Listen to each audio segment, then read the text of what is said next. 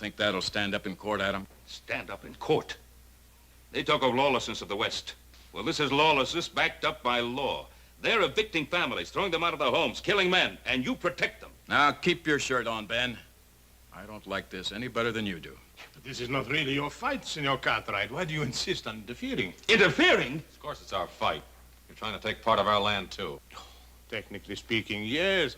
But although the De La Cuesta land grant takes in a few hundred acres of Ponderosa property, it is such a small section of your great rancho, you will hardly miss it. We happen to value every foot of our property, Senor Luga. Your pardon, senor. It is the property of my niece. Perhaps she will be gracious enough to permit you to retain it, if your attitude is cooperative. Well, you know what you can tell your niece. Some respect, sir. You are talking about Isabella Maria Inez y Castro de la Cuesta, descendant of one of the oldest and noblest families in Spain.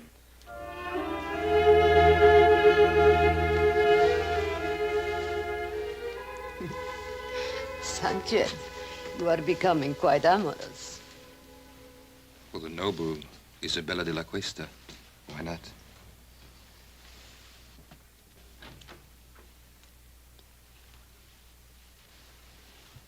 Why don't you knock? Since when do you require privacy? One man meeting another in your presence. It's a common thing.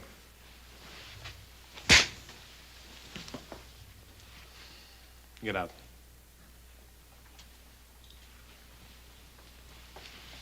My respects, dear lady.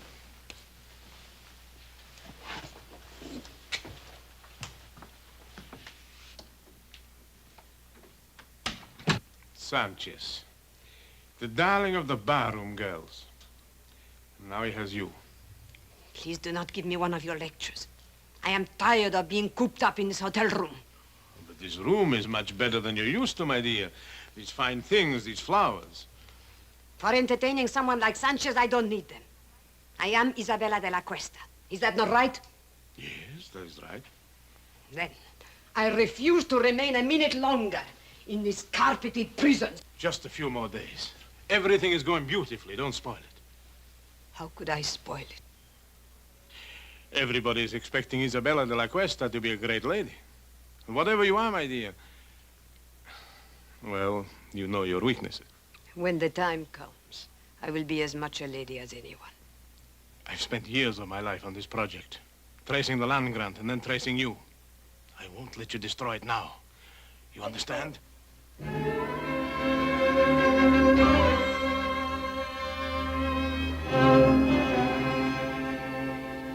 Why, you mean this Luca can just come in and throw homesteaders off their land and there's nothing we can do about it?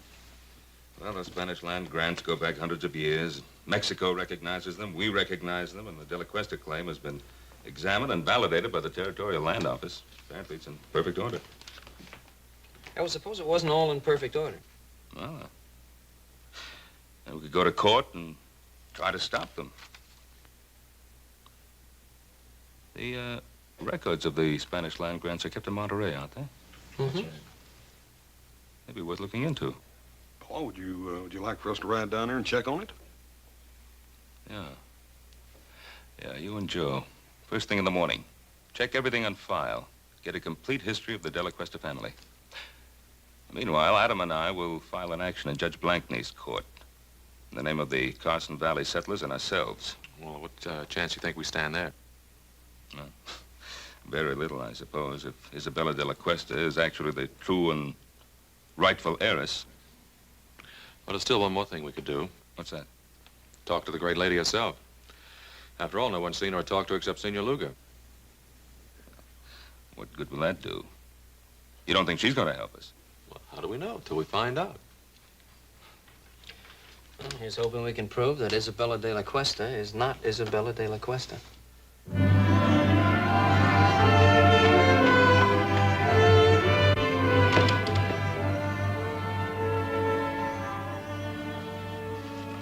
All right, Bill, where'd you put her?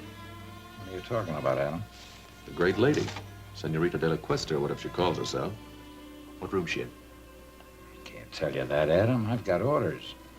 You also got friends. Room 33. Thanks.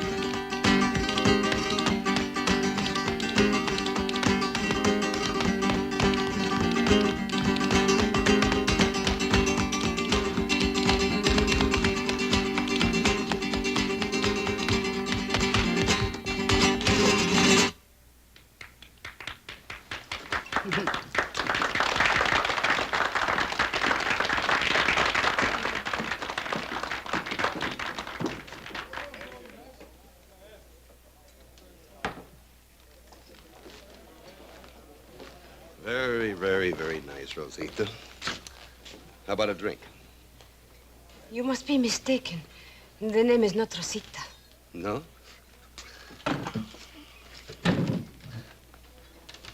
What is it, then? Go away from me. Look, Rosita, you wouldn't happen to be that woman that everybody in town is talking about, would you? The one that's claiming all that land? Let go of me. Come on, just a couple of hundred. Nobody has to know the name is Rosita. You are wasting your time. The name is Isabella de la Cuesta. Go away. You don't get off that easy. All right, let her go. Well, now, you just get out of here, mister. This is none of your business. Well, now, I'm making it my business. Well, you make tracks or I'll cut you. Now, you can leave now.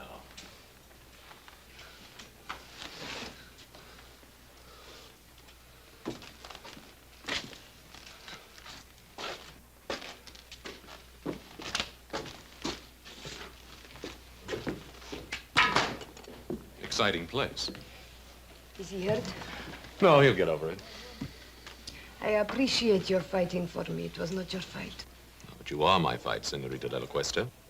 Oh. Why? Who are you?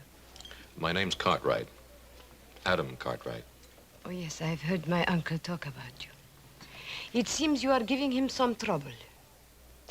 Oh, I hope to give him a lot of trouble. Then why did you help me? Gentleman always helps a lady.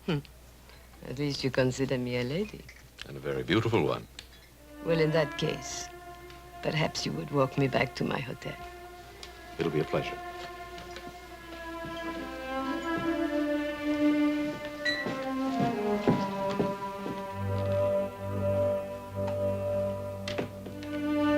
I believe the lady's in room 33. I have the key.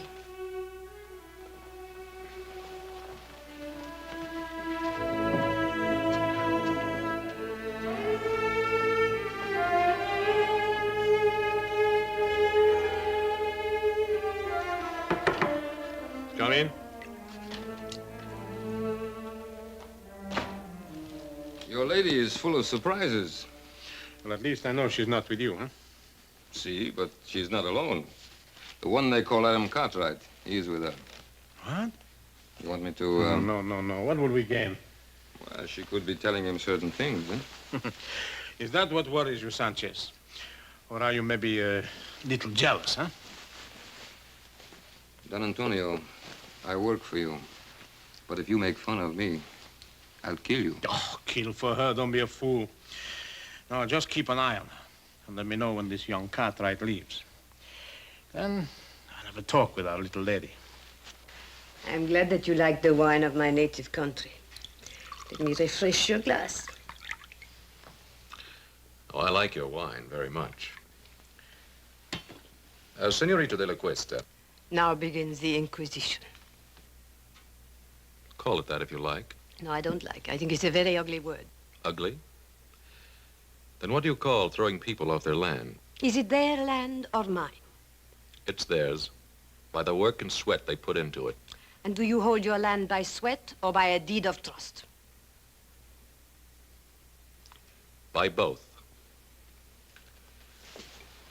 Tell me, Senorita,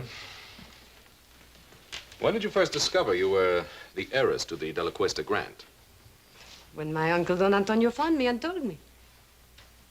And where did he find you? I only ask because I found you in a cantina. And believe me, no Spanish lady ever behaved the way you did. You were of service to me in the cantina, Mr. Cartwright. But that does not give you the right to pry into my private affairs. You know, we could be friends. Could we? Mm-hmm. No. When a man kisses me, he has to have his mind on love, not on business. Adios. Hasta luego, senorita.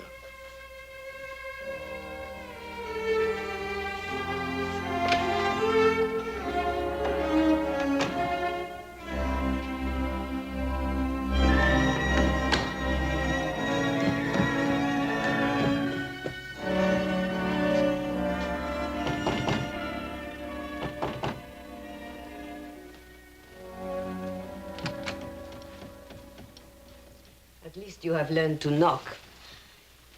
Of course. You've had a visitor? That is my business. Young Cartwright. Where did you meet him? That is also my business. It's mine also. The Cartwrights are our main opposition. They will do everything they can to stop us. Supposing we had the Cartwrights on our side. Impossible. Supposing we had one of the Cartwrights on our side. Isabella, you have learned to handle men to perfection. Thank you. But then, of course, I didn't have much choice.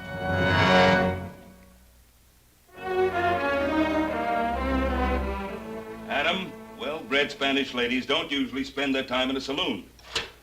I know. I thought the same thing myself. I went back to the hotel with her and had a glass of wine. Oh, good, good, good. Did you find out anything? Yeah. One thing, she's quite a beautiful woman. Well, we knew that. What else? She's very sensitive about her past. Uh-huh. Won't talk about it at all. Adam, you may be heading in the right direction. Maybe so, but I don't know how happy I am about it. Why not? It was your idea. Yeah, I guess it was. But she's not exactly the kind of woman I thought she'd be. Adam, this is the woman who's trying to grab all that land. Is she? Or is it Senor Luga? Well, what's the difference? They're both in it together. Why are you defending her? Look, I'm not defending her. I'd just like to know more about her.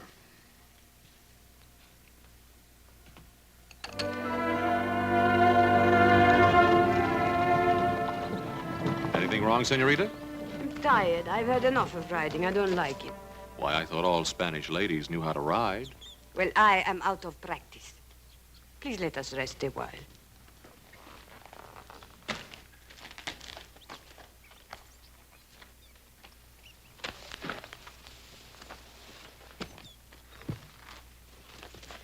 Why did you bring me out today? Just to find out if I could ride? Well, there's something about you, Isabella. Is there? What is it? Well, it isn't nobility, I'll tell you that. Then what is it? It's...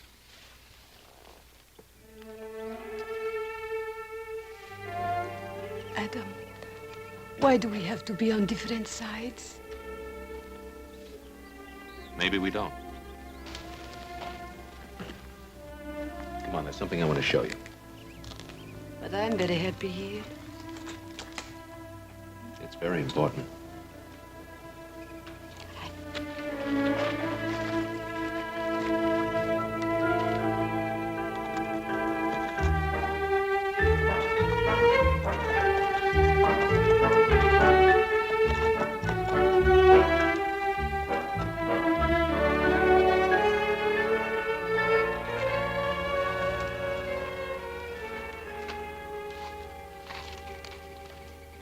What is this place? That's part of your holdings. I think you ought to get to know it. Is this the time? Why not? You not only have land, you have buildings too, see? Man and woman used to live here. I understand a child was on the way. So they will live somewhere else. The woman and the child, maybe. The man's dead. As a matter of fact, he died exactly where you're standing now. He was murdered by Sanchez. They never told me. He won't be the last to die either. They're trying to evict settlers all over the valley. There'll be lots of fighting, lots of widows. Then let them not fight. Only you can stop it. Oh, no, Adam. You cannot blame that on me. I do not want people to get hurt, and I do not want them to get killed. But I have to think of myself, too. They cannot have what is mine. Well, you know you'll never enjoy this land. There'll be too much blood on it.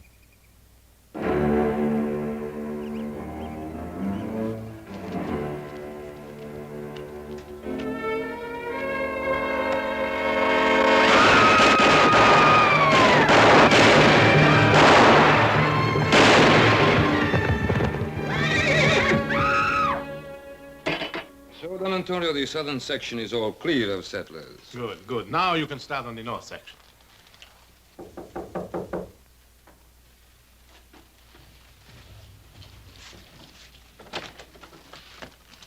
Yes, who are you?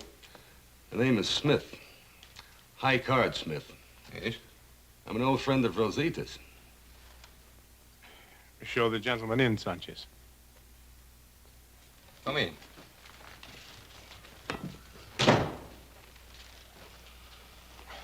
Now, what is this about Rosita? I used to know Rosita in San Francisco. I figured you wouldn't want the news to get around. But we have nothing to hide. Well, that might not go so well in court, senor. After all, people are liable to get all mixed up between Rosita Morales and Isabella de la Cuesta. I see, I see. You want to avoid confusion, hmm? That's a very good way of putting it. Clarity is a laudable aim. You're a very generous man. Very generous indeed, sir. You know, I want to tell you something. Just as long as you keep scratching my back, I'll keep scratching yours. Thank you, senor. Gracias. De nada. Adios. He'll be back, senor. Yes, I know, I know. Unless something happens to him first, huh? You expecting trouble, Mr. Cartwright? No, not really, Hobson.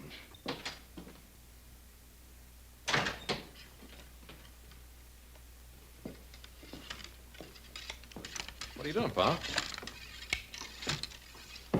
I'm getting ready, just in case.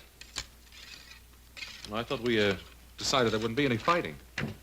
Well, if the settlers decide to fight against their evictions, I'm not going to stand by and watch them get shot at. Did you talk to him? I talked to them. But I don't think they'll stand for much more pushing around. And neither will I. Well, now, there's just a chance that there may not have to be any pushing around. Why? Well, I went riding with our Senorita de la Cuesta this afternoon. Huh? What happened? I took her out to the Logan place. Did she like it? I told her what Senor Luga's men had done. I think she was honestly upset about what happened out there. That's nice, Adam. That's real nice. Was she upset enough to call off her hired killers?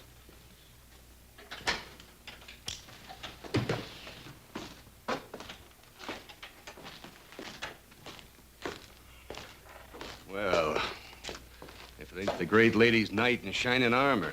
And what do you want here? Just a few words, friend. The name is Smith, High Card Smith.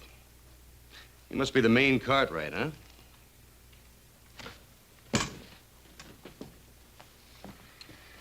You have something to say, say it. Hospitality. Western hospitality, friend. You know, as a matter of fact, everybody in Virginia City has been very inhospitable towards me. Especially at the poker tables. What are you selling?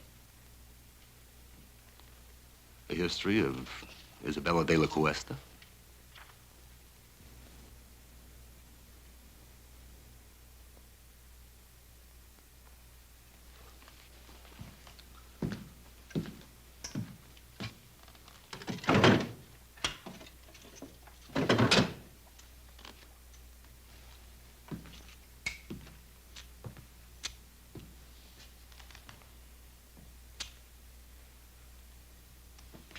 Mr. Cartwright?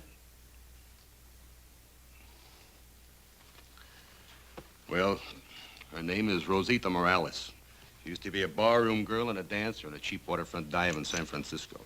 And just how do you know that? Son, I was there. I'll bet you were. Just a minute. Just a minute, Adam. That's what we wanted to find out, isn't it? You know who her family was? Family. A comanchero, Pedro Morales. He runs a little store in a dirty little spot a few miles south of here called Los Altos. I want you to stay in Virginia City till that trial comes up. You know I can't do that. Make it worth your while. All right, friend. But don't you try to find me. I'll find you. I'll find you often.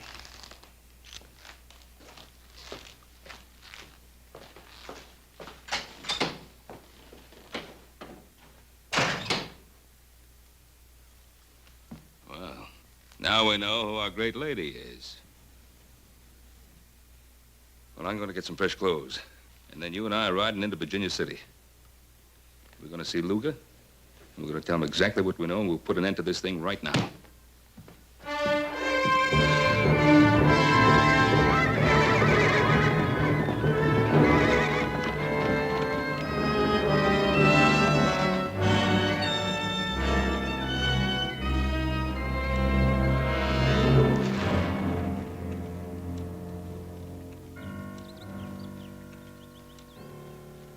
I think we better keep our little appointment with Senor Luga.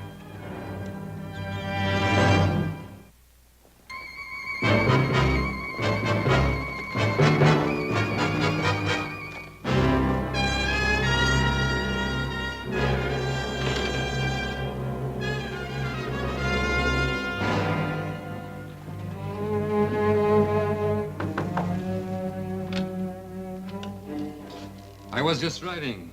I need a glass of wine for refreshment. Try the saloon. You wouldn't deny a friend a glass of wine, huh? Get out of here. No, what's on your lips is sweeter. Let go of me. Perhaps you prefer young Cartwright, huh? Go away. Still good, huh? No, no, go away.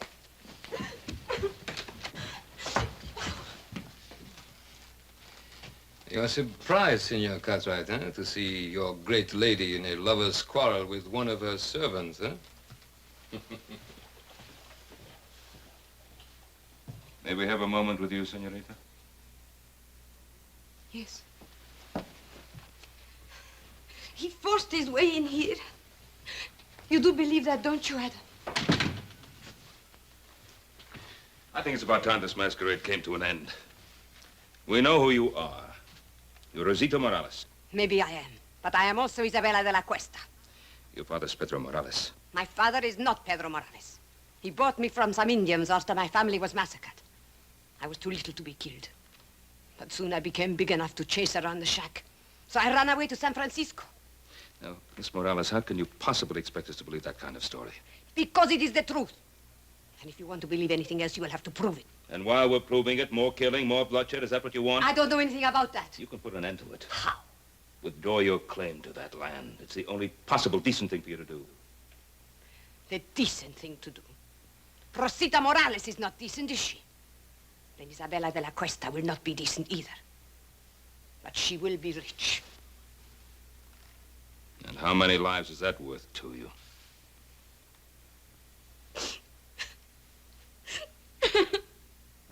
Oh, that's enough. What do you want me to do? Help her? Feel sorry for her? What? I don't know, Pa, but this is getting us nowhere.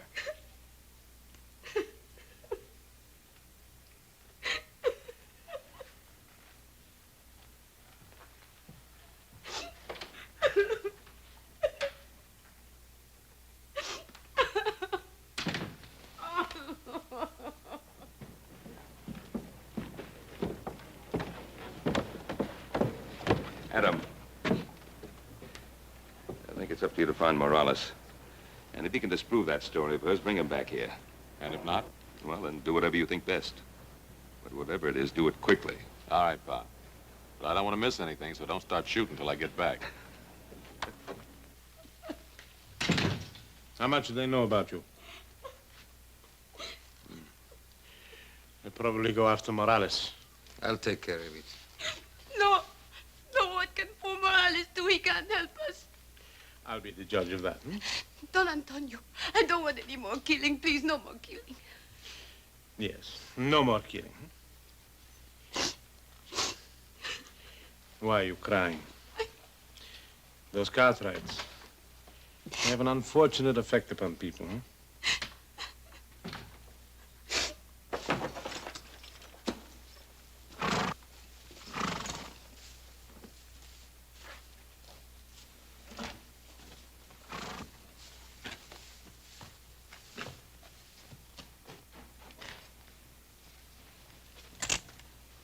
One moment, amigo. Don't turn around. You're not going anyplace. This will get you nowhere, Sanchez. No, it will get me your life. My life? Who sent you, Luga? No, not Luga. Isabella de la Cuesta. You're lying. Why? You think she cares about you? I don't think she'd send you here to kill me. You presume too much, senor. Do I?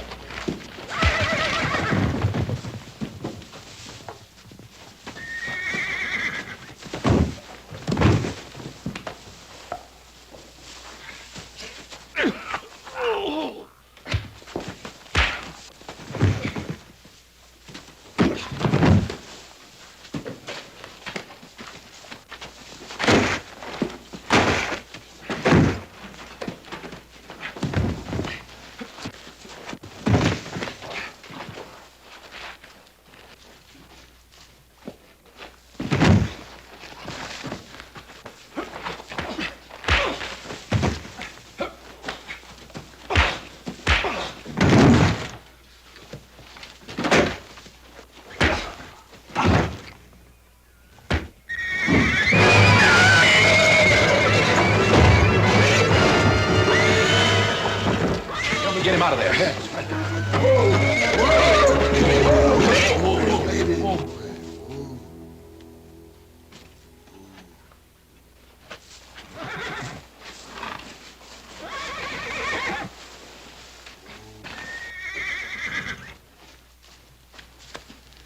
No, he's dead. Look, Jack, I'm in a hurry. Tell the sheriff I'll explain this to him later, will you?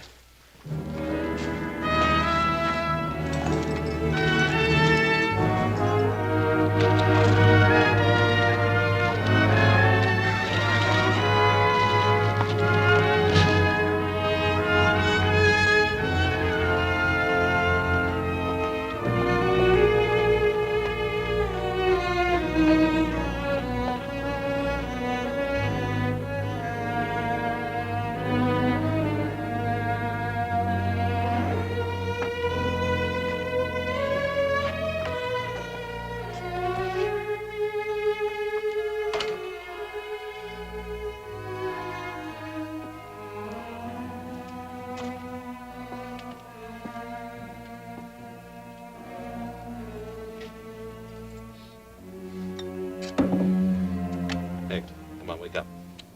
Wake up. ¿Qué pasa? ¿Quién es usted? Come on, ¿Qué wake quiere? up, wake up. Why? Who are you? What do you want? Now listen. I'm looking for a girl named Rosita. What do you know about her? Rosita.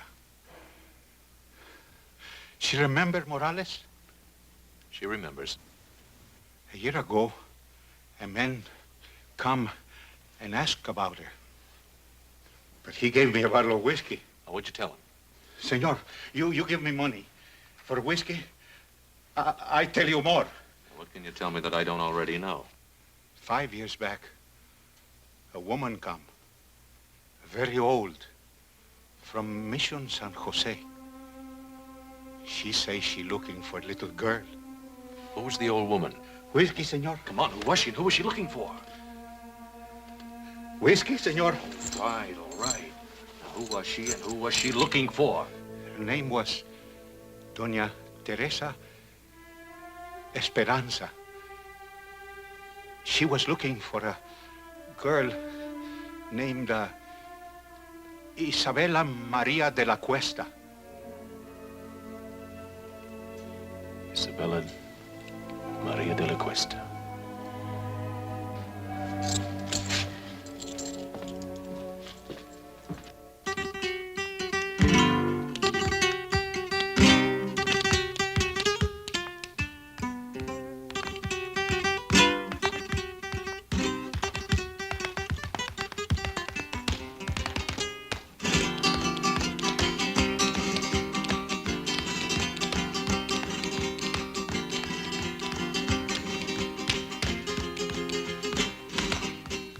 Might have known I'd find you here again.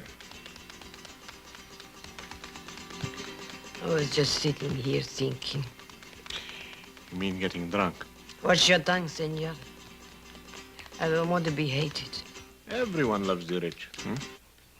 It's good enough for you, isn't it? And not you? How are you falling in love with this young Cartwright? And if I have, what business is that of yours? Must I remind you what we have at stake? Sanchez is dead. And how did he die? Killing again? I told you I didn't want any more bloodshed. Suppose they bring old Morales back, and the Cartwrights bribe him. They would force a hearing immediately, and anything could happen. But if I am Isabella, what are you afraid of? Justice is nebulous. Everyone is behind the Cartwrights. They love them in this town. Is it so bad to be loved? When we are rich, they will love us too.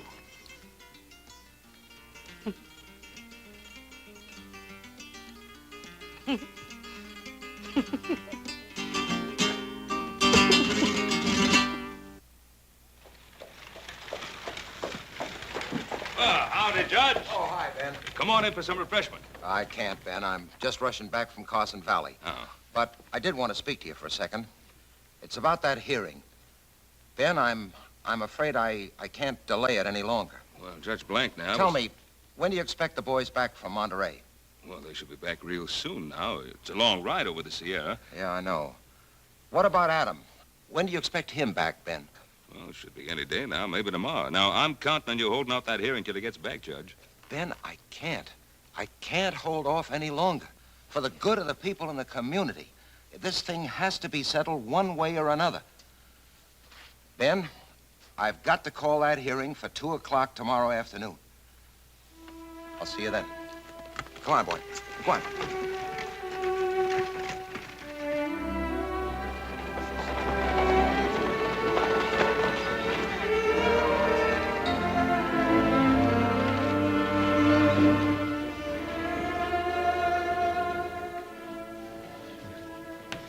Paul.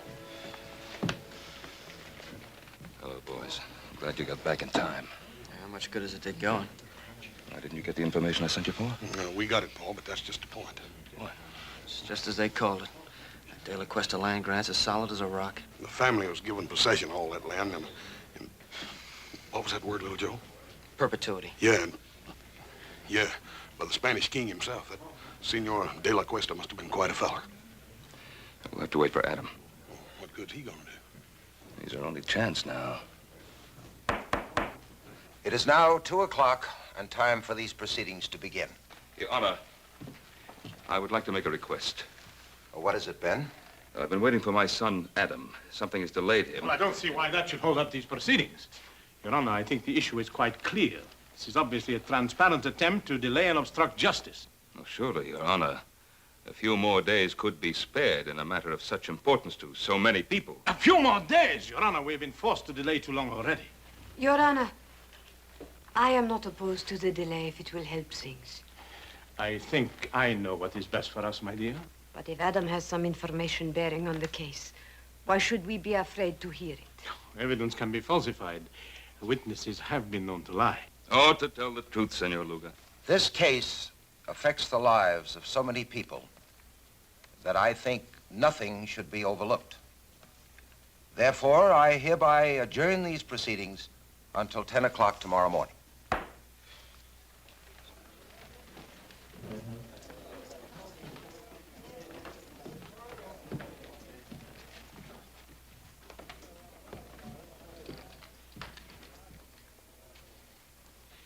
It was a very foolish thing you did, my dear. At this point, all I want is the truth. Don't be so noble, Isabella. That saloon on the waterfront, it's still there.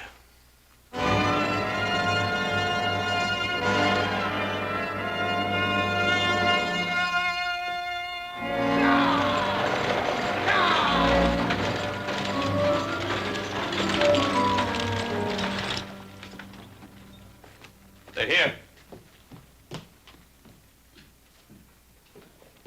Well, Adam. Hello, Pa. How's everything? All right, outside of a little shooting. Somebody tried to stop us outside of town. Oh, that's why you couldn't get here yesterday. Nope, I had another reason.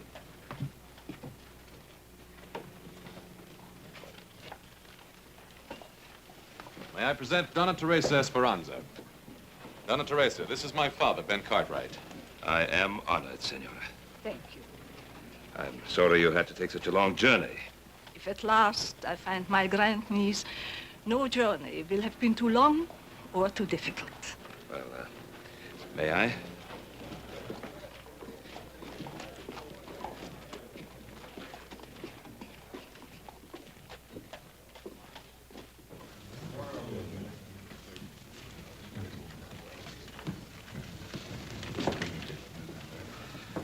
I think you will be comfortable here.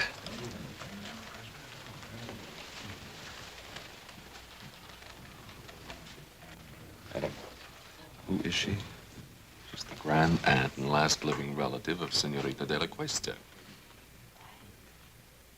What about Senor Luga? Well, he's not her uncle, that's for sure. Doña Teresa, Senor Luga, I did not expect to see you. I'm sure of that.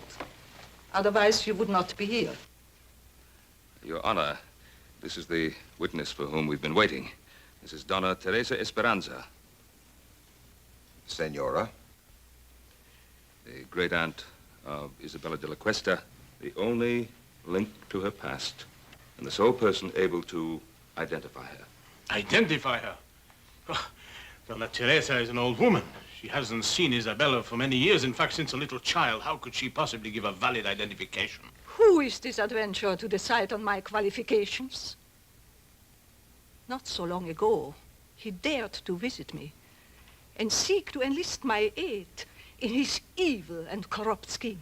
What scheme do you refer to, Senora? His plan for me to vouch for the identity of my grandniece, the last of the De La Cuestas.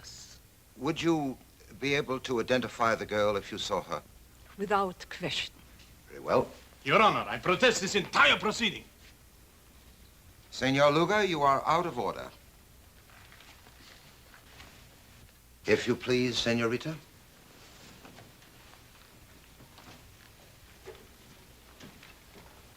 Senora, this is the girl to be identified. Would you tell us if you know her? Turn around, young lady. Raise your head, please. The carriage, the tilt of the head, the dark eyes. Your Honor, if I might see this young lady alone, I shall be able to tell you whether she is indeed my grandniece. Oh, that isn't necessary. It is obvious from Doña Teresa's reaction that this is her grandniece.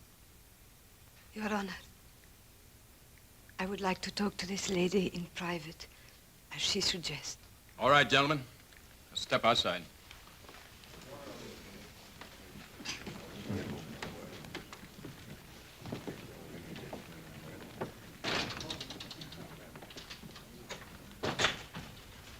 Doña Teresa.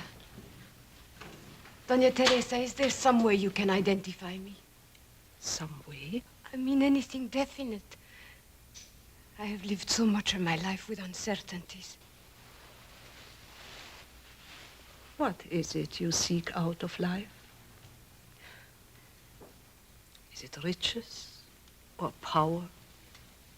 Do you want to be a great lady? Is that such a very bad thing to want? No, nothing at all.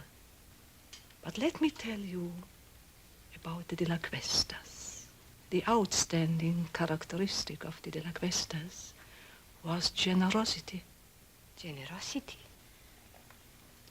I'm an old lady, and perhaps sentimental, but I know in my heart that the De La Cuesta would have not taken the land from the people who bought it with their blood and sweat.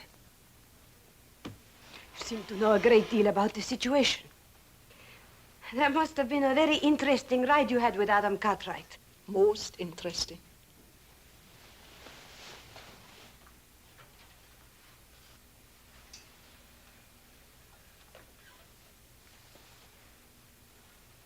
I know who I am now. Thank you, Doña Teresa. Thank you.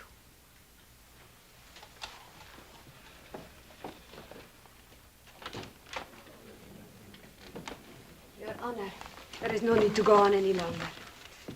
I am Rosita Morales. She's lying. What did you do to her? You are Isabella de la Cuesta. Tell her the truth. Senor Luga, you'll have your share of truth-telling. Come with me. You fool. You could have had it all. You could have been the richest woman in this country. Where are you going? I'm going back where I belong. To San Francisco.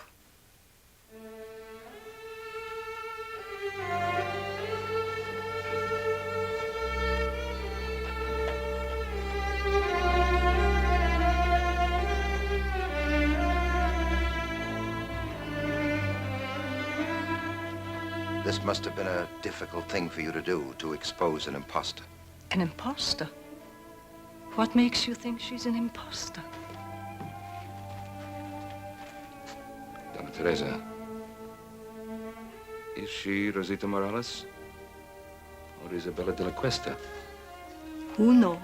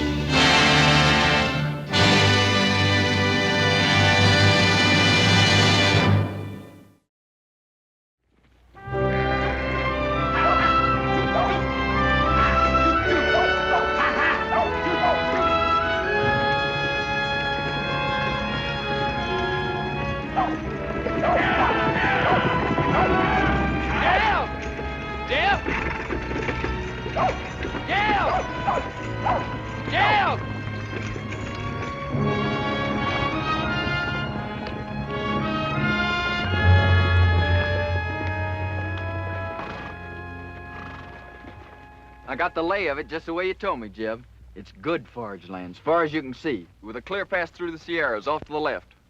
Looks like our luck is running for a change, Billy boy. Desert south, nothing but rock and bramble north. And right in front of us, it's opening up like the Red Sea into the land of milk and honey. Right in front of us. That's the Ponderosa, Jeb. We can't cut through there. You don't understand, Jeb. That's Cartwright land, far as your eye can see. You mean they own all that? Own? Man don't own nothing unless he's willing to die holding on to it. I worked out this way. I know Ben Cartwright. Why, he'd kill every last one of us before he'd let a sheep set foot on the Ponderosa. Start bringing up that flock. Now! I come a long ways with you, Jeb. But I ain't riding against Ben Cartwright for you or nobody. Start bringing up them sheep, Burton. I'm pulling out, Jeb. And you ain't got nothing to say can stop me. Don't appear there's much I can do to stop you, either. No hard feelings, Jeb. But I just ain't gonna ride against Ben Cartwright. That's all.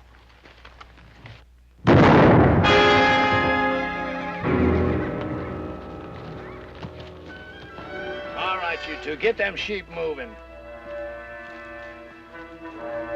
Leave him, Billy. He's past fussing. You got to learn to kill a man once you draw on him. But I shared second plates with him, Jeb. Just a few hours ago. Once a thing is dead, you got to get clear of it. The scruffiest hole squirrel knows that. Sure, Jeb. You're lettered, ain't you, boy? Yes, sir. I spell out some. All right. You read that to me, boy.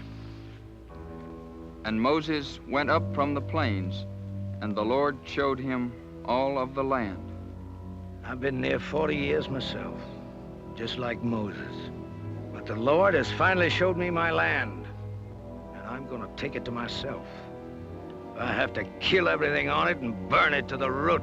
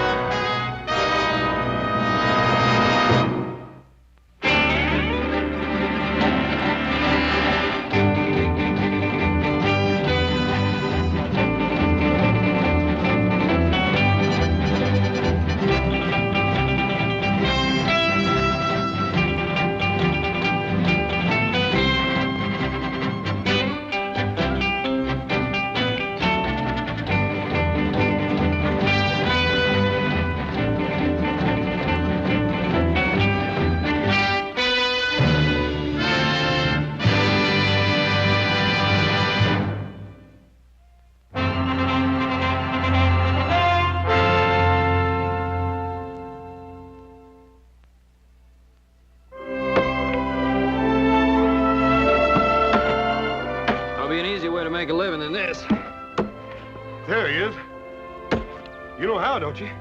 No. Marry a rich gal. Little Joe, you reckon how long it's gonna take us to clear out all this stuff out of this drain ditch? I figured the rate we're going, it'd take us about 5 or 6 years. Yeah. Hiya, Pa. Well, I ask, you ever see such a pair of working fools? Adam, I wish some of that'd rub off on you. Well, now, Pa, the way I look at it, if a man expects to get ahead in this world, he's got to use his brain instead of his back. Adam, with a place like the Ponderosa, a man has to be able to use both. Now, come on, let's get the boys a hand.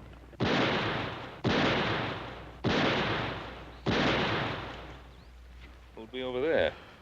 Must be Tucker. I put him out hunting strays. That don't sound like strays. Strays, all right, but the two-legged kind.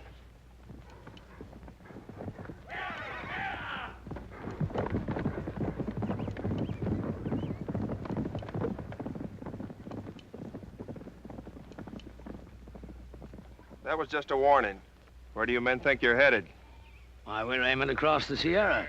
We better find another way. Nobody goes through the Ponderosa. That's Ben Cartwright's orders. You figuring to stop us all with that gun? Well, maybe not all of you, but I'll drop the first man that tries to come through here. How much is Cartwright paying you, mister? Well, what's that to you? Is it enough for a man to get himself killed for? Look, we're coming through. Now, you can shoot me if you've a mind to, but as soon as you pull that trigger, you're the same as a dead man. All right, bring him through. And you better get out of the way, mister, before you get yourself trampled.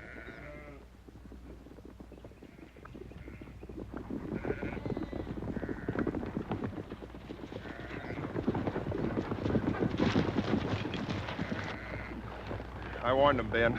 I give them clear warning. Well, nobody expects any more, Sam. You've been told you're on Ponderosa land.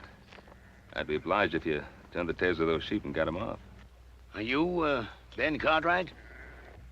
Drummond. Jeb Drummond is my name. We ain't bringing no trouble. We're just looking to pass through on the way to California. No more than that. Mr. Drummond, I'm sorry. I can't let you take those sheep across the Ponderosa.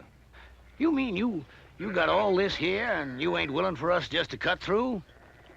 That's what I mean. Why, you got enough land here to parcel out a state of your own, and you're sitting fat right on top of it, ain't you? Let me ask you a question, Mr. Cartwright.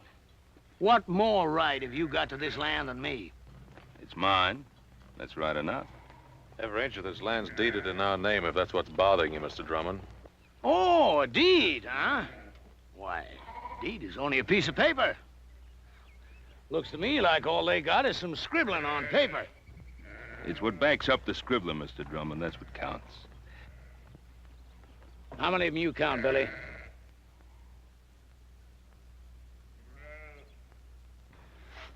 Five, Jeb. Just 5. Less than we got.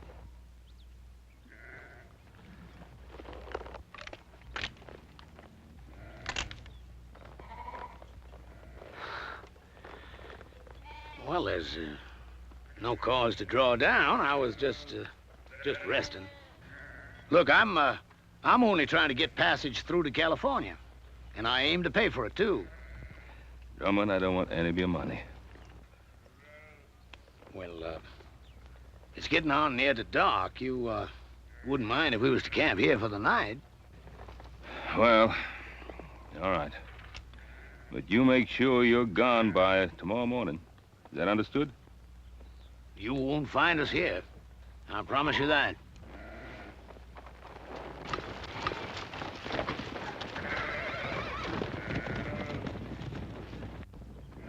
Yes, sir. You can count on it, Mr. Cartwright. You won't find us here.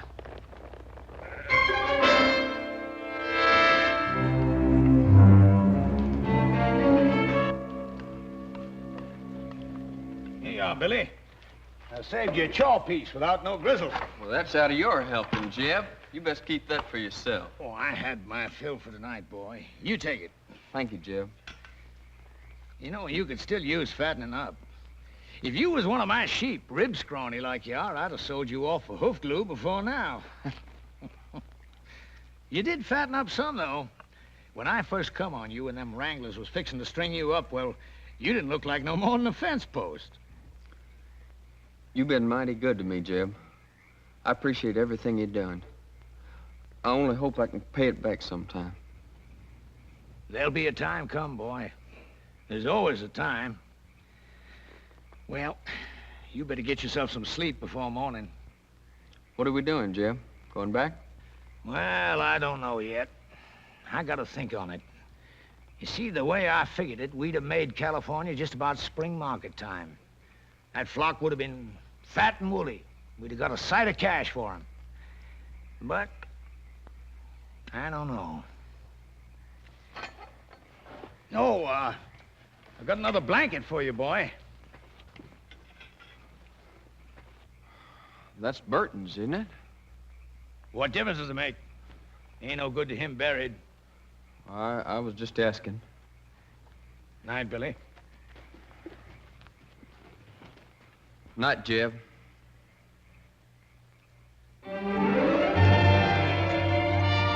Dad, burn it, little Joe. Cut it. Don't pull it. I wouldn't be having all this trouble if you hadn't gone and lost that chili bowl I always fit on your head. Just take it easy. It's getting thin enough up there like it is. Keep your head still. Are you still putting that salad oil on your hair? Hog lard. Oh. What you so worried about? You ain't gonna look any different when I get done anyway. Yeah, but I'll feel different.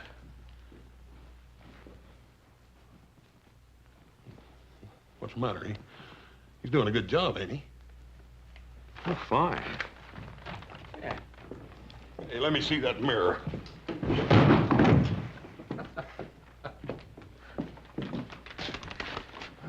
Oh, I got an idea. Oh, about what, Adam? Well, I've been thinking. The way the country's growing, and more people coming west, California, we could cut a road across the north section of the Ponderosa. Not a bad idea. I'll give it some thought. Well, I'd like to start on it, Pa. Well, Adam, I said I'd give it some thought. Oh, by the way, tomorrow morning I want you to ride out and see if Drummond and those sheep of his have cleared out. What if he hasn't? Well, then we'll make sure he's cleared out. Why do we have to take the law in our own hands? Now, we're not taking any law into our own hands. What do you want me to do? Open up the Ponderosa to every scavenger that comes along? Drummond's kind turns the land to dust and then just moves on. Look, Pa, I'm not saying let Drummond in.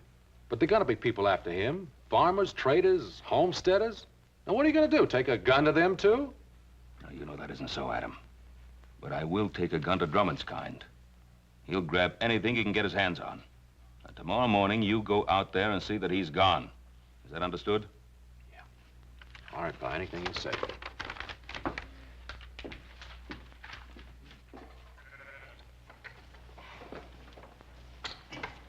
Come on, roll out!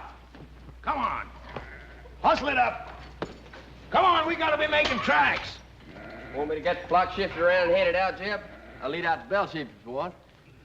I ain't taking them out. You ain't? You mean we're not crossing the Cartwright line? No, we're crossing all right. But I've been thinking maybe we won't cross all the way. You heard what Ben Cartwright said. Cartwright. I'm through being shoved and hauled by his like. A man takes something, it's his. You gotta start learning that, Billy boy. Yes, sir. But ain't we taking on a peck of trouble? Trouble. I'm an old man now, but I once had me a flock of sheep was like looking across a big white sea. I run them from the Snake River in the north to the Mexican border and back. Then the cattle come, and the farmers plowing up the earth. I've been pushed so hard, Billy, there ain't hardly a corner I can squeeze myself into. But I'm through being pushed now. All right, hurry it up, you men, and get that chuck wagon loaded. Them Cartwrights will be after us before it gets much lighter. Billy, you take them two and hang back to ride guard. And if them Cartwrights come tailing us, you let me know. All right, Jim. And Billy, you make sure you stop whichever one of them it is. You mean kill him, Jeb? Is that what you mean? That's right. And leave them out there like bait to stink a trail for the rest of them. I can't see doing that to him, Jeb. What they ever done to us? Why, them Cartwrights would kill us if they got the chance, every one of us. You know that, Billy boy. Now, don't you shed no tears over them Cartwrights. They're the same kind as tried to string you up. Why, they got, and we ain't. And knows that God ain't gonna give it up unless you shake them until their britches pop. I'm telling you, Billy, they'd kill every one of us if they got the chance. Only, they ain't gonna get the chance.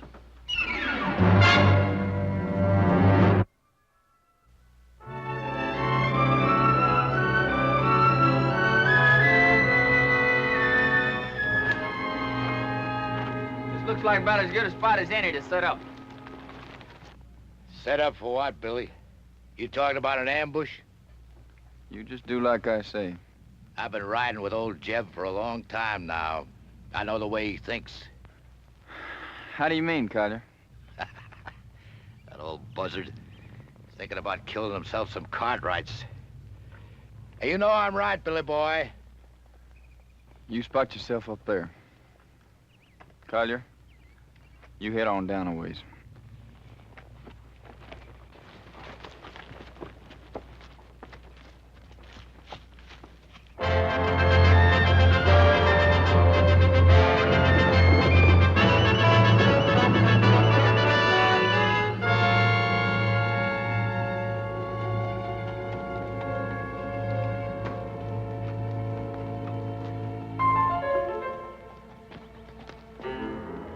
I'll tell you, Billy boy, I don't want to get mixed up in no range war. Not for what we're getting out of it. You just do like Jeb says. Well, can't we maybe scare him a little bit? The Cartwrights? That kind don't scare. Maybe you feel like having Jeb flay the skin off you for not doing what he says. Jeb says shoot. Shoot to kill. Hey, Collier, what about all this? You mean about killing the Cartwright? I mean about getting strung up for Jeb Drummond. I don't plan to get strung up for Jed Drummond or nobody. Come on, let's get out of here.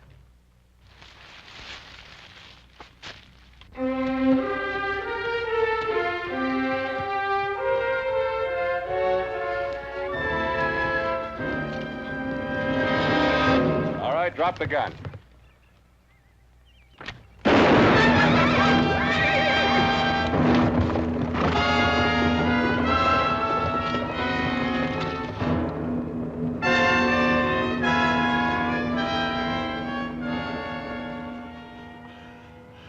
You win, mister. I lose again.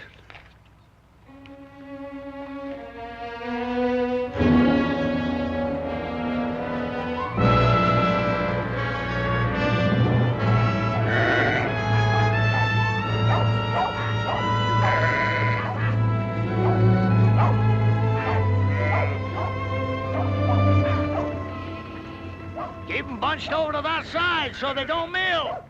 And get them two moving there. Gonna make new camp, Jeb? No, not here. It's too rocky. I'd like to get to that draw up ahead. Pasture up there, Jeb. That ain't no good for the sheep. No, not for the sheep it ain't. But for what I got in mind, it's fine. Come on, get them sheep moving.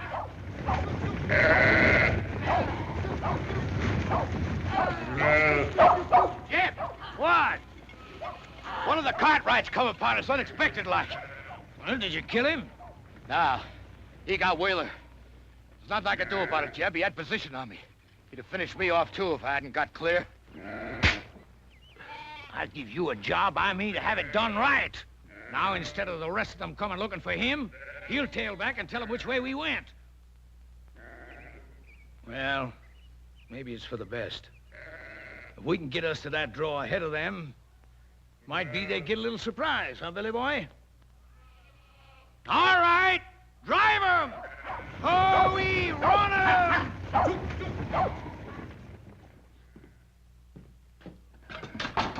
Should have run that bushwhacker off for good last night. Want me to ride into town, tell the sheriff? I don't need any sheriff. That flock of sheep, he couldn't have gone more than a few miles. We can get rid of them before dark. Oh, wait a minute, Paul. Let the law do it this time. What's wrong with you, boy?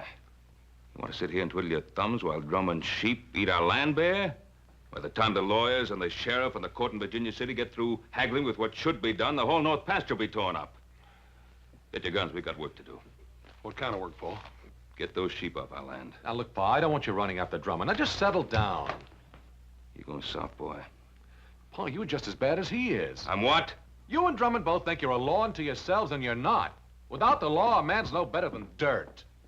Now, you listen to something from me. I cleared that land that Drummond's driving his sheep through. I worked it till my hands cracked open and the sweat blinded my eyes. And I planted that grass, and with the Lord's help, it grew. And I'm not going to let a sheep herder who never did an honest day's work in his life ruin it. Now, you coming with me or not?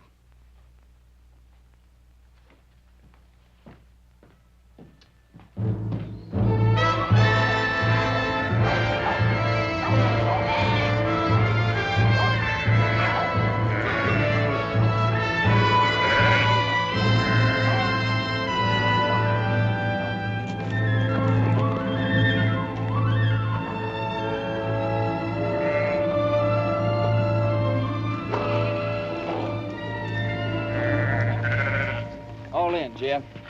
That's good. Now it's the Cartwrights who are going to be in open ground. Jeb, you sure you ain't picking off a bigger piece than you can chew? This is a blind draw, Jeb. You let them come in here, it's us that's gonna be trapped. Well, if that's what they thought, might turn out just a bit different. It don't matter if they got us trapped, long as we get one of them.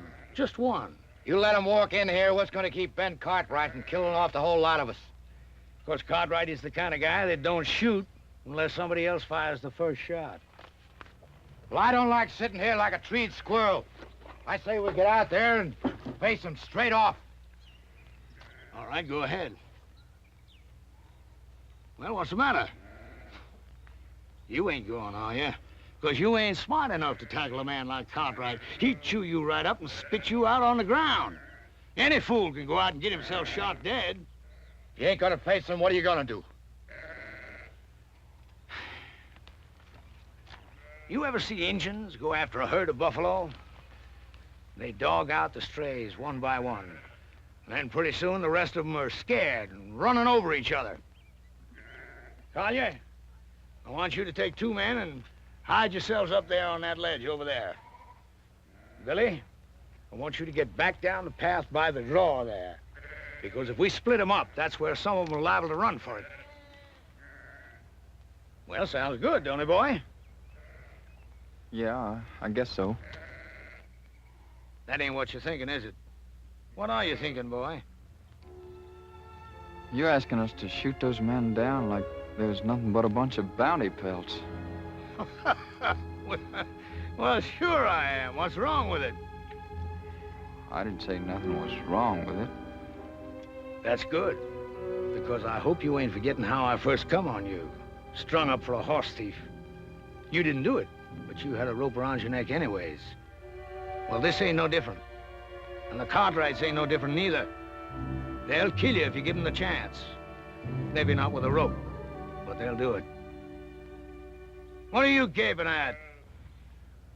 Nothing, Jeb. Well, you get back there where I told you. Now, look, boy. I've been pulling myself through this world for a long time. And when you get right down to it, it's a fact. You got to fight back, whichever way you can, or you just get beat to the ground. All right, get back there where I told you to go. All right, Jeb. And, boy, remember what I want. I want one of them Cartwrights alive. Yes, sir. And put a jacket on, boy. There's a chill coming up.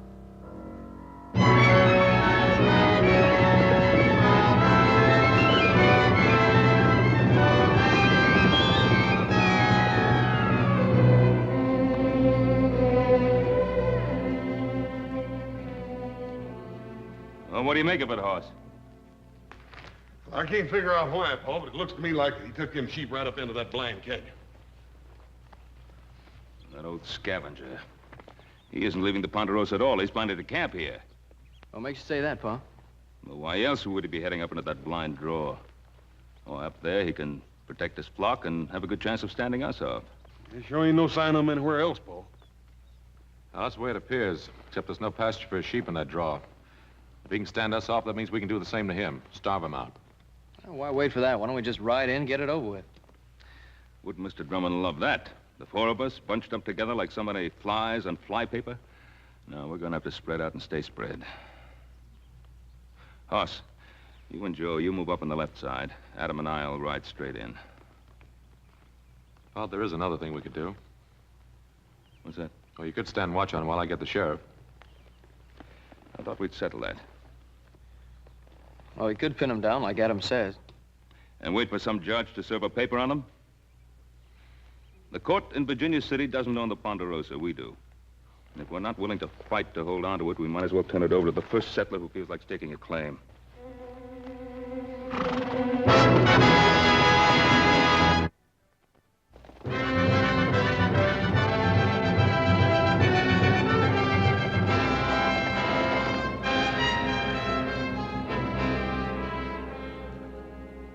Talia, take your men and move them out into the open. What for, Jeb? We got good position on them Cartwrights right here. Just do like I say. Take those men and move them out in the open. But, Jeb, them Cartwrights will be sitting ducks from here.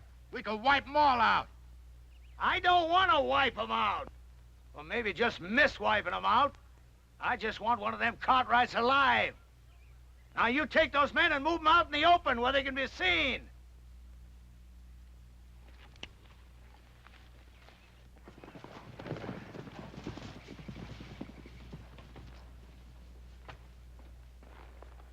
They're all right. We'll ride in slow. Adam will come with me. You boys cover us from the rocks.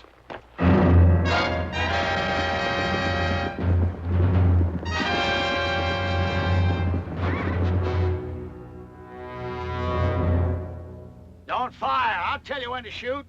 You hold your ground right there. The first one breaks to run, I'll kill him all by myself.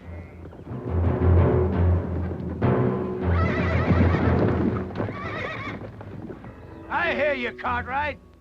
My son and I are coming in there. You fire one shot, there won't be a one of you ever comes out of that draw alive.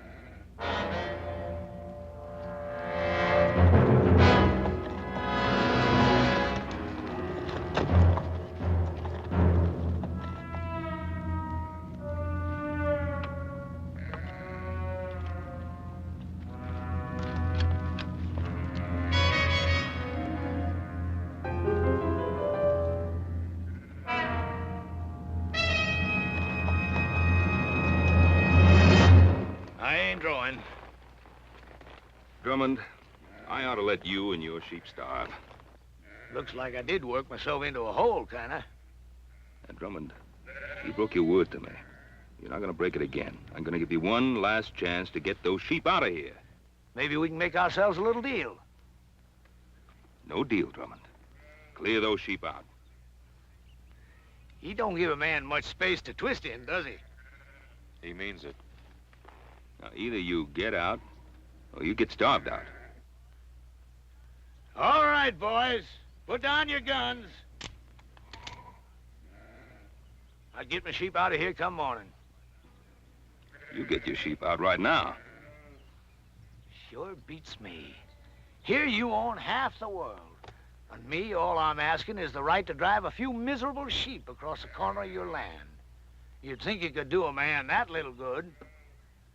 You got a mighty unreasonable old man, boy. Now, Drummond, get those sheep out now.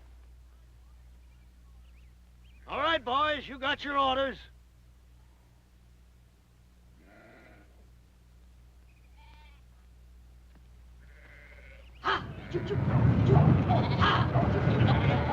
Adam, help me get those sheep on the move.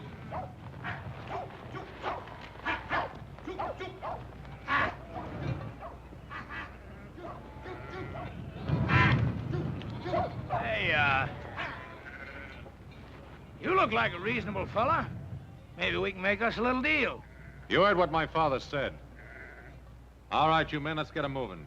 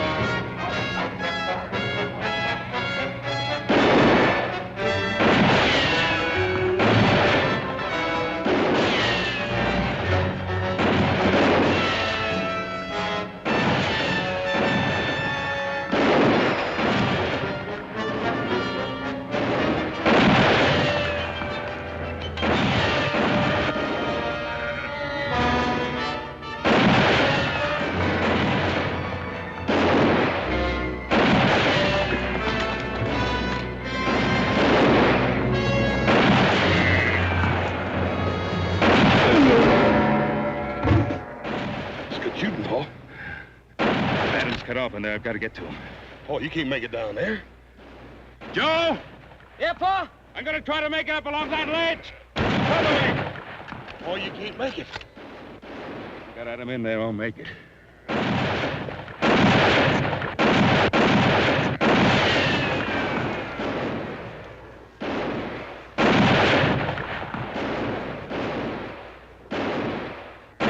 Joe! Yeah, Pa? Get Drummond. He's behind the wagon. I can't get a shot at him from here.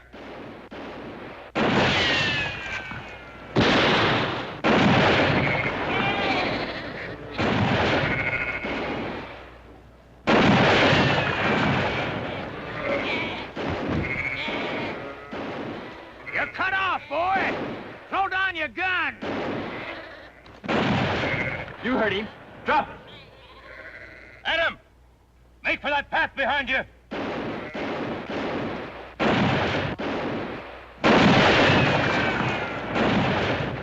Come on, Billy, cut him down! Drop it, kid. You're gonna kill me, ain't you? Come on, kid. I said drop it. Now get out of the way. I can't. I said get out of the way. I can't, Jeb. Give me order. Cover me!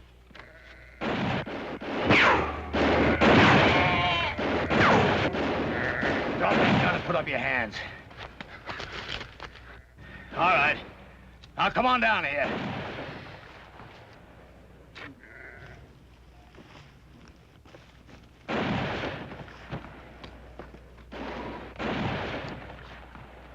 Cartwright! Cartwright, can you hear me? You call your men off or I'll kill your boy right now. Joe! Horse! Hold your fire. All right, now clear out. You're still trapped in that hole, Drummond. Am I? You got yourself an empire, ain't you, Mr. Cartwright? Is it worth your boy's life? Well, is it? What do you want, Drummond? You hear that, Billy boy? What I want, Mr. Cartwright? Ain't that what you said? Well, I'll tell you flat out. First off, I'm gonna run my sheep across your land. And I'm gonna graze them till they're full enough to bust. And your son is gonna be with me every step of the way. And if you try stopping me, I'm gonna put a bullet right in the back of his skull. It's been a long ways to here, Mr. Cartwright. A long ways and a lot of time. And if you got any doubt about my meaning what I say, well, you just make your play.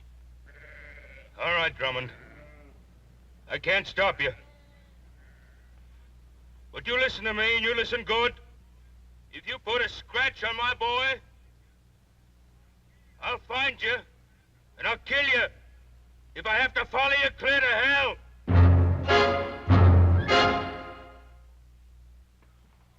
Paul, we gotta do something. Maybe Adam was right. Maybe we should have called the sheriff in the first place. I don't know.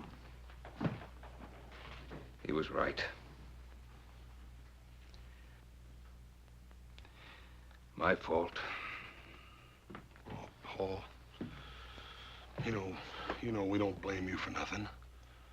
It's just the way things turned out. Hoss and I would have done the same thing if it were up to us. That's right. I made Adam do it my way. I let Drummond outsmart me. Paul, you heard little Joe. Any of us would have done the same thing. I couldn't have done it any differently.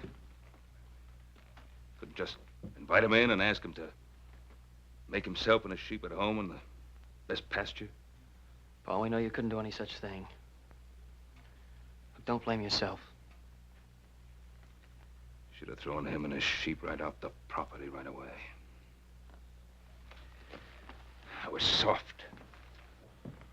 Paul, we've all learned our lesson. From now on, we'll know better than to try to fight this sort of thing ourselves. We'll go for a sheriff. You mean from now on, The Cartwrights don't fight their own battles anymore. Is that what you're saying? From now on, whenever we get into any kind of trouble, we have to go begging for help? Not begging. It ain't begging. Well, then what is it if it isn't begging? It's asking.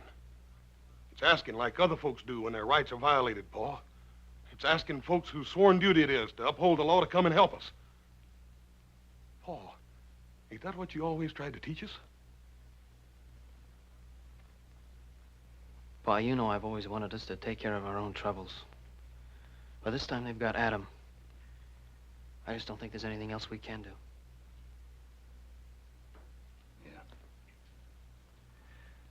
Yeah. All right, you two saddle up. Ride into town, tell the sheriff what's happened. I think I can go faster by myself. Horse. You and I, we're riding into Drummond's camp. I got an idea how to keep Drummond busy till the sheriff gets there. I don't trust him, but then I can see him. Yes, sir. All set, Jeb. You look at them sheep? They're resting and quiet. I bet they ain't felt as good in their bellies in a month of Sundays, grazing on all this nice, fat Cartwright grass. Sure is good pasture, Jeb. You know something, Billy? I've been thinking there ain't nothing we can find in California as good as we got right here. Now, is there? Well, I guess not, Jeb. Good land, lots of it. Why, we can raise ourselves the biggest, fattest flock of sheep in the whole country right here. And I'm gonna take it, Billy. All of it. How you gonna do that? I knew that Providence would show me a way. Yeah? You mean young Cartwright? Mm-hmm. Before I'm done with him, Ben Cartwright is gonna be begging to give us the Ponderosa to get his son back. You remember one thing, Billy. You catch a man where he's soft, and you can most always squeeze anything you want out of him. You better take care of him. I don't want nothing to happen to him just yet. I'll take care of it. Yes, sir, Billy. There ain't nothing at all in California we ain't got more of right here. Say, you must be clean hungry. Eat some of them beans before the cold. See you in the morning, Billy. Night, Jeb. Night.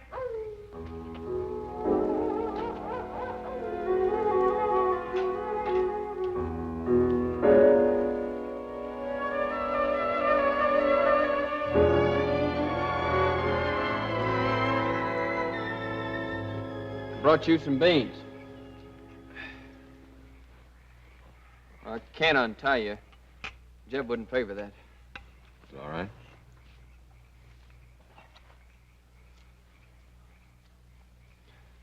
You could have killed me yesterday when you had the chance. Guess I could. If you had, you wouldn't be here like this now. Yeah, I guess that's true. Why'd you do it then? Why'd you kill me when you had the chance?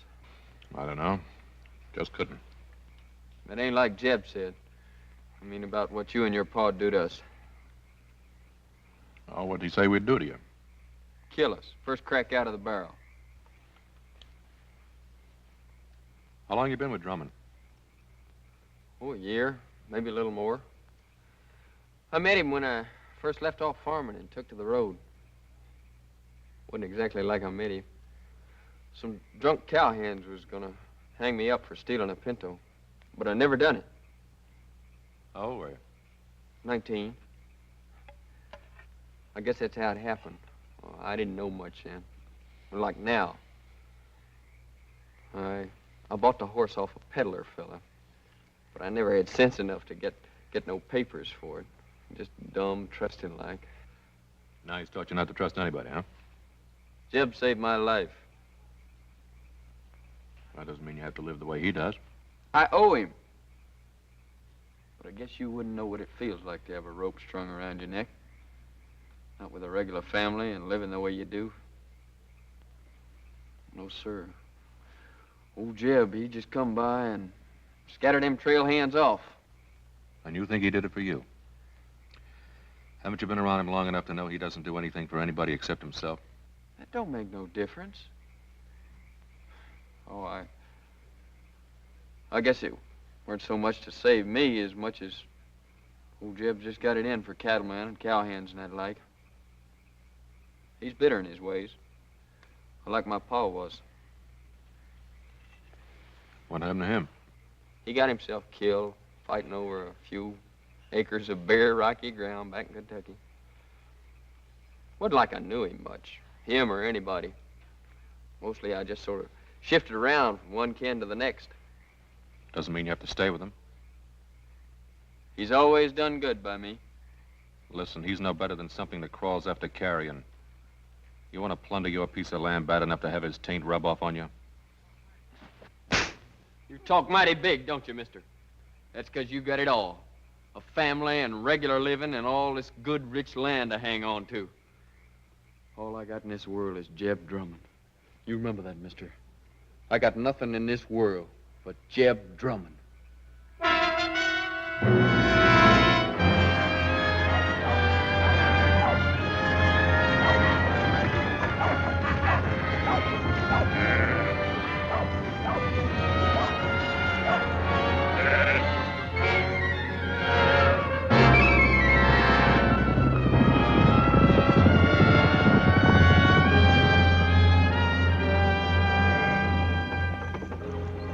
Jeb, two men on horses. Looks like the Cartwrights. Hold on, wagon.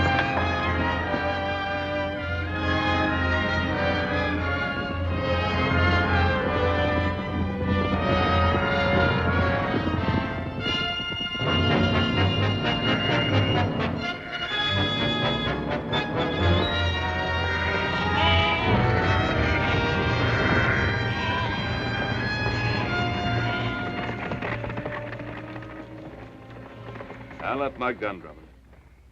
He ain't left his. Get that gun, Billy boy. Adam? Hello, Pa. All right. Now suppose you dismount and say your piece.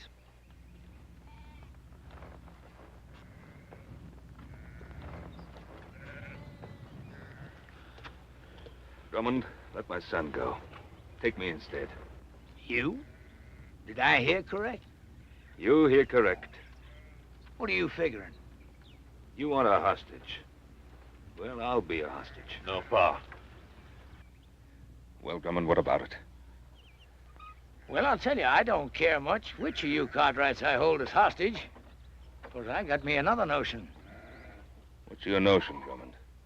I've been thinking there ain't nothing in California as good as you got here. So I'm gonna take it. All of it. And claim it as my own. How you figuring on doing that, mister? You planning on killing us all? Ask your old man. I think he knows. Billy boy, give me that paper. Yes, sir, Mr. Cartwright. I've got it all right here. A deed to 50,000 acres of your land. Now, all you got to do is sign it and make it all legal. Drummond, do you think that my signing a ridiculous scrap of paper like that is going to make anything legal? Well, the way I see it, I'm willing to take the gamble. Because I ain't got nothing to lose anyhow. And you got something mighty important to gain. What's he got to gain? You. Because unless he signs this deed, I'm going to kill you and let your body rot where it drops. Adam, there's something you ought to know. I sent little Joe to town for the sheriff. Thanks, Pa. It looks like I've been wrong all along. No, you weren't wrong. And Drummond, with the sheriff coming, how do you think you're going to get away with all this? Well, like I said, I'm willing to take the chance. Yes, that's what you said. What about you? You willing to take a gamble, too? Whatever Jeb says is good enough for me. You too? I'm willing. Look at him. Do you think he cares if you get skinned and hooked like some coyote meat? As long as he can use you to get what he's after? All right, you had your say, mister. Now, do you want to sign this deed, or do you want to bury your son? Don't sign it, Pa. He won't shoot.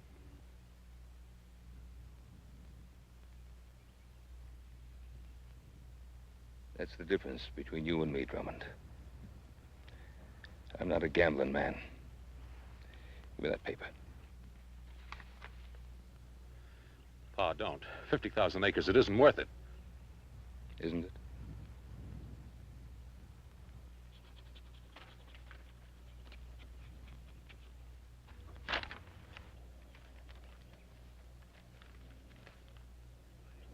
Well, that's a mighty fine-looking signature.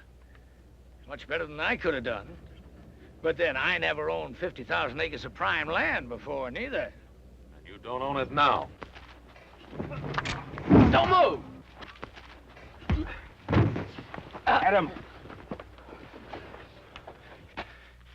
I was gonna make it an even deal. The land for your son. But it looks like I can't trust any of you Cartwrights. There's only one way to deal with you. Give me the gun, Billy. You can't just kill him, Jeb. Can't I? You just watch. I ain't done nothing for you to kill him over, Jeb. You give me that gun! But, Jeb... Look, how many times I've tried to beat it into you, Billy. If you want something in this world, you've got to get it whichever way you can. But you go right on being woman-soft. Maybe I should have let them wranglers string you up for stealing them 3 pintos. 3 pintos? Jeb, how'd you ever know they was looking for 3 of them? Well, they said, I guess. No, they never. They never said nothing after you came. Well, that don't make no difference, boy. Don't it? Well, I think it does, Jeb. 'Cause you killed them straight off. I thought it was to save me, but that wasn't it, was it? Well, you knew there's 3 pintos, 'cause you was the one that stole them and sold them off yourself. I guess I really don't owe you nothing, do I, Jeb? Now, you know that ain't right, Billy boy. I mean, maybe I did lie to you about them pintos, but I always done good by you, and I taught you things. Sure. Like shooting a man in the back, like grabbing and thieving. Well, I learned good, Jeb. But I ain't learning no more. Now, look, Billy. Billy, you're like a son to me. The only reason I want this land is because I'm going to leave it to you. I promise it. No, Jeb. You give me that gun! How many times I've tried to beat it into you, Billy?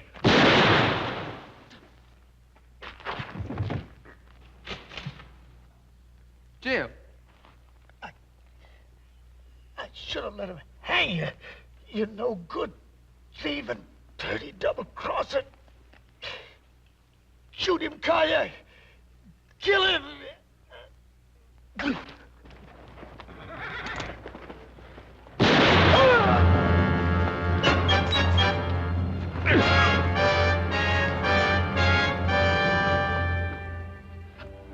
Hey, Pa, how come Hopsing got all this vinegar? Sorry, Paul, you didn't have no rutabagas. Guess I'll be leaving. Sure do thank you for all your help. For the shirt, little Joe. You're welcome. Where'll you go now? I don't know exactly. Billy, do you ever think of taking up homesteading? You mean a place of my own? Yeah. Sure, but... Well, we got a lot of open land here in the Ponderosa. I figure that Adam here could probably help you pick out a good piece of it. You mean a piece of your land? Well, we got a lot of people coming out this way. I guess we'll have to make some room for them all, including the law. Well, Mr. Cartwright, I sure will try to live up to your faith in me. Well, Billy, you better, because if I catch you stepping out of line just once, why, I'll... You'll, go get the sheriff.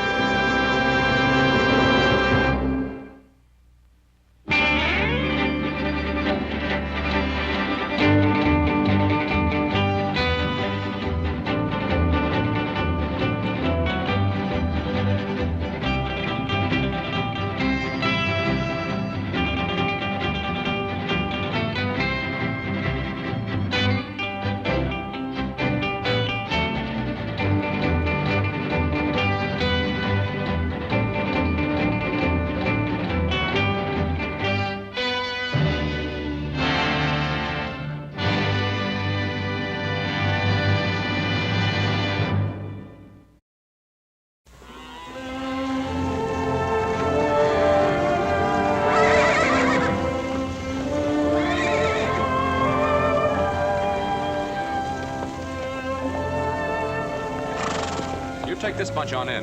I'll look over that hill over there, see if I can find any more. You be along after that?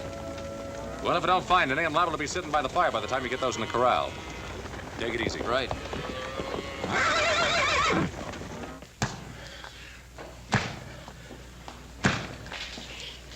You'll never get that thing off. Why don't you quit? We can try, can't we? Much good as it'll do. Tyler, he's slowing us down. Telling you, Bolton's picked up our tracks by now. You ain't gonna leave me, Sutton. We're not leaving you. If you hadn't killed that guard, Bolton wouldn't have found out about us for another day. I never meant to kill him. I was just paying him back for something he done to me. Over to this friend's place where you're taking us. Maybe he'll have a chisel or something. Sure. We'll just walk in and tell her you always go around wearing chains. A girl?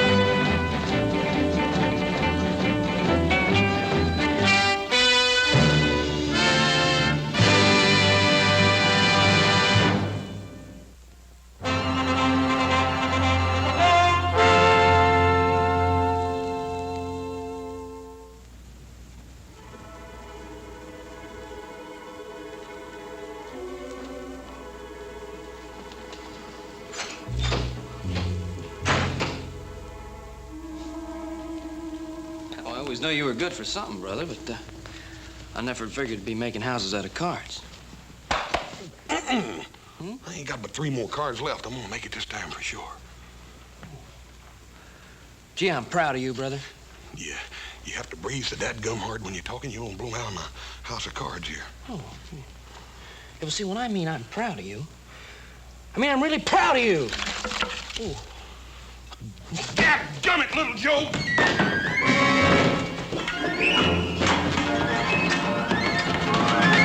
Oh, hiya, Fly. How are you? Oh, it's nippy out there. Yeah. Oh, did you collect them strays? Huh? Yeah. I got a couple of them, and I checked them right off on the tow sheet. Good. Oh. Haven't get back too? No, but he said he'd be right along. Good. Sit down, Pa. Glad to see you. You boys are riding the line out to the oats ranch, weren't you, little Joe? Maybe Adam just decided to go by and pay Miss Netta a visit, Paul. You know, I wish one of you boys had sparked to Miss Netta. She's a fine girl. She's a handsome one, too. Hey, Paul. What about little Joe? Don't you think he'd make a nice husband for Miss Netta? And you could arrange it, too, couldn't you, Paul? That's not a bad idea. Hey, look, you're kidding. I don't want to get married, Pa. Oh, she's a pretty girl, isn't she? Well, yeah, but... She's pretty, ain't she?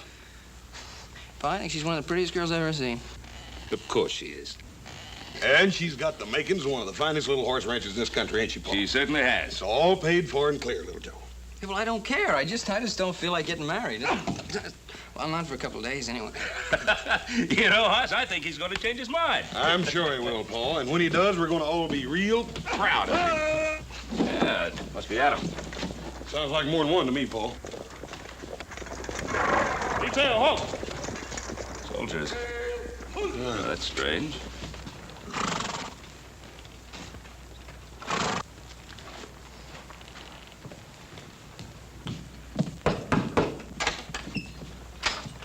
Mr. Cartwright? Yes, that's right. Detail, dismount. Stand to your horses.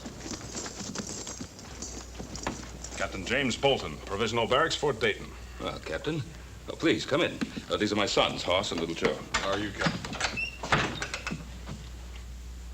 Well, Captain, I suppose you must have your hands pretty full these days, what with the Indian uprisings and all. Oh, please, sit down. Fort Dayton is a casuals post. What's that? Place for troops deemed not fit for line duty. Well, the least we could do is get you men some coffee. It's pretty cold out there today. Hoss, see that Hobson get some coffee out to the men. Yes, sir. Hold that. My men are on duty. Well, I ain't on duty, Captain. You want some coffee? No. I'm trailing 3 deserters that escaped from my stockade. Well, Captain, do you think they headed up this way? The trail led to your land. Well, as I was riding fence all morning, I didn't say anything. How about you, host? Nope. No sign of tracks, campfire, trampled down brush? I didn't see anything. Now, that's odd. Well, Captain, I don't see why that should be so odd. We have a pretty big piece of land here. 3 men could very easily lose themselves on it. Perhaps. Who else is in the house with you now? Up Singh, our cook, our captain.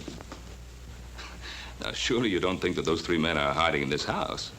It's not within my province to think one way or the other, Mr. Cartwright. Then let me set you straight, Captain. Those men are not here. Then you'll have no objection to my men searching the area. Captain! I just told you. Those men are not in this house. Let me state the situation very precisely for you, Mr. Cartwright. We know that those 3 men came to this general area. It is also quite obvious they cannot evade detection without some outside help. Now, anyone aiding them in any way will be charged with and tried for obstructing military justice. Hoss, will you be good enough to show the captain out? You betcha, Paul. Captain, we've got a man out here, Captain.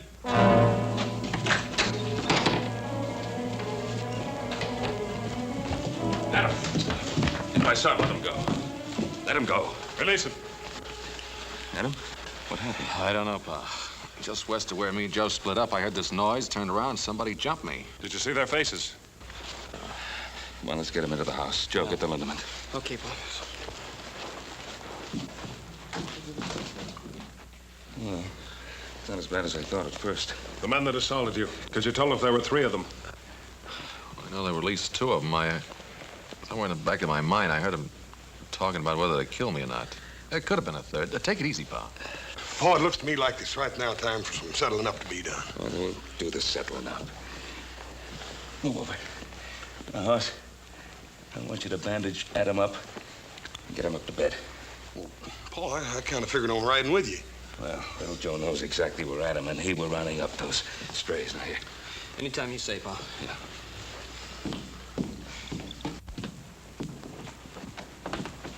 These are the men I'm after. They belong to me. I think there's something we better straighten out, Captain. This is my land you're on, and that's my son who's been ambushed. Now, if you want to ride along, fine. But you ride where I say, and you ride behind me. Otherwise, take your men and get off the Ponderosa. And if they are the men I'm after? Joseph?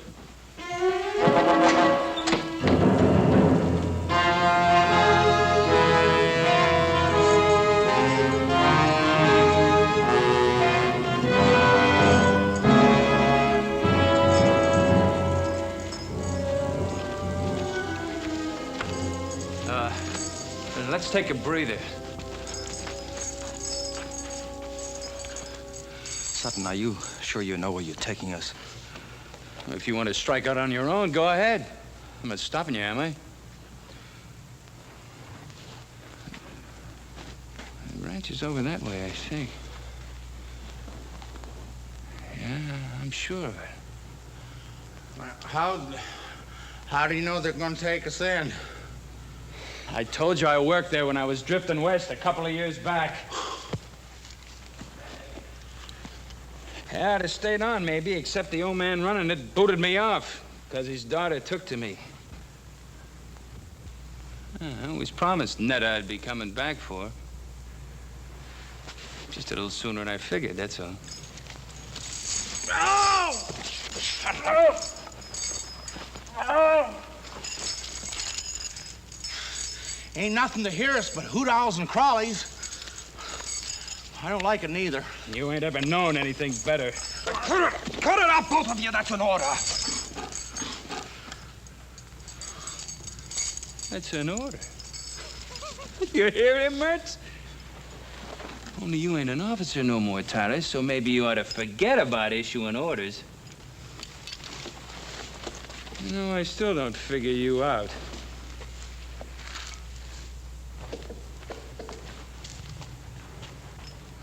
Mertz here was facing the gallows. Me, I still had 5 years left to serve. Hey, this cave, it's a pretty good place to hole up. And you had about 6 months to do, and you'd have been free. So why risk your neck breaking out? My reasons don't concern you.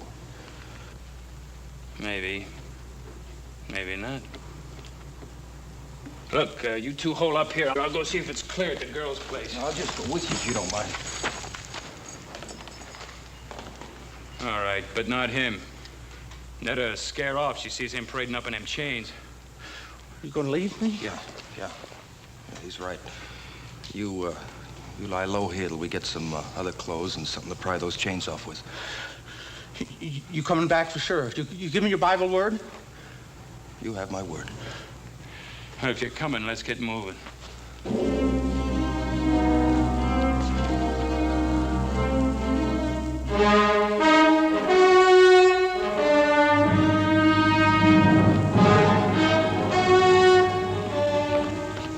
There's no sign of them up there, Pa. They must have headed off in that direction. Yeah, probably kept to the creek bed on the other side. Turning dry now, but the bank should still be soft enough to leave prints. Yeah.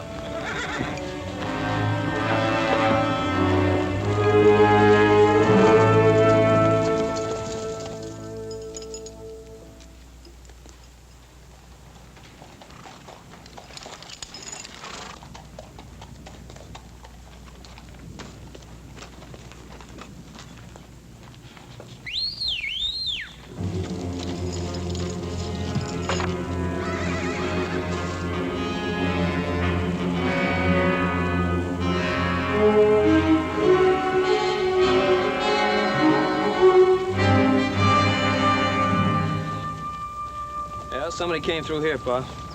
Not too long ago.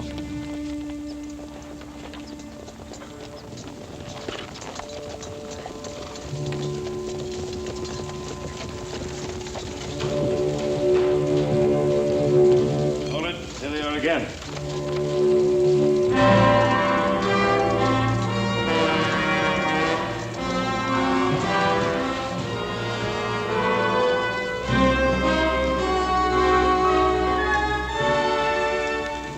Spread out.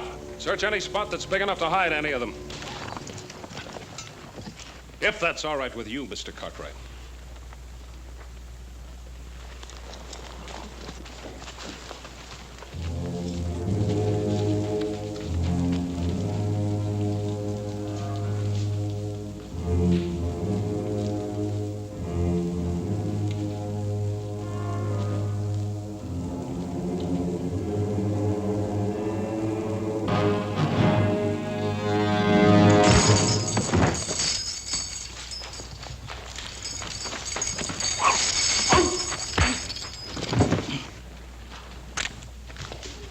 Put up your gun, Captain.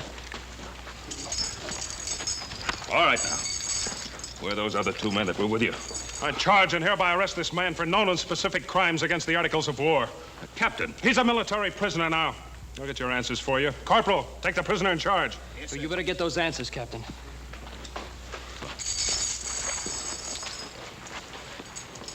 All right, Mertz. Where are the other 2?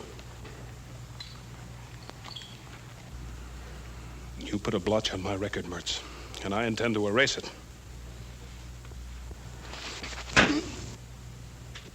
Where are they? I don't know. We split off. That's the truth, mister. I swear it.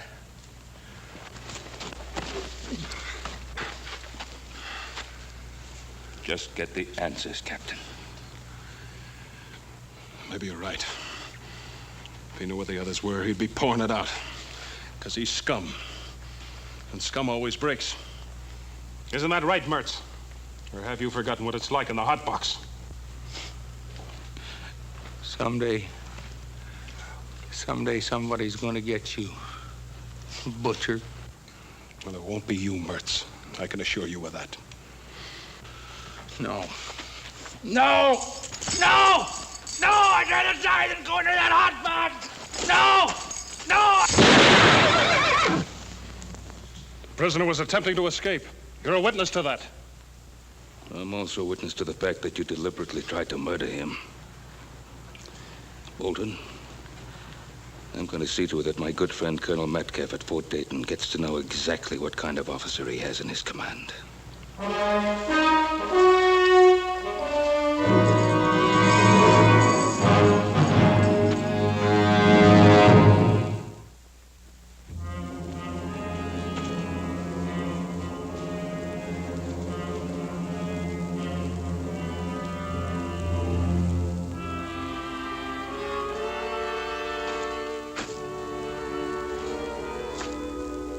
Nice ranch. Yeah. Where do you see the gal who lives on it? We better get cleaned up. First, scared to death walk in this way. Scare? I guess you didn't listen good when I told you about her. We were real friendly, Netta and me. It ain't her I'm worried about. It's her pa. Stable's over here.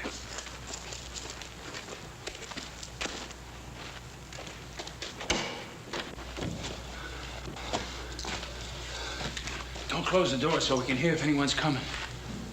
Hey, there's what we want.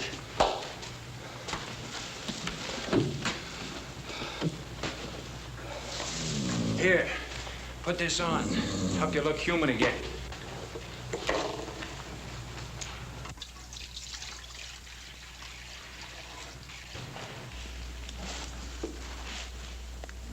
Good-looking colt. His mother must have died. He needs care. This is a fine time to be fussing over horses. I'd sure like to see Butcher Bolton's face right now. He's probably chasing us halfway across the Sierra. I doubt it.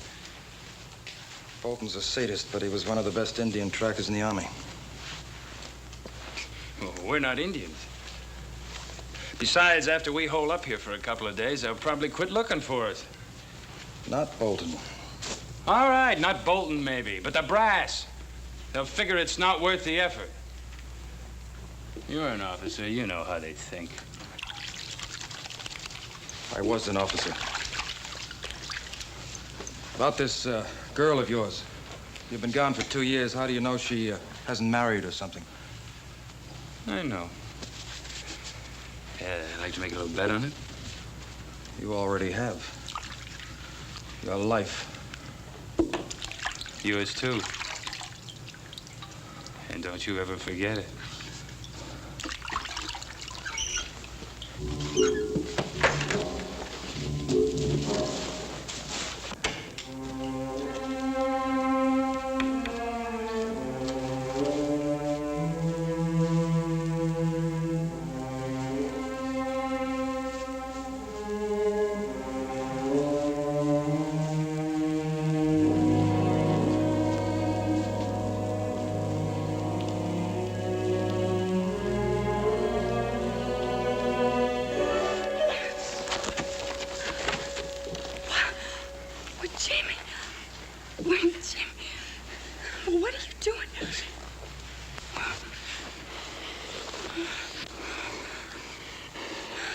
I told you I'd be coming back. I thought you'd forgotten me. Netta, you think I could ever forget you? Oh, Tyler, come here. This is my partner. I've been telling him all about you. Now he can see everything I said was true. Tyler, ain't she a beauty? Sutton, you never even got close. It's a pleasure to meet you, Miss. Tyler's my name. Paul Tyler. Miss? Her name's Netta. Call her Netta. How do you do? Are you in the Army with Jimmy? No, not exactly. Well, you see, Netta, I left the Army some time back. Tyler and me been doing a little prospecting. Oh. Well, why didn't you just come right on up to the house? What are you doing in here? Oh, we're covered with trail dirt. We wanted to wash up a bit before we barged in on you. Oh, now, was that fair? You get all prettied up and... Well, just look at me. Oh, honey, you're wonderful. Just beautiful. I'm going to take a walk outside. Wait a minute, Tyler. Your pa's up in the house, I guess, huh? Oh, well, Jimmy, Pa died over a year ago. Oh, that's a real shame. I'm sure sorry, honey. Who's taking care of the place? Oh, I have a hired hand, Charlie. He's in town for a week. That's awful, you're being alone like this, honey.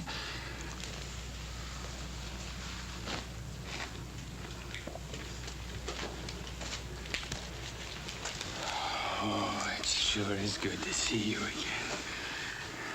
Why didn't you write to me? Oh, I couldn't. I was moving around a lot. You know how it is. Yes, I know how it is, but do you? Jimmy, after a while, I gave up hoping, and then I just stopped dreaming. I didn't stop. That's the only thing that kept me going. And I'm gonna make up all that lost time to you.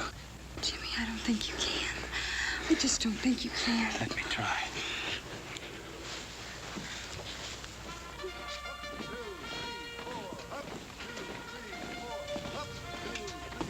Ben, I've known you for a long time.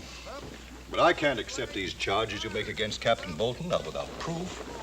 Well, what more proof do you want? For the moment, it's your word against his. That's right. Well, what did he tell you? That Mertz was trying to escape? That's what he says in his report. Well, have you spoken to Mertz? Have you heard his side of the story? I would have done so, of course. Unfortunately, Private Mertz is dead. Dead? He attacked a guard in the stockade last night. During the ensuing struggle, he was killed. And you believe that? You really believe that? Colonel, how many men have died in Captain Bolton's stockade? Captain Bolton is an officer with a distinguished record, Ben. Commended several times for bravery in action. Perhaps you noticed his hand. He was captured and tortured by the Sioux. The Sioux are savages. Captain Bolton, I presume, was a civilized, responsible person. Come in.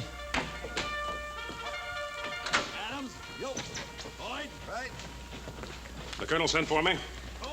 You know Mr. Cartwright? Yes, sir, I do. Captain Bolton, Mr. Cartwright has made certain charges against you. I thought you should be here to defend yourself. I'm aware of Mr. Cartwright's charges. I'm sure the colonel knows my behavior has been and always will be strictly according to Army regulations. Colonel, I've never heard of any Army regulations that cover the killing of prisoners. Mr. Cartwright, maybe you don't know whom you're defending. Private Mertz killed a fellow soldier in a brawl over a card game. As for Sutton, he attempted an armed robbery of an Army payroll. Ben, this is a casuals post. I don't know whether you realize that it's made up of outcasts and misfits. They're still men. And as such, they're entitled to certain minimum standards of treatment. Ben, I respect your opinion and your judgment, but this is the Army, and I have to stand behind Captain Bolton. Yes. Yes. I understand. Good day, Colonel. Good day, Ben. Thank you, sir. Captain, I chose my words carefully in front of Mr. Cartwright. But your conduct has been brought into question. If there's the slightest indication of any transgression of regulations on your part, I'll see that you're investigated. And if the facts so warrant, court-martialed. Is that understood? Yes, sir. That's all. With the colonel's permission, I beg leave to return to the Ponderosa with a detail of men. Well, that's private land. We can't search it without permission of the owner. Or an order from a civilian court. I have already obtained the required court order from the Federal District Court of this territory. Request granted. But if I were you, Captain, I'd remember that warning I gave you. I'd remember it very carefully. Sir.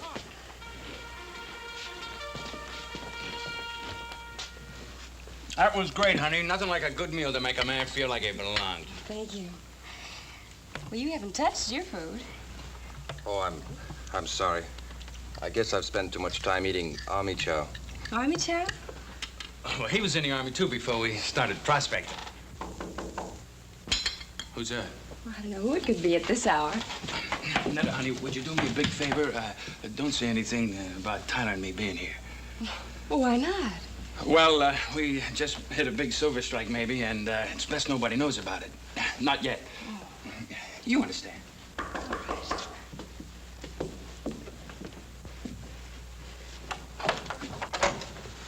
Well, good morning, Hoss. Morning, ma'am. You sure do look nice in your new dress and all.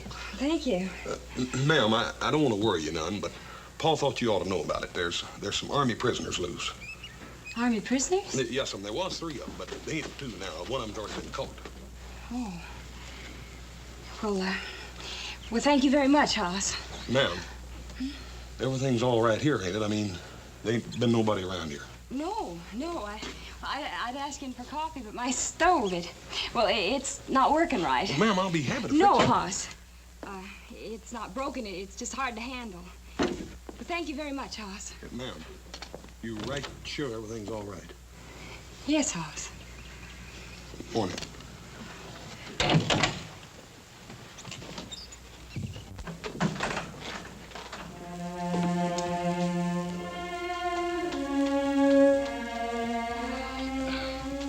Is he going? You can never be sure about people, honey. We heard about them Army prisoners, too. It might have been one of them. Might have been. Just exactly where have you been prospecting? Well, up north a piece. Ain't that right, Tyler?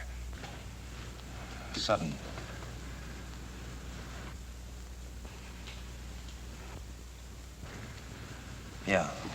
Yeah, I guess it is if you say so. Sure it's right. What's got into you? Jimmy?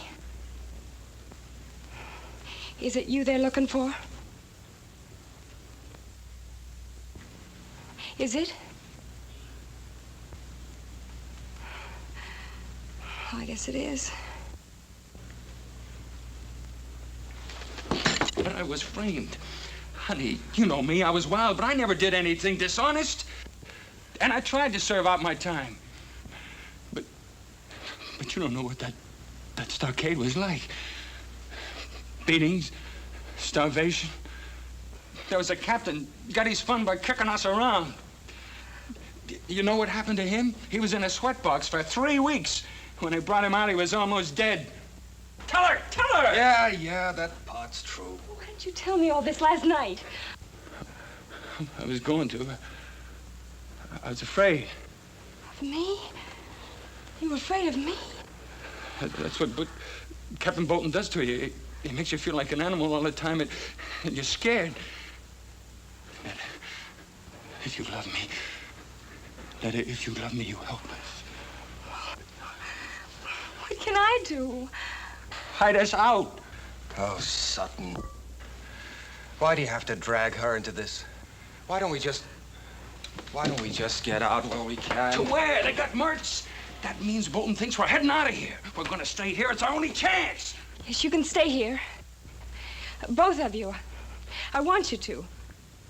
I knew I could count on you. Thank you, Miss Netta. Oh, I don't know, Paul. She seemed all right. It was just that she was kind of nervous like or something. You mean by her not letting you in the place? Well, that and it was just a feeling I got. I don't know how to explain it. If I didn't know Miss Netta better, I'd think she was trying to get rid of me or something. Well, if things didn't seem right, why don't you have a good look around the place? I kicked myself all the way home for not doing just that, little brother. I think we'd all better take a good look around that place. Suits me fine. I'm getting tired of being an invalid. I don't mind. I'd rather you stayed home. Oh, Pa. Oh, what, with Captain Bolton and those deserters still in the area? Can't leave the house unguarded. All right, I'll hold the fort.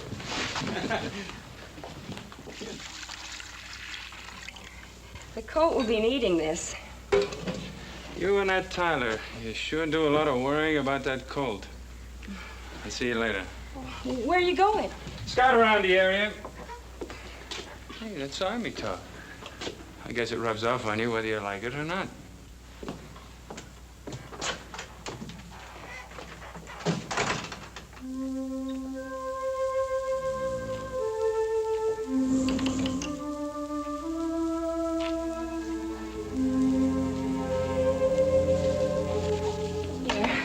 Brought him some milk. He needs it. Is it warm? I think it's just right. Come on, little fella. Drink some milk. Drink it. Poor substitute for your mama, huh?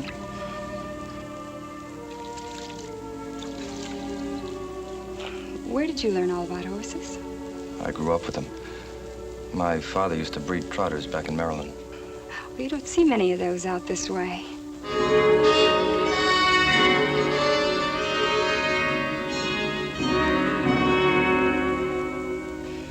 I love to watch them, the way they move.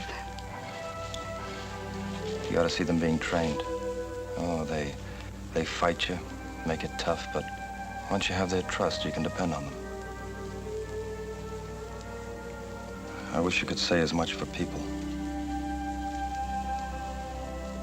You've been hurt pretty bad, haven't you?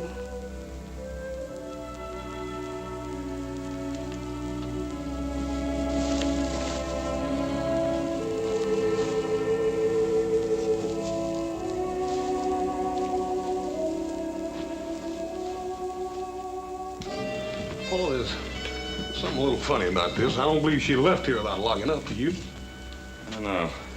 You fellas take a look out back. I'm going to look in the stable. Right, Pop.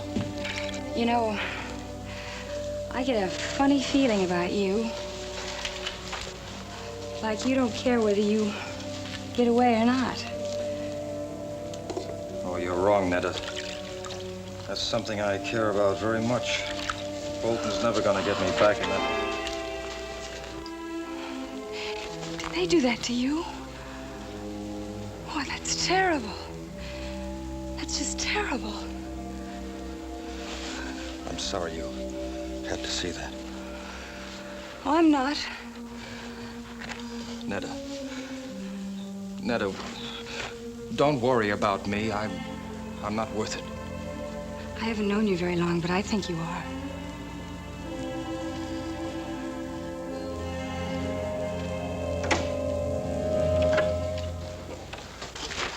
Oh, put it down, son. Ben, please. I'm sorry, Netta. I mean it, my son. Put it down. Come on, put it down.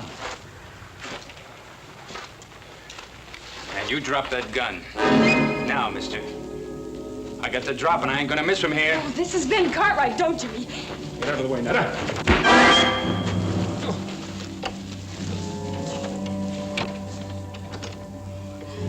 Great work, pal. What's great about it? I might have killed him.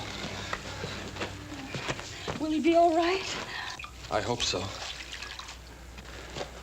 I hit him hard. Too hard. Ben Cartwright, huh? The way he was talking. He knows who we are, doesn't he? I'm afraid he does. Nothing to be afraid of. His hard luck, not ours. Netta, get away from him. No. Get away from him. It's him or us. Put it down, son.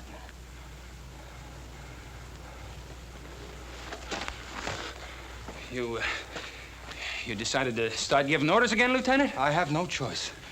You try killing him and you're dead. What's got into you? You wishing to have Bolton beat you to death?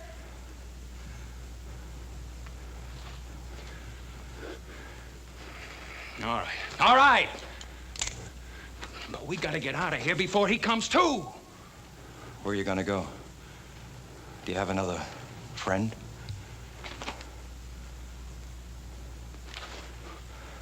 All right, stay here.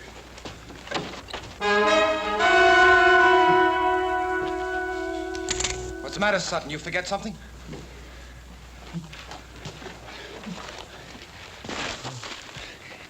I can't leave you. Not with all the plans made for us. You and me, honey, we're gonna make a great pair. Are we, Jimmy? Drop 'em, boys. Drop 'em. Right, get up. Move. Move over. Come on, get over there. You all right, Paul? Yeah, I guess so. That was quite a wallop, young man. What are you after? Give us a break. You can help us get out of the territory, but give us a break, that's all. Mister, you turn us back there and they're gonna kill us.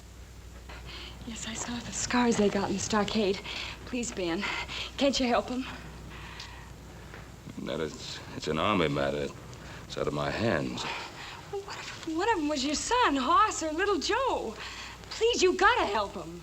If they were my sons, I think I'd ask them to give themselves up. To the mercies of a Captain Bolton?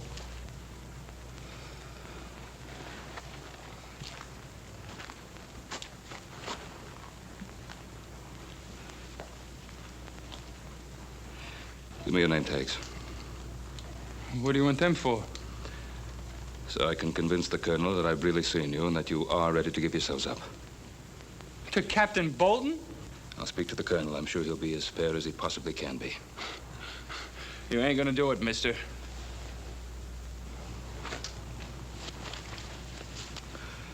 Do we have any choice? One thing, Mr. Cartwright.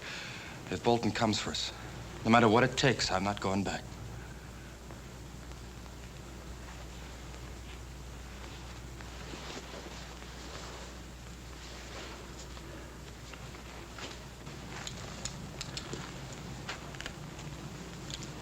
Take care of them.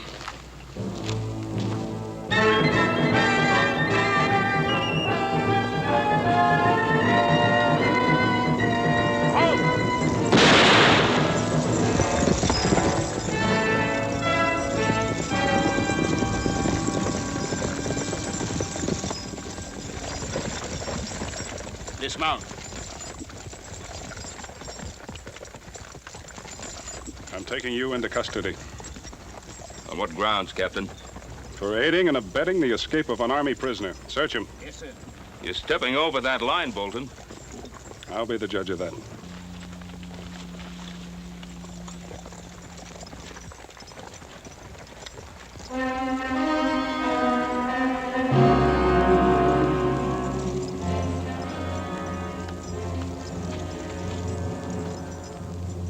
Where are they?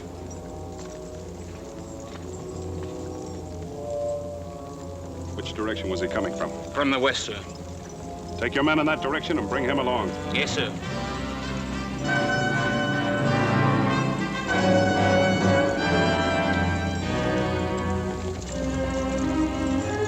Lead on.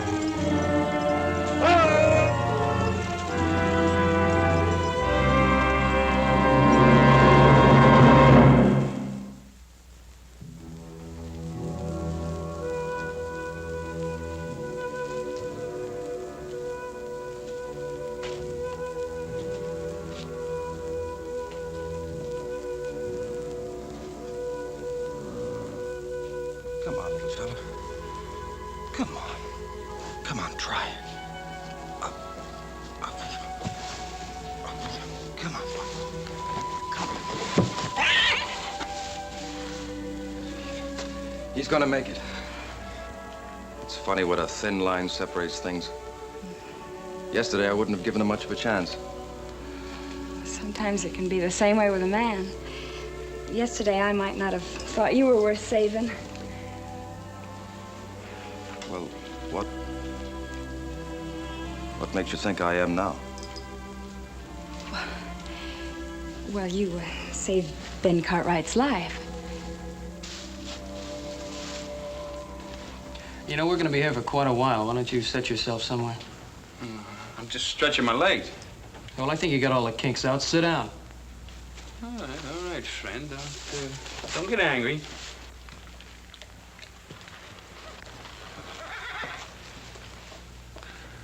You think quite a bit of that cold, don't you? Why not? He needed my help, and in a way, I needed him. Yeah. Mr. Tyler, you don't have to answer this unless you want to.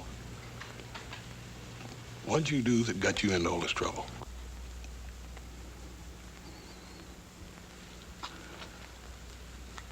I was convicted of cowardice.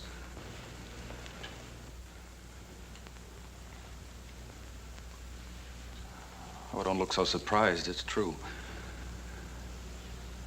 The actual charge read dereliction of duty, refusal to obey a command, and cowardice in battle.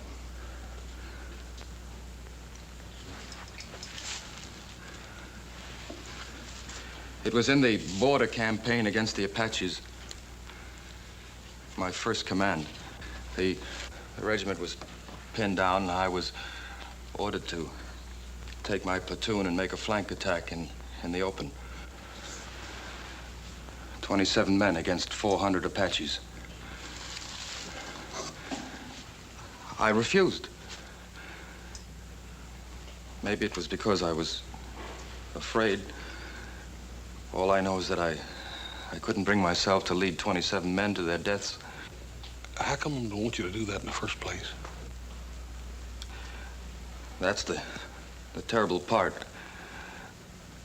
I didn't know at the time that it was meant to be a diversionary attack. The real attack was coming from the other flank. Well, they were thrown back, and half the regiment wiped out.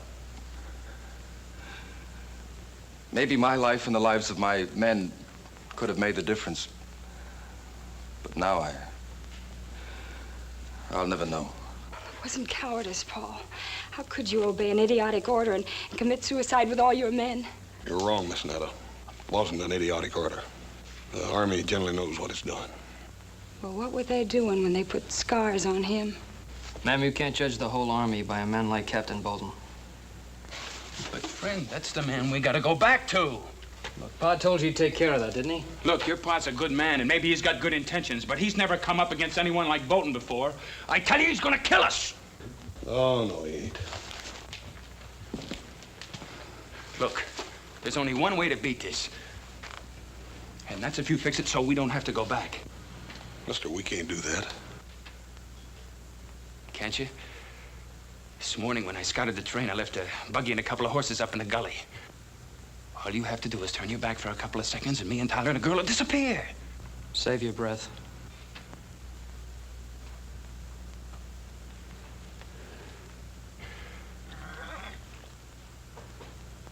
Look, you think a lot of Netta, don't you? Don't you want her to be happy? Well, all right. What do you think she's going to feel like when she's watching him taking me away to be killed? She's been waiting for me all these years. Tell him, Netta. Tell him to let us go. I can't, Jimmy. I just can't. But why not?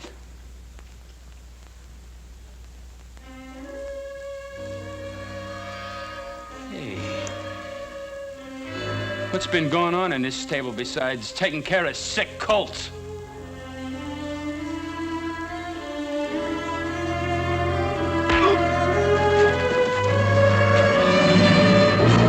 Okay, hold it!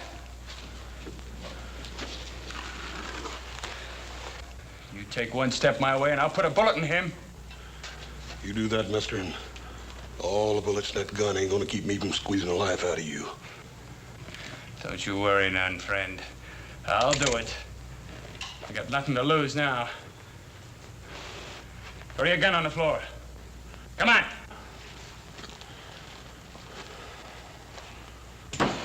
The other one.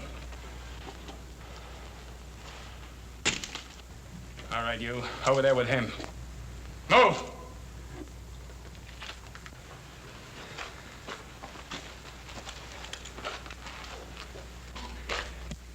So long, Lieutenant. You had your chance.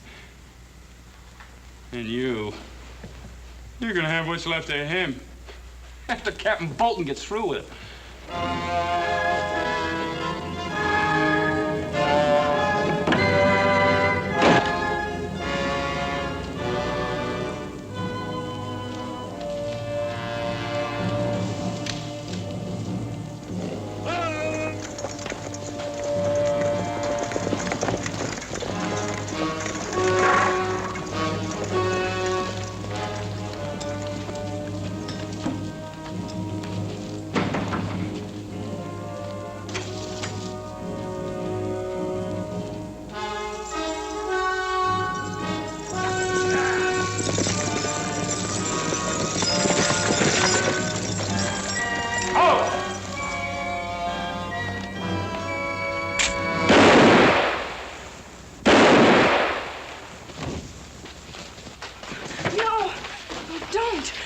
Corporal, you're a witness. He was armed and dangerous.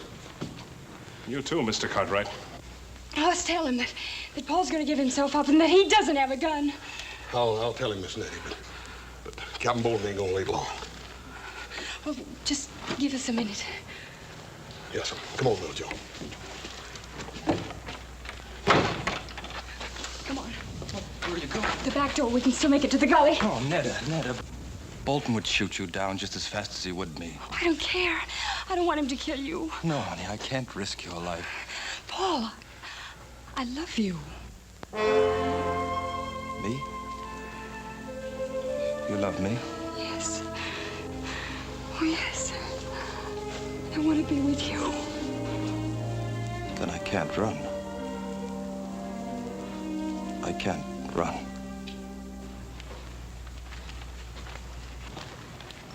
You ain't got a gun, Captain. Get out of the way. Corporal, this is Army business. I'm taking that prisoner. Don't forget he hasn't got a gun. Take them aside, Corporal. Tyler!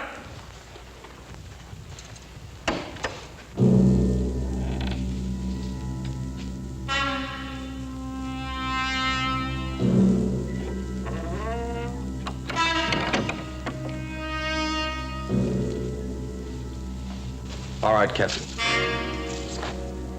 Drop your gun, Tyler. Captain! I said drop your gun. All right! Cartwright, you're gonna be sorry you interfered with the Army.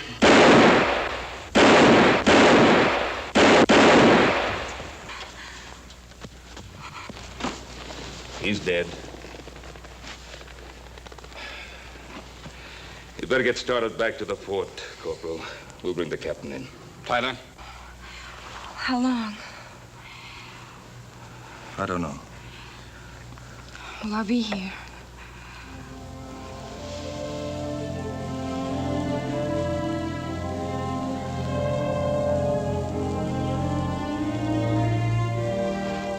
Let's go, Corporal.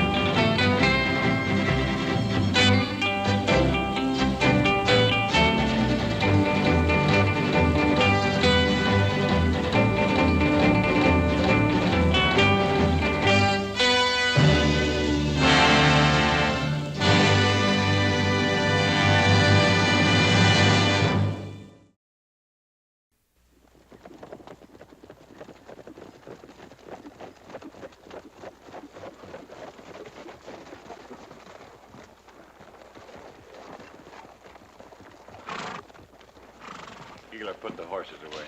Harry, Bragg, take a look around town. Anything going on, I want to know about it. Well, now, ain't that a beautiful sight, huh?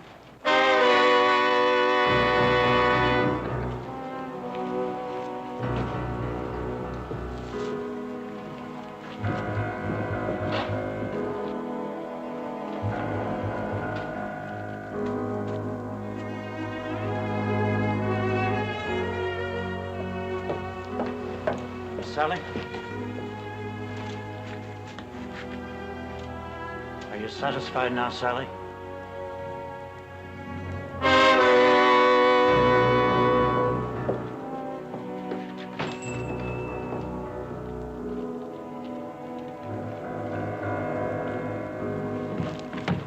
Howdy, Mr. Baxter. I've been looking for you. For the petition? Yeah. Not many names. I'll get more. I got to. Hold it, Keeler. What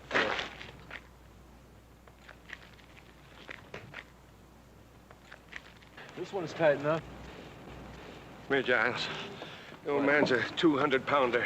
Yeah. A little... 3 field shooting. Good. Yeah. All right. Well, boy's lighter and wiry. You need about 4.5 feet, which is exactly about what we got. Yeah. Well, I never did like these night hangings. Ain't like in the morning when it's cheerful. Well, guess don't matter none to Ben and Adam Cartwright.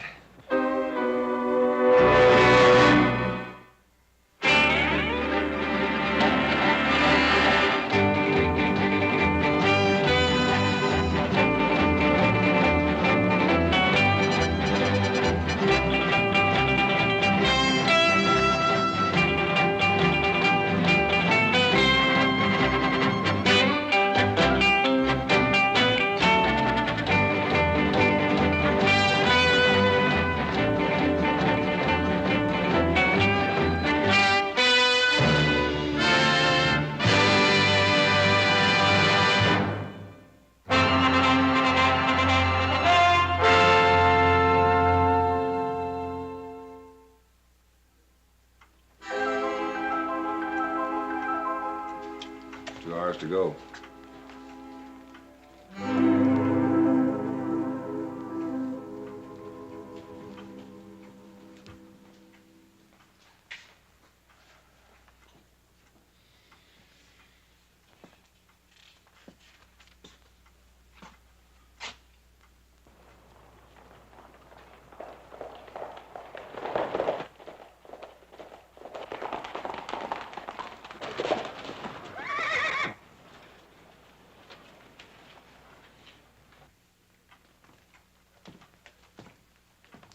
No guns in sight. That's good. If my boys weren't supposed to bring guns into town, they won't.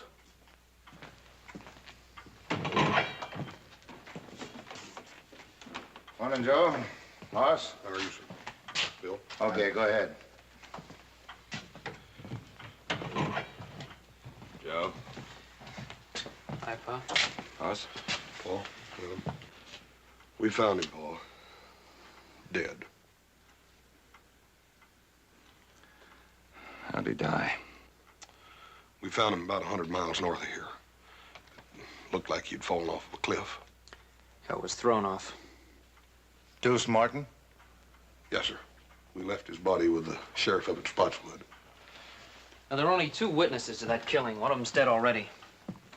The sheriff, you know my pa and brother are innocent. Deuce gave me a full statement. Yeah, and then he left town before the trial. Didn't much matter. Sally Burns saw it, too. And you believe her? Well, the jury did, Joe. I'm sorry.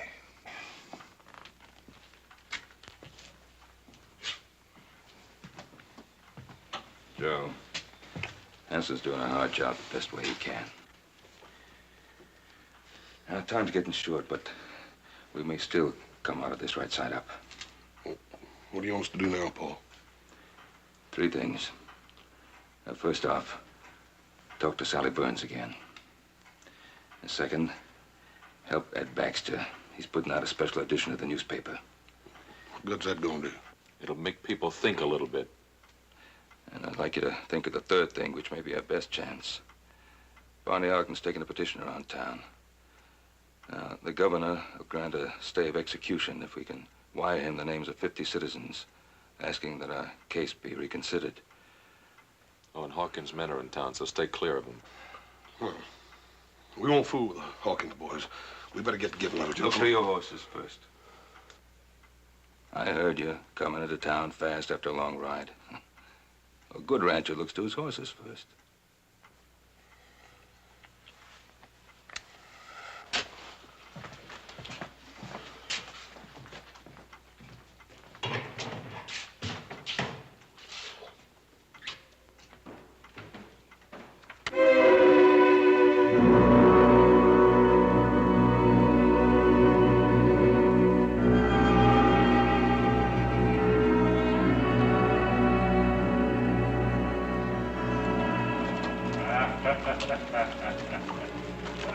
Of course, now, on the other hand, you hang him too high, and whoosh, you know?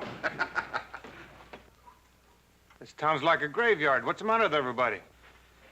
I just don't know. Well, mostly people come from miles around to watch the neck stretching. They bring a lunch and make a day of it. There's some folks around here kind of fond of the Cartwrights, who wishes there wouldn't be any hanging.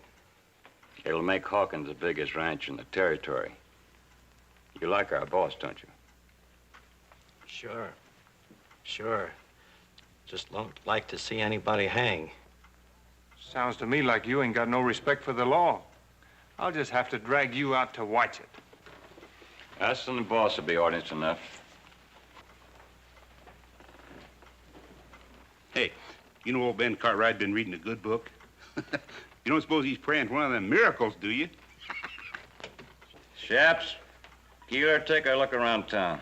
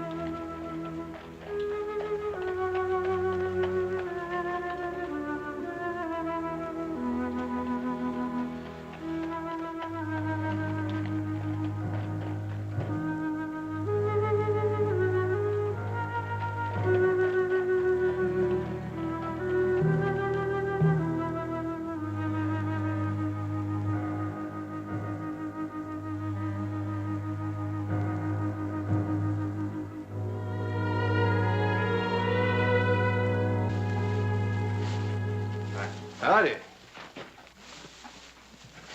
Take care of your horse?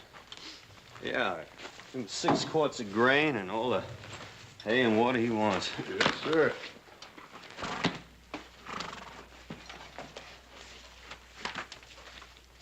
Where you from?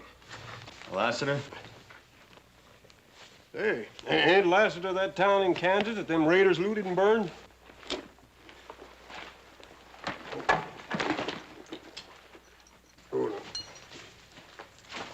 They're hanging Ben or coming? Coming real soon. You, here to watch? Why, I'm looking for someone. I don't hardly see, nobody packing a gun in the breeches. I'll take care of your horse. Yeah.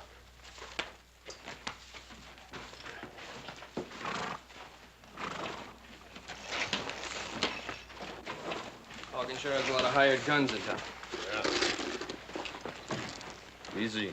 Don't get out of the way. Sure, kid. Joe! Just watch who you're calling kid. Just take it easy, Joe.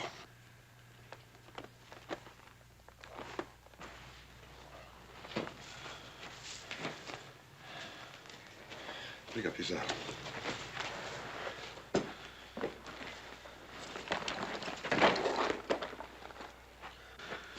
Joe, you're gonna have to watch that temper, boy. Well, Hawkins better keep his men out of my way.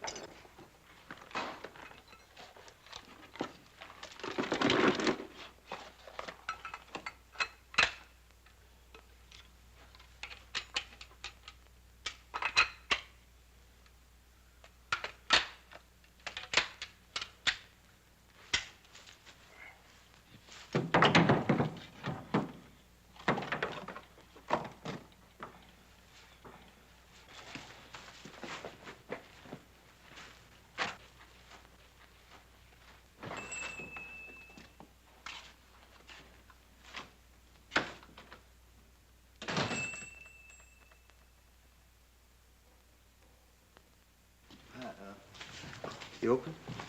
Coffee and stew. I'll have coffee and stew.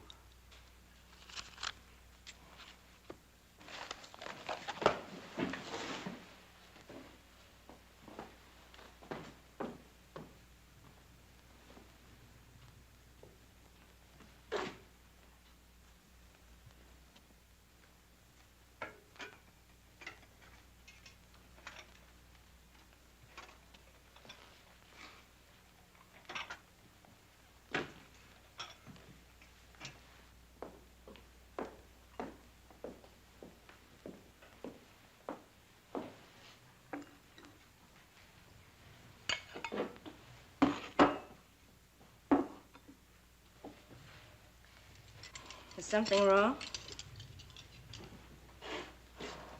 Oh, it's just that I've never seen a lonesomer town.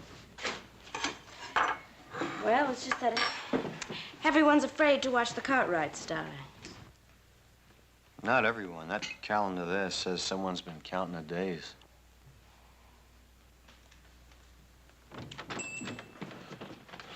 Miss Sally, ma'am, we'd like to talk to you for a minute if we could.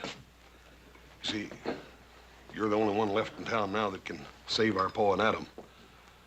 Me and little Joe found Deuce Martin dead. Dead? Yes, sir. You're the only witness against them now. I told you what I saw at the trial.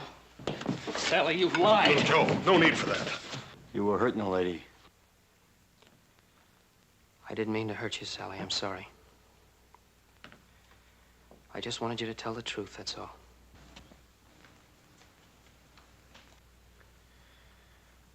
We're not doing any good here. Let's go see Bonnie Ogden. Ma'am, are you sure that nothing had caused you to change your mind? I'm not gonna lie for you.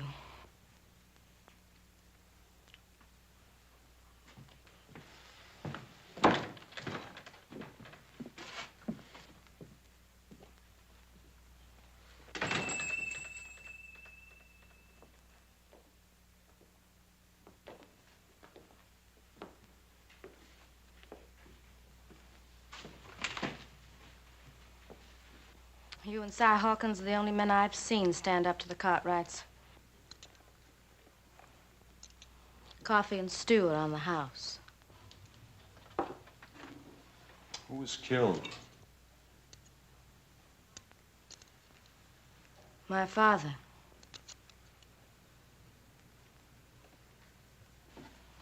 Ben Cartwright come here one night with his son Adam.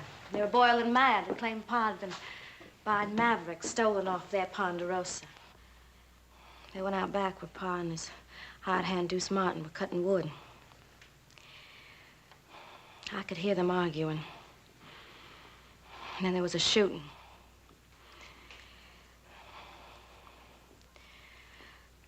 Well, if you knew what it was like to have someone killed in such a crazy way like that. I do know. I know very well.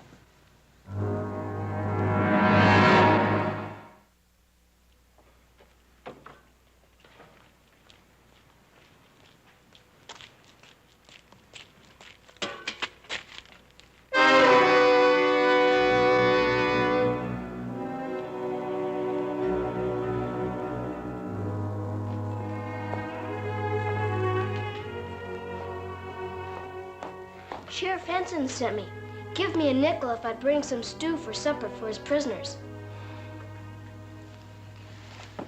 All right, Jimmy.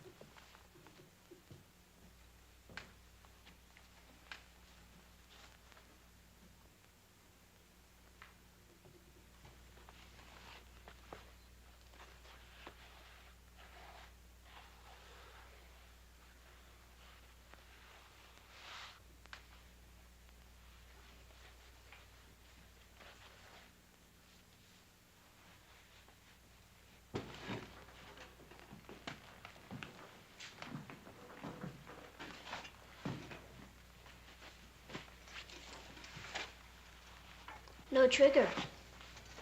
Yeah, that's right. Looks kind of old, Well, my pa used it for a long time. but it's yours now? Yeah.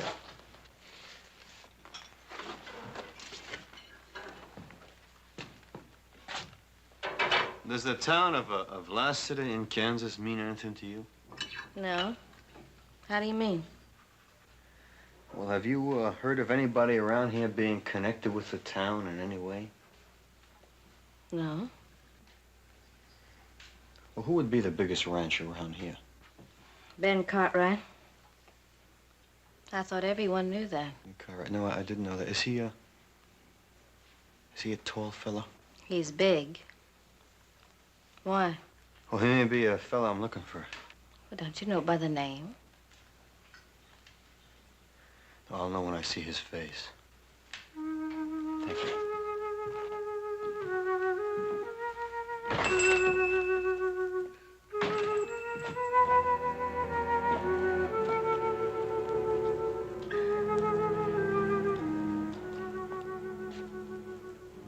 Hey, Shaps, Keeler. Fred says for everybody to come in and have a drink. Terry, Frank, you hear him?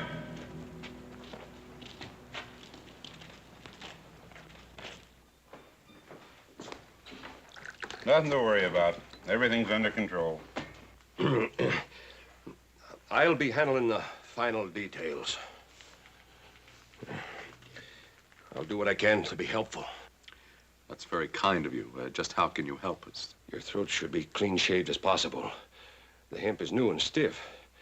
It sometimes pulls short whiskers. That can be painful. Also, your boots should fit snug. Otherwise, they may fly off. Oh, we can do without your help. I believe you mean well, friend, but we thank you. I understand.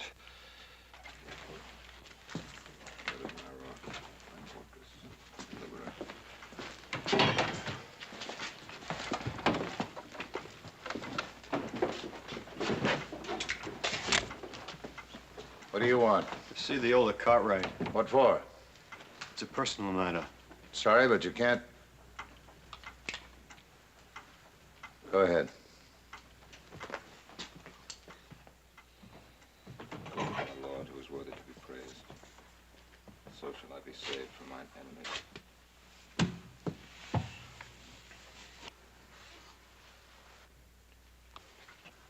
What is it? I thought I might know you. And I don't.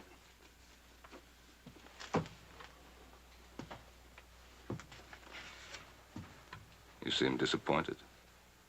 I am. You thought the hangman was doing you a favor?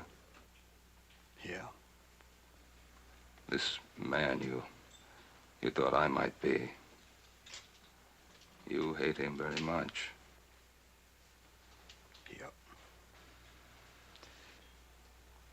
Sorry I troubled you.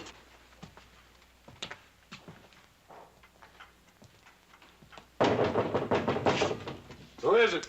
Me, Hoss.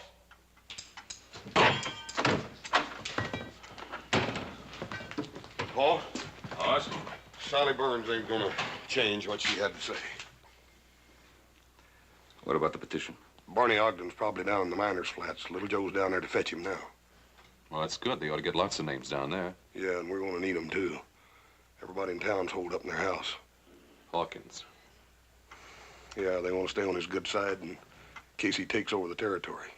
Nobody's taken over while I'm sheriff. Hanson, you're new in office here. They get rid of Pa. Hawkins will start chopping away at the Ponderosa till he's more powerful than he is now. And if you stay honest, you'll just have one problem. You'll be dead. Better get on with your talking. Time's running out. Hoss, I want you to work on the petition and the newspaper. But no more than that. What do you mean, no more than that, Paul? Adam and I agree. Do everything you can inside the law. But that's all.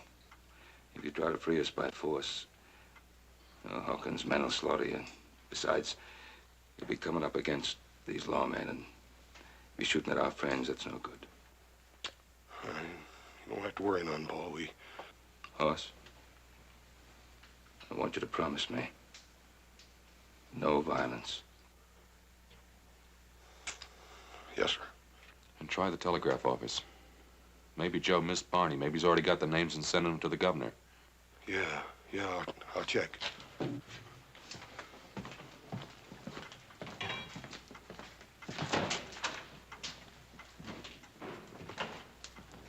Mr. Cartwright? Yes? I had reason to think that the man I wanted was around here. You thought I was him? Yes, but there were never two more different men in the whole world than you and my man, and I'm sorry that I bothered you. Don't worry yourself.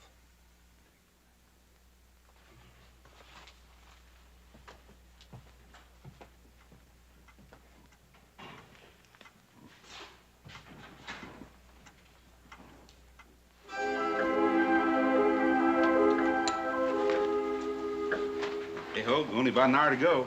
Hawkins better get here soon. He'll sure be sore if he misses it. He won't miss it.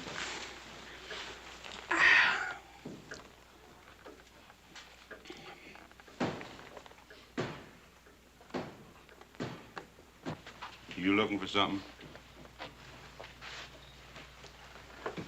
Have a whiskey, please? You're a stranger been going around, ain't you?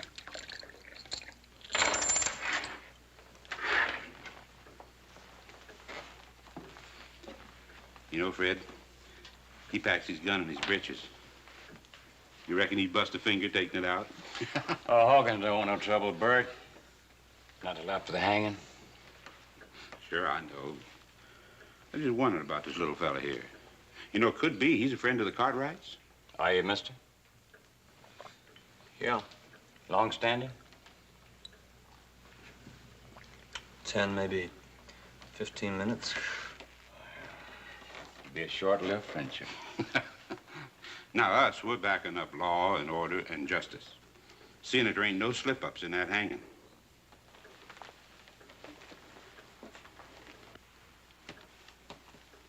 Now, you forget that for just 1 minute, and I'm gonna personally turn you inside out. You hear good? You too scared to talk? Go outside and cool down, Bert.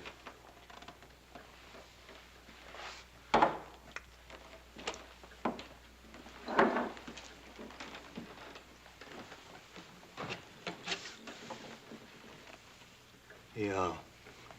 Cartwright's got any friends around here? Not many.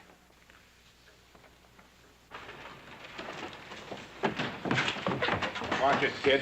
Sorry, mister. What do you got there? Stu, I gotta take you to the jail. Hey, Hoagie. Hey, Hogue, come here. Yeah. This kid's taking Stu to the jail. It must be the Cartwright's last supper. Say, what do you think we ought to do with it, Hogue? Well, let's just flavor it up a little. Stop! Oh, let's just do her upright, Hogue, huh? Don't, please, mister. Come here, kid. No, please, stop, mister.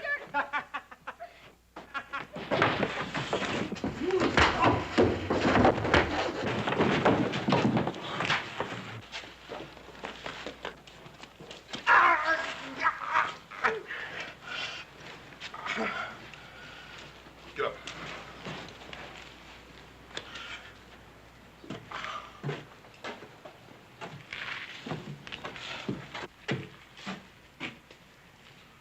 That's enough. Get him inside. Move on in.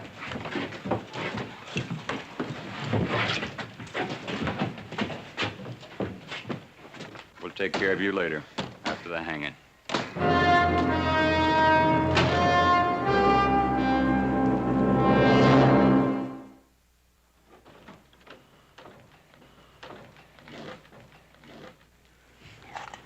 I'll go get more.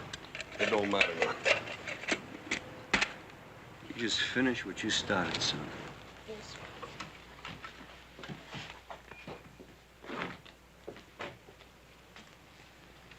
Whose side are you on anyhow? Well, I talked to your pa, and I'm just beginning to wonder about this hanging. How come? Well, it just seems to me that the wrong kind of people are in jail around here. Well, it's for sure that my pa and my brother didn't kill Mr. Burns.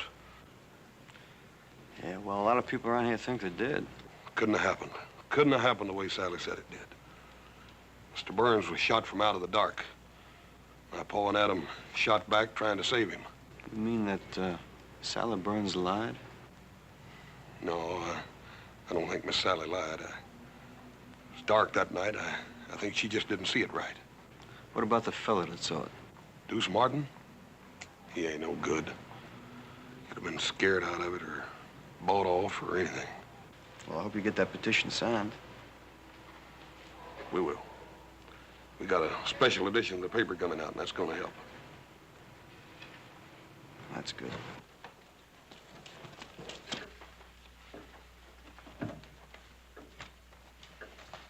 Still talking about that petition. Something about the newspaper. Better cover ourselves.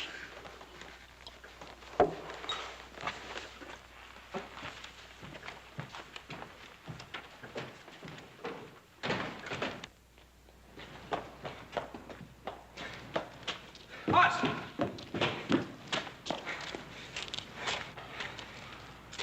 He ain't with Hawkins. Yeah, who is he with then? You fellas, if you don't mind. Look, Barney ain't down at the flats. He hasn't been there. He didn't even go down there? No. We gotta hurry up and find him and get that petition. We haven't got much time left.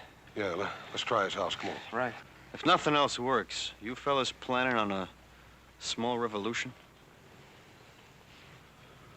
Yep. Well, hold off as long as you can.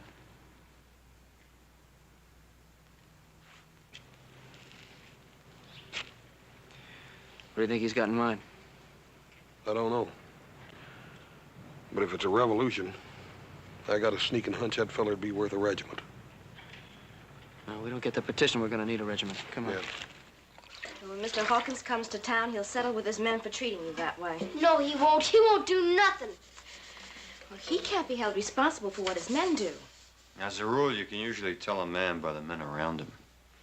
Now, Hawkins was forced to hire those rough men to stand up to the Cartwrights. Better pull him down, Bert.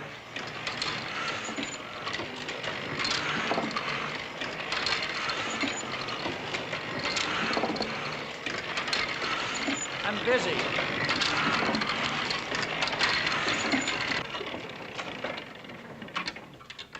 Hawkins won't like folks reading words like that. I can't prove the Cartwrights didn't murder Burns, but the Lord willing, I can help stop the hanging. I sure wish we could change your mind.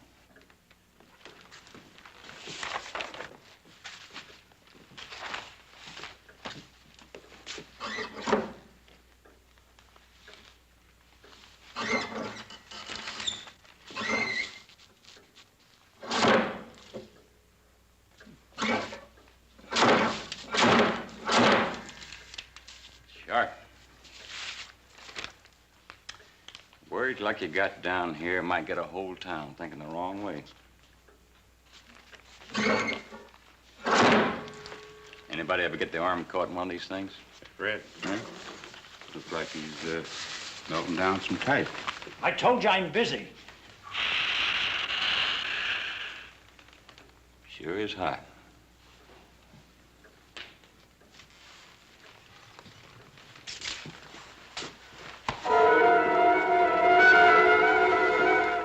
I knew a fellow once that got his face pushed in some boiling lead.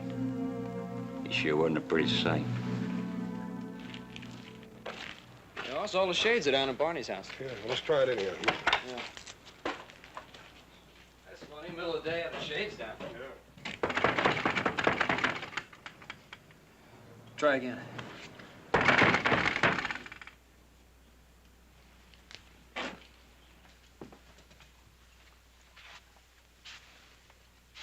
Hey, Barney, what are you doing sitting here in the dark? Hoss, I'm sorry. Where's the petition? Don't make him feel any worse than he already does. He was trying, Hoss. If you knew what they said they'd do to him. So he quit. So he quit and he came back to hide in this house. A house you wouldn't have, Barney, if it hadn't been for my father. How many names did you get on it, Barney? 5. 5? The sheriff. And deputy. The hangman and his helper. Mr. Baxter. What about your own? What about your own, Barney? They made me scratch it off. You don't know what they said they'd do to my daughter. Where's the petition, Barney? Little Joe and me'll get it signed. Look, we haven't got time for that now. No, we can try. It's here.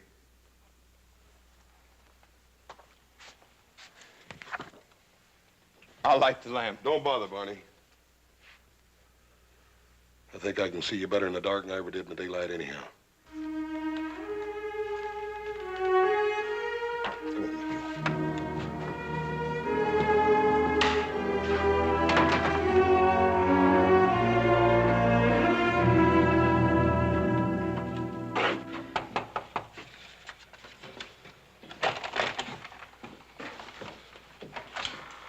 Jason already asked me. And you wouldn't sign it? Nope. Max, we done tried 6 houses on this block and nobody'd sign it. All we need is just a few names to get the bail. Max, you don't have to be scared of nobody. I ain't scared. It's just that... Look, I don't want no part of it. One way or t'other. Now leave me be. Look, Max, if we... All right, let's get the guns. Not yet. Come on.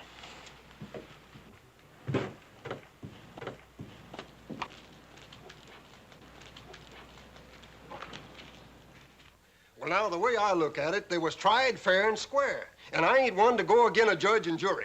Now, Zeke, you know they're not guilty. Well, now, I'm sorry, but I don't know no such thing. Come on, Joe. They're still with us. Thanks a lot, Zeke.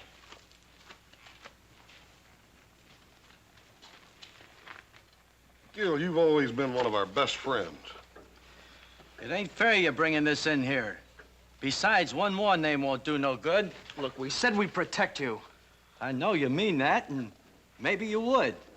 Every day of the year but one. Come on, Joe. My, you sure are working hard on that petition. You know, I'll sign it. My name's Ulysses S. Grant.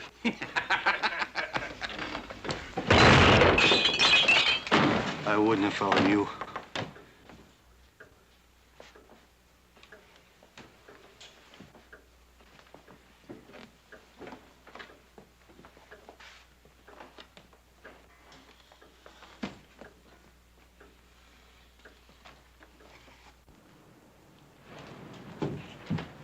Bless it.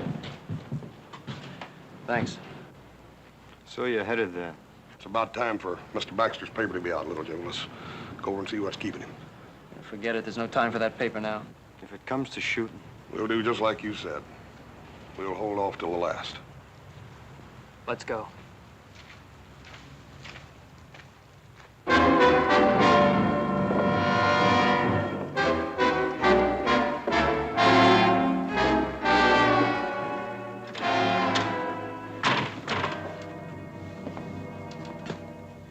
Baxter. Mr. Baxter. He ain't bleeding. What's wrong with him? He's been scared half to death. It's time to get them guns, Joe. Come on.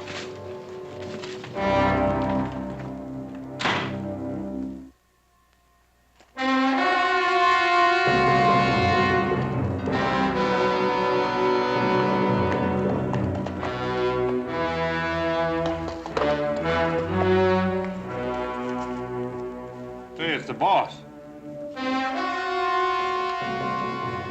20 minutes to go. He sure is spare with his time.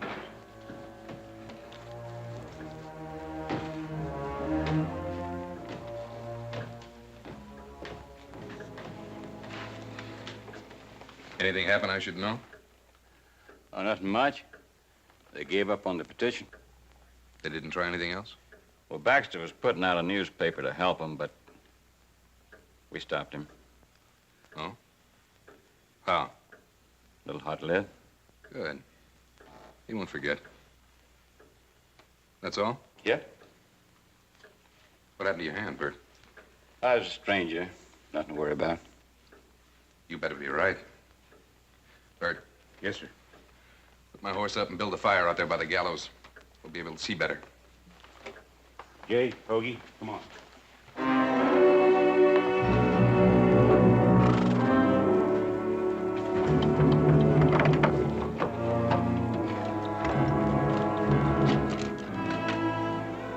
Thanks.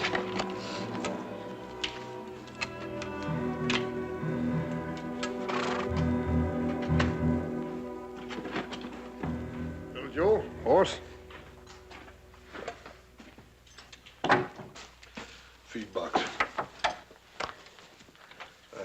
Mr. Jackson, I hate to do this to you, but you make one sound, I'm gonna do worse, you hear?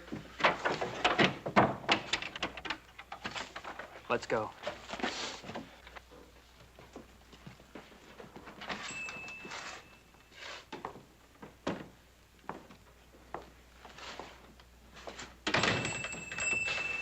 Trouble?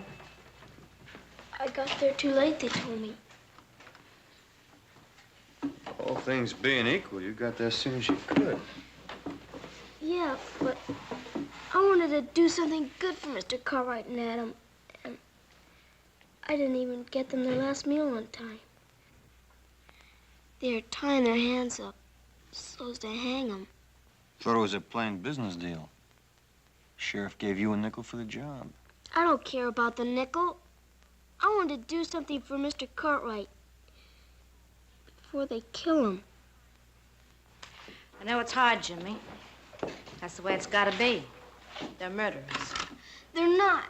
Mr. Cartwright gave me a Christmas horse. What? Last year, when Mom and Pa were liking to die with a fever, Mr. Cartwright came over and gave me that pretty piebald mare of mine. Said it was for Christmas. And it was in the middle of the summer.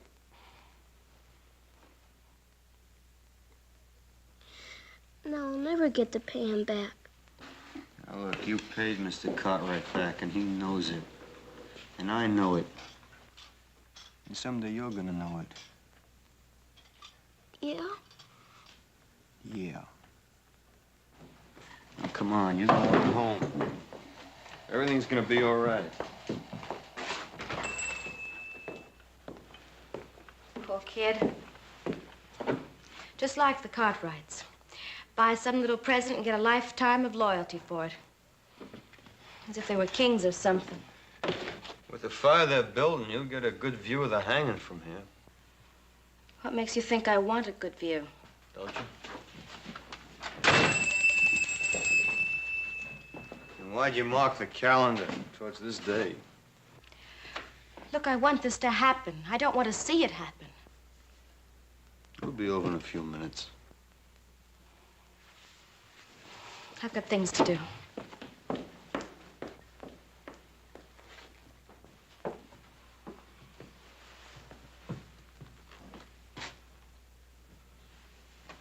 Can't see the hanging from here. Just hear it.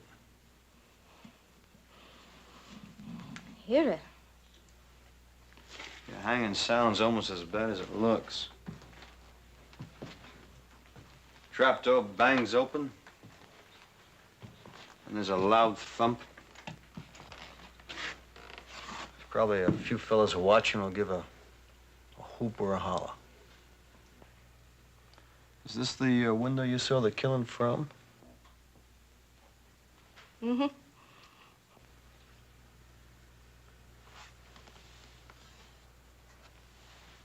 It's kind of dusty. Why don't you leave me alone? Because you didn't see it. Deuce Martin told you he saw the killing and you thought the Cartwrights were guilty. There, they deserve to hang. You didn't see it. Look, I've gone through enough. I've lost my pa. I know the Cartwrights are dying on my word alone. Now, you just leave me be. I thought you were a friend. I am, and I won't let you do this. Look, Hawkins told me what it'd be like. The Cartwrights are rich men. they'd go free after killing my pa. I couldn't let that happen. So you lied? I didn't say that. Now look, once, just once, I saw an innocent man hanged. And I'm still looking for the men who did it, and I will be for a long time. Now, the Cartwrights didn't kill your pa. I know that. And someplace inside you, you know that too. Leave me be.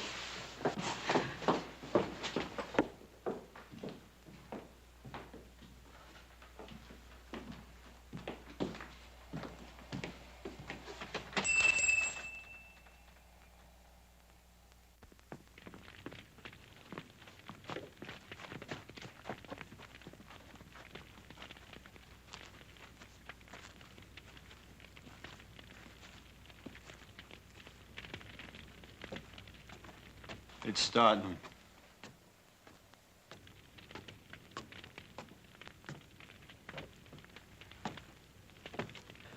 All right, we better move. Not yet.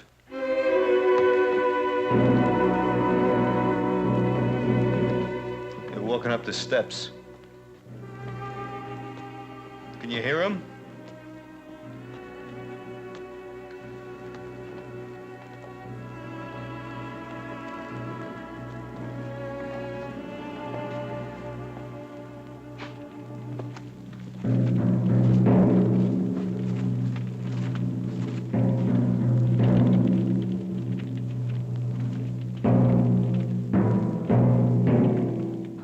Sure you don't want to go it over your head?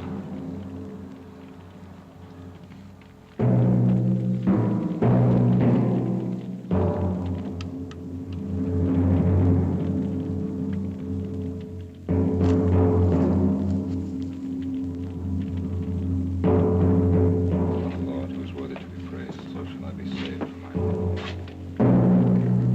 You're right. I didn't see them. I couldn't be sure. Tell him. Come on, tell him. Sheriff Hanson! Sheriff Hanson! Sheriff Hanson, I lied. I didn't see them do it. Stay out of this. We met before, mister. Who are you? In Last City, Kansas. Remember? At another hanging party. Remember? Remember?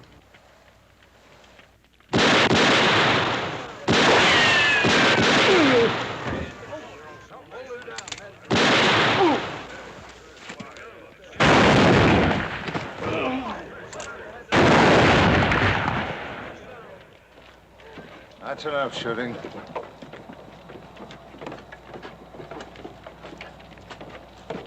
All right.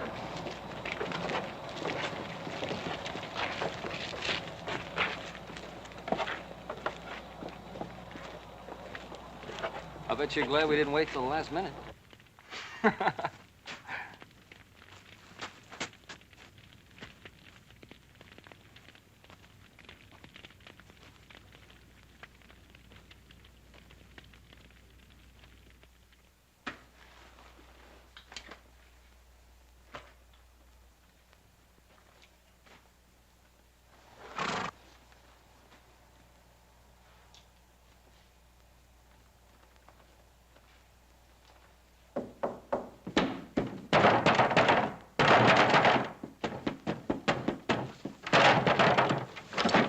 Confounded Cartwrights! $2. Much obliged.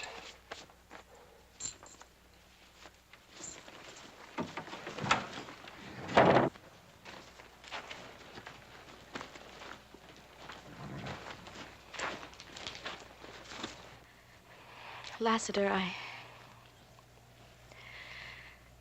I guess I'll never know who killed Pa. Hanging innocent men. I owe you. I want to thank you. You don't have to thank me. You did what you thought you had to do. And you made it right.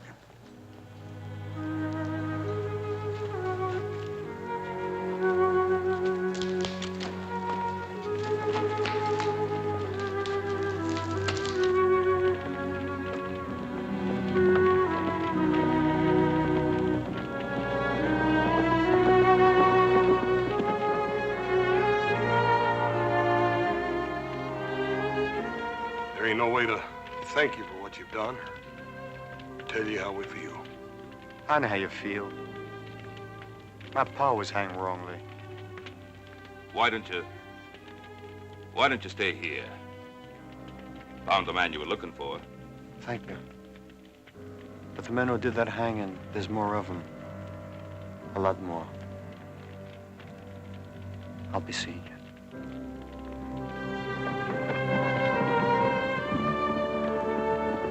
He's a driven man, Paul. I sure would hate to be him. Yeah. Somebody I'd like to be even less. Any one of the men he's looking for.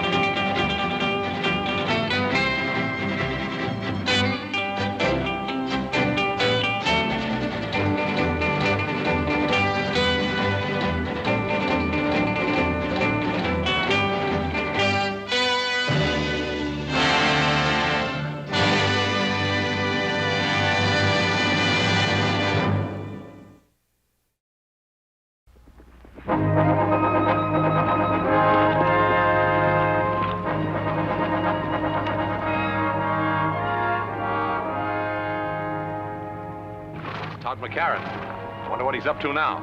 Well, there's only one way to find out. Let's ask him. Let's go.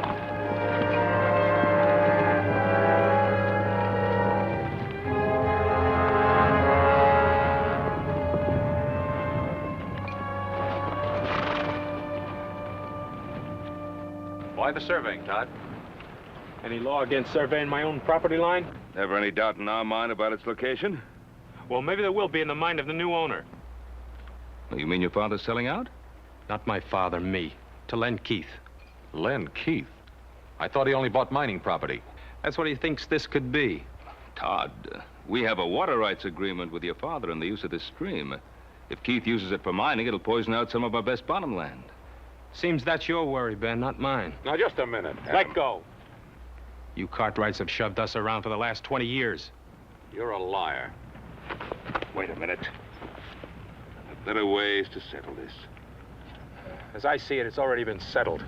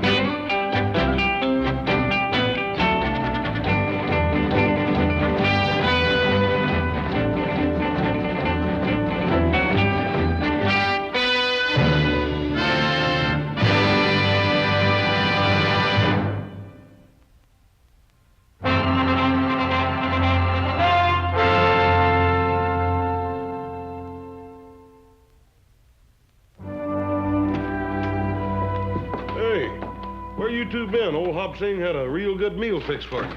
And you decided not to let it go to waste and ate it all, huh? How'd you know that? What are you doing reading a book? The care and training of dogs. Oh, a little old stray pup wandered in here, and I've been trying to figure out how to take care of it. I thought you were an expert on things like that. Oh, Paul, there's so dang many new scientific ideas that natural know-how just ain't no good no more. Well, as far as I'm concerned, you can say that about Todd McCarran, too. I thought I knew him pretty well. Why? What's the matter, Todd? Oh, I don't know. Growing pains, likely. Where's that pouch of Virginia tobacco I got? Don't look at me. I didn't smoke it.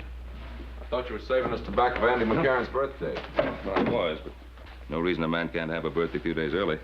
I'm going to ride over to Andy and have a talk with him about Todd. Oh, wish Mr. McCarran a happy birthday for me, too, will you? I will.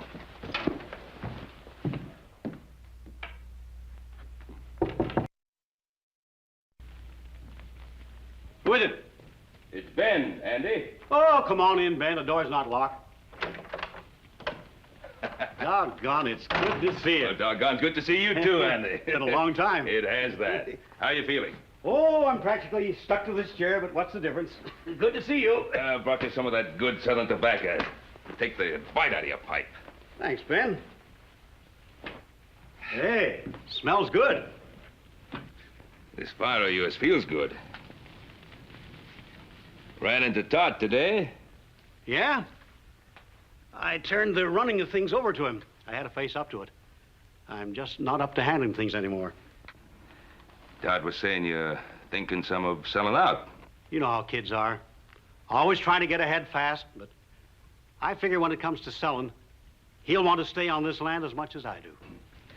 Well, I hope you're right, Andy. I guess I got a little upset when he told me he was thinking of selling out to Len Keith. Well, I'd be surprised if he mentioned any other name. He's so sweet on Len Keith's daughter that, well, he doesn't know his own name half the time. Well, she's a fine girl. Todd seemed pretty determined to sell. That he is. Ben, you have boys of your own. A man's got to let his son grow up, even if he doesn't always agree with him. Oh, you're right there. I was just thinking that if Keith ever did start mining operations on your property, it would pile up the water in that stream to where it would poison half the cattle on my range. Oh, it won't come to that, Ben. I've got cattle of my own using that stream. Well, we're getting older, Andy. We are that. I remember when you brought your family here. I figured that plan to share the water in that stream would outlast both our lifetimes. It's the truth, so did I.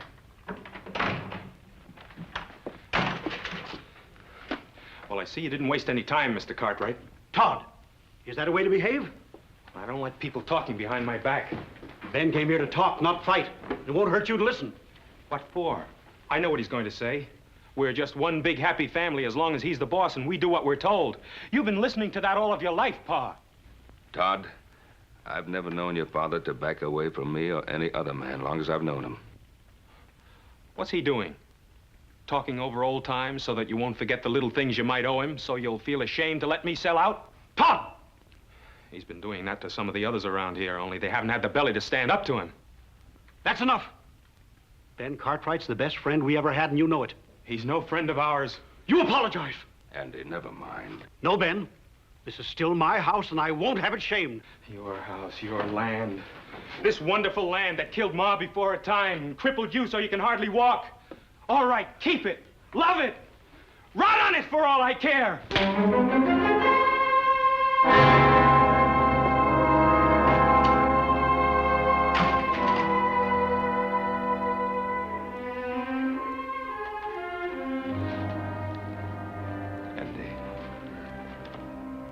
I'm afraid I'll have to apologize to you myself, Ben.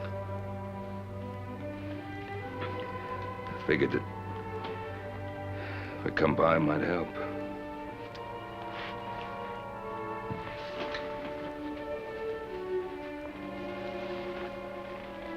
Guess it hurt more. Andy, now, we don't have too much ready cash in the Ponderosa this time of year, what with it being tied up in the herd and all, but, well, if it's selling out that Todd is so concerned about... Ben, you know how Todd would feel about any offer coming from you? I suppose he'd just think I'd been waiting for the opportunity to buy you out. Pretty sad thing when two old friends can't discuss business without their motives being questioned. It's much deeper than that, Ben.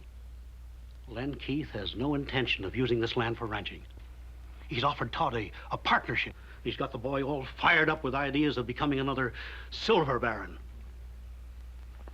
Andy, now, do you believe deep down in your heart that there's any chance of silver on this land? No, Ben, no more than you do. No. But Len Keith is a mining man, and he thinks there may be silver, and he's got the boy thinking it, too. Doesn't Todd realize that Keith is just speculating? That's what he always does. Buys up as much land as he can possibly get a hold of in the hopes that some of it'll pay off. Ruins the land. He's ruined much more than land, Ben. He's ruined many men with him on his way up. And this time, it could be my son. Wouldn't want that to happen, Andy, any more than you do. Thank you, Ben.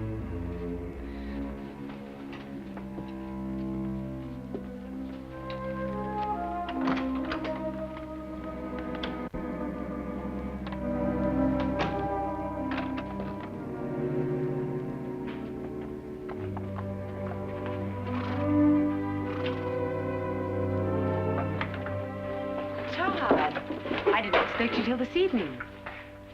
I have to see your father. Is something wrong? Yes. Hello, Todd. How's my future son-in-law? Disgusted if you want to know the truth. Oh, well, come on in and tell me about it. Maybe I can help you. What is it?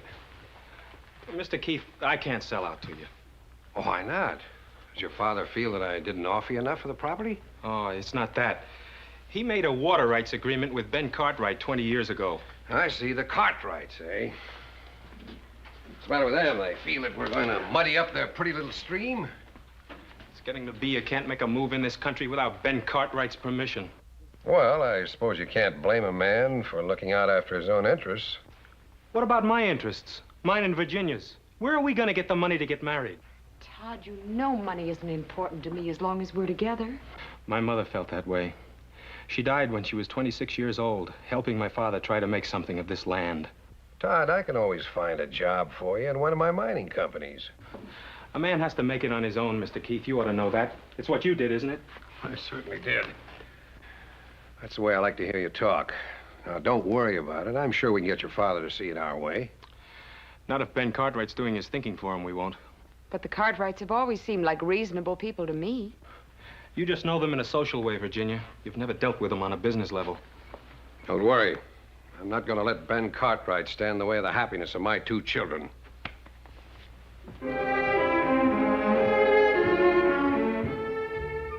Here, Shorty. Come on, boy. Here, Shorty. Come on, boy. Come on, puppy. Come on, Shorty. Consort, you pup.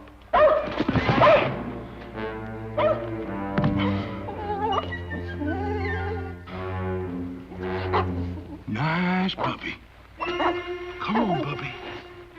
Come on, puppy. Come on here, Shorty. I'm gonna give you a bath. Get over there in that tub. Come here to me.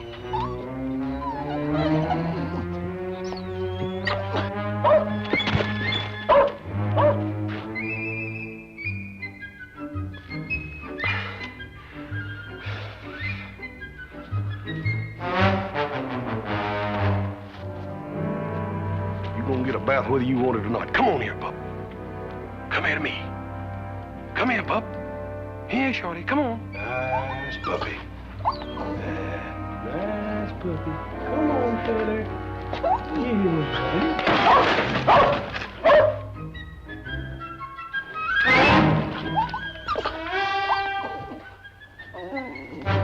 If you ain't the beatin'est dang dog I ever seen. All morning I've been trying to catch you just to put you in that bucket. Little old outfit, don't you know this is for your own good? You loaded down with them dang kicks, and I'm just trying to get them off of you, that's all.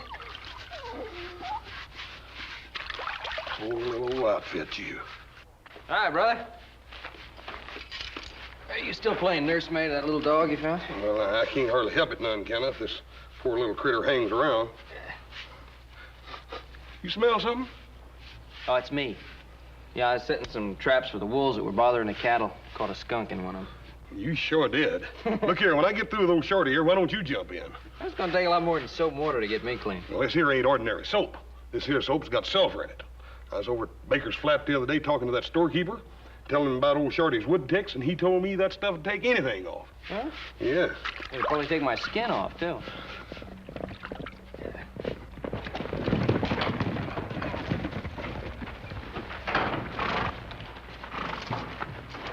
Hi, Pa. You talked to Andy? Yeah. Oh, Andy is going to honor that water agreement we have with him, just as I thought he would. I just can't figure out what got into Todd. I can't either. Seems like he just doesn't want to get along with anybody. Yeah. But you two know what's wrong with Todd. He's in love. Well, I wish it were that simple. Anybody smell skunk? Oh, that's me, Pa. I caught a skunk in one of the wolf traps. Well, if you're going to go to that social with us tonight, I think you better start getting cleaned up now. Yeah. Oh, you think somebody will mind? Yeah. Listen, Adam, if Todd is at that social, and I think he will be, try to have a talk with him, you know, as a friend. Shorty, I know you ain't gonna never believe this, but this here's real good for you.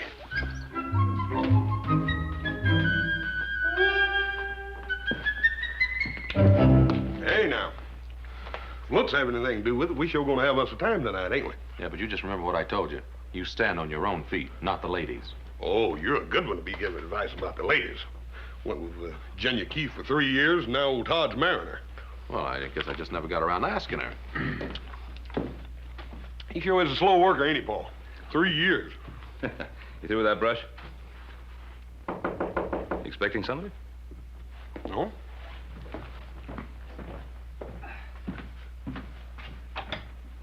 Oh, hi. Boss? Hello, Ben. Len? Not interrupting anything, am I? No, not at all. Just getting ready to go to the dance. Ah, I'm taking Virginia in later myself. Wonder if I could have a private little talk with you. Yeah, let's go get the horses ready. Well, sit down, Len. Thanks. Oh, what's on your mind? Well, Todd McCarran came to see me, and he's all upset about what happened between him and his father. Well, I was a little upset myself.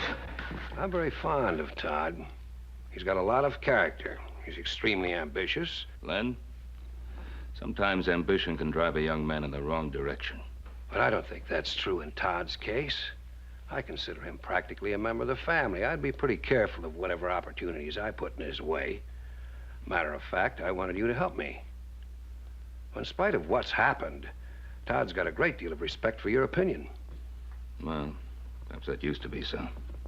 Well, of course, he's a little high-strung, but you and I can understand that. We were young once, too. We saw what we wanted in life, and we went out and we took it. Now, nowadays, a young fella needs help to get started. I'm doing what I can for Todd. I thought you'd want to help, too. That was a very nice speech, Keith. Now, what did you really come to see me about? Well, I don't want anything for myself. I'm only here to help Todd. Old Andy McCarran does pretty much what you ask him to, now doesn't he? Now, hold on. Andy McCarran has a mind of his own, and he's very capable of using it. Yes, but you've got to make him understand something. By holding on to that land, he's jeopardizing his son's future. Your interest and concern with Todd's future is most commendable. I've watched you over a period of years, Len. Making quite a lot of money. And ruin quite a bit of land. And quite a few people in the process.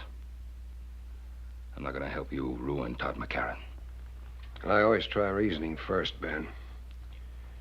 If that doesn't work, I guess I can find some other way.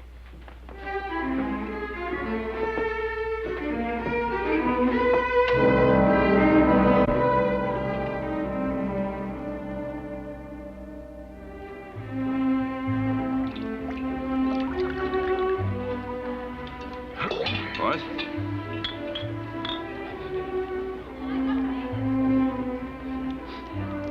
Little Joe, you sure do smell better than you did this afternoon. Well, thanks a lot. If you gentlemen will excuse me. Oh, yes. Of course. Hey, Paul, I'm gonna see if I can't rustle me up one of them little fillies. Have you had a chance to talk to Todd yet? No. He's danced every dance with Virginia. Excuse me, Adam. I think I've just found my filly.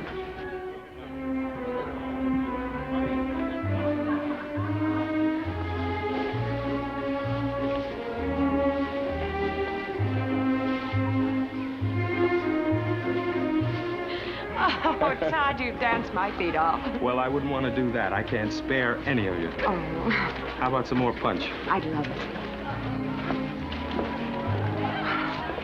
you're not dancing. I'm having too much fun watching you two. You look very beautiful tonight, Virginia. Well, thank you. I'm glad you approve of my future wife. Ah, you're lucky you proposed to her when you did. When are you two getting married?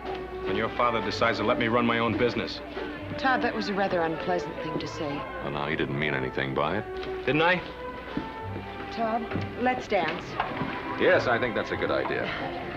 Don't turn your back on me, Cartwright. And look, if you're set on starting a fight, this isn't the place for it.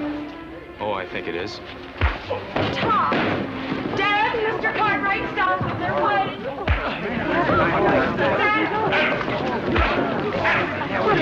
Hold it. All right, you two. That's enough. Todd, we don't want to fight you, boy. And stay away from me, all of you. Dad, take me home. All right, Virginia.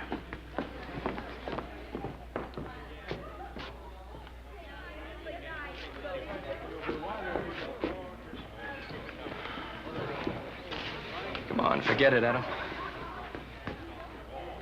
Well, let's have a little music.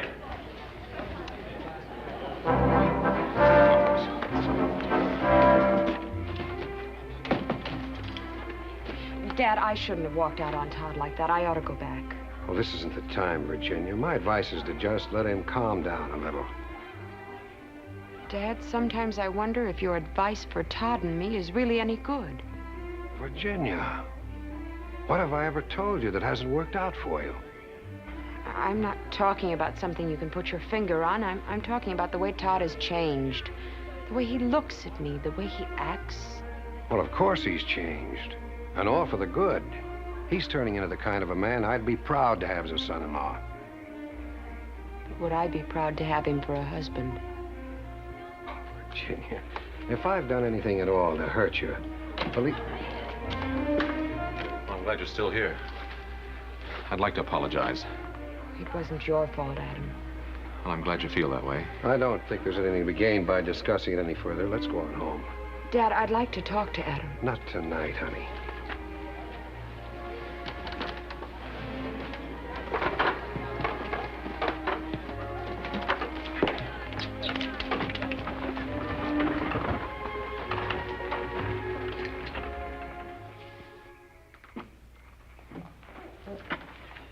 Excuse me, Mr. Keith. I got to talk to you. Well, can't it wait till morning? No, sir, it can't. Well, go on in, honey. I'll be right in. What is it, Tucker? It's about the cattle you just bought. Sun's come up. You better handle it.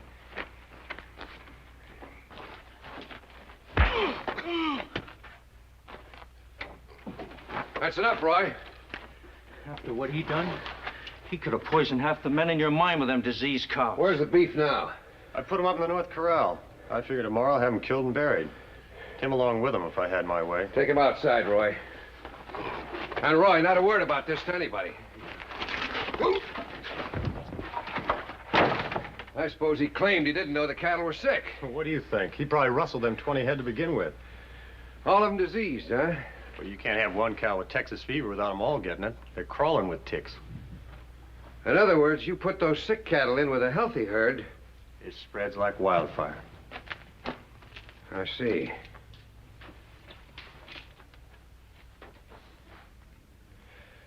Tucker, I want you to ride that man out of town tonight and make sure that he never comes back. Hey, sure. Well, Mr. Keith, there's only one way I know of to make sure. I'll leave that up to you. Tucker, don't kill off any of those sick cattle until I tell you to. Well, what can you do with sick cow? Well, I thought I might get big-hearted and make a present of a couple of them to Ben Cartwright. Well, you know what Cartwright would do if he ever caught us at it. Well, don't let him catch you. Them's big stakes, Mr. Keith. Yeah, the biggest. Cartwright's always had everything his way. Let's see how he acts when he finds cattle being added to his herd instead of rustled away, huh? I know he took the first swing at you, but I don't know if that's the way to handle Todd. I've watched both of you grow up, and I have just as much confidence in him as I have in you. No, you have, but I don't have Len Keith telling me what to do. No. Virginia's Keith's only daughter. I suppose you can't blame him for looking after her interests. Look, Len Keith never made a move in his life that didn't benefit Len Keith first. And I'll tell you something else. It isn't just a little piece of land he's after. He's an ambitious man, there's no question about that. The way he's extending his mining interests, it looks as if he wants to take over the whole Carson Valley. Including the Ponderosa. Adam, you and I both know that the Ponderosa is one piece of land he'll never get.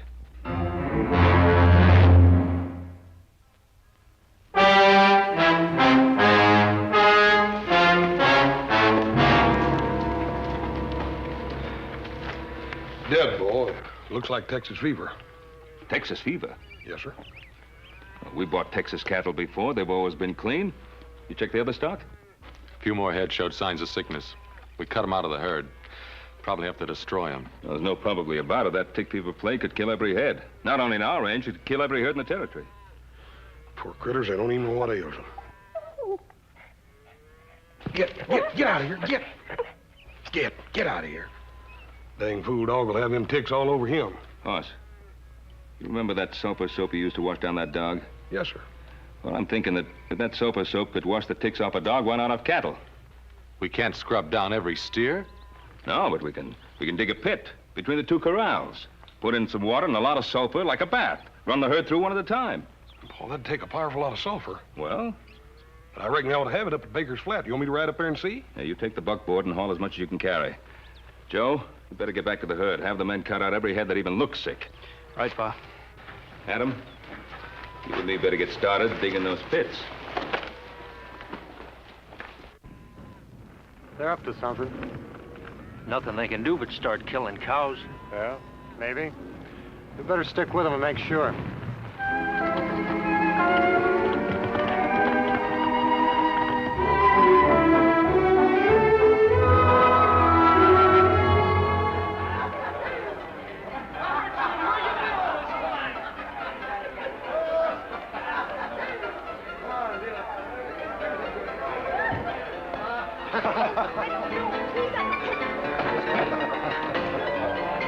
Virginia, you shouldn't be in here. Neither should you. Todd, I've looked all over town for you. Everybody's staring at you. Come on.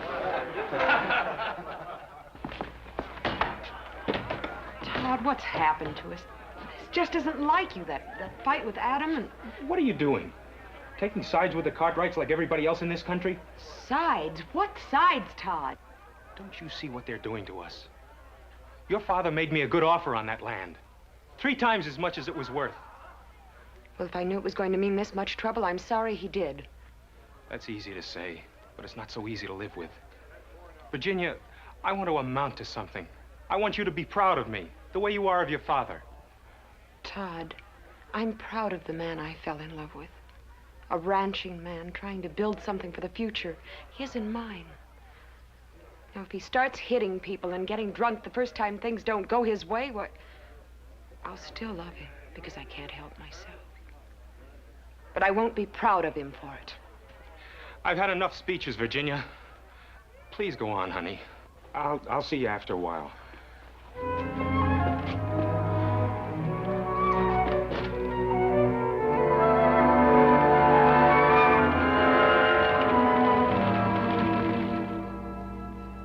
It's wonderful to see you, Virginia. Now that you're practically a part of the family, I never get to see you anymore. Well, I've been meaning to get out to see you for a long time. Oh, I know how it is, planning the wedding and everything. You know, it means a lot to me, having you for a daughter.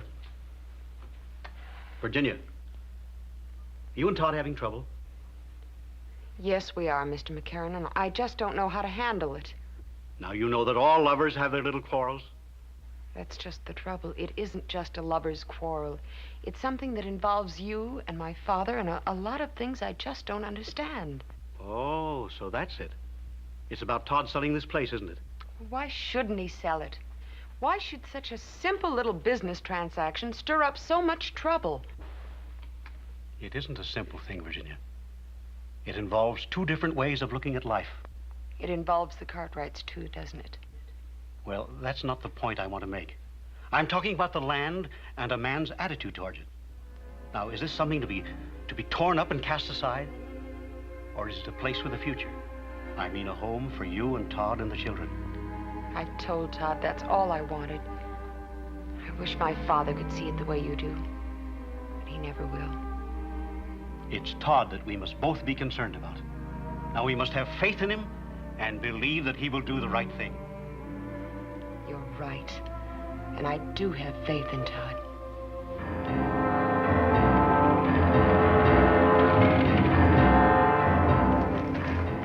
He's coming. Did he see you? I circled around. He's got that buckboard loaded down with bags of sulfur powder. What for? Don't know. I asked the storekeeper at Baker Flat. He said that Cartwright fella talked about washing his cows down with sulfur water. Well, I don't know what good that'd do. But we better see to it that it don't happen anyway. You stay here. Get your rifle and keep down out of sight.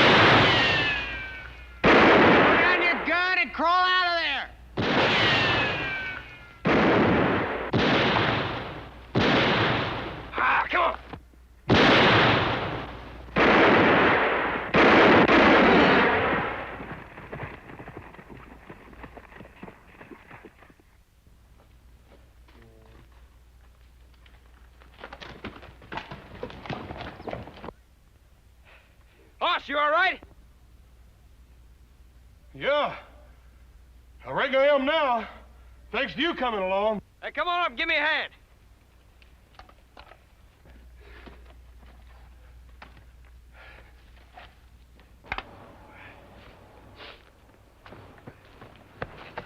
I was rounding up some strays and I heard the shots.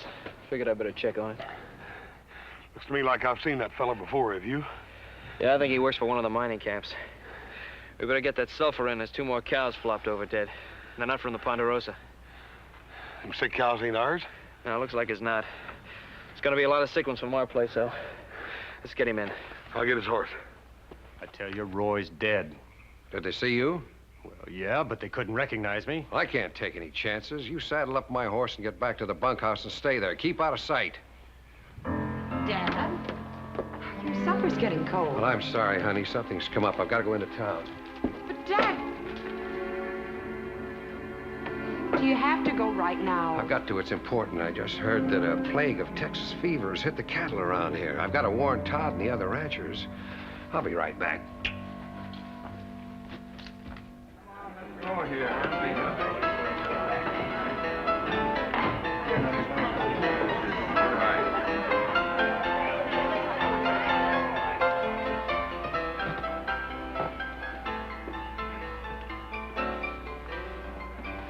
Are you drunk? Virginia sent you... No, she didn't, but something pretty important came up. I thought you ought to know about it. You want a drink? No, now listen to me, will you? I just heard that the plague's infected every head of beef on the Ponderosa. Plague? Texas fever. Cartwrights are working right now to try to save every head they can before anybody finds out about it. Texas fever? How did it get started?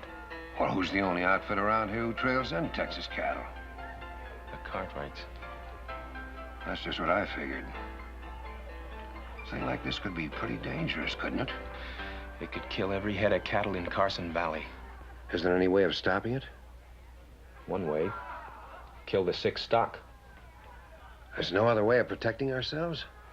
None that I know of. Unless we kill off all the Cartwright's cattle.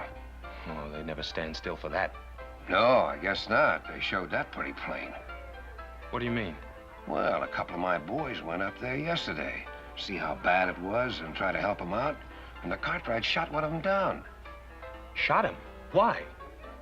Well, that's pretty obvious, isn't it? They're trying to keep word of the plague from spreading. Does the sheriff know about the shooting? The sheriff? What good would that do? He's afraid of the Cartwrights just like everybody else around here is. Yeah. Well, not me. I'm not going to stand by and watch my cattle die like flies. Listen, don't do anything foolish. You can't stand up to the Cartwrights all alone. I won't have to, not this time. No cattleman's gonna stand by and watch his herds die off. Cartwright or no Cartwright. Well, if enough of the other ranchers went in with you to stand up again. They'll go in. I'll see to that.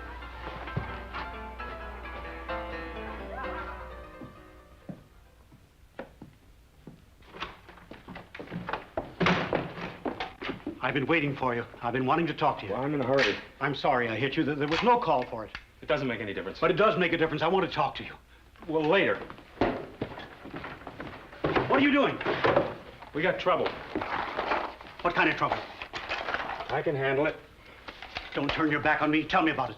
Pa, I haven't got time. I've got work to do. Does it involve the Cartwrights? Doesn't everything in this country involve the Cartwrights one way or another? I have a right to know what it's all about.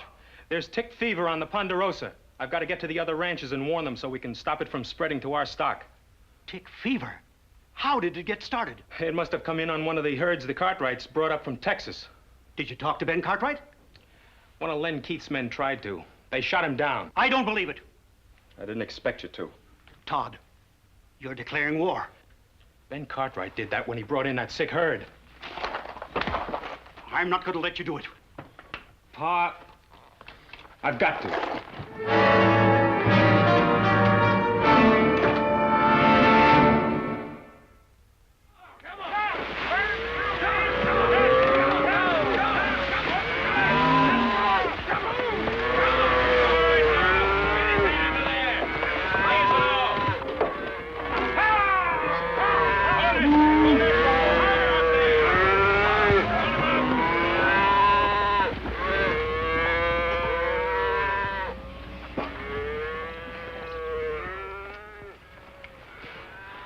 This is that bushwhacker's horse we brought back. Take a close look at him.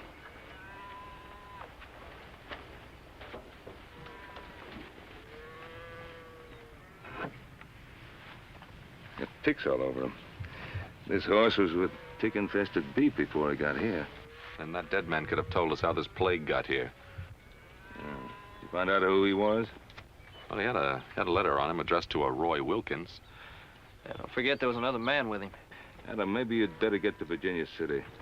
See if you can track this other man down. If you can, bring him out here. Toss. Clean them up, huh? Come on, let's get back. Yeah. All right, Frank. Send him through again. That's time through, boy.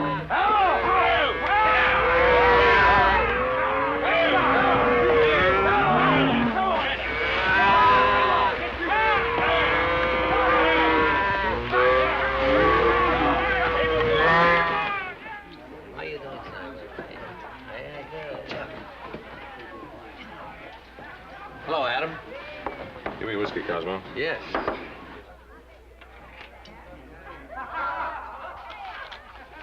Deal me out. Late. I'll give you a chance to get even later. Something on your mind? You know a man named Roy Wilkins? Roy Wilkins. Sure, I've seen him in here. Who does he work for? I don't know. Hasn't been around here very long. As a matter of fact, the only times I've ever seen him, he's always been with a fellow named Tucker. Tucker? Works for Len Keith. Len Keith. Thanks.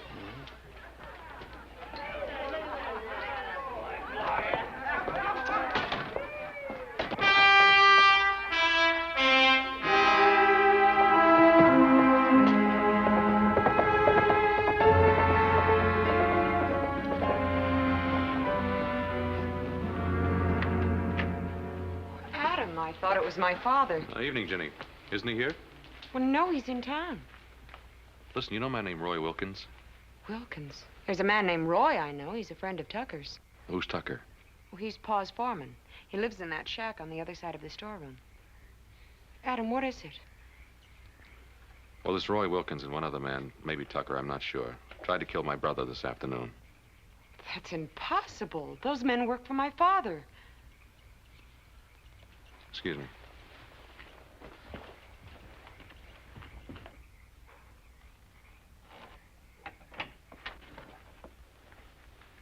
Hello, Tucker.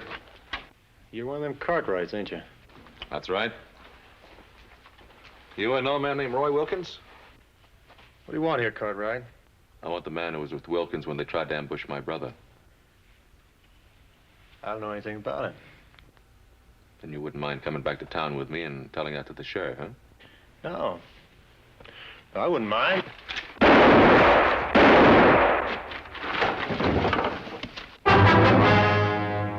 I thought you missed him. Dad. Adam, is he? Yeah, he's dead. I wanted him alive. I was hoping he could tell me something. Tell you what, Adam? You think fast, Mr. Keith. Just like you shot fast a while ago.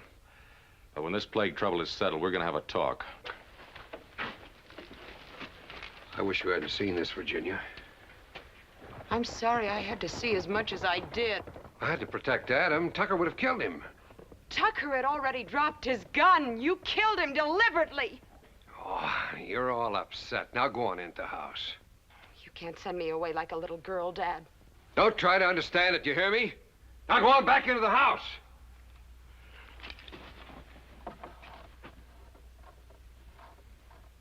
I'm right, and you all know it. If it was one of us had a sick herd on the range, the Cartwrights would be the first to yell, burn him out. That ain't so. Yes, it is. Cartwright should have killed off his whole herd without us having to meet and talk about doing it for him. You can't expect him to kill off healthy beef. Who's to say what's healthy and what's not? Now, the Ponderosa's rich. It's got timber and enough money to restock its range. Most of us live on the beef we raise each year. Now, if we lose our herds, where's the money coming from to pay off the bank loans, to feed our families, to even get started again? You really aim to ride against the Ponderosa? If I didn't fight for my land and what's on it, I wouldn't hold myself much of a man. Anyone else feels the same way is welcome to ride with me. We're with him, ain't we, men? Not me. All right. We'll meet at the north end of town, just after sunup. Every man bring a rifle and be ready to use it. That's it, then. Come on.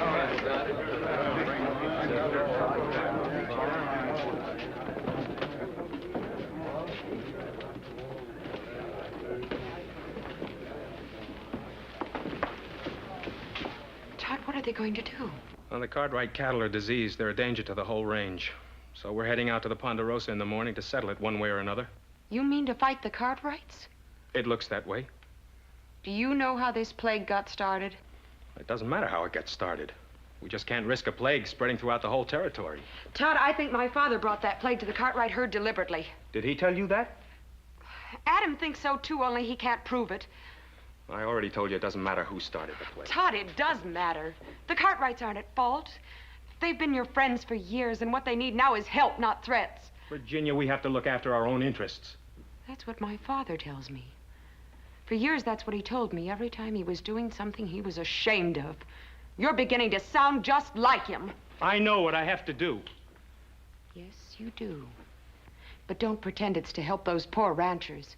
It's just a fast way to make Todd McCarran a big man. Virginia, I don't like what you're saying. Then stop this before it goes any further. It's too late now.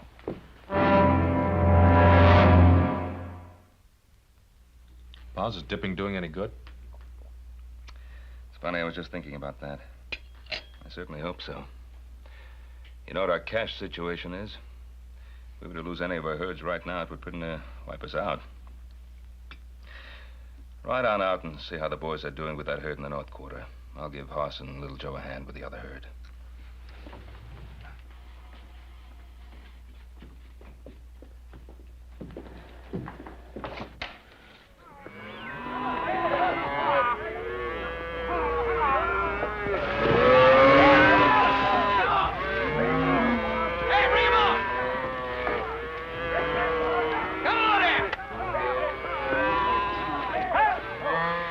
We got more trouble than plague, Pa.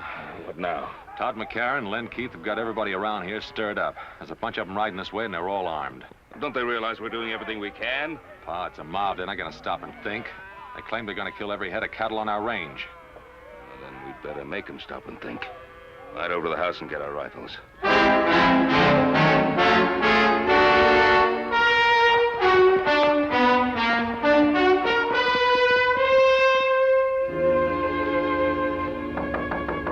Who is it? Virginia. Oh, come in, Virginia. Well, what are you doing away out here, lass? Mr. McCarran, you've got to do something. Todd... What's he up to? He didn't come home last night.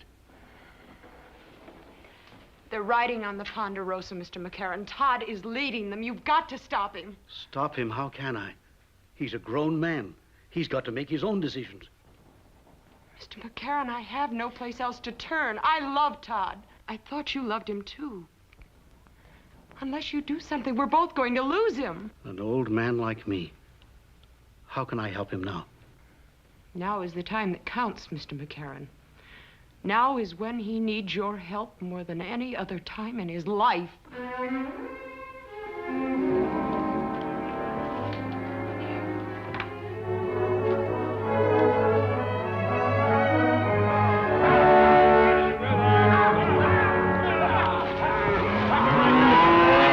Good. Keep moving.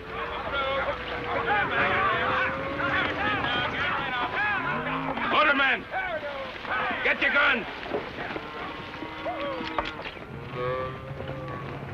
Remember, boys, no shooting unless I say so. How do we know they want to talk? We want to talk.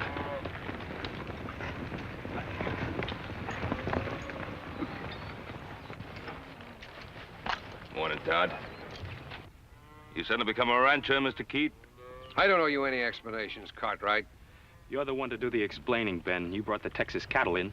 There are no ticks on the ones we dipped. You want to ride in peaceful and see, you're welcome. Seeing a lot of wet cows don't mean they won't all fall over tomorrow. No, it doesn't. But if any of them come down with the fever, I'll kill every head that gets it. That may be too late, even if you do what you say. You doubting my Paul's word, mister? Easy, Hoss. You men try to take over my herd, you know there's going to be fighting. Men on both sides. Men we've known a long time. Could get hurt. Maybe even get killed. That'll be on your head, Cartwright. Now get out of the way. Todd? You know better than trying to bluff me down. This is no bluff. Don't let anybody else move.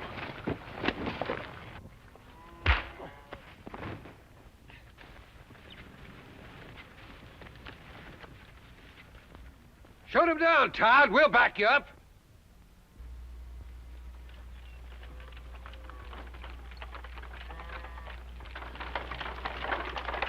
Todd, stop it! You stay out of this, McCarran. Keep away, Pa. This is between Adam and me. If you're going to make a killer of yourself, you better start with me. Your son picked his side, McCarran. Now, you've got no right to be here. Pa, don't you know everything we've got is at stake? I know that better than any other man here. Jameson, I passed by your spread coming here. Your stock's down with fever. Some of the others are also. Son, you better go home and take care of our herd. They're coming down with it fast. I told you what would happen. And you can blame the Cartwrights for it. Let's finish what we come here for. Yeah. Wait a minute. You can kill off every head on the Ponderosa, but what good will that do you? I tell you that sulfur dip's working. It's saving our beef. It can do the same for yours. It's the only chance any of you have. You better take it. You still handing out orders, Cartwright? Don't back down from them. Make up your mind, Todd. Whose side are you on, ours or the Cartwrights? You don't have a side, Dad, except your own. He doesn't care about your cattle. He's only trying to destroy you so he can take your land. We're not talking about land. We're talking about plague. So am I, Todd. My father started it. Virginia, you don't know what you're talking about. She knows what she's talking about, all right. Her father killed Jim Tucker just to keep him quiet. Adam!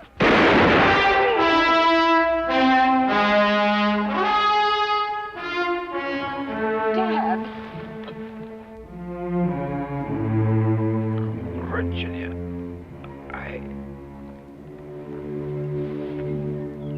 Dad?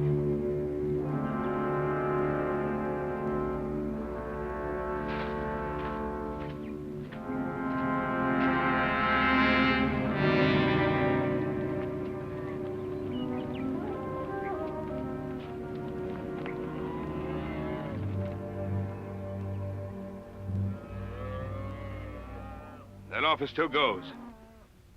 Bring your healthy cattle over here and we'll run them through that sulfur dip.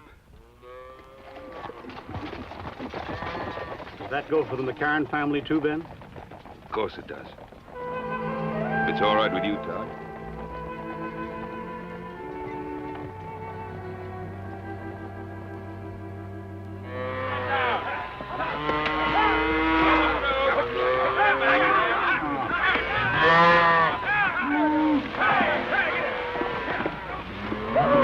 Yeah, get that one turned around. Yeah, that's it. Well, that's the last of the McCarran steers, Todd. Well, I'd kind of like to stay and help with the rest. Hey, what do you say we take a break for some coffee? Good idea.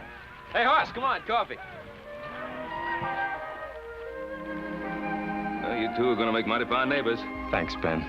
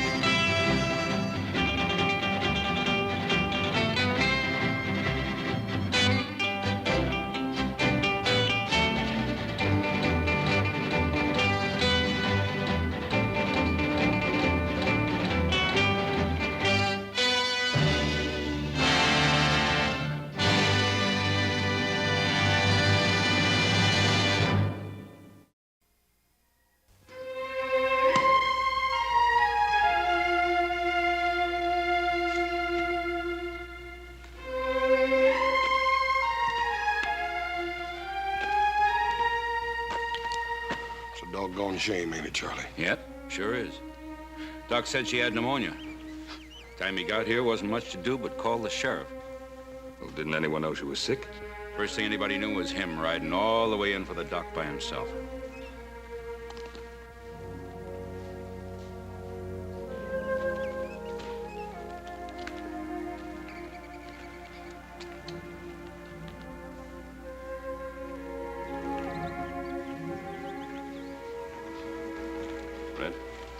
Boy have any relatives? Not a soul, Ben, except an uncle back east, and the boy's father, of course. Well, where's the little fella gonna stay?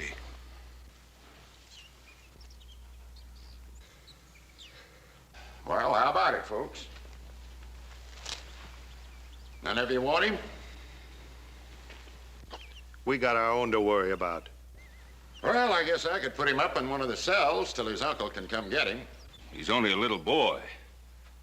He's all alone now. He needs a home and affection. He's tainted, that kid. Bad stock, the whole tree goes rotten sooner or later. I don't want him around my home. Come on, Sarah. Well, I can't stay here all day, Ben. Sheriff, send for the boys, Uncle. I'll keep the boy with me on the Ponderosa. All right. He's all yours, Ben.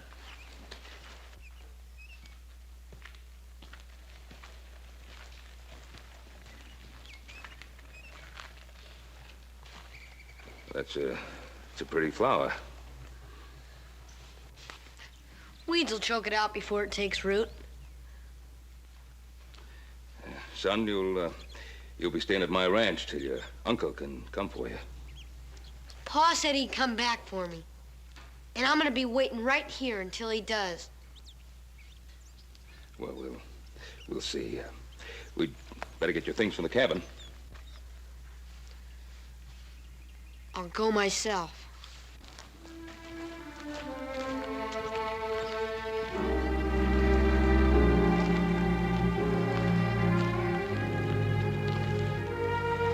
Us. There's a lot of hate piled up inside that boy. Yes, sir.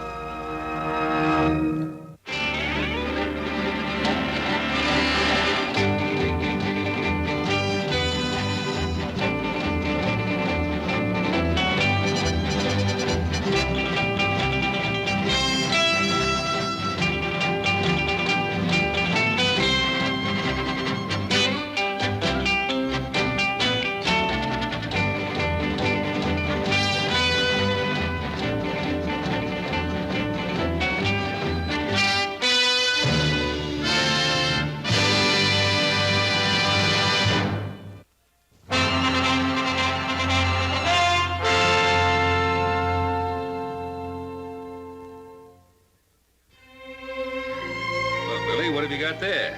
It's nothing. What is it, a secret? It's nothing.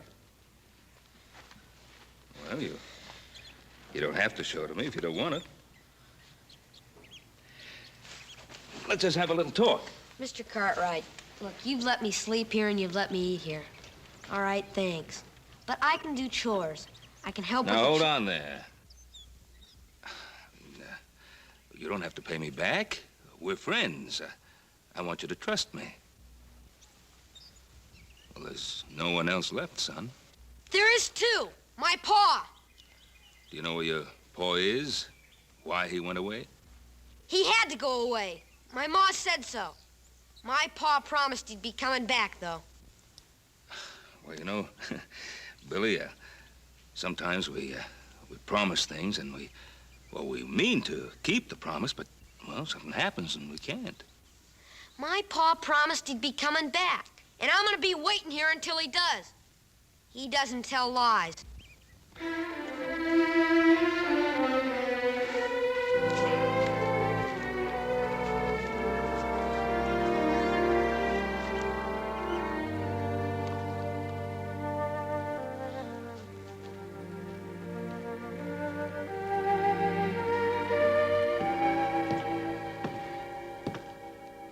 Why is he so touchy, Pa?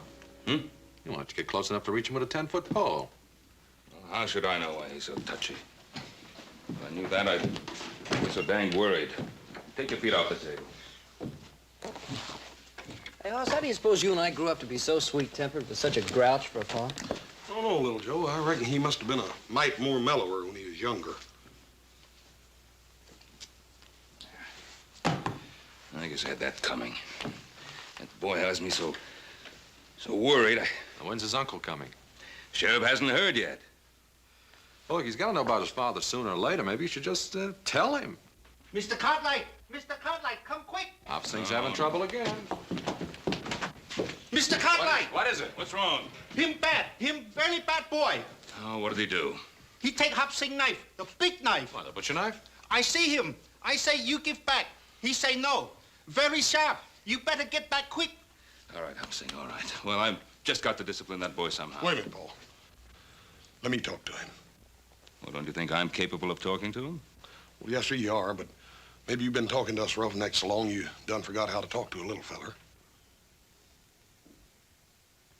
No. Maybe you're right. Go ahead. Hoss. Yes, sir? Be careful of that knife.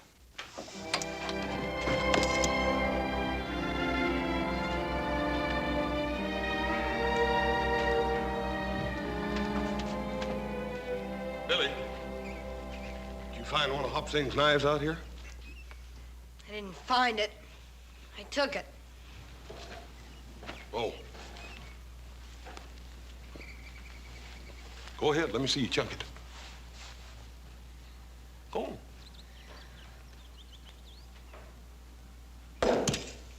Hey, that ain't bad. It's hard to throw.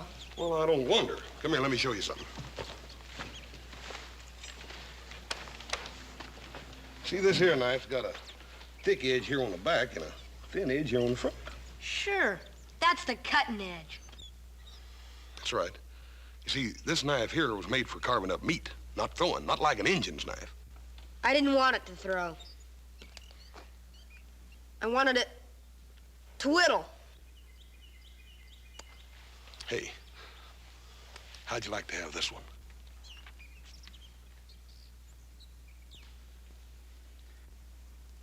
No, thanks. Well, Billy, I wasn't gonna give it to you. You gotta earn it. How? Well, by doing some chores for me tomorrow. Well, all right. Here, go ahead and take it. You just hold on to it sort of as a loan till you can do them chores for me. Thanks, Mr. Cartwright. It's just one other thing. Son, it ain't right to take something that don't belong to you. Let me take that knife back. Let me take it in to him. Old Hopsing's pretty riled up right now. Won't you let me take it in to him, then you can go by and tell him you're sorry later. All right, if you want it that way.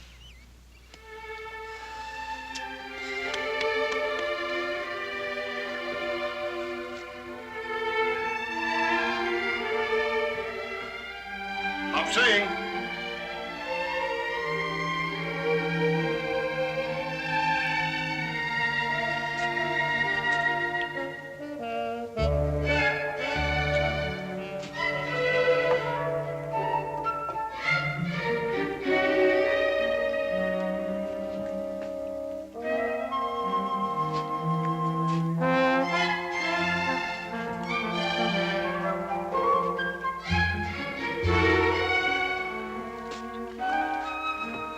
Mr. Hoss, what happened to little boy? What you doing in Hop Sing kitchen? I just brung your knife back, Hop Sing. That's so? The little boy take knife. The big boy take the donut. Bad boy. Very bad boy. I got some real important things to be doing, Hop Sing. I'll see you.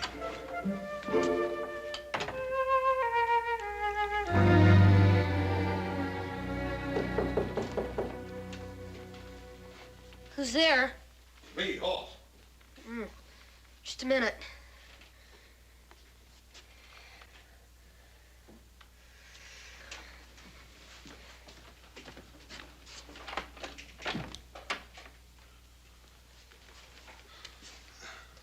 Sort of thought I'd come up and show you some real fancy whittling. I'm sort of busy now, Mr. Cartwright.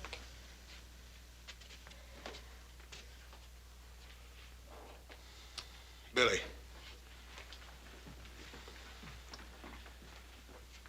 Where'd you cut yourself, feller? What do you mean? Bill. Don't you think it's about time me and you quit playing around like a couple of puppy dogs? Don't know when they're fighting for real or just funning. Let me see it.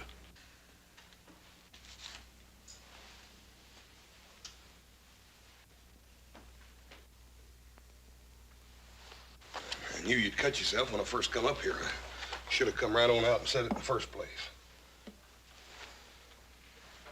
It hurt? Nah. Yeah, I got some medicine here for it.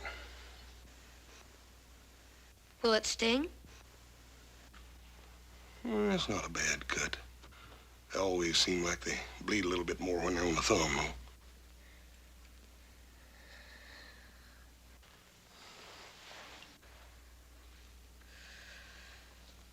Here's your knife back, Mr. Cartwright.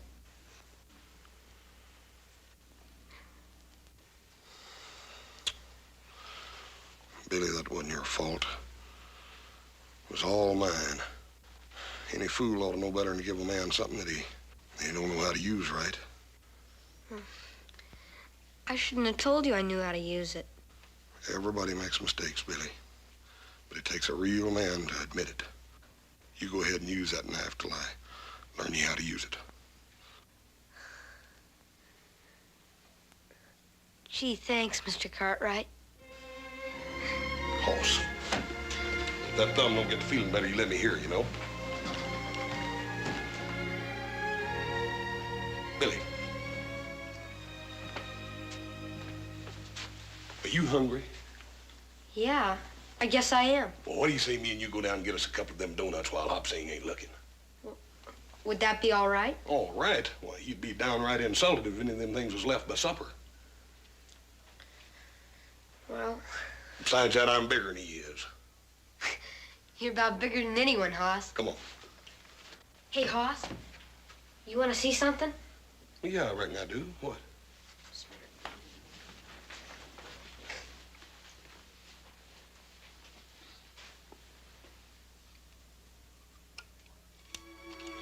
It's a picture of my ma and pa.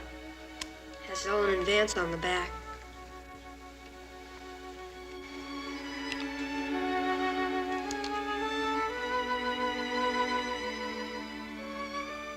Your ma was a real pretty woman, Billy.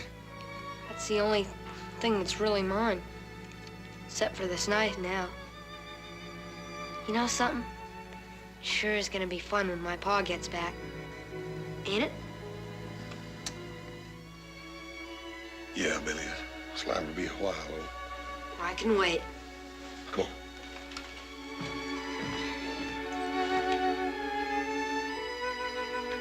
Come on.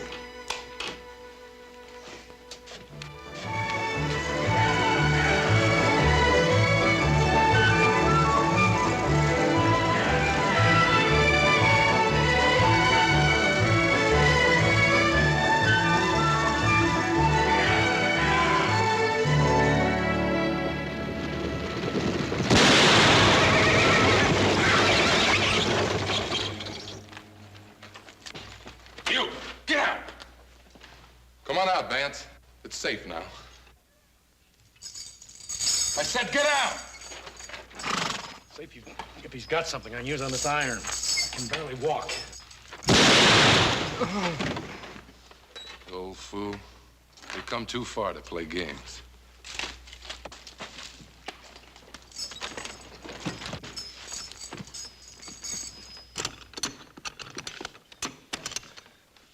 Here, stone chisel. That ought to do it. Yeah.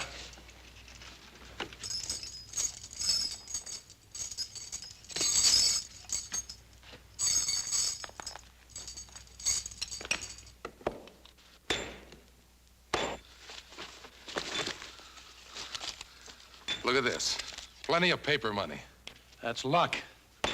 We can get straight to Sacramento now. No, Pike. We agreed. I go for the boy first. I ain't getting killed for no kid. We need him, Pike. He can get food for us. It's a long way through those mountains.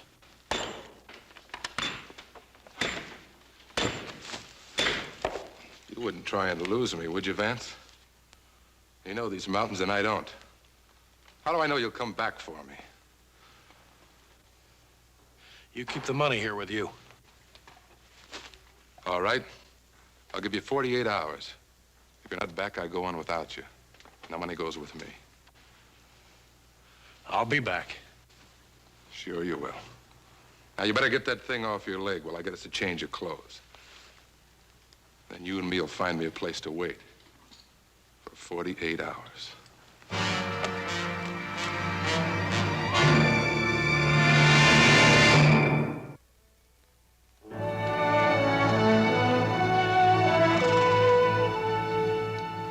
Morning, Ben. What brings you out our way, Fred? It's not election time again, is it, Sheriff? Where's the boy, Ben? Oh, Billy? Oh, he's off fishing with Hoss. Say, did you hear from his uncle? Nope, but we sure heard from his father. Him and a killer named Pike broke out of the penitentiary. When? 3 days ago. And yesterday I got word a stagecoach was held up about 30 miles from here. Driver and guard both killed. You think it was Vance? I don't know, but there ain't been no trace of them since they killed a farmer right next to the prison. Probably on their way to California. They'd be safe there. That's what I figured. Vance knows this country well enough to slip right past us into the mountains. Yes, he does. And there are 3 passes into the mountains from the Ponderosa. I was hoping you and your boys would point him out for us. Oh, well, we'll be right with you. Thanks, Ben. We'll wait for you. I'll take some men to the truckee. Adam, you and Joe will have to take the sheriff all the way to the Donner Gap.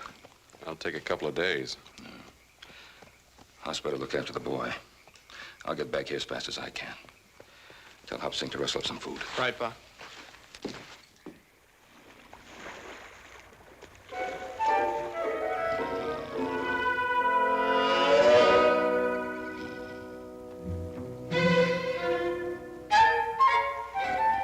Hey, Hoss! Hoss! Got me another one, Hoss! Look. Best fisherman west of the Mississippi. Ha!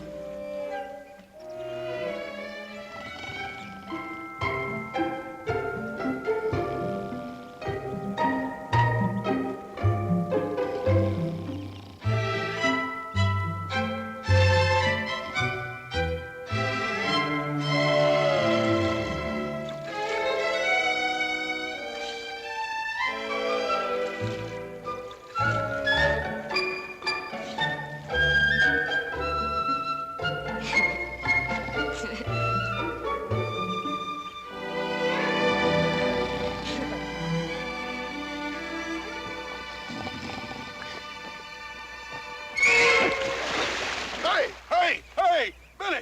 Billy, I done caught the biggest dang fish in the world. Hey, what are you laughing about? I got a real fish here. Not one of them puny little outfits like you got over there. Ow. Hear what I done caught.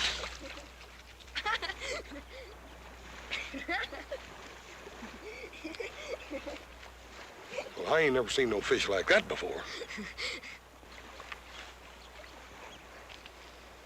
You You're not sore, are you, Hoss? Pistol, you know I ain't sore at you. I told you I'd catch something, didn't I? Even with my eyes shut. Now, I'll tell you what else I'm gonna do. I'm gonna throw you out there with the rest of them things. 1, 2, and 3!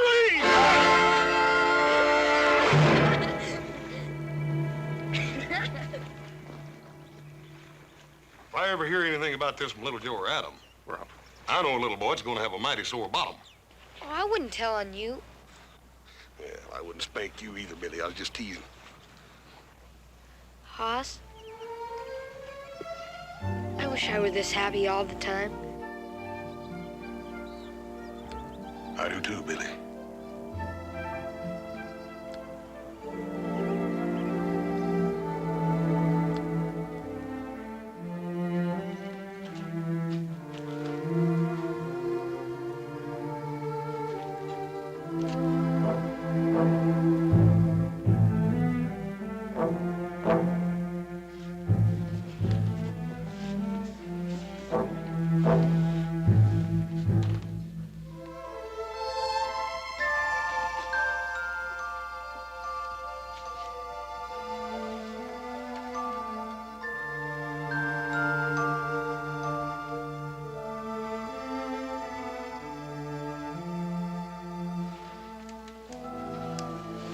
Billy? Billy? Hello, son.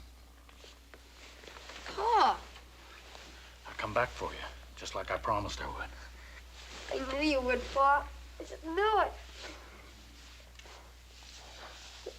Easy, boy. We can't talk much. I need your help, son. Sure, Pa.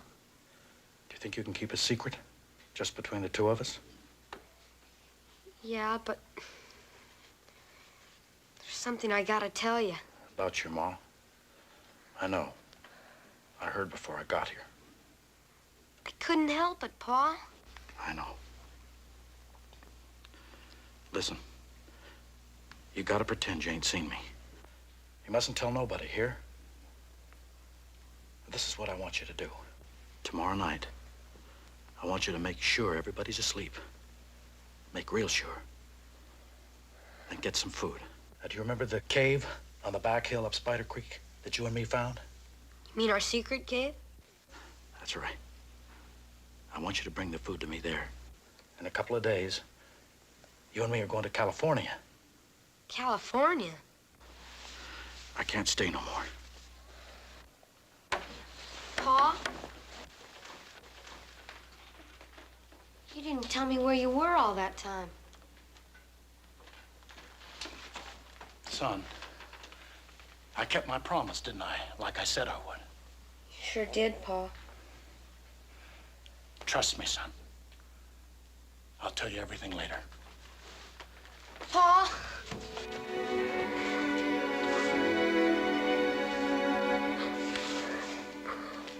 I'll be waiting. And remember, son, this is our secret.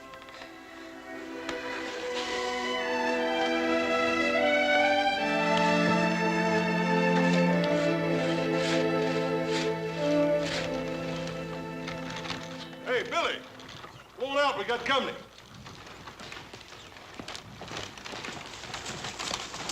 Hello, Hoss. Howdy, Mr. Sherman. How are you, sir? Fine. Orville? Hello, Hoss. Paul's got the contracts ready for you, Mr. Sherman. Come on in. Good. Well, how's the lumber business? Well, don't reckon it can be any better, Mr. Sherman. These dang trees keep growing as fast as we can cut them. That's good.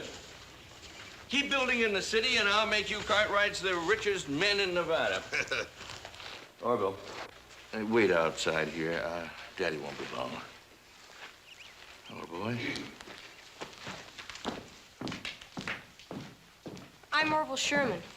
Who are you?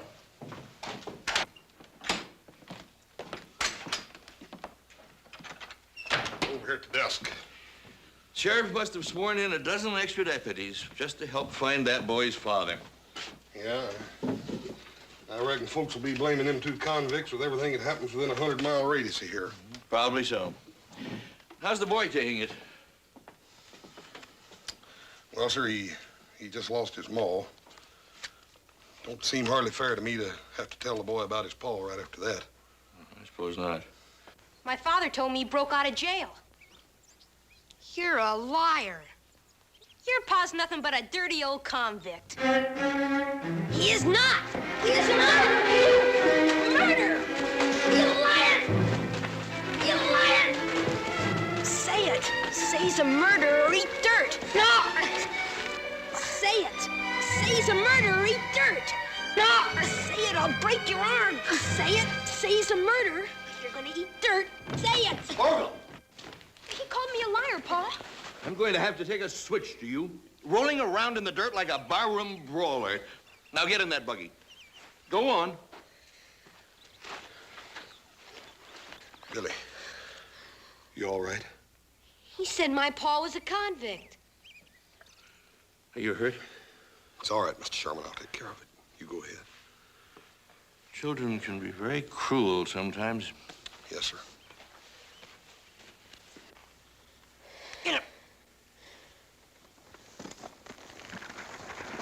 He said my pa was a murderer. And that he had escaped from prison. Billy, it's true. I should have told you a long time ago. They think he might be coming this way.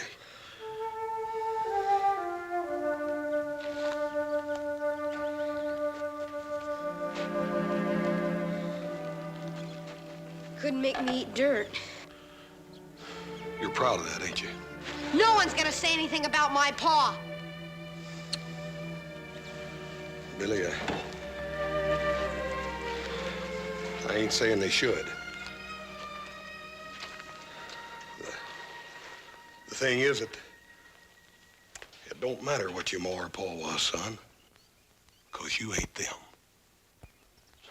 Now, my ma was a real pretty woman, but that don't mean that folks have got to enjoy looking at a big ugly cuss like me, does it? Don't you see what I mean, Billy?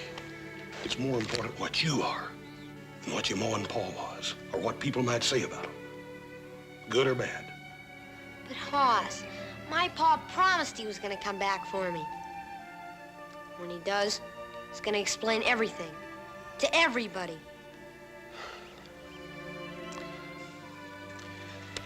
We better get you fixed up. I hate to lose a hand with just me and you running this ranch by ourselves, wouldn't you?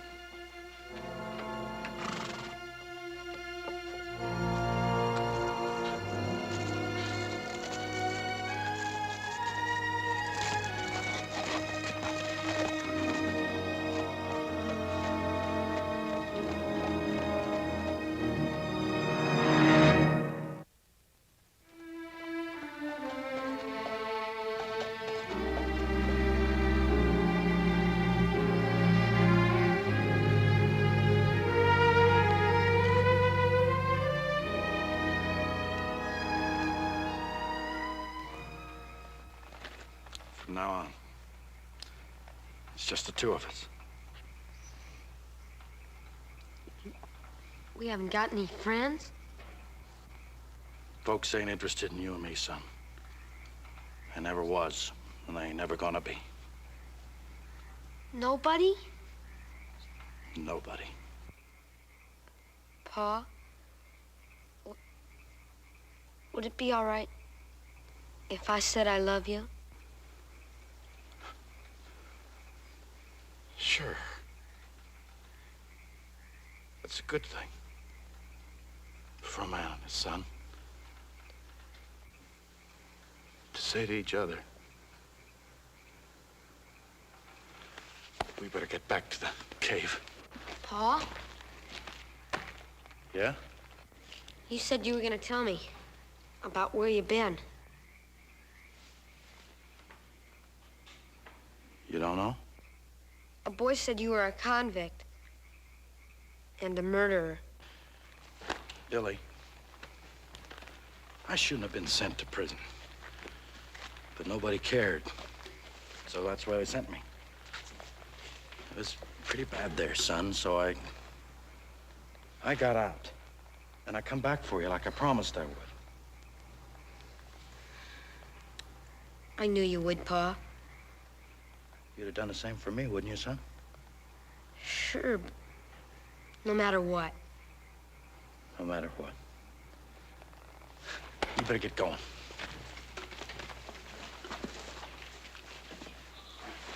Pa, do you have to go back to that cave?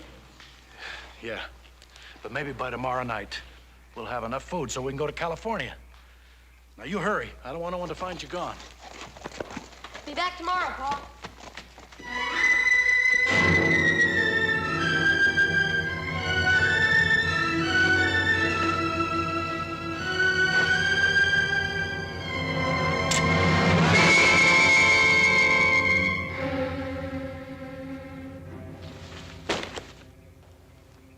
Let me go, Hoss.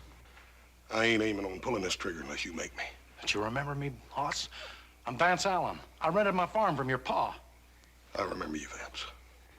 You could say you never seen me. I can't do that. I can help you turn yourself in and then do what I can for you. I got a bad deal once, Hoss. Vance, you got a fair trial. A jury found you guilty. Now, busting out of prison ain't gonna help you none. I'll go to California. Nobody knows me there. I'll go through the mountains. Nobody's got to know. What about the little boy? I won't wait for him. I'll go now. I'll send for him later. He brought you that food, didn't he? Yeah, he's a good boy. You could tell him, Hoss. He'd understand. Vance, it just ain't no good. Come on, let's go. Can't you understand? They kept me in a cage like an animal. I had to get up when they say, eat when they say, sleep when they say, work when they say. I can't go back! Vance.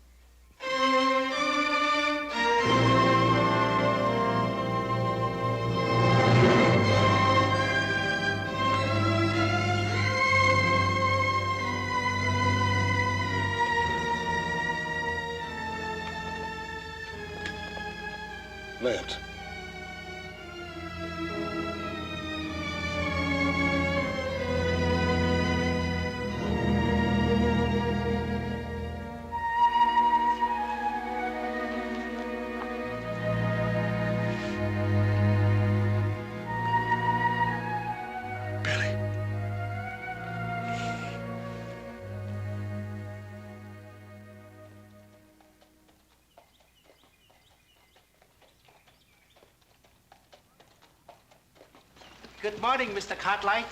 You take enough food along? Yes, everything was fine, Hobson. House up yet? He never get up until he smell cooking. The other boys get back? No, sir. Well, I'm hungry enough for 3 people. Unsaddle the horse to see that he's fed.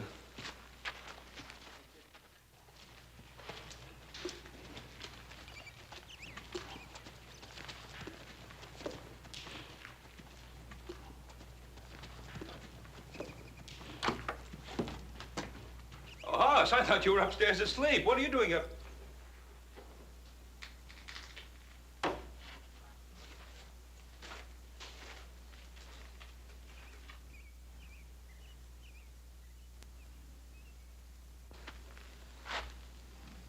Vance. Boy, I couldn't help it. He pulled a gun on me, boy. I didn't even have time to aim. Sure, son. He came back for Billy just like he said he was. Better tell the boy. And Paul, I'll tell him. Ain't nobody can do it for me.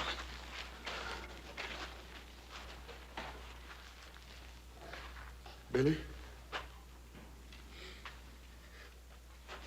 Oh, Billy.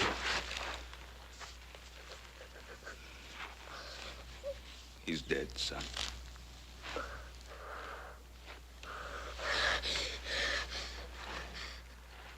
It's your horse.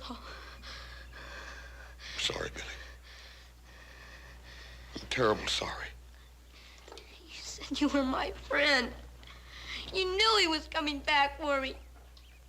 You killed him. Billy, he didn't leave me no choice. I'm terrible sorry, Billy. I'd do anything to bring your Paul back to you, but I can't. I'm sorry. I hate you, Aunt. I hate you. I hate you. Kill my Pa. I hate you. You killed him. I'm sorry, Billy. I'm terrible sorry. I hate you. Billy.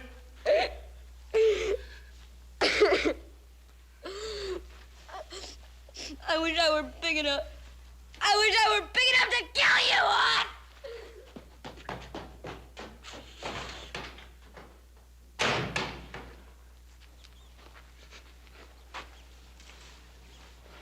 Boss, it's not your fault. Leave me alone, Paul.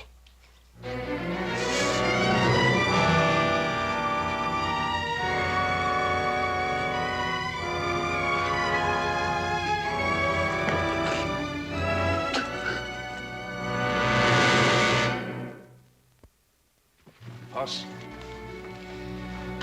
that boy was not responsible for what he said. You did what you had to do. Paul, I ain't never had to do anything like that. I hope I never have to do it again. I didn't even sight my gun, boy. I just pulled the trigger. And if you hadn't, he'd have killed you. If I hadn't have butted in, he never would have drawed on me, Paul. Boss, Vance was a fugitive from justice. You obeyed your duty to the law. There ain't no law that says I can go out and take a man's life away from him. I ain't got no tin badge that says it's all right for me to kill a little boy's paw. A little boy that trusted me. I wish I had some words to take your pain away, Arthur. What am I gonna say to him? What's he gonna think about trusting folks and letting folks be his friends now after what I done to him? What did you think when your mother died? I thought the world had come to an end. But you got over it. And so did I. Paul, I can still feel him little fists hitting and hitting me. And it hurts, Paul. It hurts worse than anything. I know, son, I know. I've been sitting here praying as hard as I know how that God would tell me what to say to him. We was friends, Paul.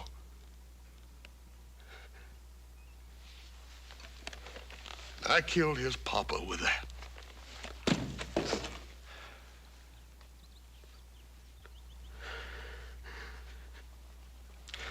Paul,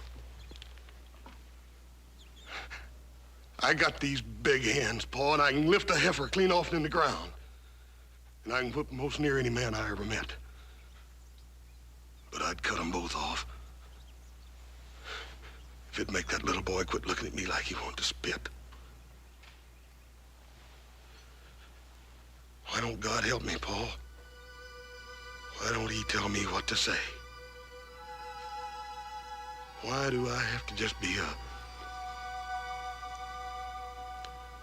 a big, dumb horse?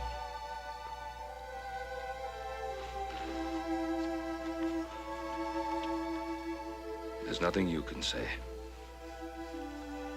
He'll have to understand by himself.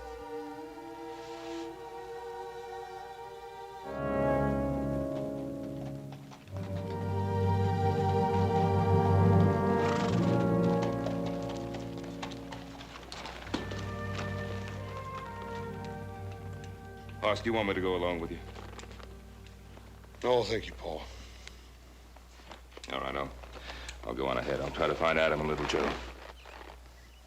What about the boy?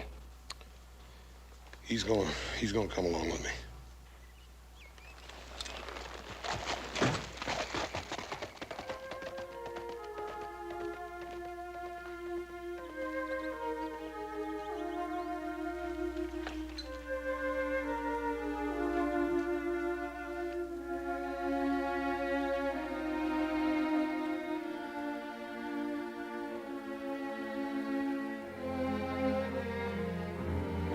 Billy,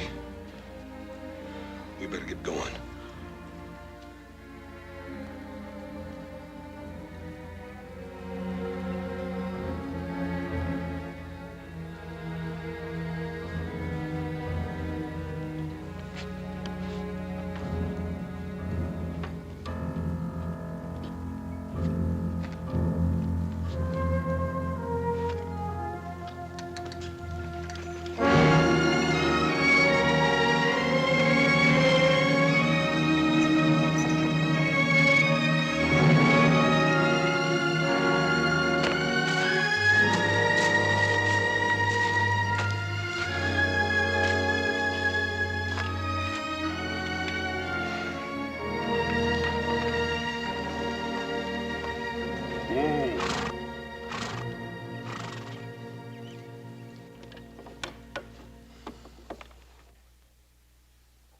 I reckon we ought to let these old ponies rest here a minute.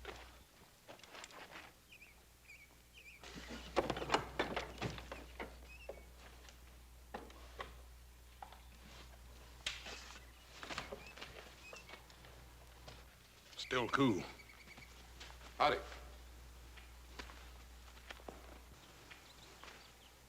Sure, I'm glad to find you, mister. Near dying of thirst. What happened? My horse broke his leg last night. I must have got lost.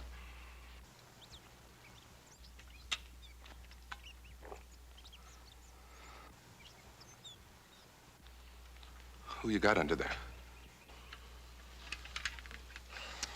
It's Vance Allen. He's one of the two escaped convicts the sheriff's looking for. What about the other one? I don't know. Well, you sure are lucky, mister. You just found me. Don't try anything. Now put your hands in the air. You, kid, keep your mouth shut. Mister, sheriff's got every man in this country looking for you. You ain't got a chance. Oh, you're wrong. I've got every chance now. I've got all this and you to show me through the mountains instead of Vance Allen. That's where you got it wrong. I ain't helping you. Oh, you're gonna help me, all right. Or I'll kill the kid right here. You what? I ain't no pushover like Vance Allen. Now, what's it gonna be? The kid? Or are you gonna show me through those mountains?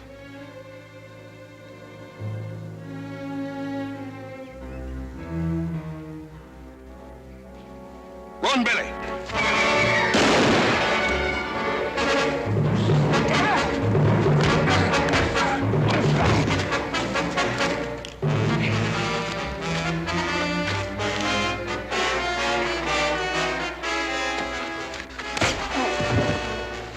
You're the one I need now.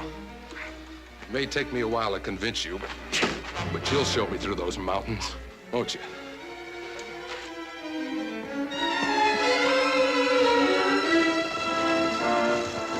It's Billy.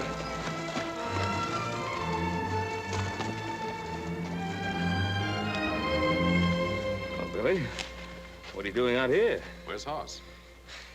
It's with that other man, back in the woods. What other man? The one that was with my pa. Where are they? Can you lead us back to where they are, Billy? Now, listen to me, boy. That man is desperate. Now, he could kill Hoss. I want you to lead us back to where they are. Hoss killed my pa. I hope he does kill Hoss. I hope he does. Did you hear what I said, Billy? Take it easy, Pa. Billy! Billy!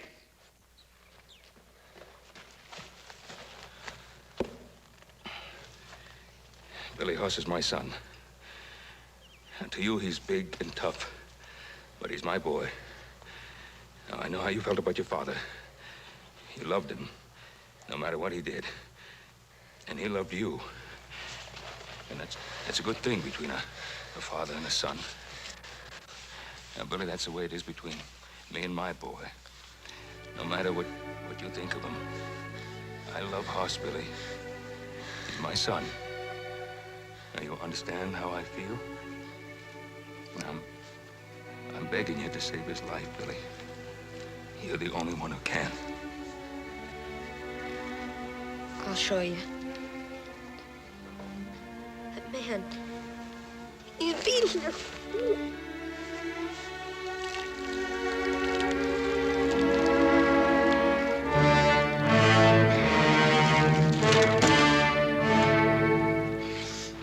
Well, big boy, did you have enough? You gonna take me through those mountains now?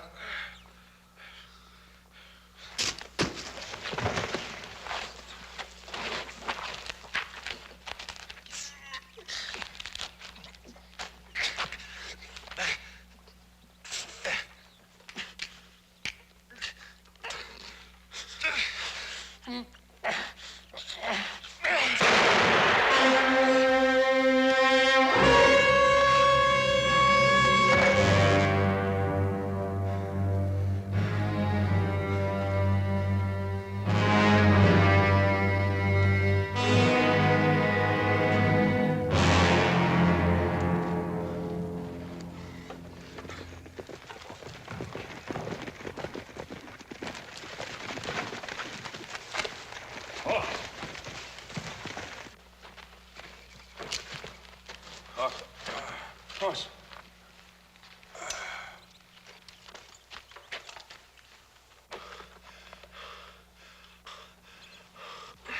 Easy, boy. Easy. You took quite a beating. I reckon I'm lucky. My old head's as hard as it is, Paul. We'd have never found you if it hadn't been for Billy. He's a good boy. He's gone. We better go after him. Wait. Let me go.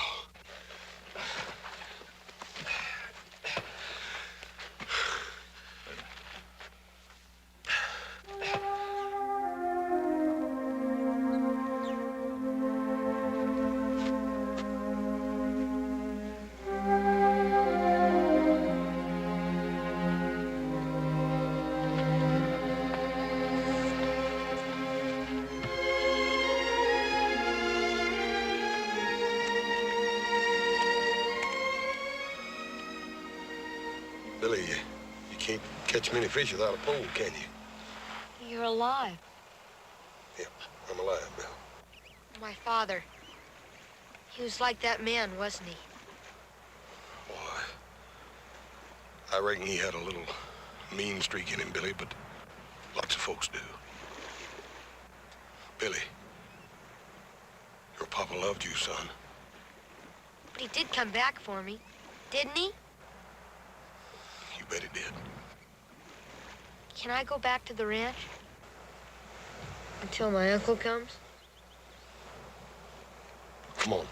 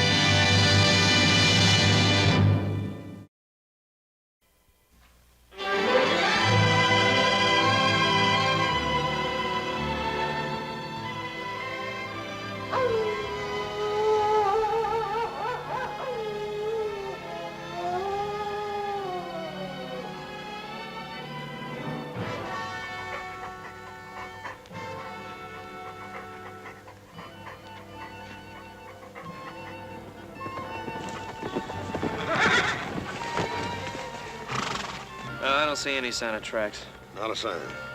Look, why don't we split up, meet up by that rim rock? All right. Be mighty careful, little Joe. If we get that old timber wolf all boxed in, he ain't gonna be at all sociable. Right.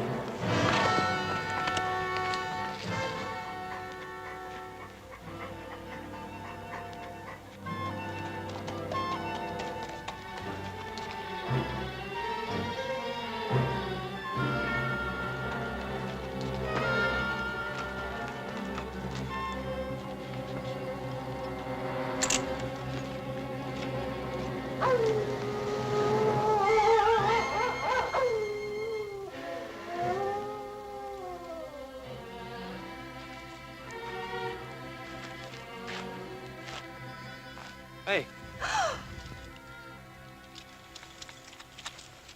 Hey, wait a minute! Hey, wait a minute!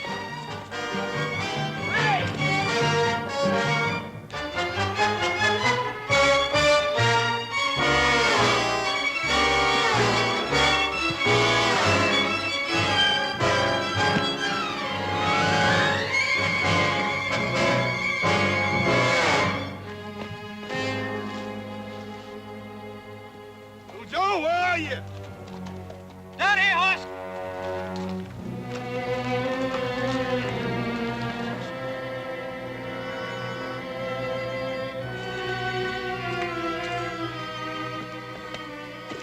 Hey, Joe.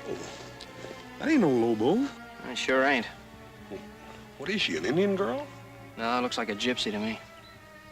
Yeah. Hey, I ain't never seen one of them up close before. I almost killed her. How? I thought she was that wolf.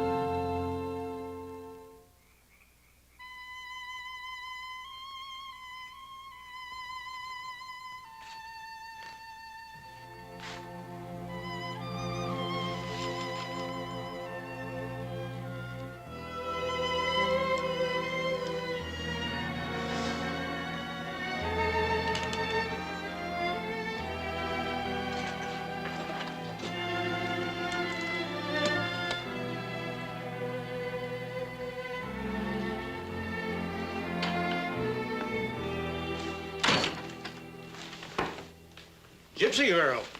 Well, we were aware of that, Doctor. Is she going to be all right? Can't hurt a gypsy. They're built to endure. I don't know, Doc. She looked like she was pretty well shook up to me. Oh, she'll come out of it all right. Just give her a day in bed and then send her on her way. Yeah, well, where's that? Wherever her people are. Well, we don't exactly know where her people are, Doctor. Oh. Well, soon she's on her feet, you'd best turn her over to the sheriff in Virginia City. Oh, what for? She didn't do anything. She will, boy. She will. Just give her a chance. She's a gypsy, isn't she? Is that as bad as being an Indian? Sometimes it's worse. Well, evening, Ben. Little Joe. Pause. Good night, Doc. Good night, Doc. He doesn't care much for gypsies, does he? I guess a lot of people don't trust her much. A lot of people don't trust no tumbleweed folk much. Well, I don't think that little girl can do much harm while she's here with us. Maybe when she wakes up, we can find out where her people are. She sure is pretty, ain't she, little Joe? She sure is, like nothing I've ever seen. Well, sounds like she's waking up. Better take a look at her. Well, I'll check her phone. Hey, Paul, how come Adam didn't come back with the doctor? No, he's staying in town overnight.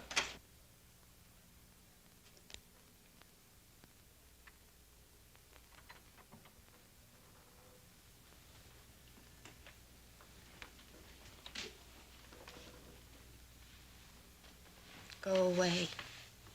I won't hurt you. Where is this place? It's the Ponderosa, Nevada. How's your head? Go away. It's cold.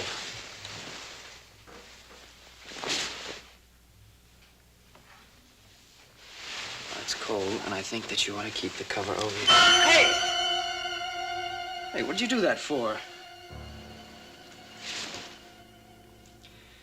All right, you just go ahead and freeze if you want to.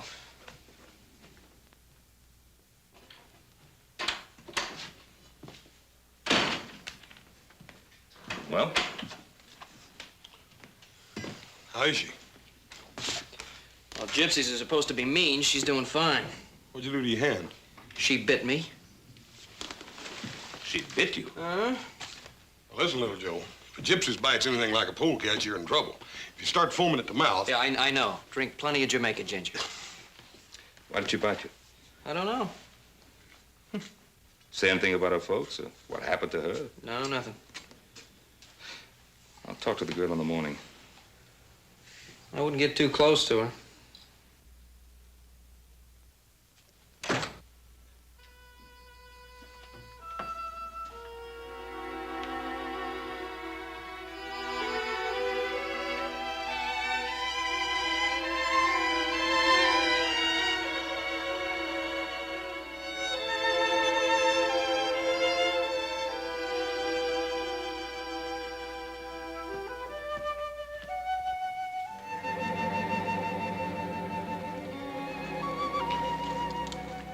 You see that star?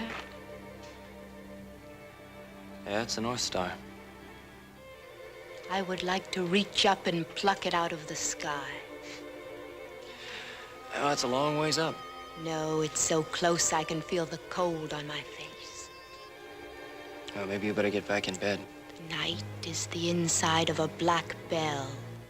It rings forth the spirits of the dead. Don't worry. It's just that Lobo wolf we've been trying to catch. Go away. Now, will you bite me again if I don't? Where are the folks you belong to? I have no one.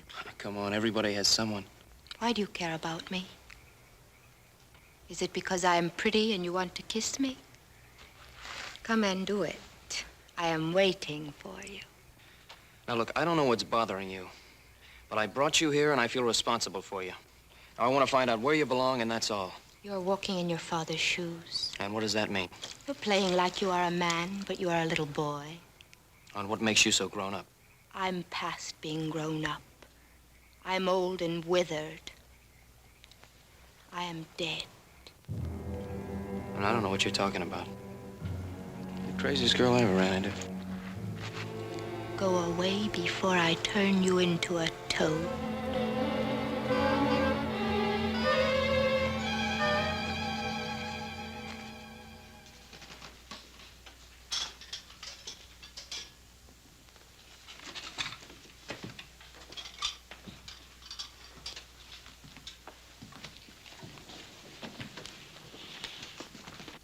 You don't have to eat crumbs, young lady. Have a decent breakfast if you want it. I don't need your food. Well, you're welcome to it if you should need it. My name is Ben Cartwright. You are a rich man, Ben Cartwright. Well, I do have much to be grateful for. I would have to steal to have so much. Well, there are other ways. Tell me, what were you doing out there all alone? Howling at the moon. Well, I suppose that is respectable for young wolves, but not for young ladies. Where are your people? Why do you want to know? Would you invite them to eat with you?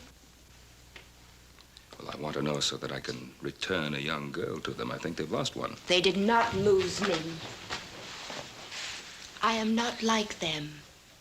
I'm different. Well, how? What makes you different?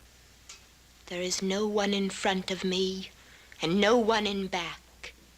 I may go anywhere I want to go and be whatever I wish to be. What is it that you wish to be? I wish to be free.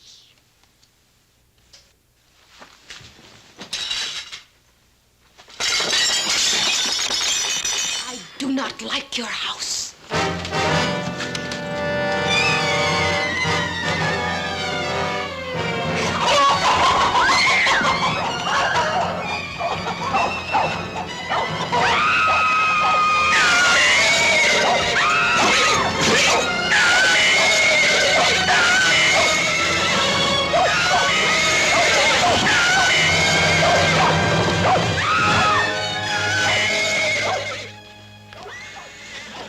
What's wrong?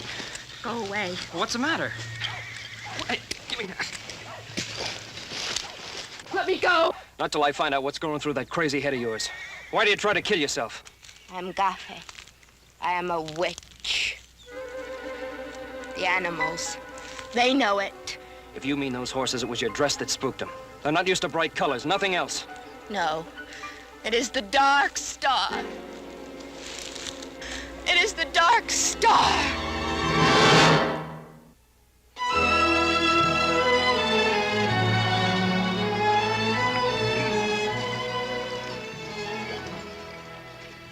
Look at there, boy. It looks like them gypsies are going to make camp right here on the Ponderosa. Now, they've probably come to pick up a young friend. How'd they know she was here? Well, doctor. Imagine it's all over Virginia City by now. They did not come for me. Now, look, young lady, I don't know what problems you may have had with your people before, but don't you think it's time to straighten them out now? You do not understand. No. I guess you're right, I don't.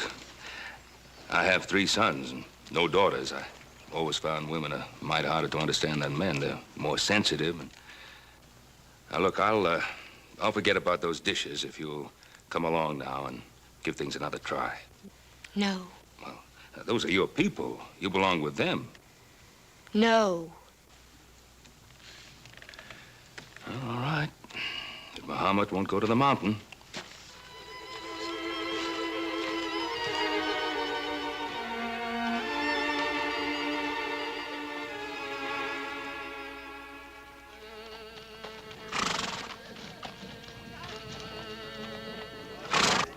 Zurka, we have visitors.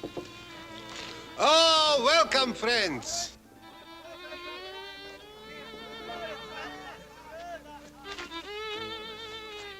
I, Zurka, welcome you. I should be welcoming you. My name is Ben Cartwright. My son, Hoss. This is the Ponderosa, Cartwright land. If you don't mind my asking, how did you get through our fence line? Oh, it is in need of repair. Fences are always in need of repair. I presume you came to pick up the girl. The girl? Yes, we found her half dead in the timber country. Gypsy girl. You are Barosan, my brother. You're a great man, I can see it. I'm sure that you will let my people stay on your beautiful land until the dark sky clears. We are heading across the mountains in the place where the Mustangs run wild. What about the girl? She's no longer one of us. She's Gafe, a bringer of misfortune. She's a child. Oh, the devil is fond of children. You mean to say that poor little girl, you think she's bewitched? We know it, Barosan. You left her here to die. We left her behind us. She's a human being. She's not an animal. Now, we have laws in this country governing responsibility. We stay away from the law, and the law stays away from us. Well, maybe you won't be able to do that this time. Well, I'll think it over, Barosan. You will let us stay, huh? On one condition. That you take the girl and go when the weather clears. I can promise you that we will go. But now, Barosan, when we are here, maybe we can do some business. We have fine horses to sell. Well, we buy our horses in Virginia City.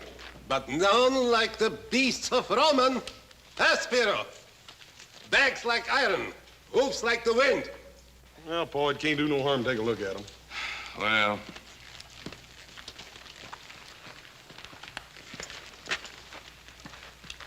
What do you want for the stallions? 150 apiece. How much? For both. All 3?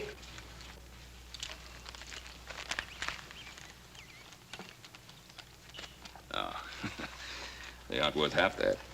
Oh, you're a hard man to deal with, Barrow-san. No, not usually. These horses have been fixed. Oh, the Indians have been known to use similar methods. The teeth have been bored and filled with birchwood to hide their age. This one's leg's been blistered on this side to balance up with that lame one on the other one, too, Paul. Touch of arsenic in their feet? You insult us. I was right. You're a great man, Barrow-san, with an eye of a gypsy. I like you. My wife will tell you a fortune for nothing. I'm afraid not. No, but we will talk. You will tell me your life, and I'll tell you my life. Another time. No, tonight. Tonight is All Hallows Eve. It's a big celebration. We'll have a roast pig, and we will dance and drink Kimmel, a lot of Kimmel. You'll join us. I'm afraid not.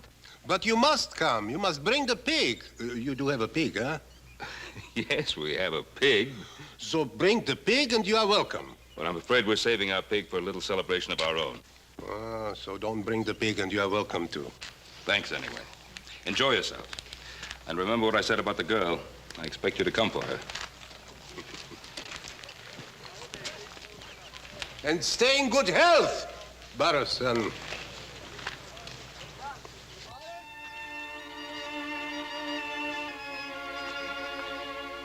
Hi. You know, I still don't know your name. Tirza. Why do they call you Little Joe? That's just a nickname. It doesn't mean anything. Venom of spiders protects us from wild animals and savage dogs. Colt 45 will do the same thing. It will not rain tonight. Tirza, what did you mean about the Dark Star? Being a witch? When I was a little girl, I sat by a stream like this. I watched the fish and dreamed that I was one of them, slipping through the warm silence, my silver scales reflecting sunlight. Yeah, when I was a kid, I used to want to be a grizzly. I can be a fish if I want. What are you doing? Digging for wild artichokes. The gophers store them, and I am hungry. You're sure a funny girl.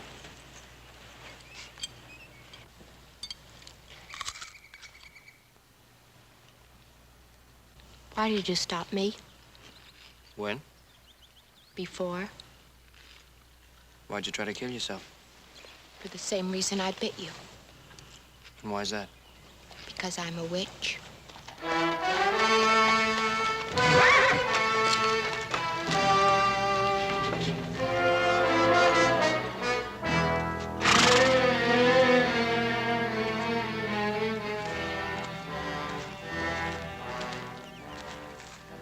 Are you strong, Tirza? Yes, strong and well. I'm Joe Cartwright.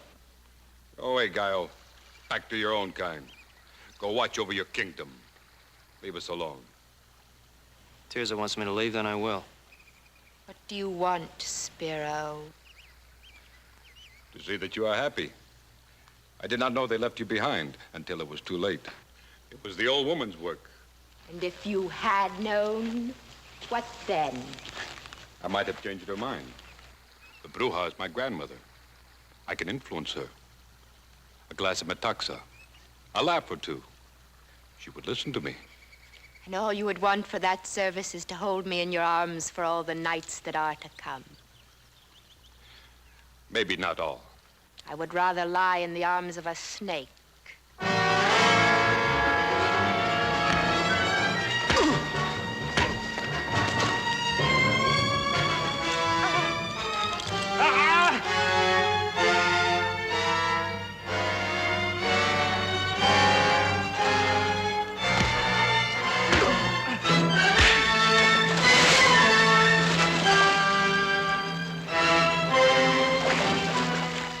Drop it. I said drop it.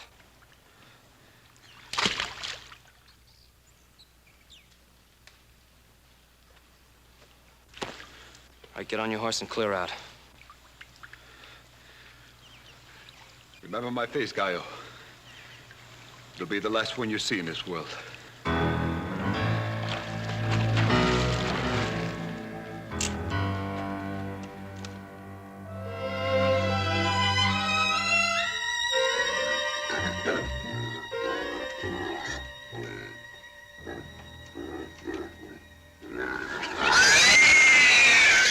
Not only do they think she's bewitched, she thinks so too. Sounds like they've been driving it home hard enough to her to make her believe it. Where's she now? She's asleep. She's quite a girl, though. Isn't she, Joe? Yeah, Pa. Adam, you don't think there'll be anything worthwhile at the auction? No, I didn't like the looks of those Mustangs. Kind of runty. I understand the gypsies tried to peddle some of their broken-down geldings that they'd fixed up. Did quite a good job, too. You know, the average buyer probably wouldn't notice the difference for quite some time. Well, they'd have to go some to outfox you, Pa. Hey, Paul. Well, our little Poland China pigs is plumb gone. Seems I was supposed to supply a pig one way or another. And looks like you did get outfoxed.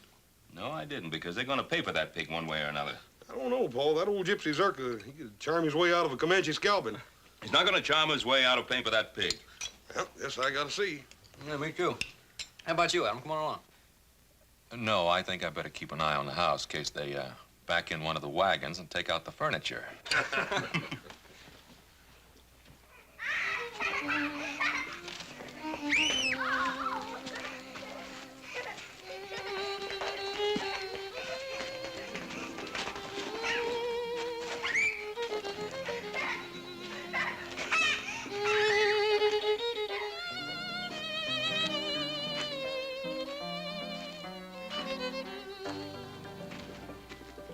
Oh, it's a pleasure to have you here, Baro-san. I'm sorry to barge in like this, but I have the strange feeling that that pig belongs to me.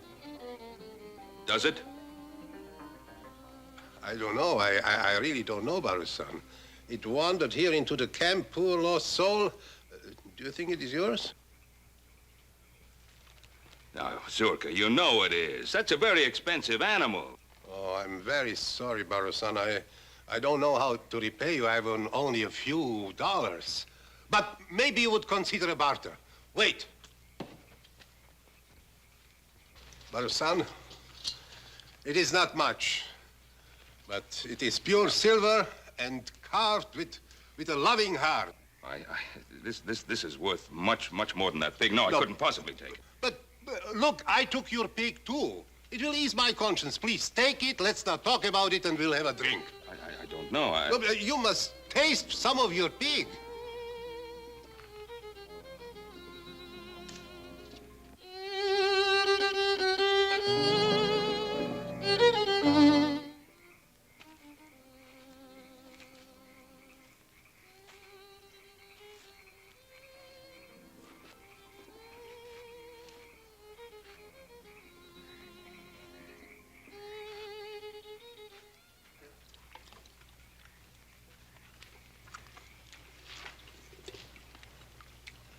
What's that?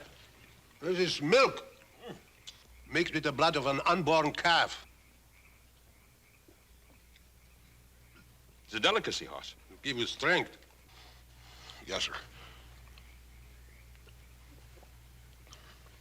Zurka, tell me, why do you think the girl is bewitched? Oh, she was born on a dark star. Her mother died in her efforts. It's very bad. Well, does a mother's death make a child evil? Sometimes. You know, our beliefs are old and strong, and we must live as they tell us. Well, is there nothing in your beliefs about mercy, compassion? Yes, but is it possible to have mercy and compassion for a girl who can turn herself into a wolf?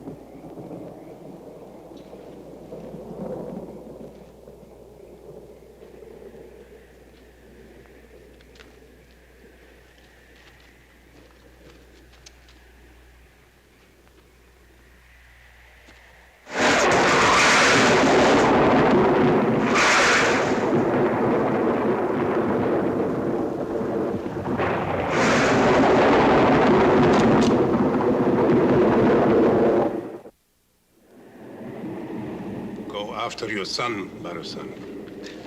Zurka, I respect your beliefs, but I'm not a man who goes along much with spirits and witches and the like. You know, I've found that the only evil in this world is the humankind. But the evil in man doesn't come from nowhere.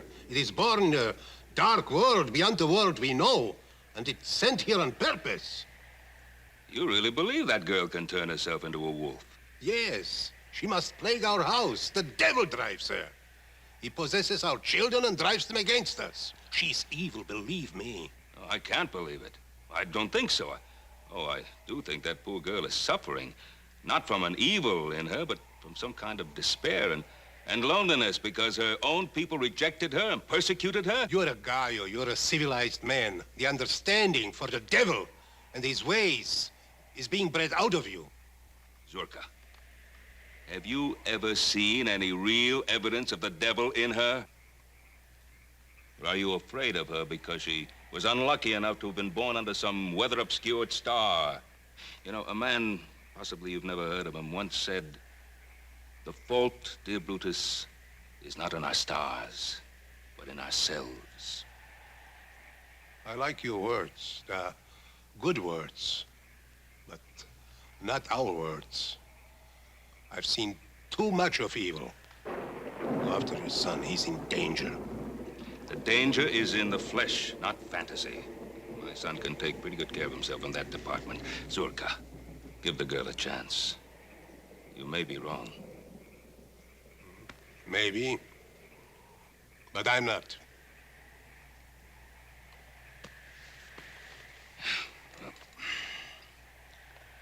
I guess it's not going to storm after all. Well, thanks for the Super Bowl. And thanks for the pig.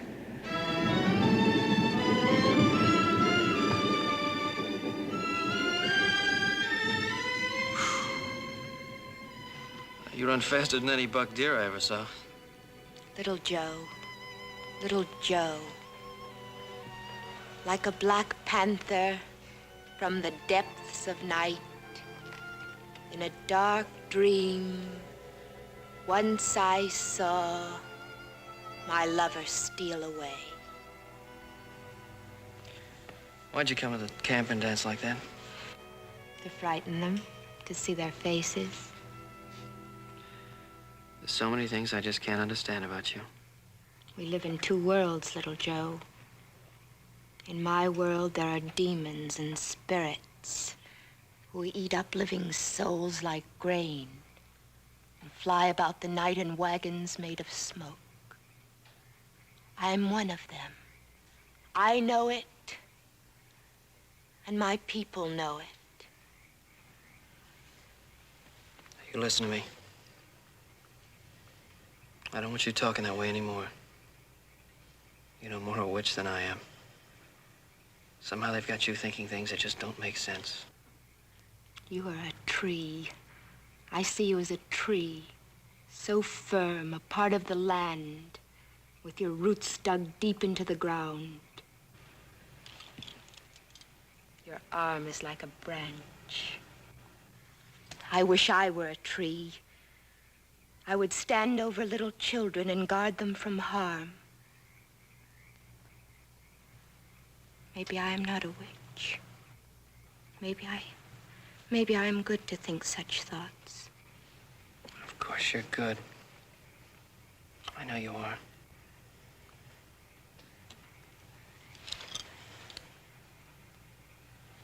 Your heart is beating.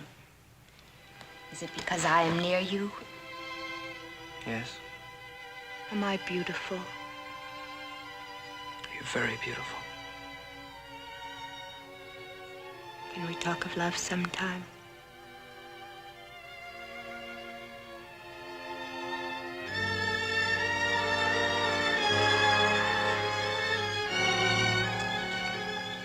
Hold me. Hold me. Little Joe.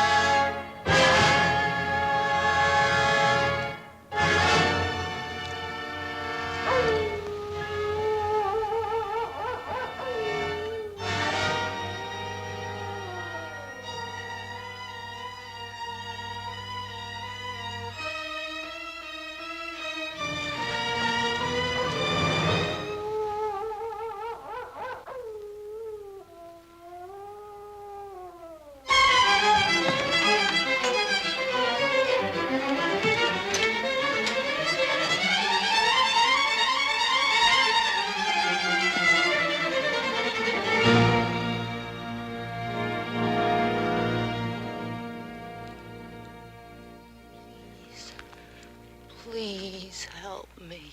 You refused our help. You were driven away from our house. The devil is in me. Help me. There's only one way to help you. Do you know what that means? That means pain beyond anything you ever known. Agony that will tear at your mind and sear your soul. I don't care.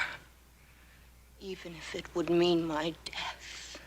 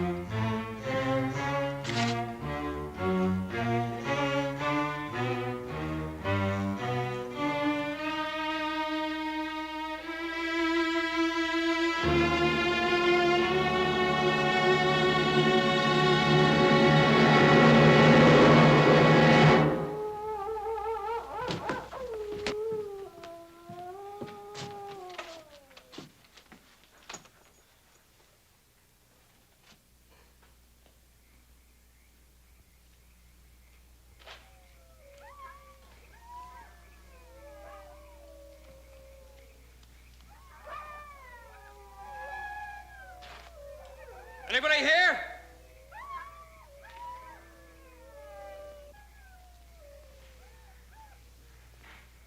Gallo. Where's Tirzah?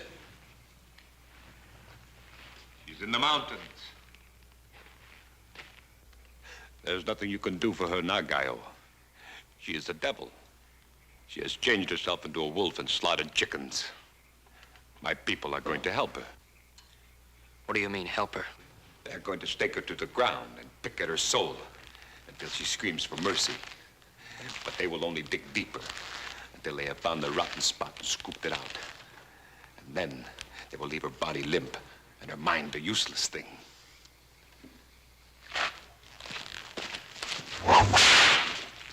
I could have killed you both on your moonlit rock of love. It would have been easy.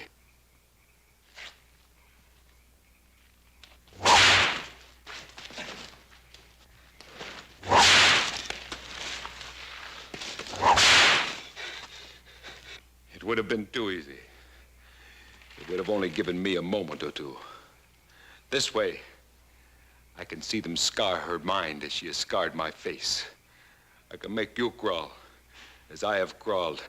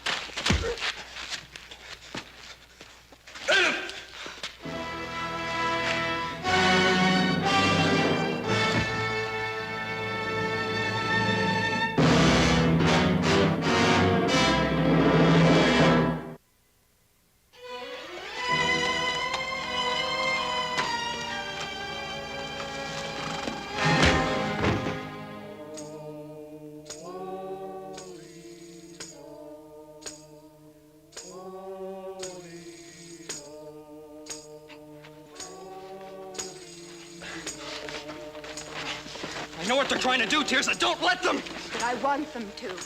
Don't you see? No, I don't see. All I see is a lot of talk that doesn't make sense.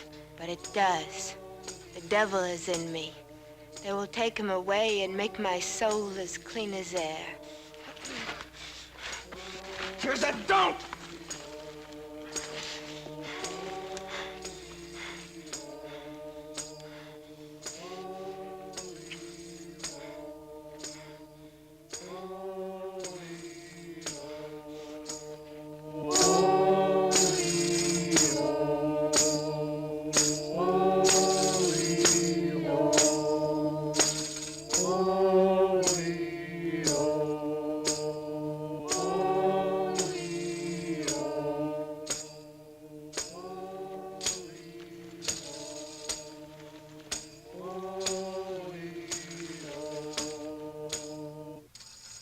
Asmodeus, the Bruja is here.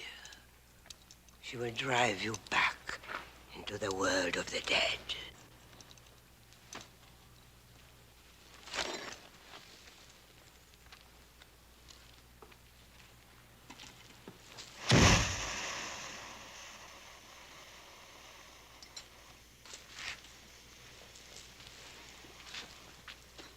At the end of the world, there's a hole through which one can descend in the underworld.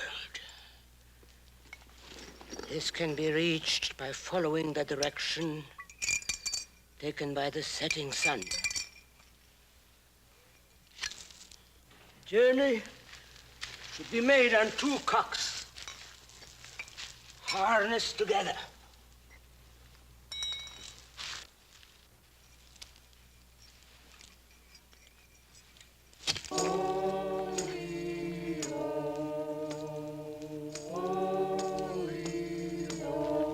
Underworld. It is time to sleep.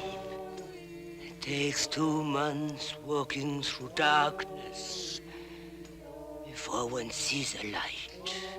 It is a cavernous passage guarded by 9 white dogs. The passage leads directly to the castle of the Black Man-Eating Emperor.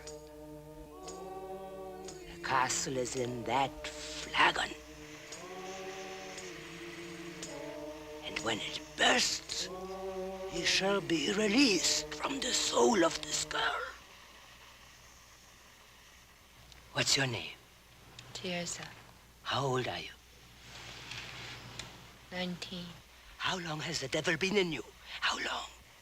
Since my birth. Why does he possess you? Tell me, tell me. Oh, I can't breathe. I can't breathe. What is the devil's name?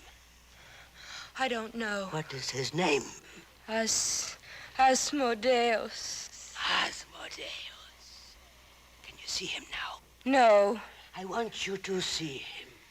See his goat's face and fiery eyes, the hairy, twisted body, and the cloven hoof. Blood, bones, claws, hoofs, horns. Can you see him now? No.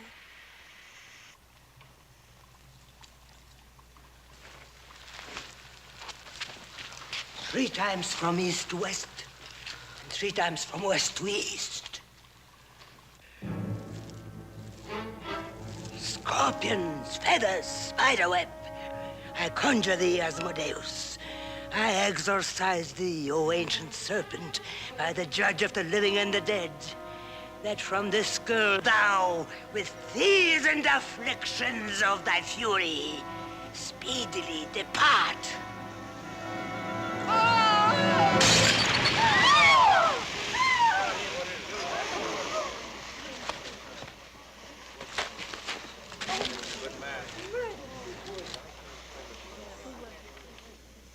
Little Joe, I am free.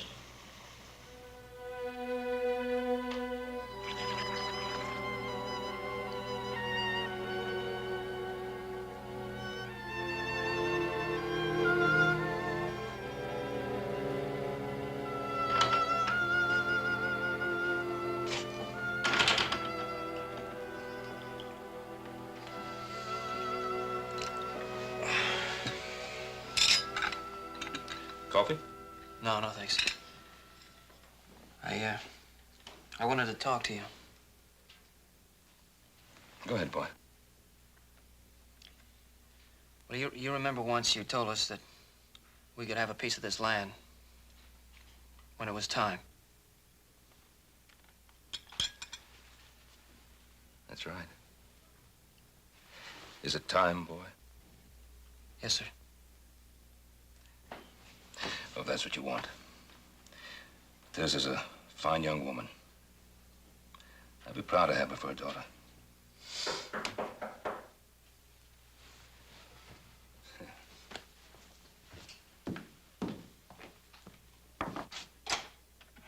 Zurka, come in, please. Well, Baro-san, the sky clears, so we are on our way as I promised. It was a good land, and we are grateful for the hospitality. The girl is coming with us. Our house is her house now. Tirza's not going with you. You want her, young man? Yes. But it is our way that if a man marries, he has to join the girl's family. You have to become a gypsy. Tirza's going to stay here with me. No, little Joe. I cannot stay.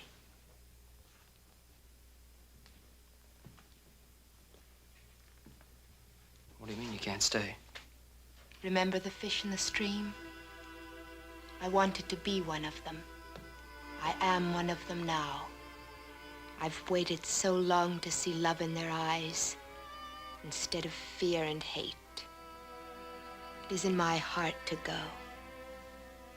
Tirza, you can't go. Do you understand I love you more than anything in my life? You are a tree, Joe, not a fish. You must stand tall and watch over this land that is yours. Tirza, Stay here and think of me sometimes when the stars are in the skies. I will have memories of you always.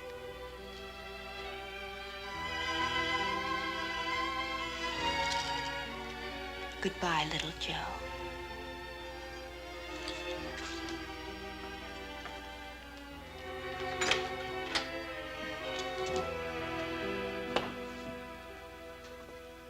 You have a good son. I always wished to have a son like this. So many times I tried to make a son of Spiro.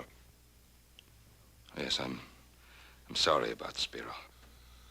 He's better off in the land of the Mulos. He'll find peace and judgment for his sins. Then you know what he was trying to do. Yes. We found a wolf's paw on his body. It was still wet with blood. It was our mistake. You know, Zurka, sometimes it's possible to see the devil when you're looking for the devil. Our mistake was that we didn't see the devil in Spiro. Maybe so. Goodbye, my brother, and may you have a long life.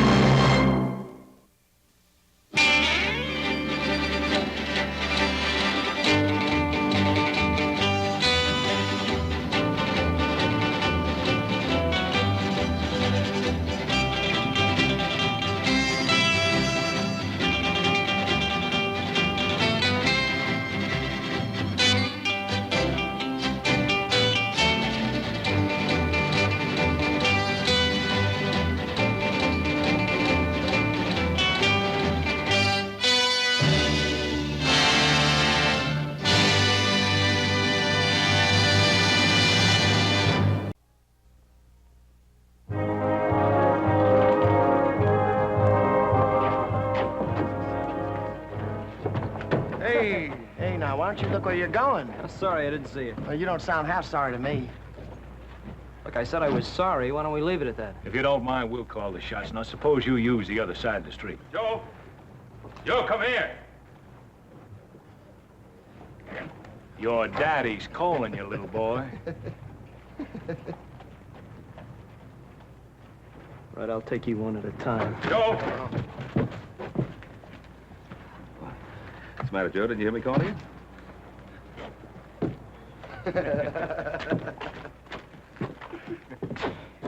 You see what they were trying to do? Yes, I saw what they were trying to do. I also saw the half-dozen men across the street ready to back them up.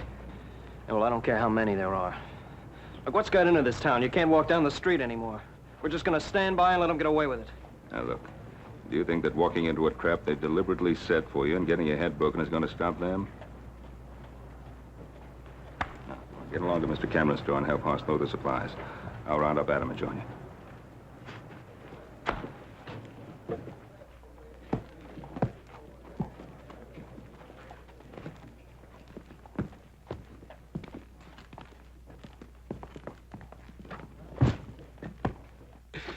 Hi, Cameron, what's your answer? You know my answer. I won't back down for you or Sam Bryant or any of the gang. Well, now, that's just plumb too bad. No.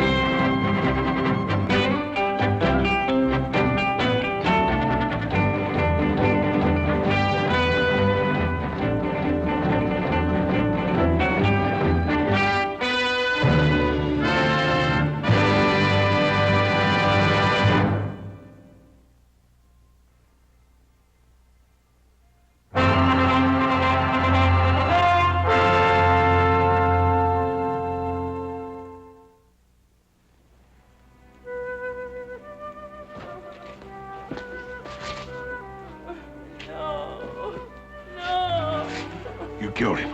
Now, whatever make you say a thing like that? Sure, what's happening? Don't say that. Hey, Sheriff, what kind of town you running here? Gonna stand there and let that fella hold a gun on me?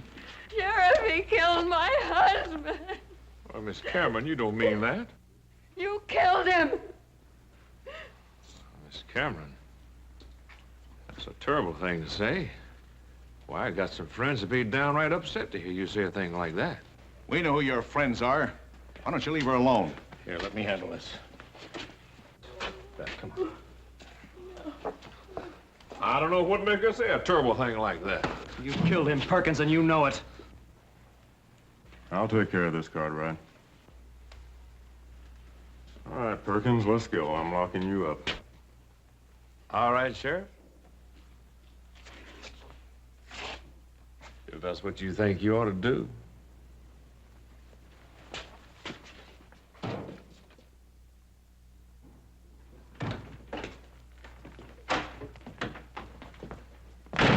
Nice, neat place you got here, Sheriff. Real nice. Yes, sir, you keep it up real nice.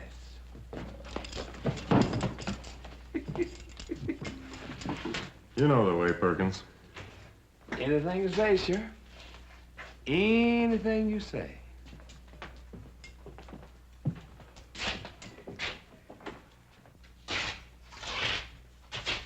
Right in there, Perkins.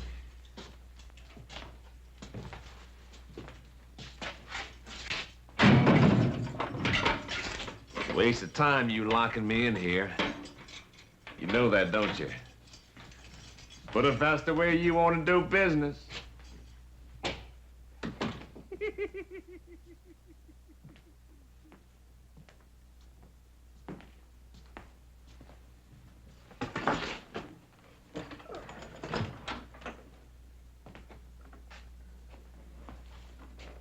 Howdy, Sheriff. They tell me you got one of my boys in here. How much is bail gonna run? Circuit judge is in town, Brian. I ain't setting no bail. That's a judge's job. Well, I suppose the judge has got to earn his money, too. That you, Sam? Sure is, Farmer. They treating you good? Just fine, Sam. Just fine as can be. They don't treat you right. You just let your old friend Sam Bryant know, you hear?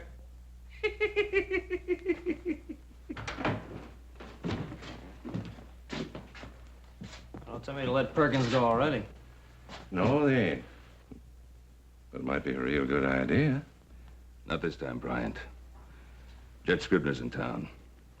He says he'll hold a hearing on Farmer Perkins down at Town Hall just as soon as he can get there. You know something? I sure hate to see outsiders like the judge get mixed up in our private affairs. I think outsiders ought to tend their own business. And that goes for you Cartwrights, too. See you later, Sheriff. John.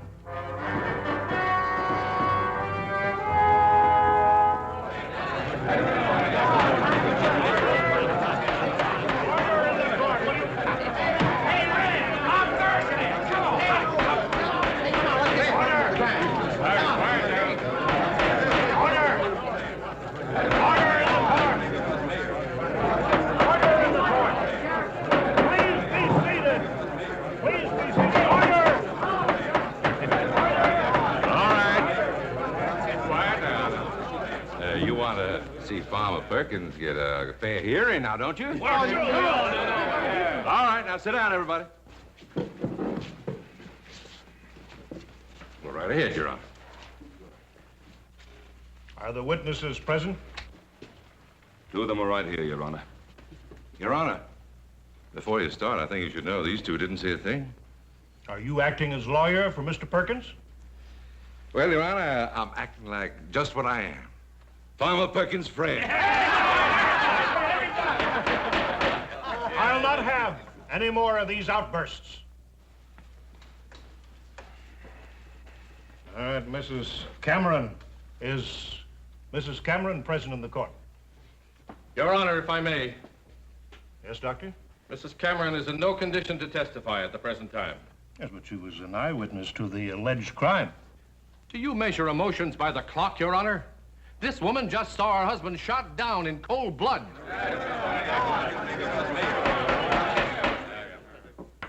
Doctor, you'll please resist passing judgment. I ask you if Mrs. Cameron is present in this court. No, she is not. She's in my office, a very sick woman. May I ask the nature of her illness? You certainly may. It's the same sickness that afflicts this entire town. Fear.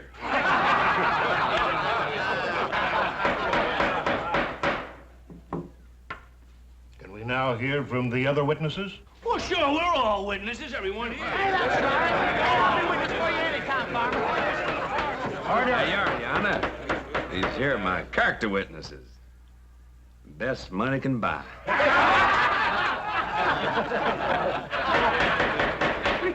I'll not have a travesty made of my court. I'll testify, Your Honor. My brother and I were outside a Cameron's store when we heard the shot. We ran in and found Farmer Perkins. Mr. Cameron was on the floor dead and his wife was standing over him. That's exactly the way it happened. But you did not see the actual shooting. No, Your Honor, we did not.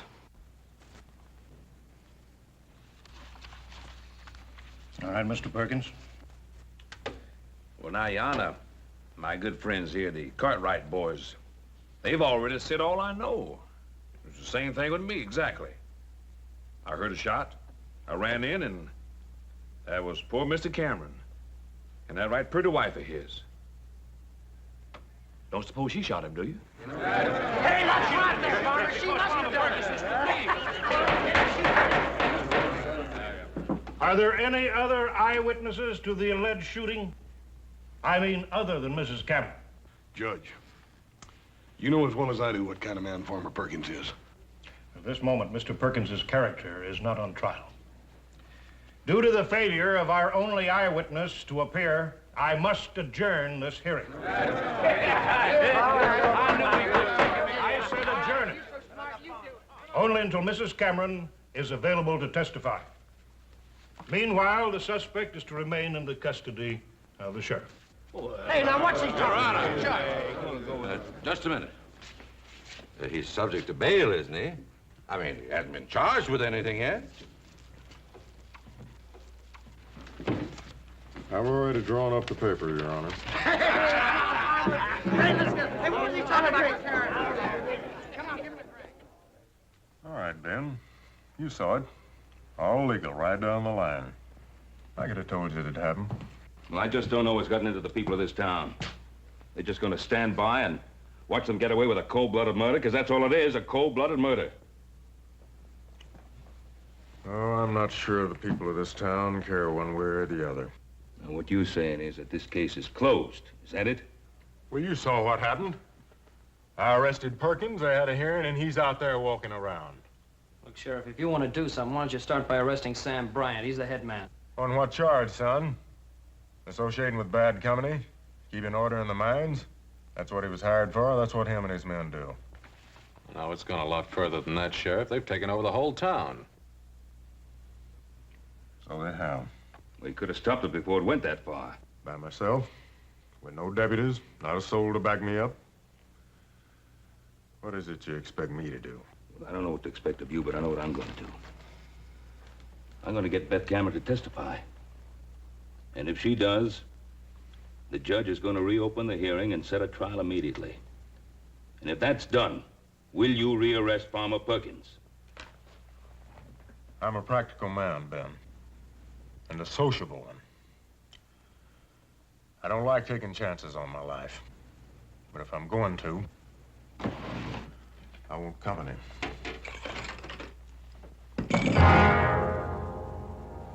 Now, I got the right to swear in deputies.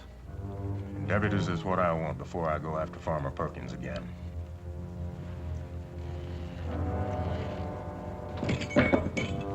Now, you made the complaint, Ben. Now, I've offered the same chance to half the people in this town.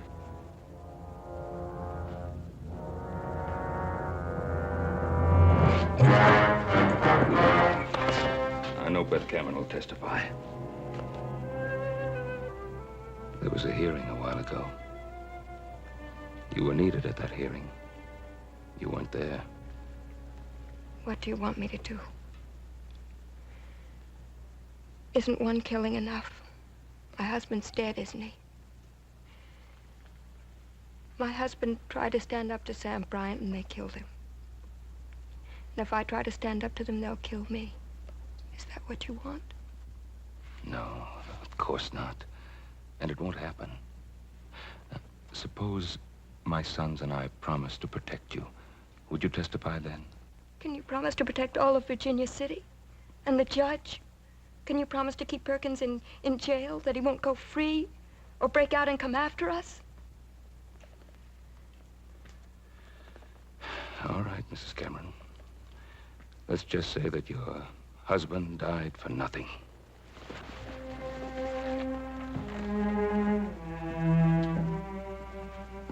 Ben, wait. Please, help me. Now, Judge Scribner will be in town for a few more hours only.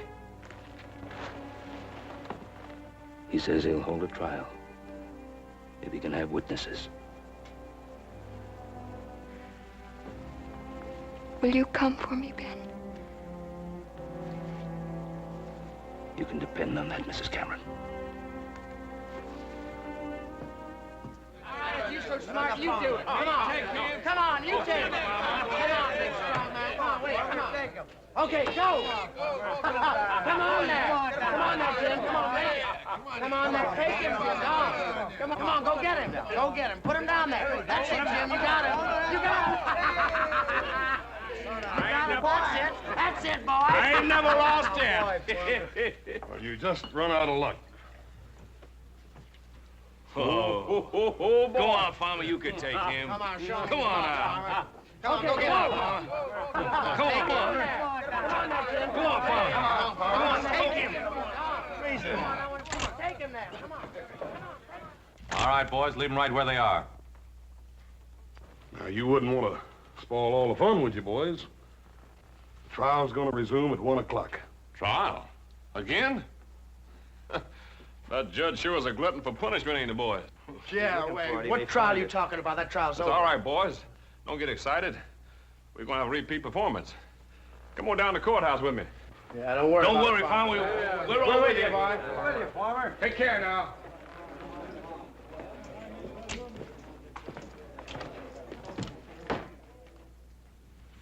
Will you answer the question, please, Mrs. Cameron? Farmer Perkins threatened to wreck our store unless my husband paid him for what he called protection. My husband said he'd never back down. Farmer Perkins drew his gun and shot my husband. Thank you, Mrs. Cameron.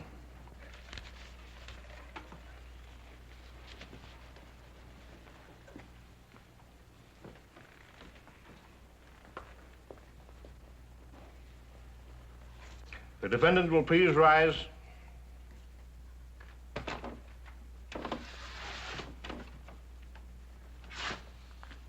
Since you waive trial by jury, it becomes my sworn duty to pass sentence on you. I hereby find you guilty of murder as charged.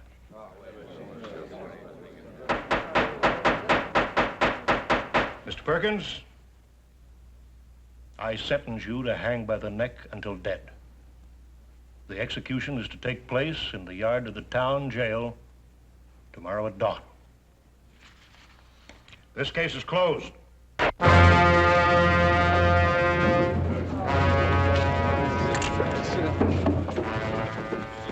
You hold the top cars, temporarily. Not for long.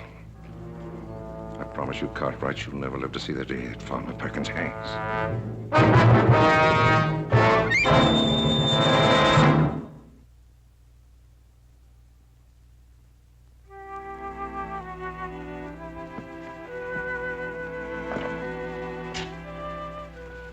I've never seen a jail cell before.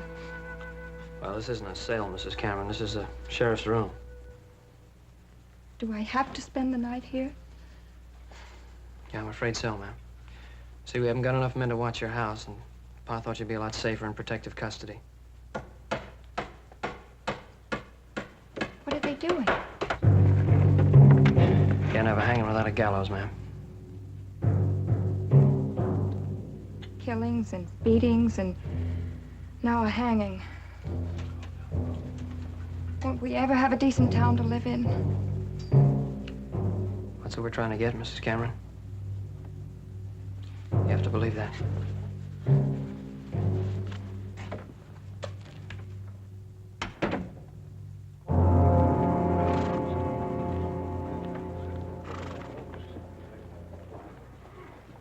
Well, Judge, all I can say is that the example you set us today was a very necessary one. And I can assure you that by the time you get back here next month, things will be a lot more peaceful around here. Well, thank you very much, Ben. Please don't wait around. The stage will be leaving in a few minutes. Oh. Your boys will be needing you at the jail. As a matter of fact, Judge, those boys can get along without me very well. Although I wouldn't want them to know that. But we are a bit short-handed. Good night, sir. Good night, Ben, and good luck. Yeah.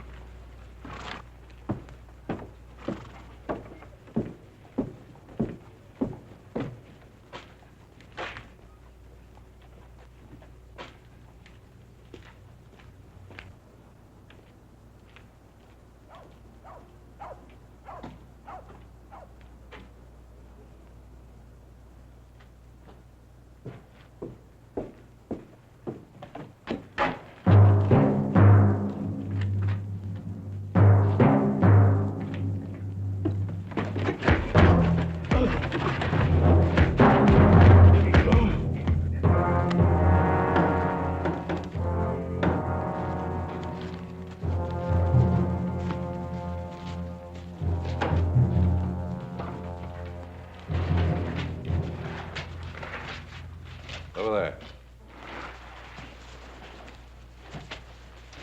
there. Tie his hands. Keep an eye on him. Norton, take a couple of the boys and circulate around out there. Let me know if you hear anything. Right, Sam. That's all, boys. Game's over. Got some writing to do.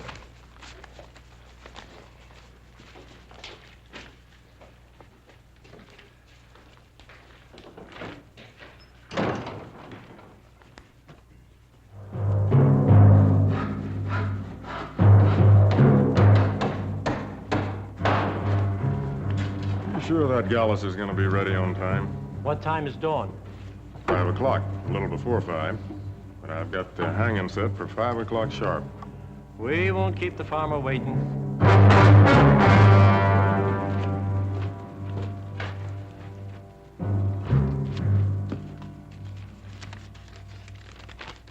What is it, Sheriff? What's the matter?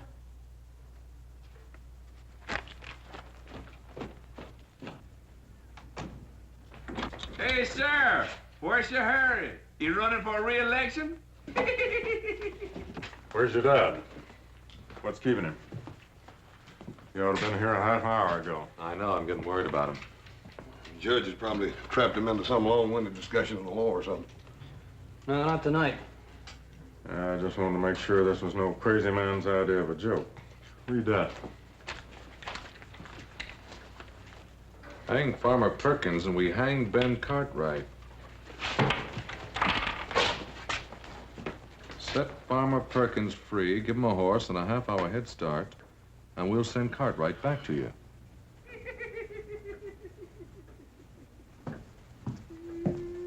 Shut up, Perkins. You'll still hang. Or will he? I don't want to rub it in, but you boys got us into this. Now, if you've got any suggestions for getting us out...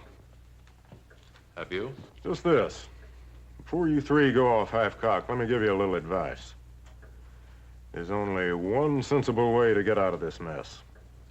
What's that? Let Farmer Perkins go. We don't see it your way, Sheriff. No, we don't. All right. You boys think you're a match for old Sam Bryant? One of the toughest, smartest gunmen that ever shot up a mining camp? Him and his men outnumber us 5 to 1. He's got this whole town in his grip. They're so scared of him. Has he got you scared too, Sheriff?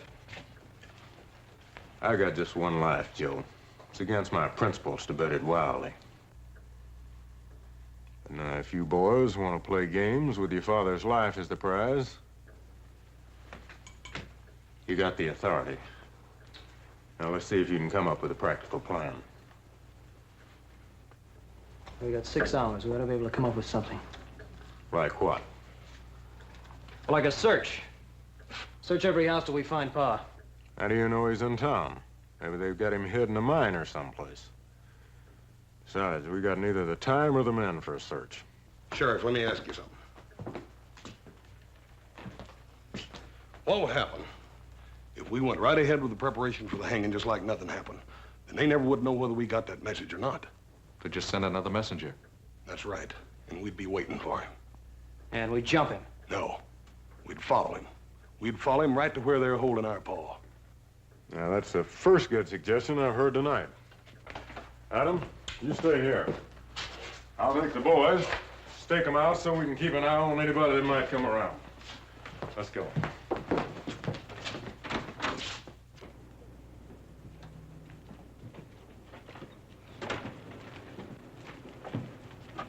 Howdy, Doc.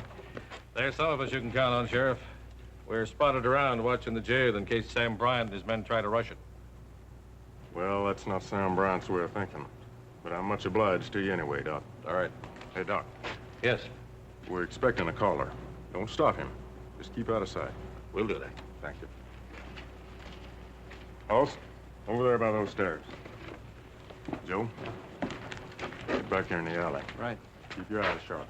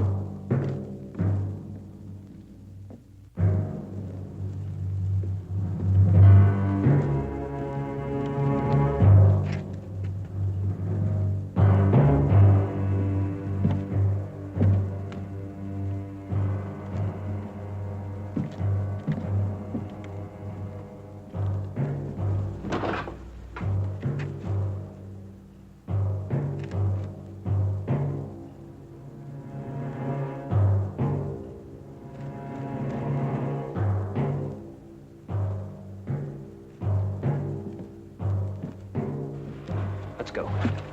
I'm still the sheriff here.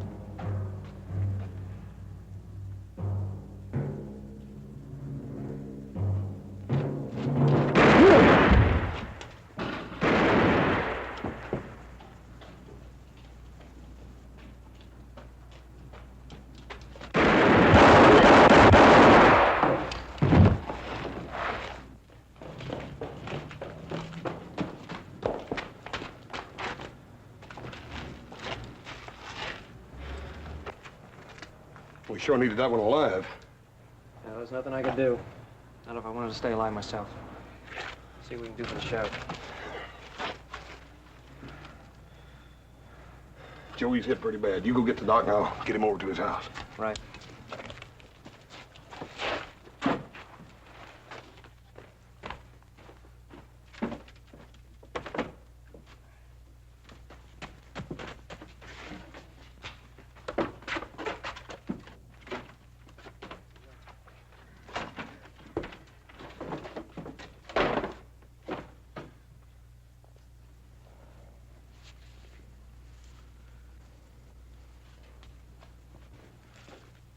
What's happening? What was that shooting going on out there?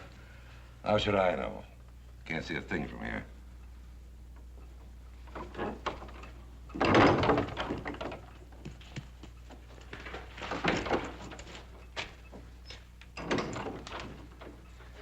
It was Allen. They shot him down. He got the sheriff. How far away? They didn't see you come here. No, they didn't see me. Sam, why don't we give it up? They got guns guarding that jail. I'm giving up nothing. I'm getting Farmer Perkins out of that jail. And I'll still be running this town. I like the way you talk, Sam. I'm with you. You can count on me. Good boy.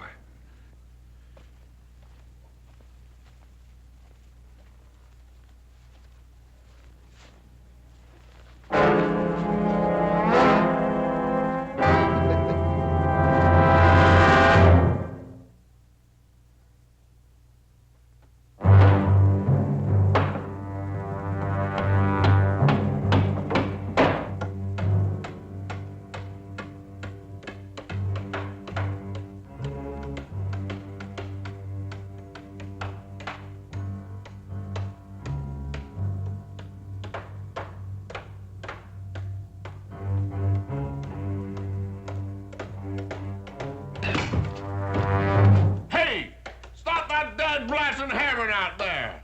How do you expect anybody to sleep?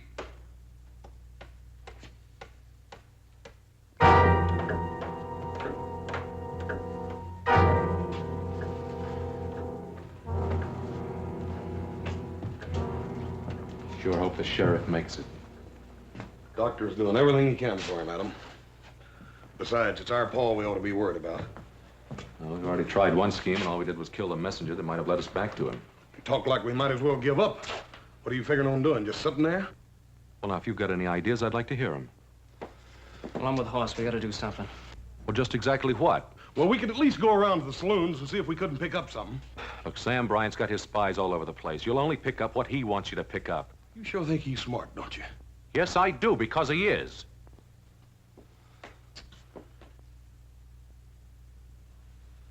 I'm beginning to feel the key lies in Bryant's mind. What do you mean? A couple hours ago, when the sheriff was all set to let Farmer Perkins go, you were both against it. Now, do you still hold to that? Well, Adam, that was a couple hours ago. We still thought we could find Paul by dawn. And now you're not so sure. Well, you're not making it any easier the way you're going about it. Look, all I asked was if you're still intent on hanging Farmer Perkins. I don't know. I don't want to stand here and play question and answer games. They got my father out there and they threatened to kill him. Maybe you forgot that, brother, but I haven't. Joe, I feel the same way about it you do. I done told you that. But Paul sure wouldn't want us all fighting among ourselves. Right, then let him start making sense. Well, if you give me a chance, maybe I will.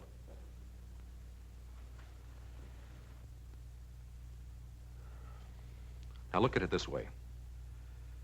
What would Bryant do if, say, come dawn, we simply went ahead and hung Farmer Perkins? Regardless of what Sam Bryant said he'd do to our pa. Regardless. Now, what would you do if you were wrong, Adam? Would you go out to my father's grave and say, "I'm sorry, Pa, I made a big mistake"? Joe, he's my father, too. Adam, I sure hope you're right in your thinking. Because I don't like the sound of it any more than Joe does. Look, if we let Farmer Perkins go, then Sam Bryant has proved that you can get away with murder in this town. And he'll have no qualms about going ahead and hanging Pa anyway. You still haven't told me how we're going to get Pa away from him. On the other hand, we go ahead and hang Farmer Perkins, and we show that we punish murderers. And Sam Bryant will see that his only chance is to let Pa go. Oh, come on, Adam. First you stand there and tell me how smart you think Sam Bryant is, then you say he's going to back down. He's never been afraid of the law in this town. No, but he's never been charged with murder either. And once Sam Bryant knows that he's facing a murder charge, I figure he'll be smart enough to back down. And that's why we got to go ahead and hang Farmer Perkins. I'm sorry, Adam. I can't go along with it. It's too big a gamble. Adam, you go right ahead thinking like that if you want to. But you're going to have to do it alone. We're going to go find Paul. Come on, Joe.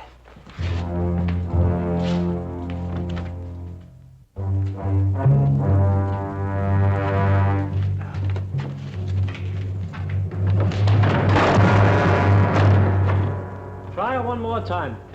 Only shorten the rope a bit. That farmer's a tall one. Don't want his feet to touch bottom.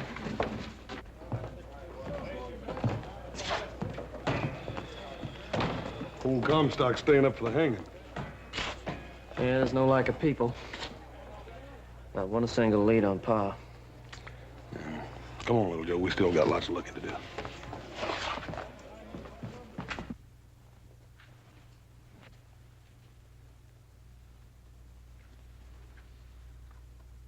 What you looking at?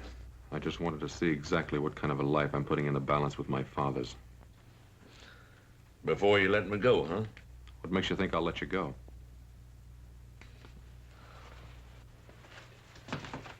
You don't worry me none. Brown will get me out of here. He's smart. And besides, what kind of son would swap his own pa's life for mine? You got 90 minutes left. You want to talk to a preacher?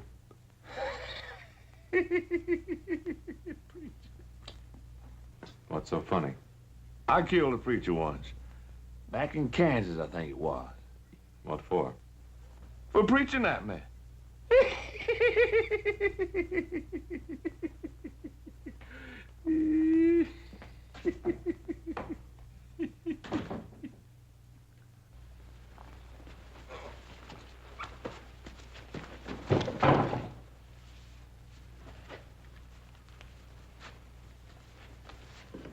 Why don't you write a note? To whom? To your sons. Tell them I'm running out of patience.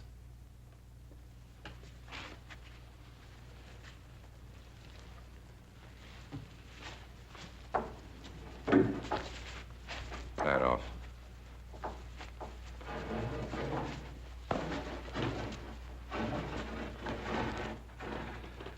Tell them to let Farmer Perkins go. In 1 hour, the father will be wearing a new necktie.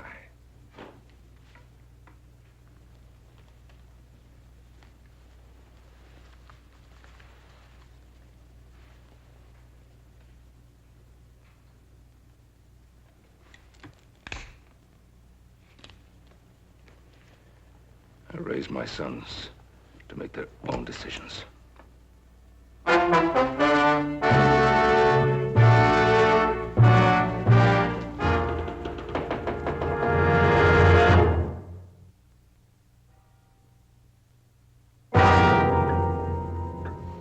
.408. time's run out for looking anymore.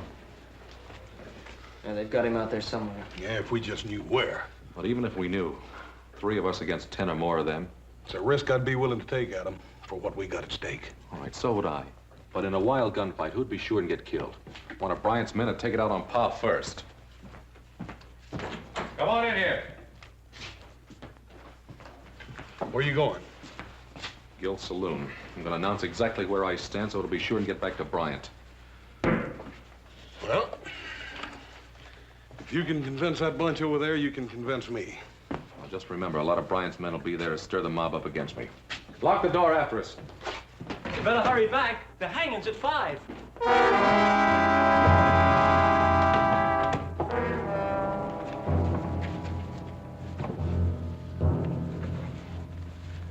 Bring Cartwright over here.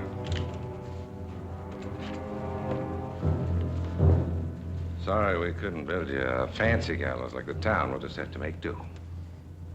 Get up on the table.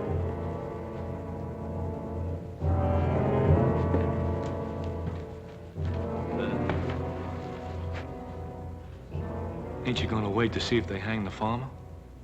Sure. Just want to see if the noose is high enough.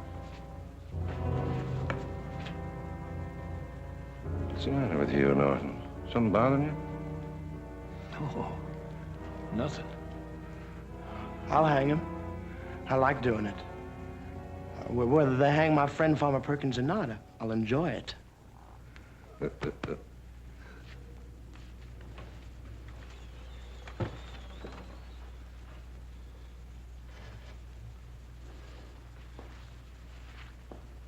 Perfect fit. Cartwright, you never looked so good to me. Get down.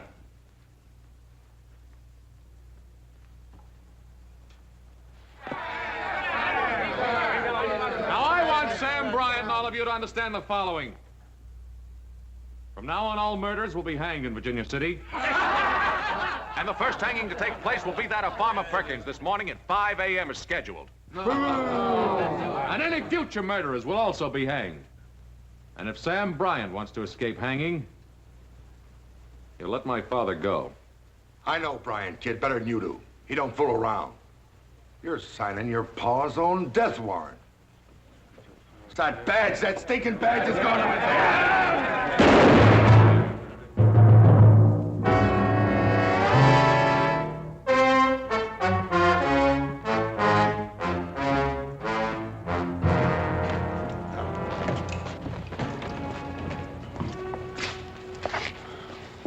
Is it the badge? Is it the law, the principle? It's only part of it. So that's the way Pa would think. And it's all a matter of your thinking that you know Bryant's mind. That you can outbluff him in this little poker game you're playing. Yeah, I guess it comes down to that. But Adam, it's Paul's life you're gambling with. What if you lose? Don't you think I thought of that?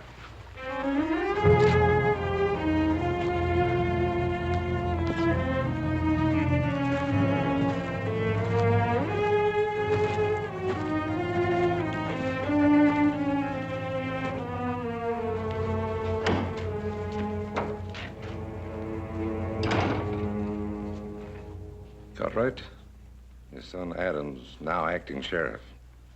Says he's going to go ahead and hang Farmer Perkins regardless. And then leaving it up to me whether or not you swing. Good. Good for him. He's bluffing. You think so? You know how stubborn we Cartwrights can be, if we want to be. Yeah, stubborn, but not stupid. Still time to write him a note. Bring him to his senses. Why? He's doing exactly what I'd do. And hang. Then you'll hang. Because that'd be the last straw this town would need to bring it to its senses. Tell me, Bryant, how do you think it'll feel to hang? In about 30 minutes, you're going to find out, Cartwright. Remember, that's my rope over there. 30 minutes.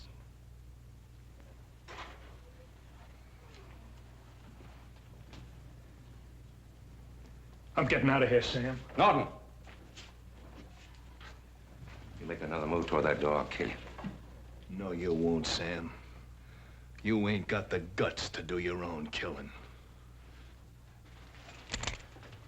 And don't you do it for him, McNeil. One shot, and that'll bring a crowd running in here. And you'll be the one that's gonna hang for killing me, not him. No, I stick by Sam and he sticks by me.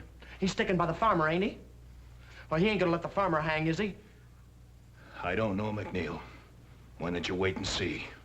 And when you find out, you come and let me know. I'll be around.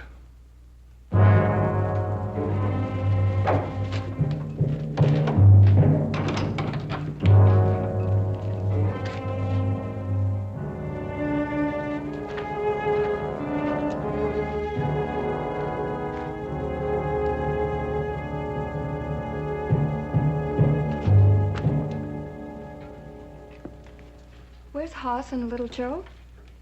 They're outside watching things. Adam, I know what it's like to lose someone. Do you? And to know that you're the cause of it? Adam, Ben Cartwright's worth 10,000, Farmer Perkins. There's still time. Let Perkins go.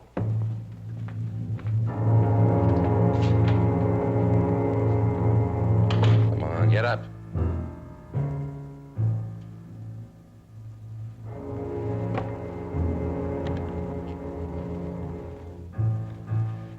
Put the noose around his neck.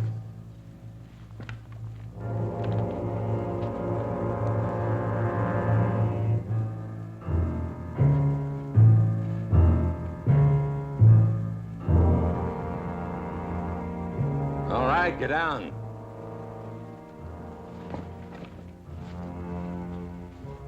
Come here, I want to show you something. Get on down the corner. You can see the jail from there. Now, when they turn Perkins loose, come on back here and let me know. What difference does it make? We're gonna hang Cartwright anyway, ain't we? Just get down there and let me know. Okay, I just want to be in on the fun, that's all.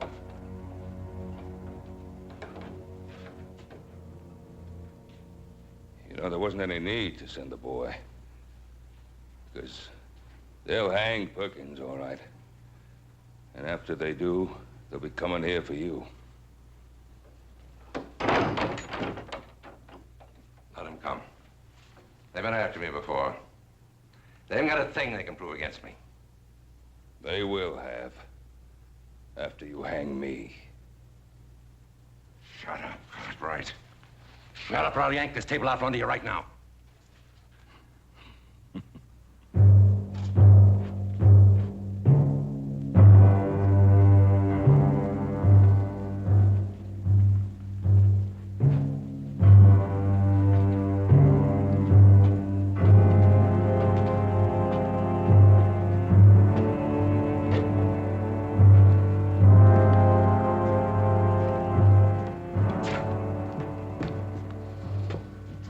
Never go through with it. What's so funny? Old Ben Cartwright. I bet he ain't so high-minded with a rope around his neck.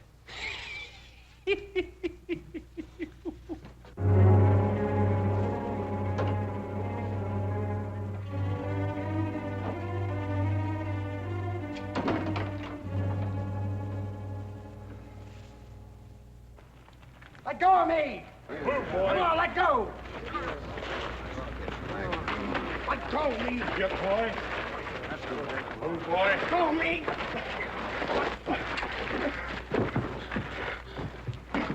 We found him down by the corner. McNeil, one of Bryant's men. What'd you do with my pa? Where is he?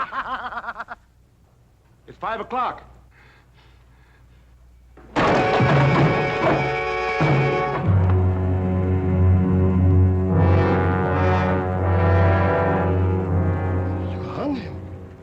You hung the farmer.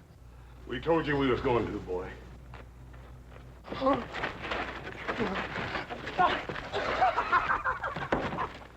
right. All right, Sarge, you want to know where your pa is? I'll tell you where he is. He's down at the old stable, hanging on the end of a rope. You thought you'd back Sam Bryant down. Well, you go down there and see. Oh, Joe, no. Come on, the stable.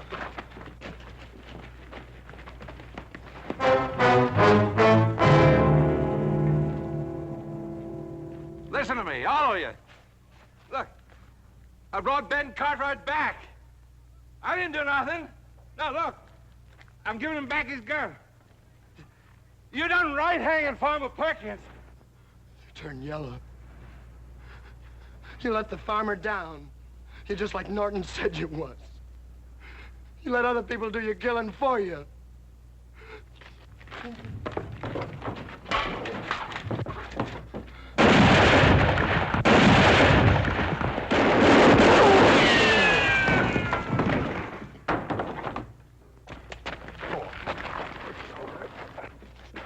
Feel all right, Pa?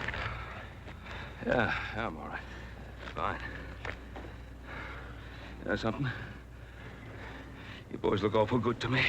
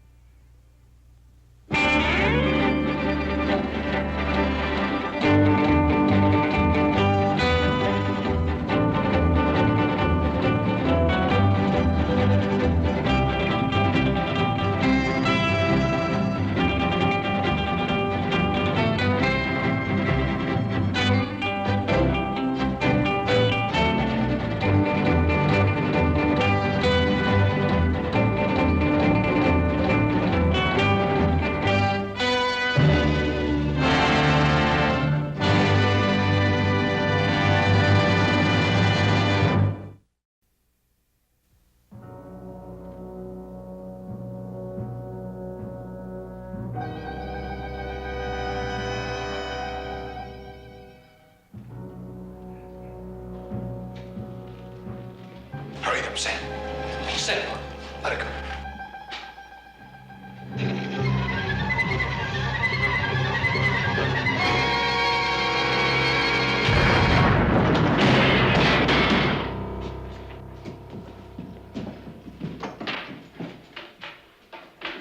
Hurry up. Make it fast. This whole town ain't deaf.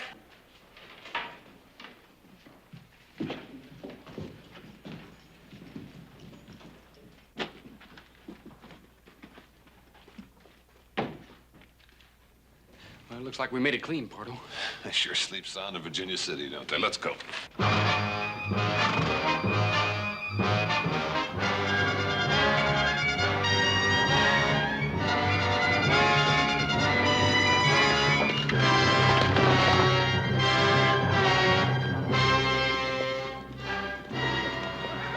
Sam.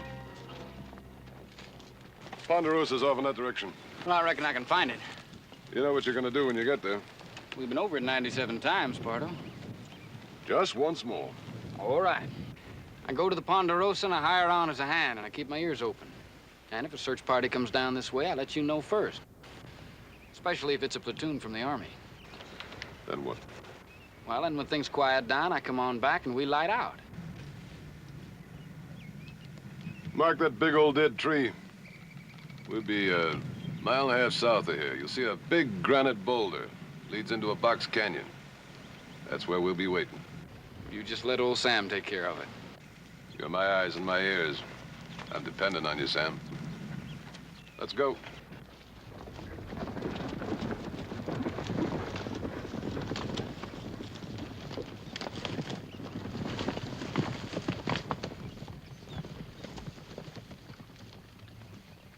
Sam, cover up those hoof prints.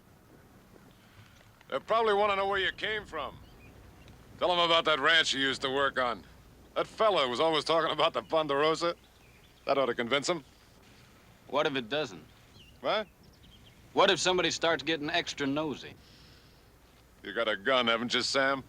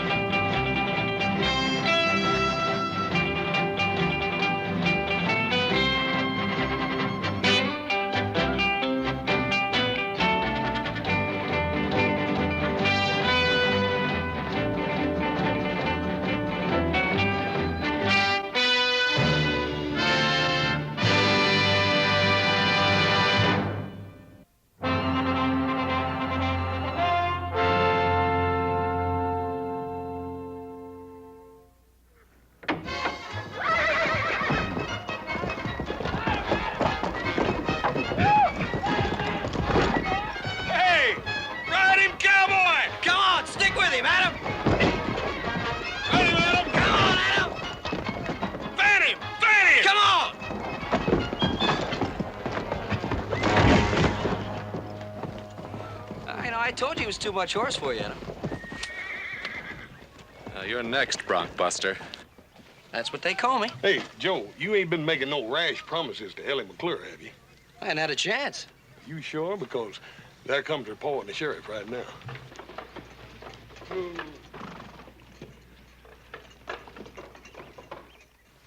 Hey, I wonder what they want. I don't know, but now, me, I always sort of went for June weddings with lots of apple blossoms. Hey, well, you know, a fella could do a lot worse than Ellie McClure. Oh, excuse me all to pieces. Well, you gonna ride this thing or not? Coming up.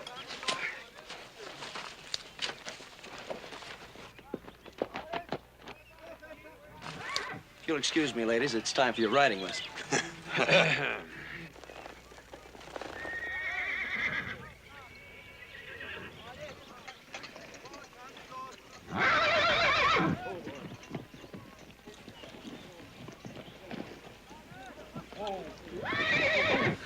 Now we'll see some fun. Ride him, Joe! Ride him, Ride him, Joe!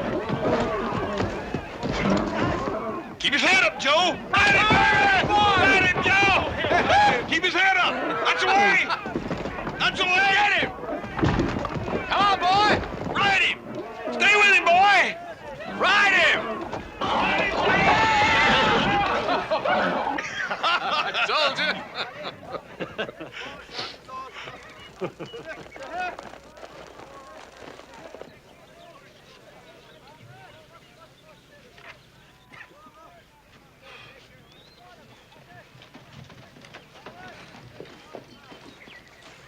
I'm glad somebody enjoyed it. I'm sorry. I didn't know it showed. What can we do for you? Well, you wouldn't happen to have an easy job in a cool place now, would you? Yeah, but my brothers and I take all of those. What else do you do? Well, I've accidentally managed to break a horse or two in my day. Yeah, well, we just happen to have one on hand. Yeah, well, I was hoping you'd take my word for it.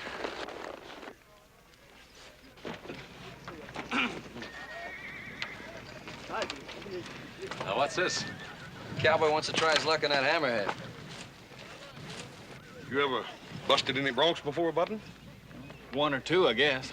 Well, if you ain't for sure, right now would be a real good time to back out. Well, no, I don't reckon I'd want to do that.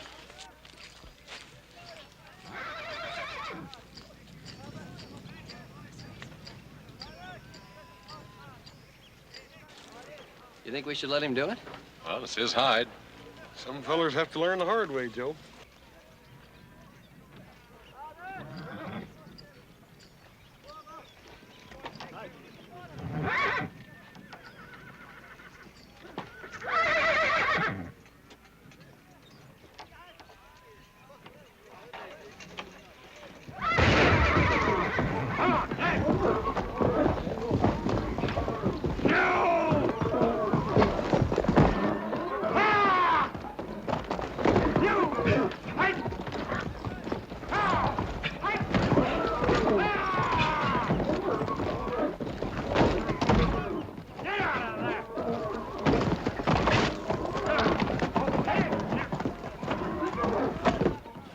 That's what I call riding a horse.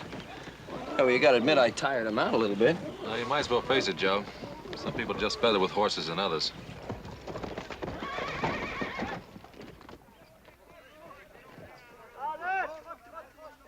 Nice ride, kid. I'm Adam Cartwright. Sam Kirby. These are my brothers, Hoss and Little Joe. Hi. Hi. Pleased to meet you. You looking for a job, Sam? Well, Ed Lemp said you might be hiring some hands. Ed Lemp, you friend of his? Well, he ramrodded an outfit I worked for down in Arizona, the Bar B. I see. Ed give you a letter to show? Well, yeah, I got it packed in the saddlebag there, if you really want to see it. If you say you got it, you got it. How's old Ed in here? Oh, he's meaner than ever. Still thinks mighty high of the Ponderosa, though. Well, we pay $30 a month, bunk and beans. Well, you just hired yourself a hand.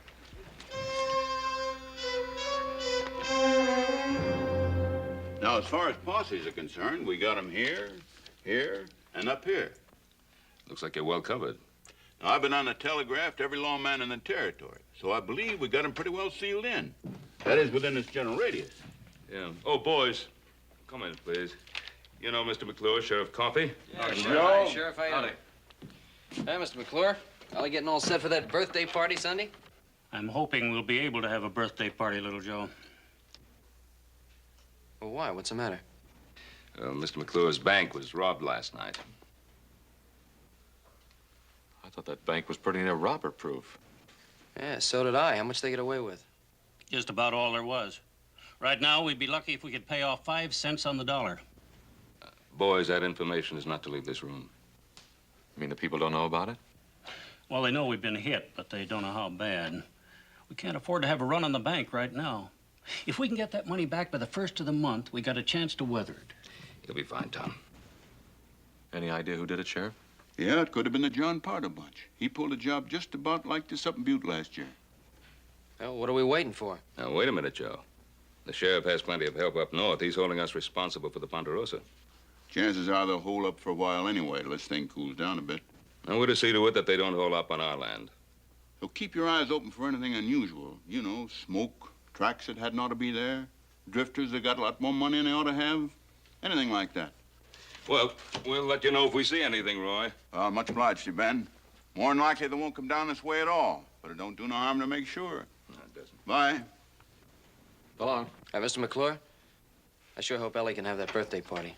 I hope so, too, little Joe. We're waiting to hear from Fort McKay. We're trying to get help from the Army. Well, I'm sure they'll want to help. So do we, Tom.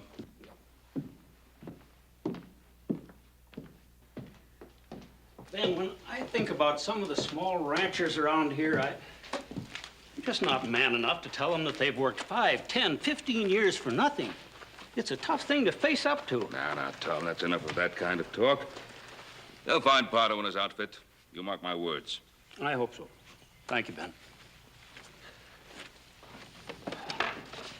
So long, Ben. So long, Roy.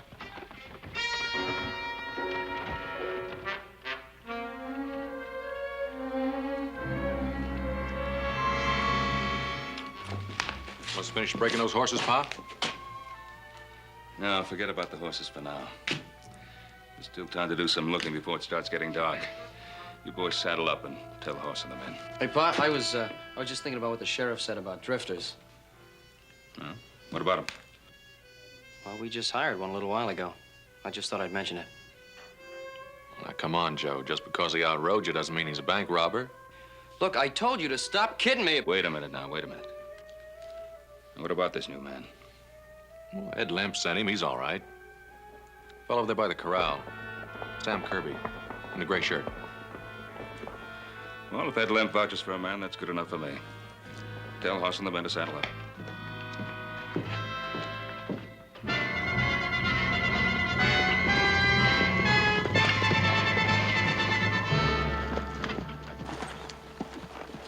We'll cover more ground if we split up in twos. Joe, you take the Arroyo and everything east. Right, Pa. Horst. Yes, sir. You go down south as far as the wash. Adam and I'll take the west plot. All right, take a man and let's get busy. Okay. Yeah, we'll bird dog him out of there. Come on. Got it.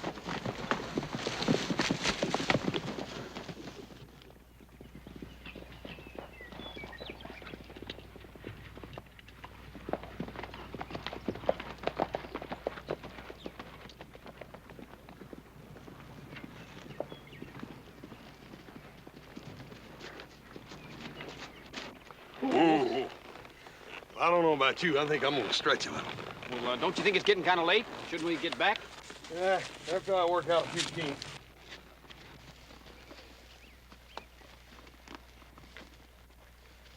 Wonder how the others are doing. I don't know. I hope they're doing better than we are.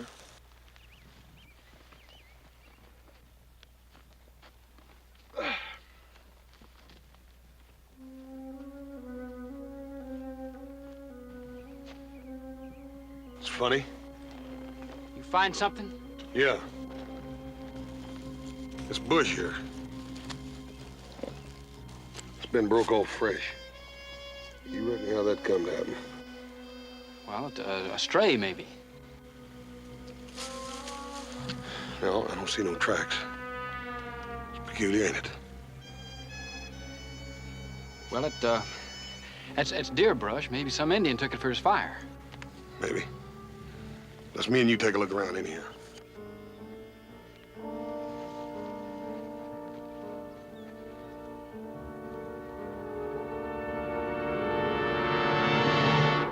Plus!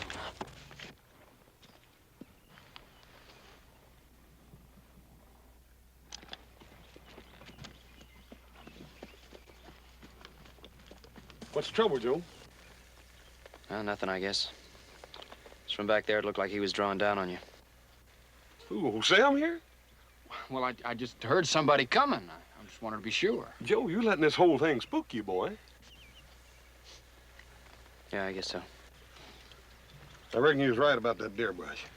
Oh, let's get on in for supper.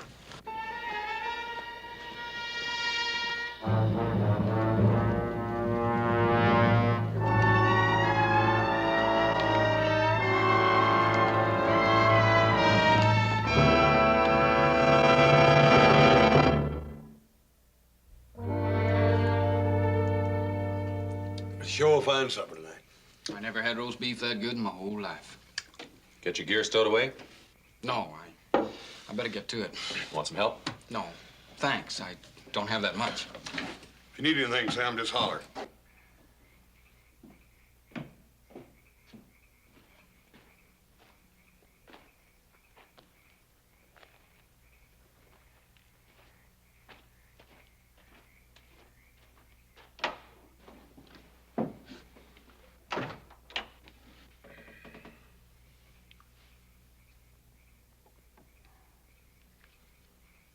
Do you suppose it's something serious? I don't know. I think the cat's got his tongue. No, I was just thinking. About Ellie McClure, no doubt. No doubt. No, I was thinking about Sam Kirby. Well, now you can't still be stewing about him breaking that horse this morning. No, I told you that had nothing to do with it. No, it's like I was telling you before supper. He's all bothered because he thought he caught old Sam drawing down on me out there in the wash. Forget that, Joe. He told you how that happened, didn't he? Yeah, he told me. What's the matter with you, then? I don't know. There's just something about him.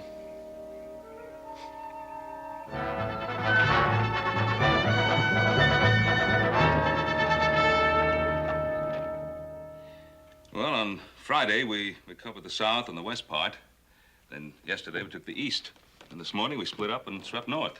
No luck, huh? Nah, not unless Adam found something. I didn't. Oh, what kept you? Well, Sam saw some smoke up around Bitter Creek. Turned out to be Ollie Ludlow's posse. Ollie's been watching the Dayton Road. Don't I know you, son? I couldn't say, Sheriff. I don't think I know you. Roy, this is Sam Kirby. He's working for us now. Since when? Since Friday. Hard on Friday, huh? Where were you Thursday night, Sam? You mean the night the bank was robbed? Mm-hmm. I was on the trail. You can prove that, of course. Not unless you want to take the word of my horse.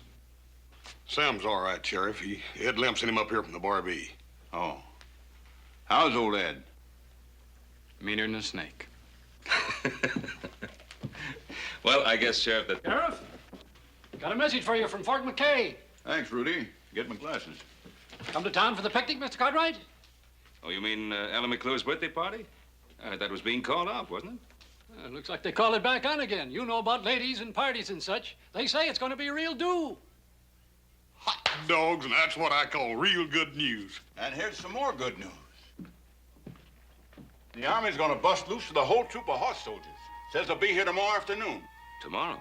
Well, that is good news, Sheriff. That changes things considerably. Now we can organize a search that'll really mean something. Well, Tom McClure will be happy to hear about that.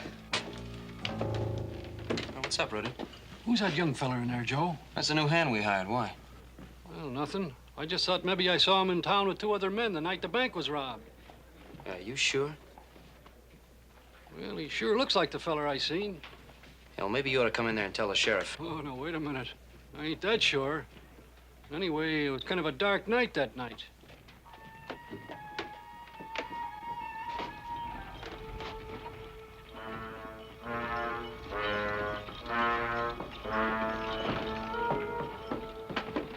Well, I'll see you back at the Ponderosa, Mr. Cartwright. All right, Sam. Aren't you going to the picnic, Sam? No, I'm not much good at picnics. Oh, you ain't never seen the kind of picnics we have around here. Well, I think I'll just ride on back to the ranch, Hoss. Oh, won't you come on? It'll do you good. Well, some other time. Old Joe and me are gonna look pretty silly packing you all the way over there now, ain't we? Oh, maybe he's got something better to do, Hoss. All right, you win. I'll go. Come on. Hope she's got some of that blueberry pie. Yes, sir. I sure relish a couple of them blueberry pies for supper.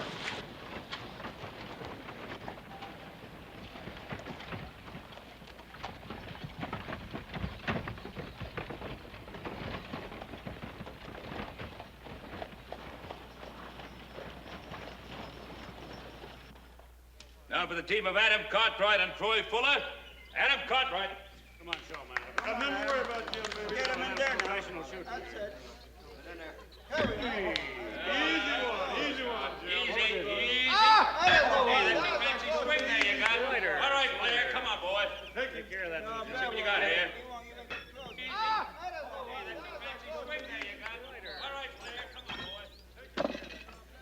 Ellie, I wouldn't do all this work for just any girl. I hope you know how much I like you. You mean I'm the only girl you ever carried a picnic basket for, little Joe? Well, let's just say you're the only girl I'd carry one for now. Little Joe Cartwright. Right in front of all these people. Yeah, well, you know, we could go behind that wagon.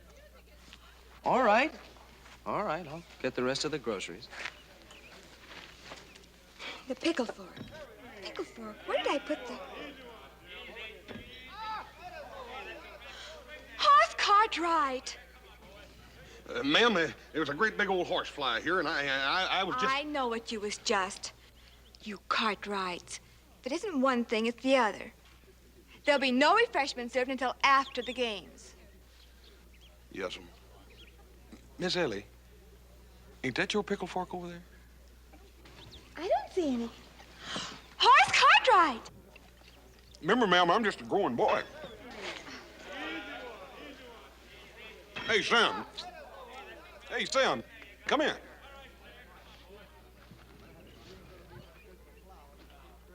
What you doing sitting off over there all by yourself?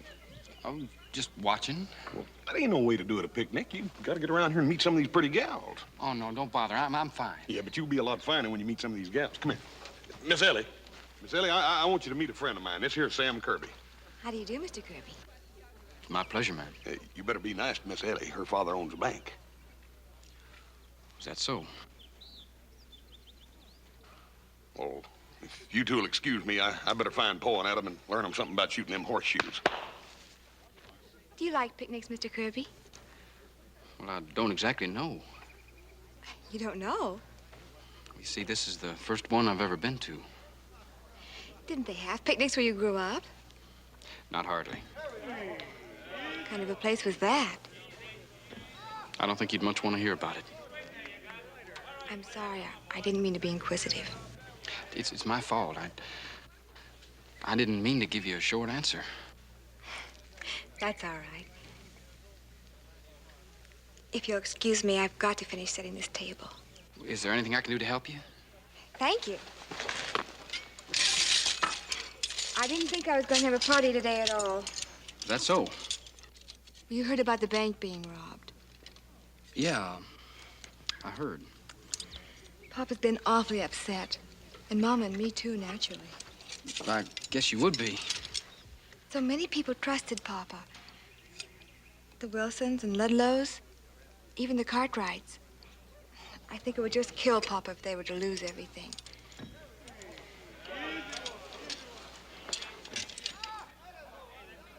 Well, I don't see where it's his fault. He feels responsible to his friends. It doesn't matter now anyway. We had some real good news today. Suppose you mean about the Army coming in? Yes, isn't that wonderful? Yeah, wonderful. Ellie? Have you seen the napkins? Yes, Miss Shoemaker. They're in that basket over there. Well, come on, girl. The party can't wait all day. Mind setting them out? Of course not, Miss Shoemaker. It was nice meeting you, Mr. Kirby. I hope to see you again. Thank you, ma'am. Well, as a matter of fact, there's a dance next Thursday. Doesn't amount to much, but the Cartwright boys usually come. Why don't you come along with them? Well, thank you, ma'am. I think I'd like that. Thursday, then. Yes, ma'am. Oh, let me get that.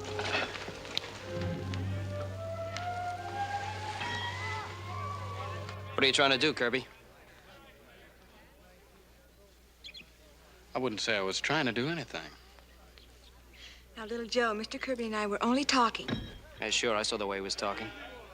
It looked to me like he was trying to put his arm around you. Joe Cartwright.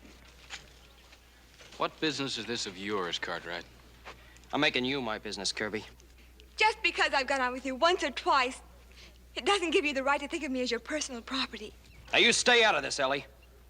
There's a lot of questions I've been wanting to ask you, Kirby. Now's as good a time as any. Well, I'm not answering any questions. Yeah, well, you're gonna answer this one. Where were you Thursday night?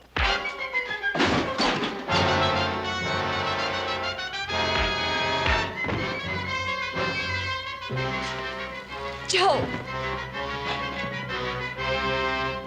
Mr. Kirby, please.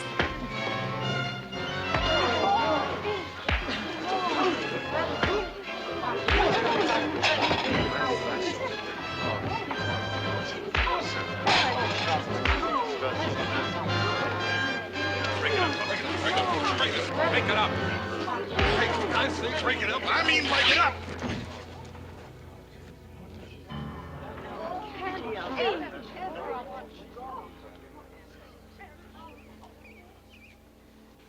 It's all right, folks. Everything's all right. Boys were just getting a little hungry, that's all. I think Mr. McClure would like us to adjourn to the tables for a little food. Yes, friends. Over here. We have fried chicken. Sam, we didn't mean no harm. We didn't know your back was scarred up like that. You suppose it'd be all right if I went along now? Where do you want to go, Sam? Back to the ranch, if it's all right. Of course it's all right. Sam, little Joe didn't mean nothing. We just wanted you to have a good time, that's all. Hoss. Sam? Put this on. It'll cover your back.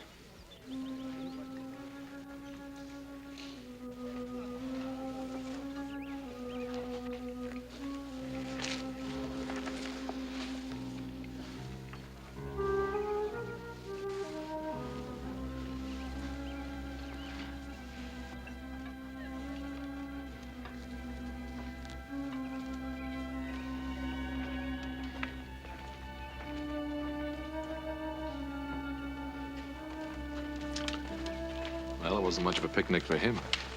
Paul, you reckon what to do a man's back like that? But the only thing I could figure is bullwhip.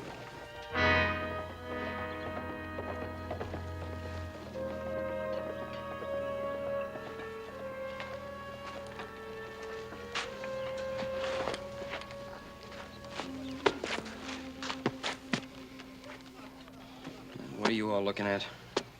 Oh, forget it, Joe. Ain't nobody looking at you. Well, all right, what was I supposed to do? You didn't have to poke him. Oh, I didn't have to poke him. Look, he's the one who threw the first punch. Come on now. You've been down on him ever since he rode that horse. I told you that's got nothing to do with it. Well, what is it then, Joe? What do you got against that boy? All right, I'll tell you. Rudy told me he saw him in town Thursday night. I wouldn't be surprised if he had something to do with a bank robbery. Hey, Joe, that's going a bit too far, ain't it, boy? It's a pretty serious charge, Joe. Do you have any real evidence to support it? Now, Rudy told me he thought he saw him in town. He thought he saw him in town. And you call that real evidence? I guess not. I'm sorry, Pa. I should have known better. All right. Look, maybe I better ride after him, tell him I'm sorry. Yeah, good idea.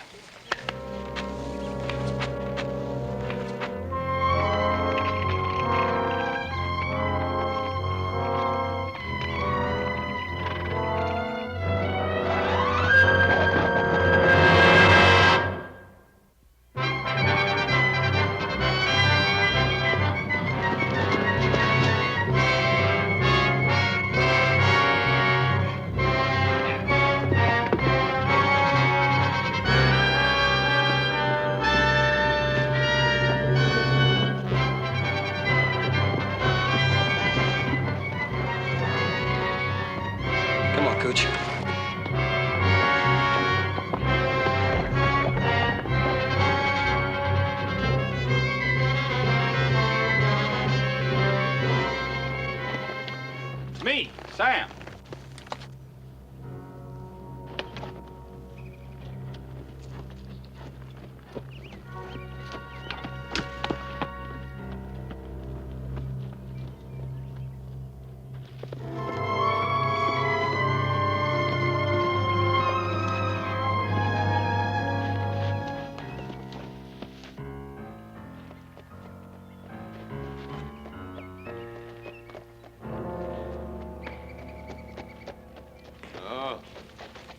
Hello, Sam. How's the boy? Just fine, Pardo. Things quieting down? No. They're getting hot.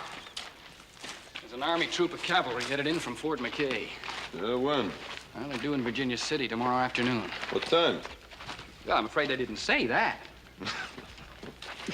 Oh, well. We'll have plenty of time.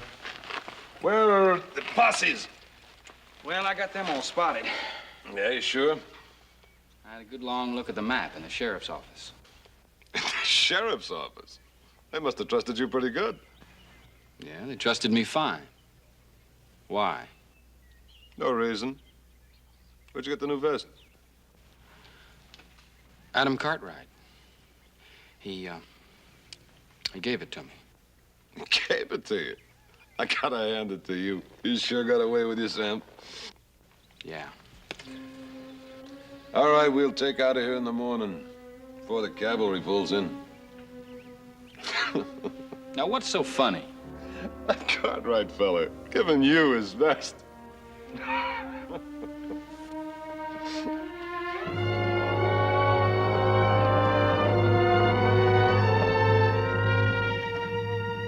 Ramos.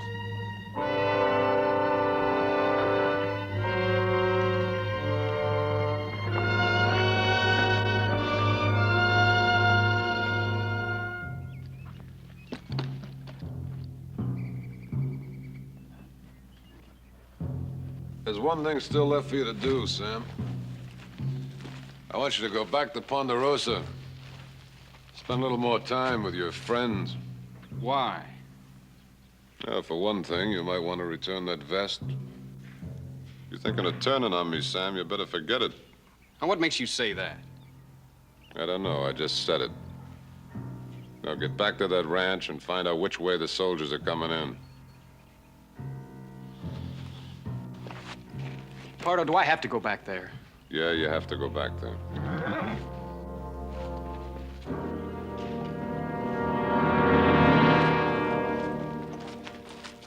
Where'd you find him? Looks like he was trailing Sam. Ramos and me thought you might be interested. You know him? Yeah. It's Joe Cartwright. It's a small world, ain't it, Kirby? I thought you said you had him fooled. No, not all of us.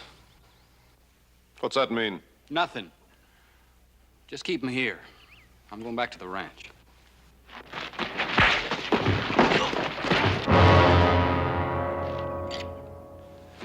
Leave him alone! You going soft, Sam? Oh, tie him up. Get on back to Ponderosa before those Cartwrights get suspicious. And find out which way those horse soldiers are coming in, you hear? I hear you.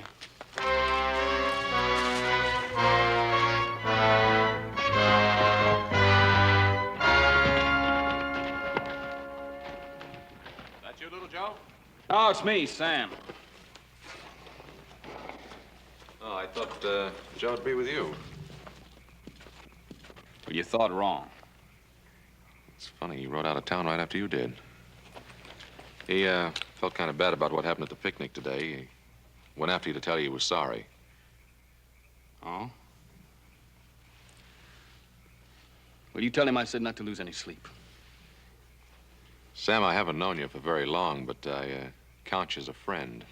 Let me tell you something. A man's only got one friend. One guy in the whole world he can count on who'll go out on a limb for him. And that's himself. All right. The sheriff's inside. Sheriff? Wants to talk to you, Sam. Well, why me? Why don't you ask him that yourself?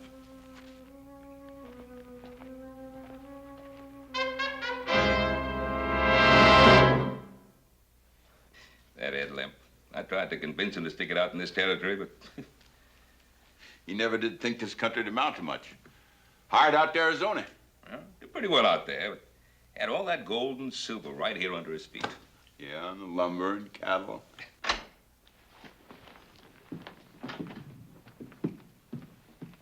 Sam? Well, you know the sheriff. Yeah. Sit down, Sam. No, thanks. Sheriff tells me he has some information about you. I thought you'd want to be here when he told us. That's nice of you, Mr. Cartwright. Seems Sheriff Coffey here got to worrying about you this morning after we left his office. Well, that was real nice of you, too, Sheriff. I sent a telegraph message about you down to Bar B Ranch. Old Ed Limp. Here's the answer. It says they'll let you go more than 6 months back on account of your prison record in Texas. Did you check on that, too? Didn't have to. I sent the whole story. Funny thing about a prison record, Mr. Cartwright. They say you do your time and you pay your price. But don't you believe it. Sam, did you serve your time out? 8 years. And I was pardoned. I suppose they left that out. It's all there. Now, Roy, what's all this about? Since when do we hound a man who's paid for his mistake? It wasn't exactly a mistake. Now, just what does that mean? He murdered his father in cold blood. Is what he's saying true? Yeah, some. He was my stepfather, and he needed killing. Nobody needs killing. He did. I was 6 years old when my mother died. You know what he did when we come back from the funeral? He took a whip to me. Just to show you, he says. Just to show you things are going to be different from now on. That was my stepfather. See. From then on, he beat me every day I can remember. Except when he was too drunk. And it was he who did that to your back. He did. So I waited. I waited till I figured I could handle him.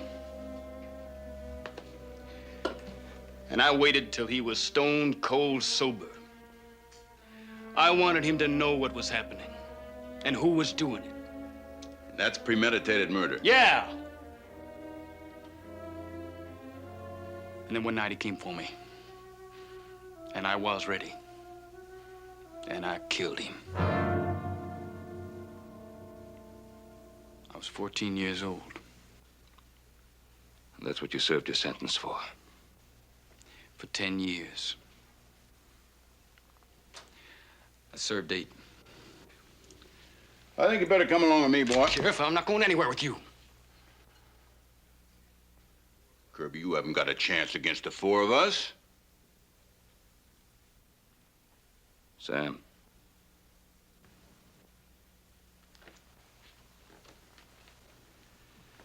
Sam, put up your gun. Put it away.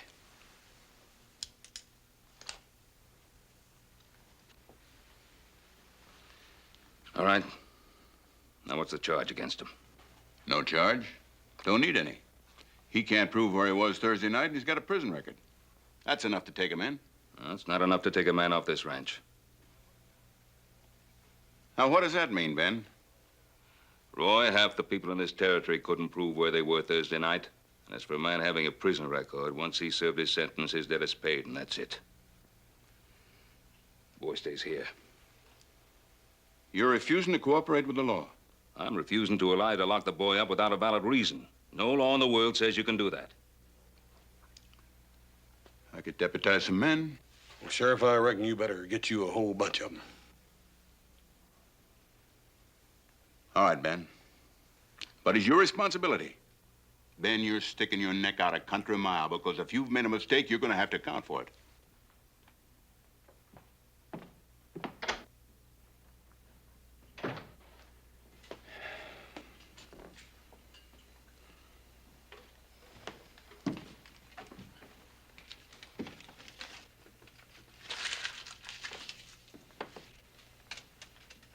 Well, Sam, looks like little Joe and the rest of us owe you a new shirt. Yep. You go down and get the best one you can find, Sam, with pearl buttons and all. Sam? Now, what's been said here has been said, and that's the last of it. I want you to know that you have a home here in the Ponderosa for just as long as you want it. Pa, you'll have to excuse Sam. He has some theories about people going out on a limb. Guess they kind of fell apart, huh?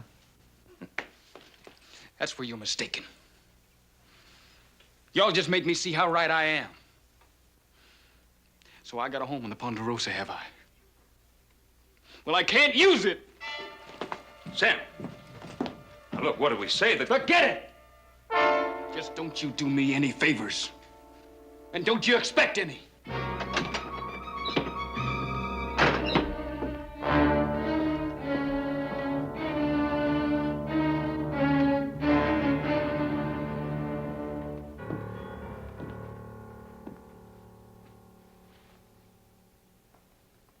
Now, what got into him? I guess he's not used to being treated like a human being. Wonder why little Joe didn't come back with him. Oh, boy, he probably got halfway out and decided to go back and make up to Ellie. Should have been home hours ago.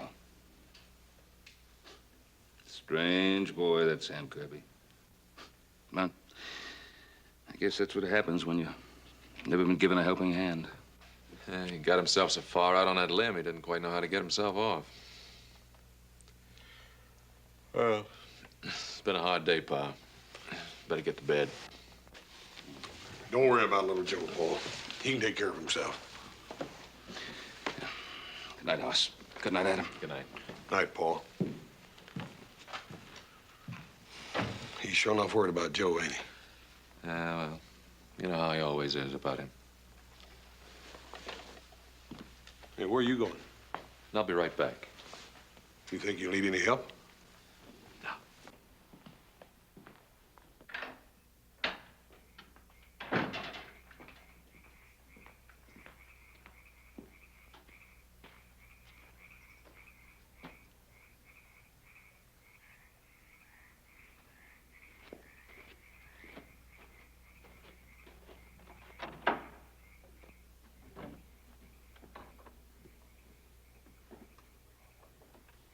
Couldn't even wait till morning, huh?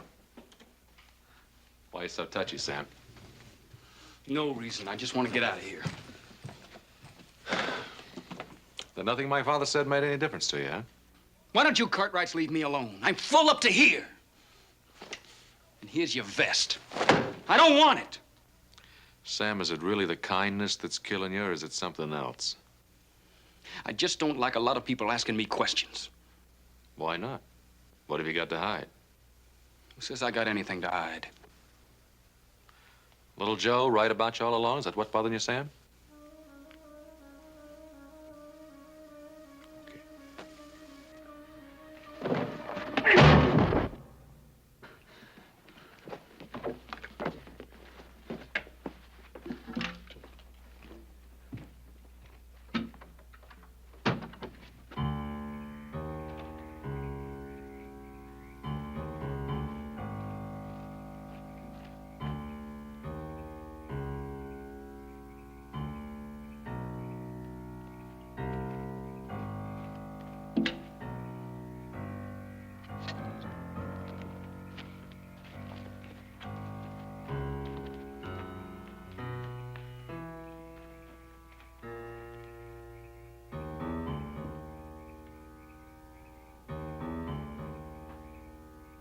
Adam?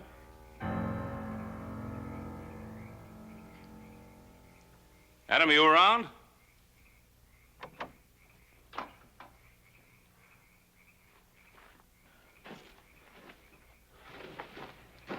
What's the matter? I got hit in the head. Kirby slammed into me and ran off. I guess he had us all fooled. And particularly me. I think the sheriff is right about him. Little Joe, too. He might have the answer to Joe's whereabouts. Well, let's get Hoss and get saddled up and pick up his trail as soon as it turns light.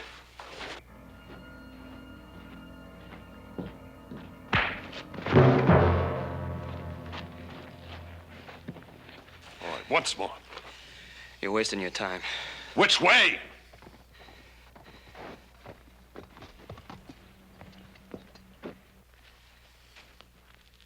About time you were getting here. We gotta get moving. What are you doing to him? What did you find out? Did you find out which way the horse soldiers were coming in? No, I didn't get a chance. Well, maybe we still have a chance. He probably knows which way they're coming in. Why don't we just have you make him tell us?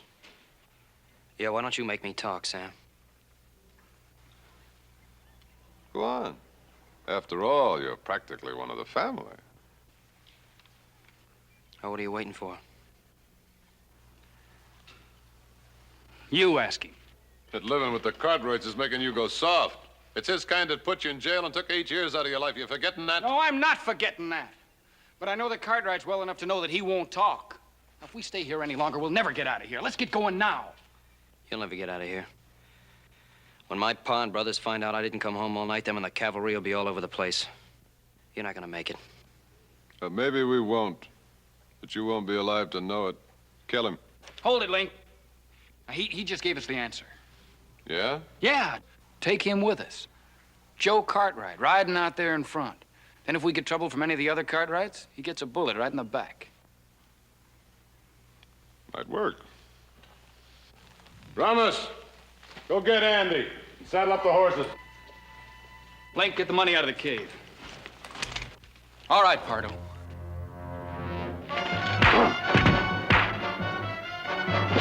Pardo!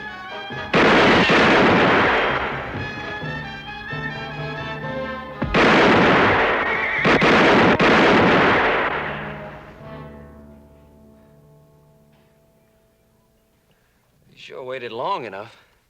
You took 10 years off my life. Well, I just hope I didn't take 10 years off my life, too.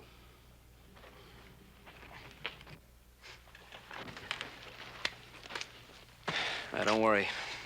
You got friends now. Friends that'll stick by you. I know that. I'll be all right. What about those other two? Yeah, let's pick them up.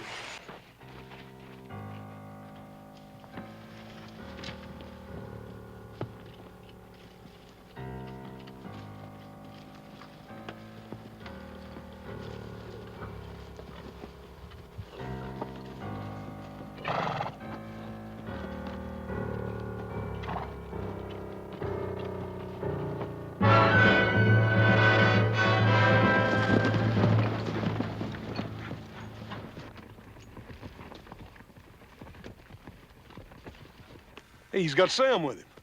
Looks like we was wrong about Sam, Paul. Yeah. Looks like we were all wrong about Sam Kirby.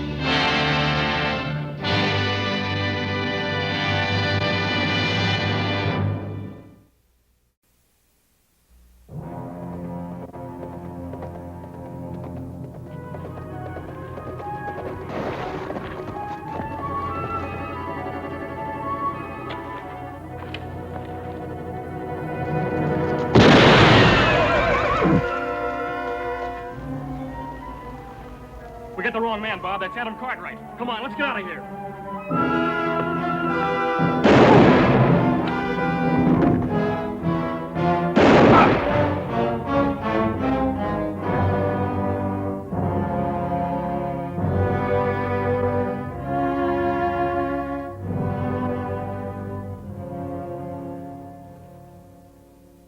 Who are you? A friend. Friend? sure a feather-footed one. Who are you? Gerald Escott by name. Here. Perhaps this will relieve your mind. U.S. Deputy Marshal. I can't say I'm sorry to see you. Who are they? The Clevenger brothers. Friends of yours? Hardly that. But you may have made a terrible mistake. Just be thankful that you're still alive. And I'll be thankful that I've reached the end of a long trail.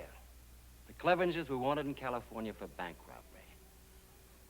I had the unpleasant duty of killing their older brother.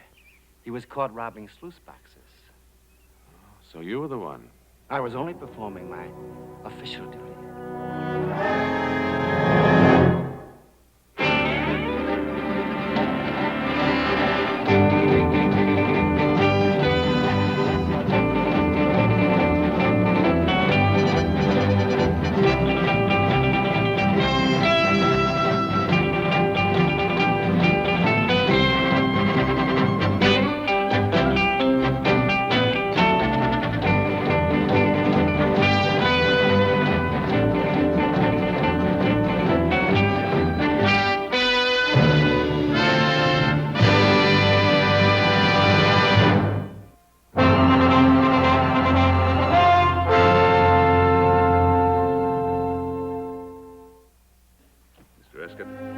Welcome to the Ponderosa. From what Adam tells me, we're greatly in your debt. Well, I'm happy that I was fortunate enough to be in the right place at the right time. We'll try to make your stay here a very comfortable one. Please. Thank you. We appreciate a great deal what you did for Adam, Mr. Escott. All of us.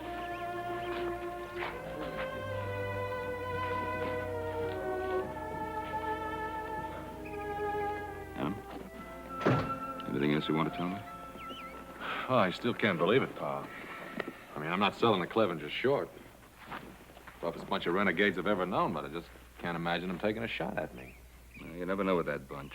Old Gid Clevenger and his boys have made their own laws for so long, you never know when they might step over the line. And you did have the ranch payroll with you. They must have thought it was somebody else. Now, believe me, Adam, I know how you feel, but the marshal did have a warrant for them. Well, there's one thing for certain, he isn't too upset about it. Now, come on, we've got a guest to take care of. We'll decide later what to tell Gid Clevenger. If he gives us a chance to talk. The bucolic life is not for Gerald Escott. Why put Mr. Escott's bag in the upstairs room? Thanks, son. Well, one would scarcely expect to encounter the épée out here in the wilderness. Well, little Joe's mother was Louisiana French. He likes to play around with them. You mean you actually use this? Oh, I fool around with it just for fun. He's faster than greased lightning, Mr. Escott. Come on, Joe, let's show him.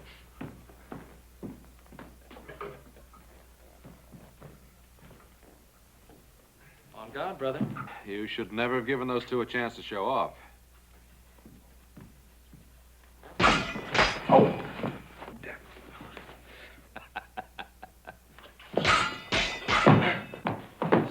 You know, they really have no intention of killing each other.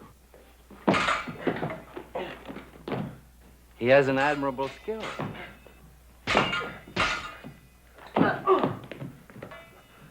Whack him over the head, Hoss. You'll never get anywhere poking at him. Touché. Nevertheless, your technique is not quite flawless. When you feint to the left, you're a bit off balance.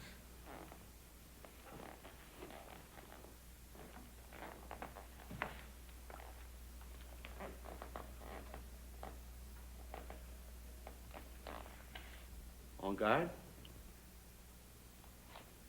On guard.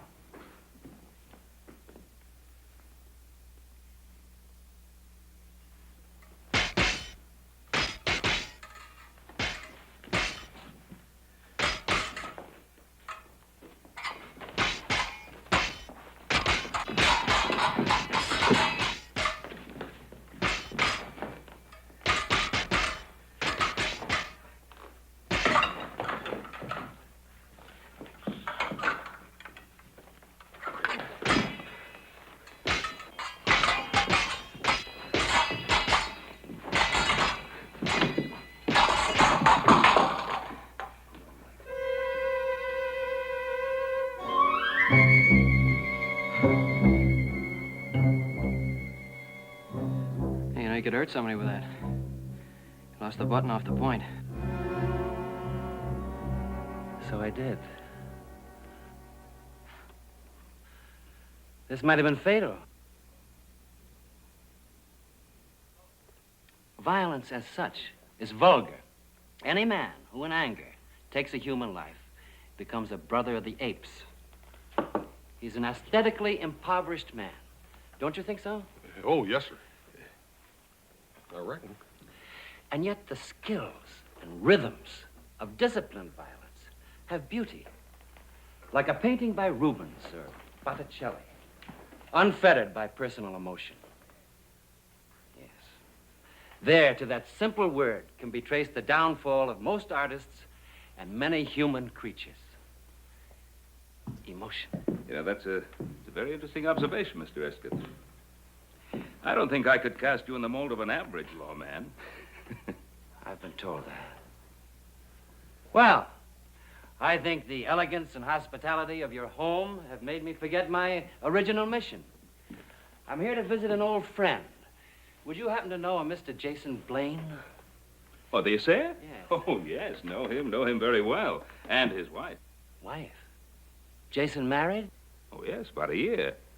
They were married right in this very room. Then you do know him well. Well, Jason has always been a little hard to know, but Mariette is practically a part of our family. Mariette. What a charming name. Yes, her father was a very dear friend of mine. When he died, he left the raising of Mariette almost entirely to my supervision. Jason Blaine married.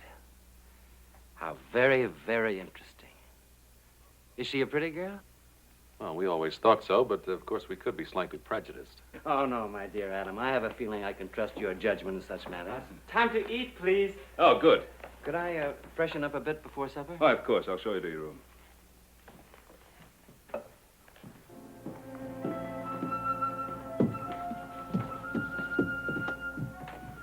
Adam, what are you staring at?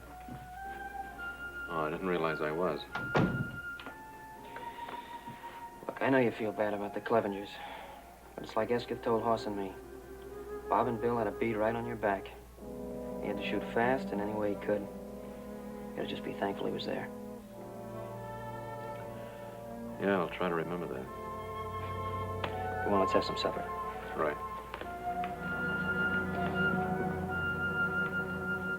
And so, under the circumstances, there was little I could do. And that, gentlemen, is the way I shot my first tiger in India. Oh, for heaven's sakes, number one cousin, can't you do anything right? Here, let me do that. Mr. Cartwright, take you long time to know San Francisco. Take me long time to know Ponderosa. I help you in San Francisco, you help me in Ponderosa. All right? All right. Thank you.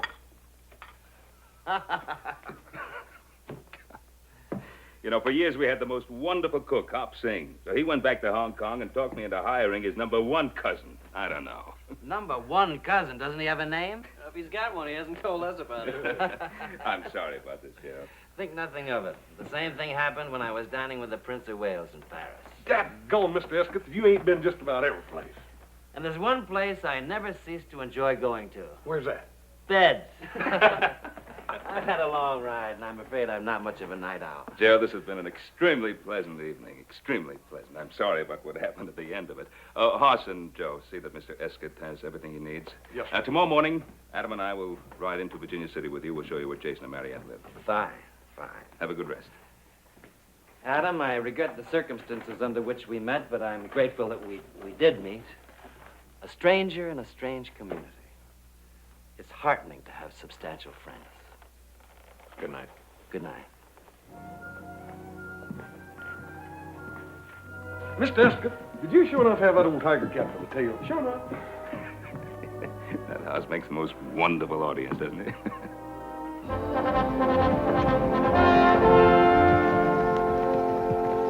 I hope you'll go along with my little whimsy in wanting to surprise Jason.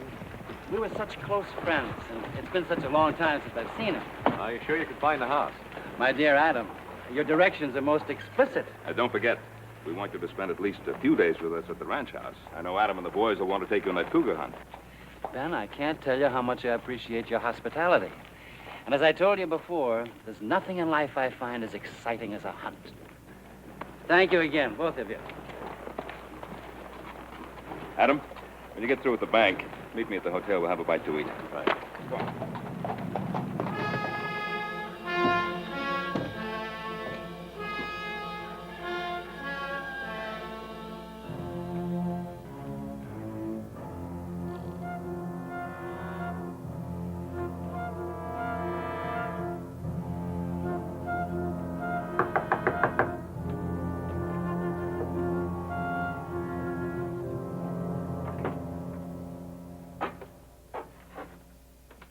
Pardon me, dear lady, if I startled you, but I had wrongly assumed that no one was home and had started to leave.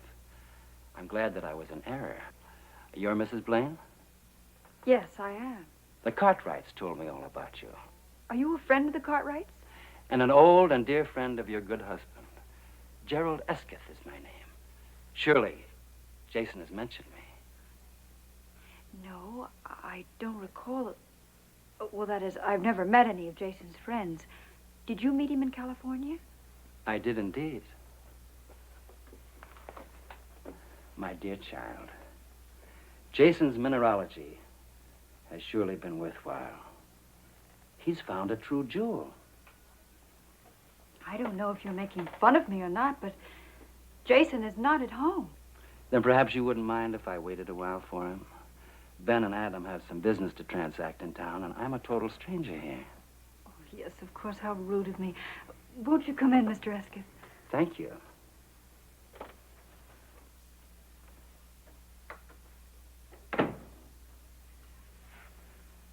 Oh, won't you sit down, Mr. Esketh? Thank you.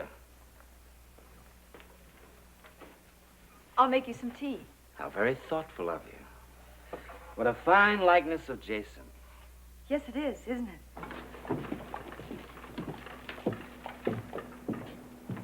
Jason, good morning. How are you, Adam? Fine. Did your friend find you? Well, who's that? Your friend from California, Gerald Esketh.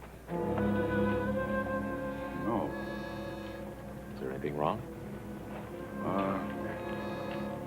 No, everything's all right. Esketh, is he here in town? Well, he stopped over at our ranch last night, and he rode into town this morning with us. Went to your house. He wanted to surprise you.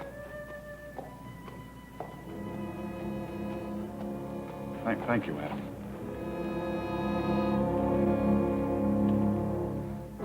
You have some very interesting things, Mariette. I couldn't help but notice this jewel box. Oh, Jason took that for saying some ore. I'm afraid he isn't very practical. But he is sweet.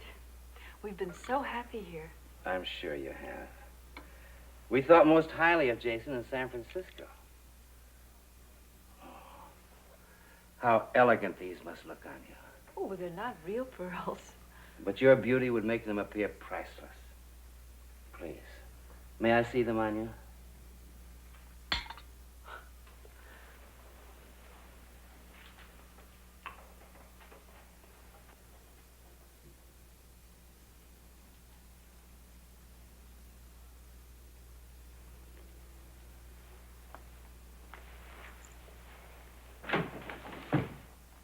Oh, Jason, darling, there you are. Look who's here. My dear Jason, after all of these years, Esketh? they're reviving the old case in Sacramento, Jason. And they couldn't very well proceed without the chief prosecution witness, you. Is this something you two gentlemen would rather discuss privately? No, not at all. My business as a law enforcement officer is public business, and I'm sure that you and your husband have no secrets from each other. I'll fix you some tea, Jason.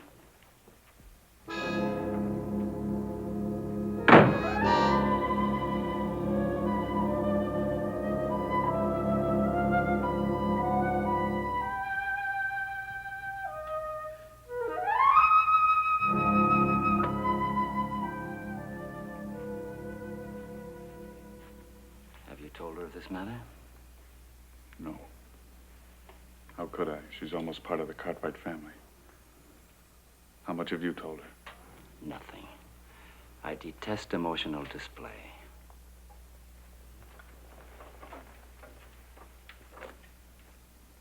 What's the matter, Jason? Nothing, Marriott. Nothing you'd understand. You're not aware of all the facts, Maria. He has a right to be a reluctant witness. His testimony will be against the most sinister forces in Northern California. They may seek retaliation. Retaliation? However, he'll be in my protective custody. Jason, I trust you to be ready for the journey, shall we say, at noon tomorrow? Does that allow you enough time? You trust me? I amend that. I trust your wife to see that you're ready. Thank you for the tea, Maria. It was indeed a pleasure meeting you.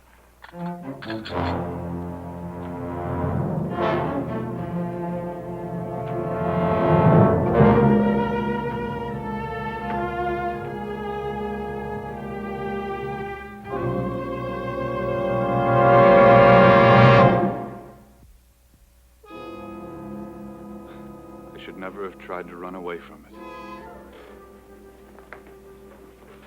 Jason, what do you mean? I loved you so much. I thought I had a right to a little happiness. But you did have, and you still have. I won't let you go back. We can leave, and we can make another start. Don't you see that that's what I tried to do, and this is the result of it? Nothing will change. I've got to go back with him. But he said that it would be dangerous. I don't intend to lose you, Jason. I love you much too much.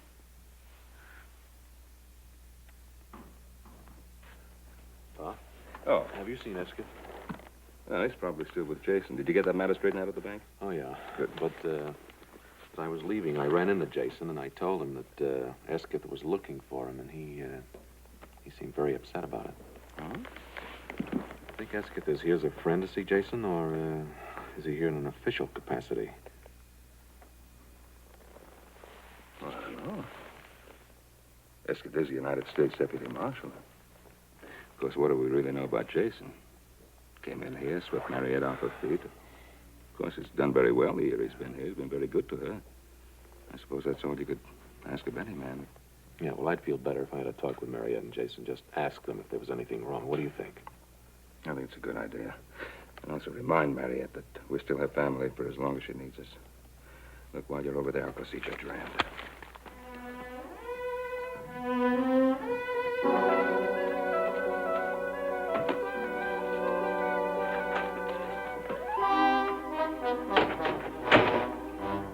Going someplace, my dear Jason? I was young, Esket. It was over 5 years ago.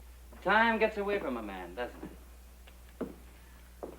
I'm curious, Jason. Why didn't you go back to Ohio? My arm isn't quite that long. You know I'm a mineralogist. Yes. I traced you through Arizona, Idaho, and all over the Comstock lode. You changed your name a couple of times, but I found you. Well, you can't take me out of Nevada territory. Here are the extradition papers. I trust, Jason, you're growing tired of trying to run away.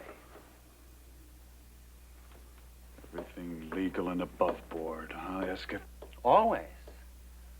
Which reminds me, I must present my credentials to your local judge. I had a little official business on the way in. Billy and Bob Clevenger. You saw the Clevengers? Briefly, through my sights. They're both dead.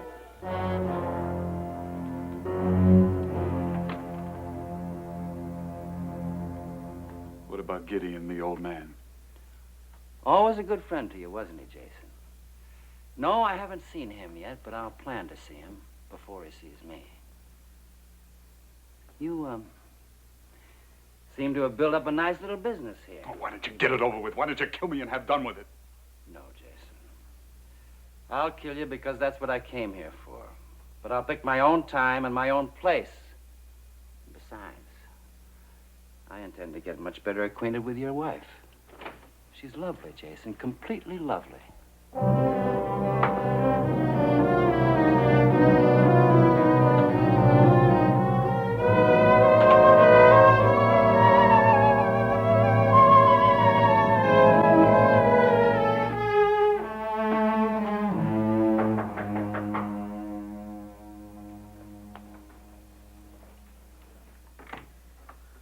Mariette. Oh, Adam, I'm so glad to see you.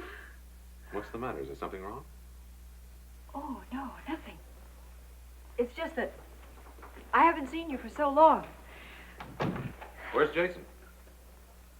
Oh, he went to the office to pick up some things. Mariette, you're just about as close to being a sister as I'll ever have. Now, a big part of that pleasure is being able to help you. Tell me, what happened when Gerald Esketh came here? Oh, nothing happened. I think Mr. Esketh is a very charming person. We even had tea. Oh, Adam, I just can't lie to you. I've tried, but I just can't. That's more like it. Now, tell me about it.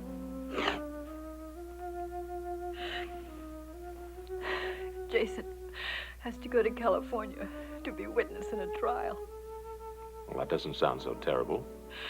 I know, but the men that he has to testify against, they threatened to kill him. You see, that's why Jason left California. I see. Did he talk to Judge Rand about this? Oh, that was my first suggestion, but Jason didn't think it would do any good. Well, Jason's upset. I think I'm in a better position to decide than he is. So why don't you and I have a talk with Judge Rand? I think we'll find that Jason can make a legal deposition right here in Virginia City. Adam, could we do something like that? Well, we won't know until we ask, will we? Come on, get your hat. All right. I'm sure when we know all the facts. Adam. My dear Mariette. What a pleasant surprise this is. Forgive me, Your Honor. I am United States Deputy Marshal Gerald Esketh. You're in my federal district, Marshal. If you have business here, you should have presented your documents to me. I fully intended to do so, sir. As a matter of fact, I was on my way to your chambers when your messenger intercepted me. Mrs. Blaine states that her husband's life will be in danger if he gives certain testimony in Sacramento. To some extent, she may be right. I myself will not feel too secure as his pledged bodyguard. Now, you will note there, sir, that this is the state versus Hadley Murdoch and a number of John Does, all of whom comprise a political machine known as the Murdoch Gang. Now, these are infamous men, sir, grown fat on terrorism and plunder, so rich and powerful indeed that they now have most of the state of California under their rule of dread and fear. Blaine is the key witness? We, on the side of the law, earnestly believe that Jason Blaine is the one man who can send these culprits to the gallows. Well, your husband's duty is clear, Mariette. And we can't very well call out the militia to guard him. Well, I was planning a trip to Sacramento in a week or so.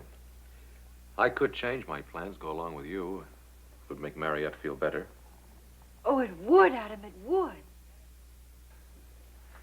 Anything to relieve this dear lady's anxieties. And rest assured, we'll be joined by other officers in Sacramento. Oh, I'm very grateful to you, to all of you. Mr. Esketh, I'm terribly sorry to have caused you all this trouble. There's no trouble, my dear. On the contrary, I was delighted to see revealed that jewel which money cannot buy, loyalty. Marshal, you and Adam both, I'd like to talk to you. If it's all right with you, Mariette? Of course not. Adam, Jason will be so pleased to know that you're going with him. Thank you, gentlemen. Thank you.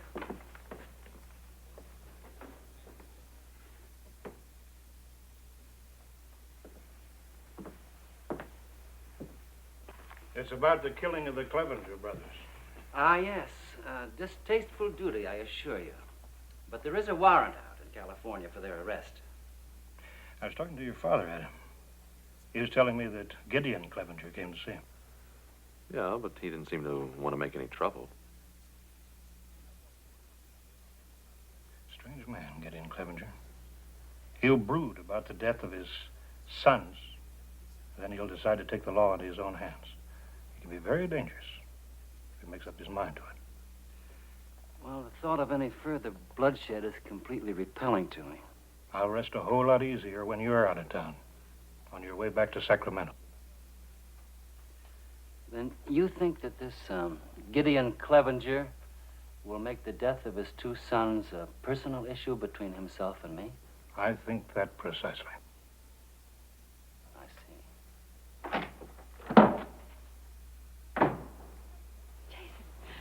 Jason, I have the most wonderful news. I've just come from talking to Judge Rand. You what? Oh, it's all right, darling. He's going to write a letter to a friend in Sacramento, a judge. And then Adam is going to go with you. No, he can't do that. But, Jason, Adam only wants to help. Well, he can't go with me. But why? Tell me why. Because if Adam Cartwright goes with me, he'll never get there alive.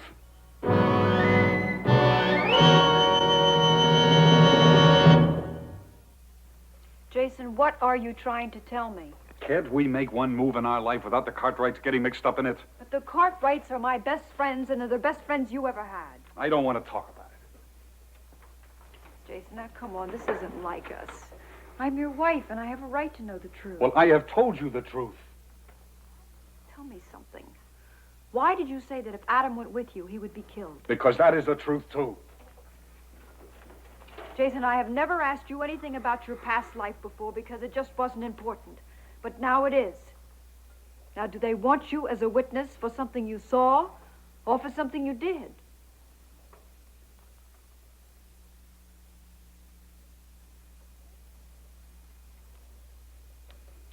What difference does it make?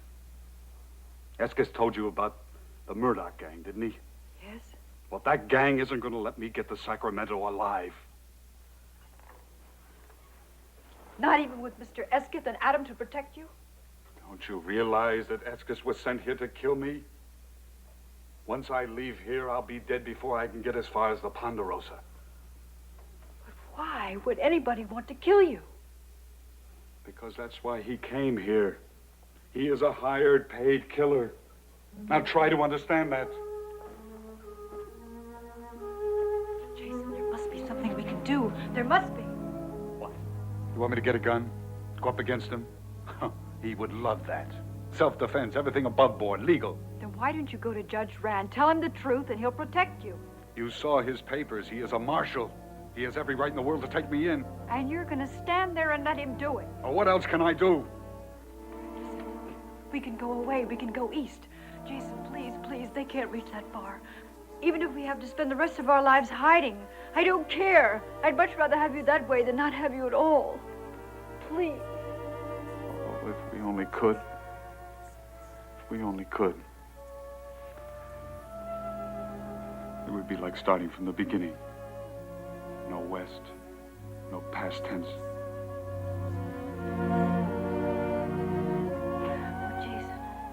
Jason, we must do it. We must. We can. I know we can.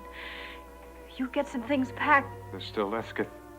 Don't forget, I tried this once before. Oh, but don't forget, you didn't have me before. Now, I can handle him.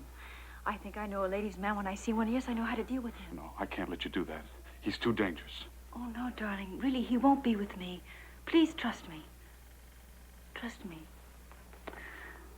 Now, hurry. Hurry and get something packed, please. Adam, I find this a land of unexpected pleasures. Little did I dream that you'd be making the trip to Sacramento with me. Well, since I am, don't you think it might be a good idea to let me in on the truth? Well, isn't that a rather strange way to put a question, Adam? Well, as Pa and I both told you, we think a great deal of Mariette.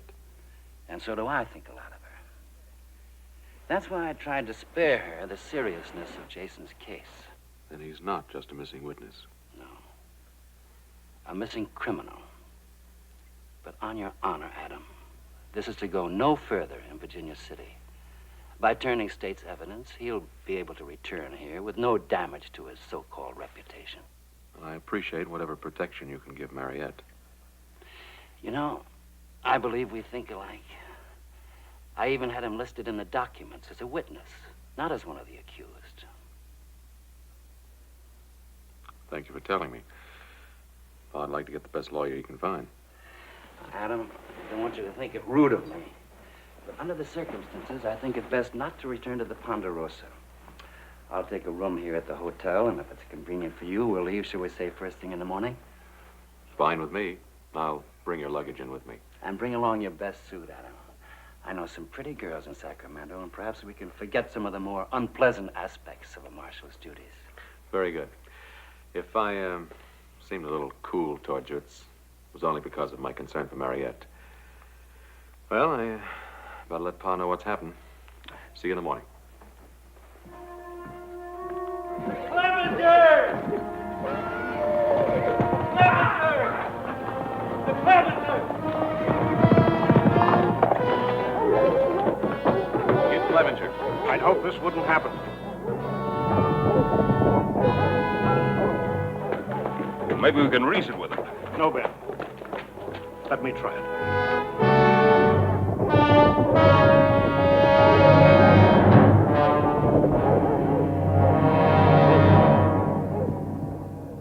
Hello, Gideon. We haven't seen you for some time.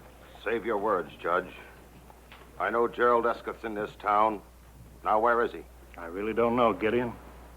Look at me when I talk to you. I don't like fellers who can't look straight.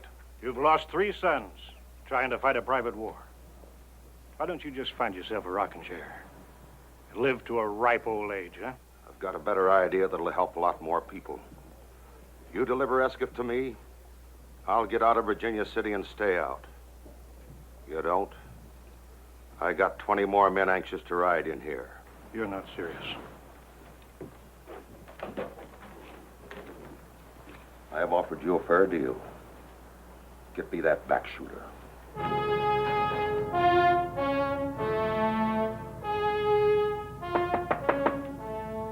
Come in. Oh, my dear Adam. They tell me Gideon Clevenger's looking for me. He's threatening to tear the whole town apart unless you're handed over to him. He seems a truly dedicated scoundrel. Faithful to his purpose, honest to a fault. I want you to know that Pa and I'll be backing you up. Thank you kindly, Adam.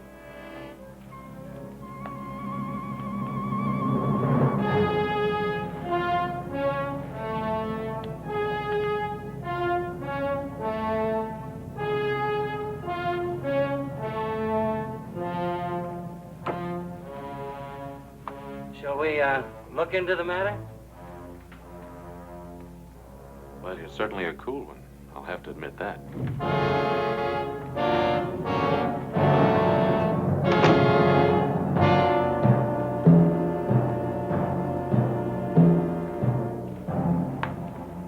What are you going to do? Make our friend a sporting proposition? He's in the saloon.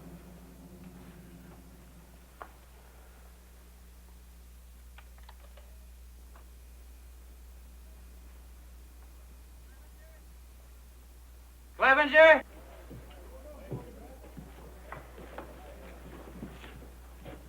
Can you hear me? I can hear you, Escott. It's a voice I'm not likely to forget. You made this personal, Clevenger, so let's keep it that way. There's no sense in harming innocent people. You've made yourself a deal. But if the Cartwrights or anyone else tries to get into it, I'm cutting my boys loose.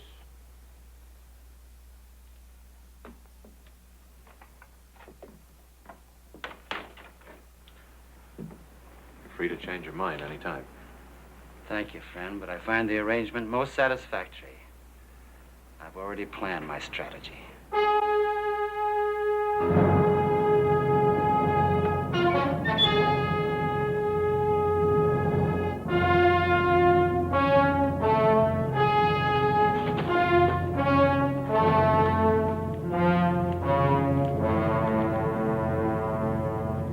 don't like this, Adam. I'm beginning to think Escott knows what he's doing.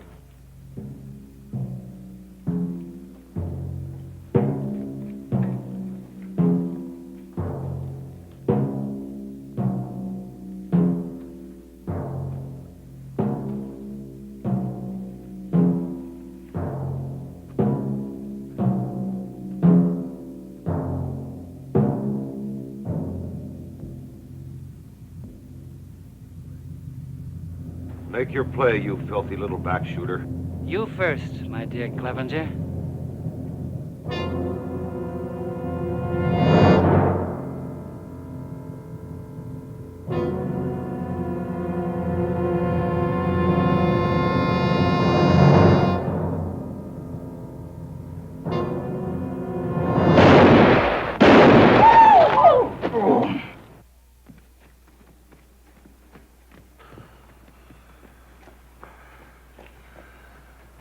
Better finish the job, Escott.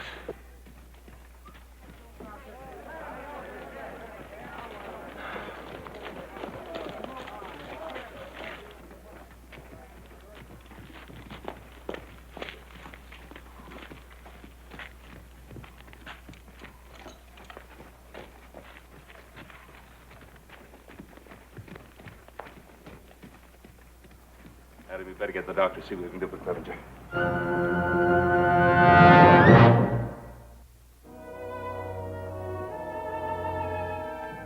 How is Clevenger? He'll pull through. He wants to see you.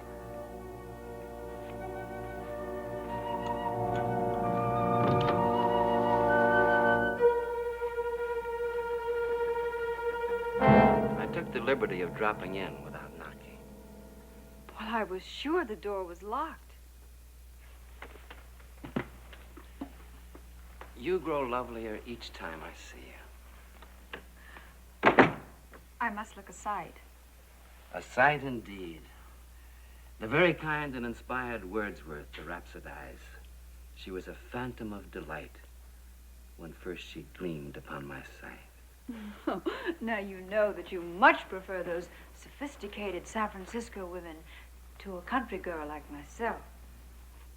I hope someday to prove the error of that statement by putting you beside them. A ruby in a diadem of glass. Oh, you mean the ones from the Barbary Coast? What lies has Jason been telling you about me? Why, none. It's just that I know so little about San Francisco. It was only a chance remark. And please accept my apology. I'm thin-skinned when it comes to matters of honor. Oh, I apologize, too. I had planned to look much more presentable the next time we met. Then it was rude of me to arrive so unexpectedly. But I thought I'd better tell you. Judge Rand suggested that I start back to Sacramento immediately. Oh, so soon. You don't know how lonely it gets. I mean, Jason has to work such long hours. I've never met anyone like you, Gerald.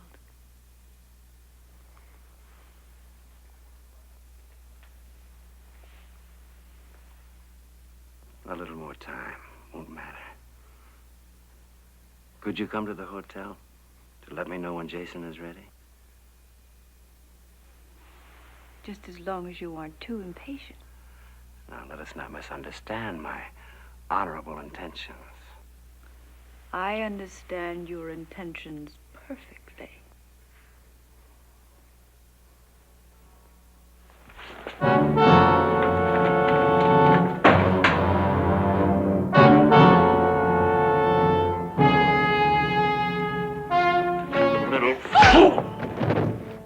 You're gonna learn just who you've been playing games with.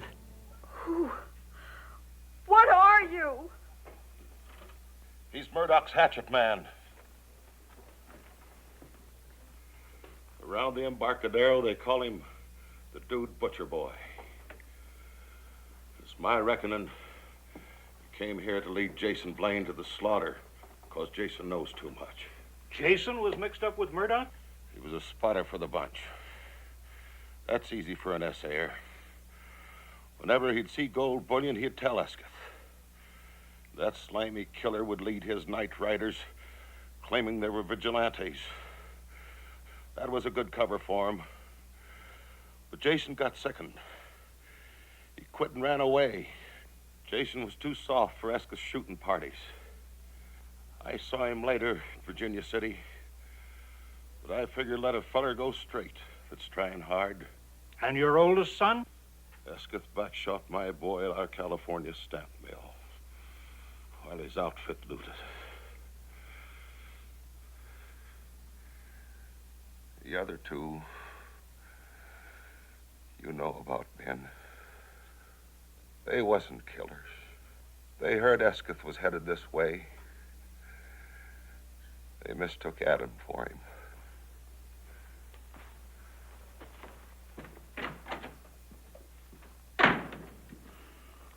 That fool Jason. Why couldn't he tell us the trouble he was in? There's a thing called reputation, Ben. Especially if you're married to a woman like Mariette. I'd swear she never knew that Jason had a record.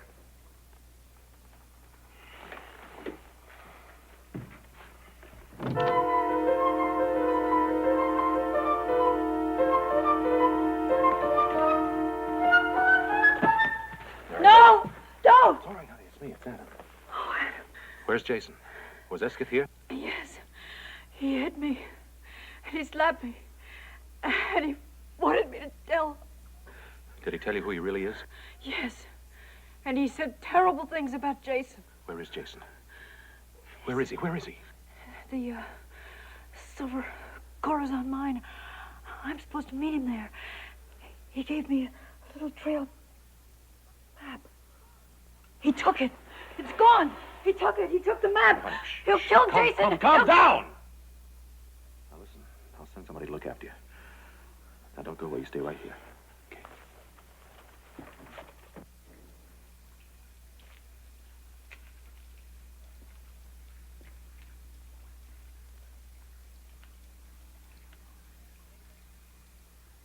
Jason? Jason! You can't get away, Jason.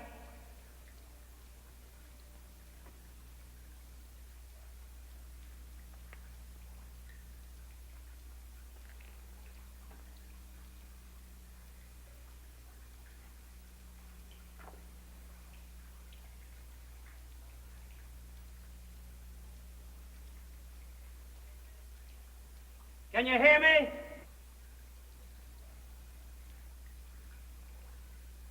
Would you like to hear what happened to your wife? She died in my arms, Jason. I held her. I watched her.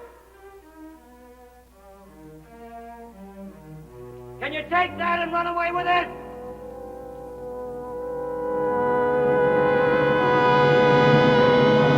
In here, Esketh! Come on! Come on!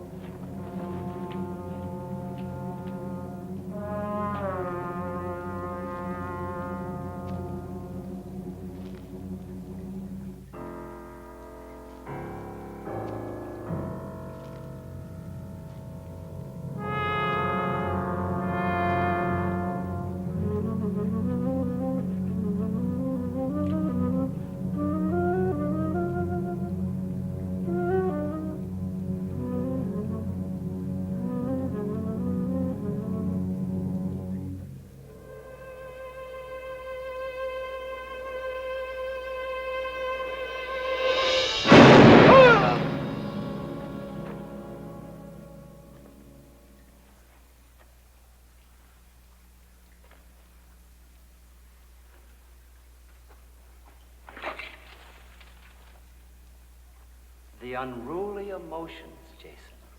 But don't be ashamed because they've destroyed you. They've conquered more men than Napoleon's armies.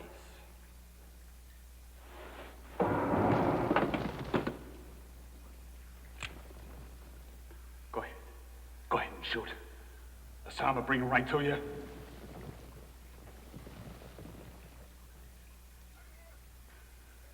I'm here! We're in here! We're in here!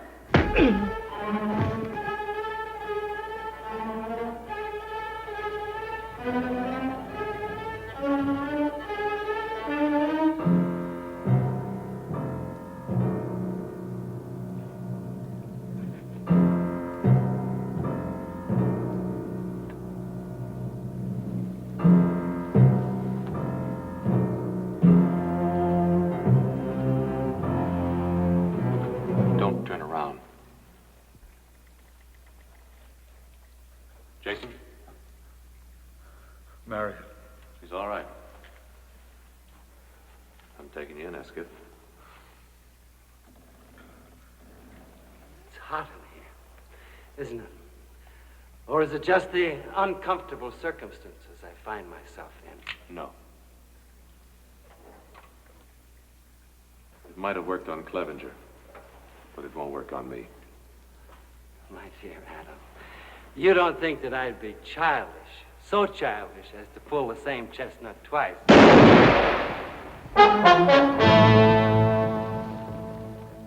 I wish you hadn't tried it, Escott. I suppose I knew all along that this would happen someday.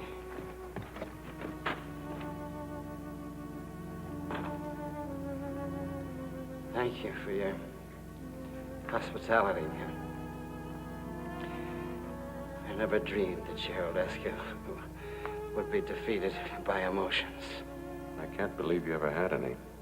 Oh, yes, I did. I was in love, you know. I was in love with Gerald Escott.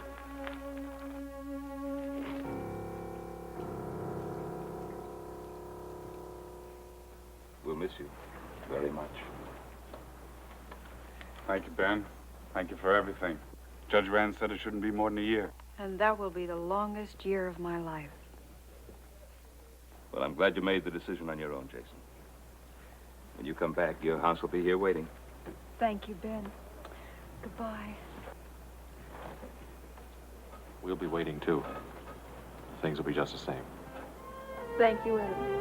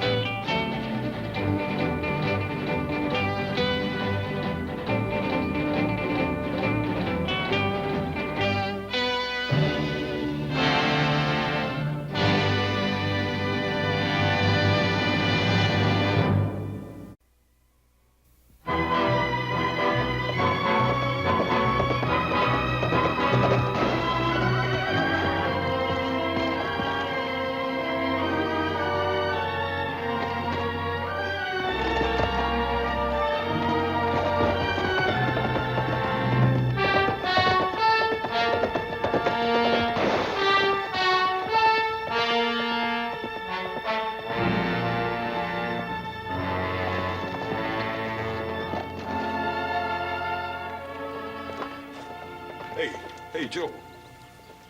Look who's coming. Yeah, that's what I call a real fine-looking woman. Yeah, you mind your manners, because she's a married woman. Hi, Miss Edwards. This is a real pleasure, ma'am. Hello, Horse. Hello, little Joe. My pleasure, ma'am. Little Joe, why don't you see after Miss Edwards' horse while I help her down? Well, little brother, why don't you see after a horse while I help her down? Hey.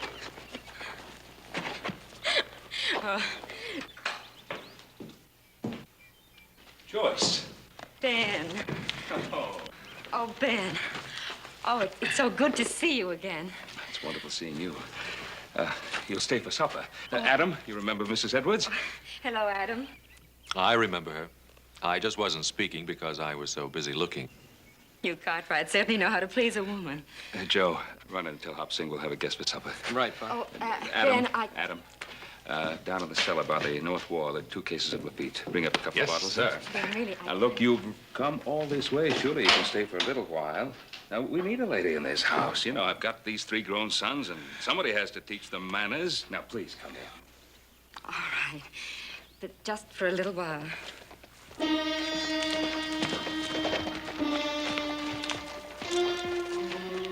wouldn't go in there if I was you, Miss Edwards. It's nothing, Ben. He's just our new hired hand. He must be lost. Pay no attention to him. Suit yourself, ma'am. Only Mr. Edwards ain't gonna like this. Ezekiel, you can tell Mr. Edwards anything you want to, but Mr. Cartwright is an old friend, and I'm going inside. Anything you say, ma'am.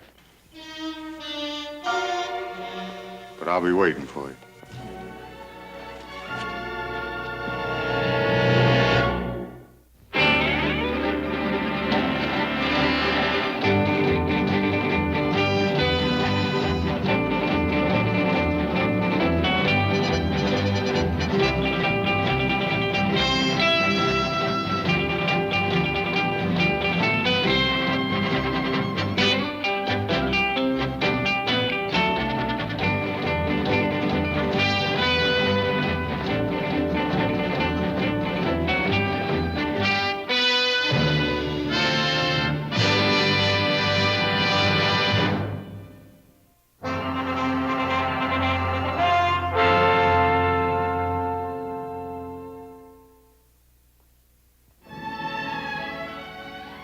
Your house is so attractive, Ben.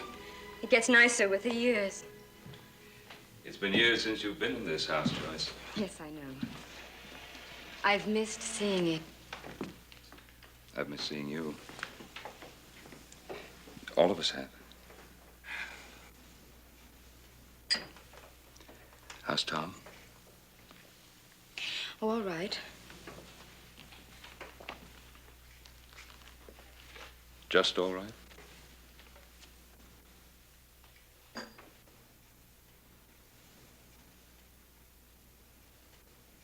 How is he really?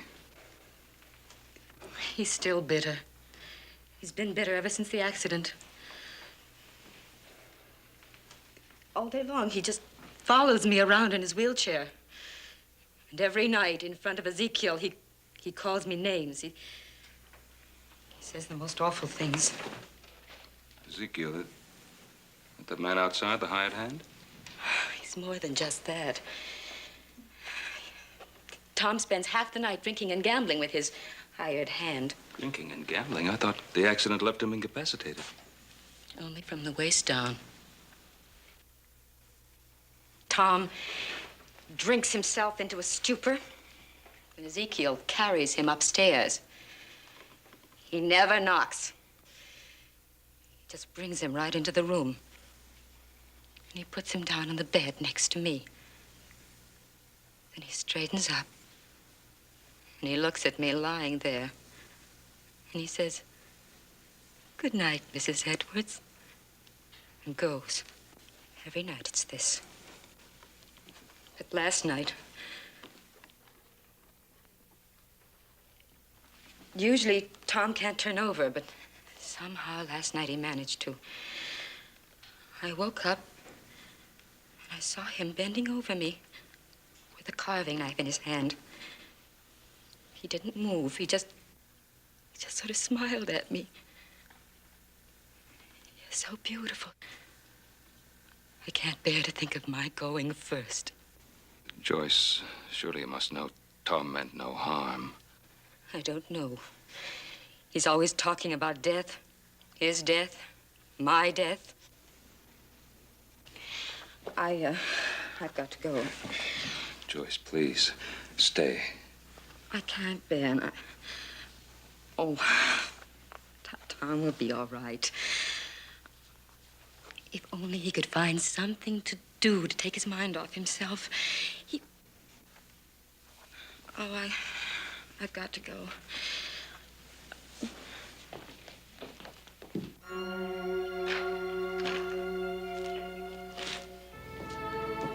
Oh, Hoss, would you get Mrs. Edwards' horse, please? Right, Paul.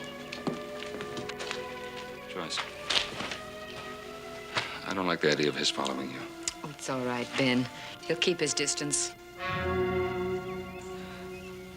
I'll ride along partway with you. All right.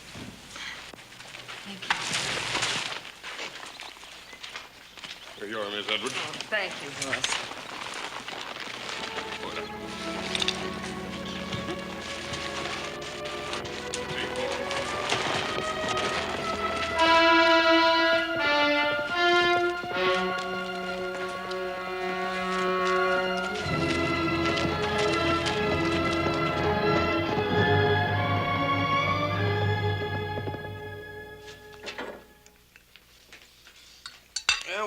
Once it was Pa's gun that hit him. Well, that's a lie. Eat your supper, both of you, and stop talking about it. Oh, look, I didn't mean he hit him on purpose. I meant he hit him accidental. Well, that's two lies. That's not what they say in town. Well, that's Mr. Edwards, Joe. Sure, he blames Paul. He claims he crippled him. Well, did he or didn't he?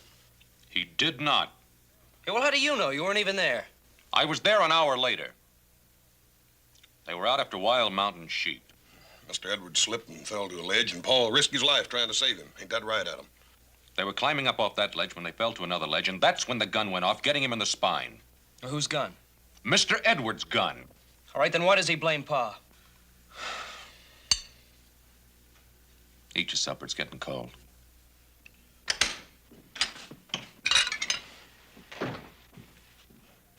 Boys? I'm sorry I opened the wine, Pa. I didn't know she was leaving so soon. Well, we haven't had any of this since Christmas. Yeah, it's a miracle. This wine, imprisoned in this bottle for 20 years. And each year it seems to grow better. Yep, well, I'm sorry Miss Edwards couldn't make it to dinner tonight, but I'm sure glad to be taking part of this wine. Me too. Boys, I need your help. What do you think Tom Edwards could do? What do you mean, Pa? Well, they're out of money. He squandered everything they ever had. They owe everybody, and he's always gambling. That Zeke feller's, does he live with him? I'm sorry, Paul. I wouldn't want you to talk with your mouth full. He not only lives with them, but they owe him, too. Well, what about Virginia City? Maybe he could clerk somewhere. You ever talk with him? Every time he opens his mouth, it's like poison pouring out. Hoss, this was once a wonderful man, but he was struck down. Life struck him down. Paul, I didn't mean to offend you. They have a pretty good flow of water on their place, haven't they? And who are we to say that if we were struck down, we wouldn't be pouring out poison, too? Now, what were you saying about water? Oh, well, I was thinking that there's no mill around, and they have a pretty good stream there. We could rig up a water wheel, build a small mill house. They could grind grain. That's a wonderful idea. A wonderful idea. Adam, I want to drink a toast to you. Hey, Paul, can we drink to him, too? He's a mighty bright feller. Downright bright and a real pride and joy to the Cartwrights. Well, thank you, gentlemen.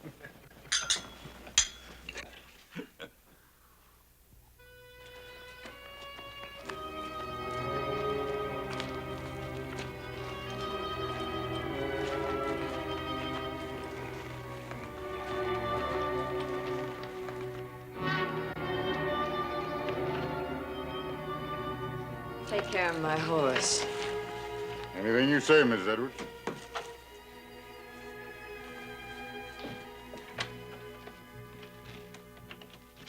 Well, did you have a pleasant ride? Yes. I hope so.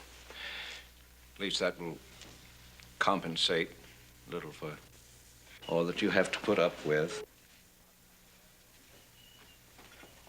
Darling, I know it's dreadful of me to make such a fuss when you go out, but you've no idea how awful it is for me to sit here alone without you.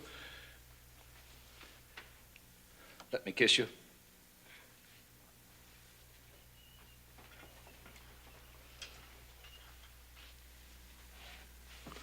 Your skin is so lovely. Your cheeks are pink. Kiss? I'm awfully tired. I think I'll go up to bed. You told me where you've been. I went to see the Cartwrights. Why? To complain about your husband? Tom, please don't start that again. I love you. I'll never leave you. You know that. I expect Ben received you very warmly, didn't he? Did you get any money out of him? Tom, please. He's very rich. You're very attractive. We need money. Yes, I did go about money. You know that property that my father left me in San Francisco? Well, Ben sometimes goes to San Francisco, and I thought that he might sell it for me.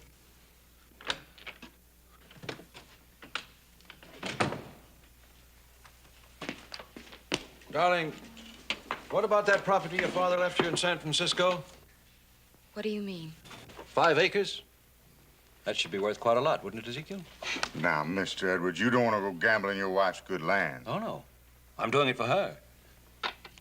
How's that, Mr. Edwards? Well, she hates you. This way she could get rid of you. Now, Miss Edwards, you don't want to get rid of me, close as I've been to your husband. How would that get rid of him? I'd bet the whole 5 acres against all we owe Ezekiel. If he loses, then we don't owe him anything, and he clears out. Go ahead. Bet the land. You surprise me, Mr. Edwards. You think I stay with you just for money? You think I take care of you? You think I carry you up them stairs night after night and put you to bed just for money? Now, believe you me, Mr. Edwards, I know I ain't fit to tie your shoe. But just living with you, sir, and Miss Edwards here, I've grown to you two like it was home almost.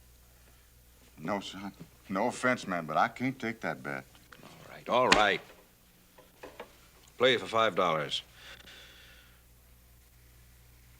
Will you lend me $5?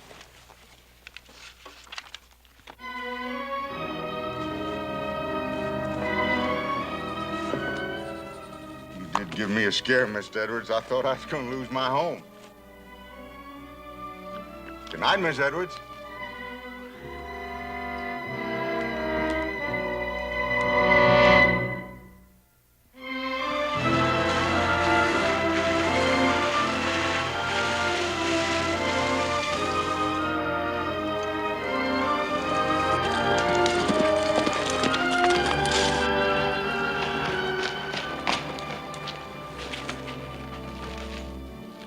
Morning, Tom. What brings you around? Well, I was riding into town. I thought I'd drop by. See me? See my wife. To see you both, Tom. Sit on the porch if you want to. She's picking grapes. Morning, Mr. Cartwright. Yeah, that's it. It's a mighty fine stream you have here in the property. I hear my wife paid you a little visit yesterday. It was good to see her. Good to see you, Tom. Is it? Tom, I'll be straight out honest with you. I made a definite point of stopping by here this morning. I have a little business proposition I'd like to talk over with you. How'd you like to make some good money? There ain't much Mr. Edwards can do, ailing chronic the way he is. Tom, I want to build something on your property. A money-making operation. When I get my money out plus 15%, then it's yours to own. Did you hear that? My wife goes to see my best friend, and suddenly I'm in business. I'm rich. What's the proposition, Mr. Cartwright? A mill. A grain mill. Now, there's none around here for miles, and people around here need a mill. Now, you have the water. I have a son who knows how to put that water to work. What are you doing? Trying to get something from me? Tom, I said this is a business proposition. Now, I'll put up the money, and my sons and I will build that mill for you. What do you get, Mr. Cartwright? Water rights forever? I've already said what I want. My investment back plus 15%. If I have that, I'm satisfied. You mean...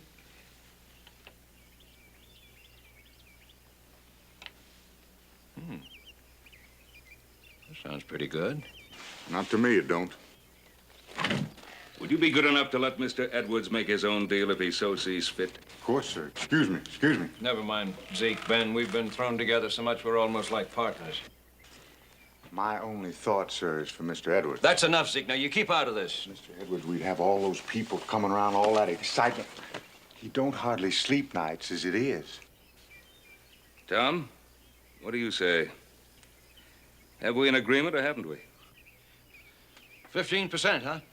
15. Now, you shake on that, we'll have that mill up in a week. You make it 10%? No. 12 and a half? 12 and a half. Oh, I'm mighty glad, Tom. Why, that mill will be a great thing for everybody. What do you think of that, Ezekiel? Wait till I tell Joyce. Well, all right, Tom, I best be getting on at the town. Oh, say, we can start bringing the stuff in tomorrow, if that's all right. Oh, do that. You do that, Ben. Ben? We'll be friends again? Let me tell you, Ben, in my heart, when I'm not in pain, I mean, in my heart, I never blame you. It was my gun, my fault. Bless you for coming.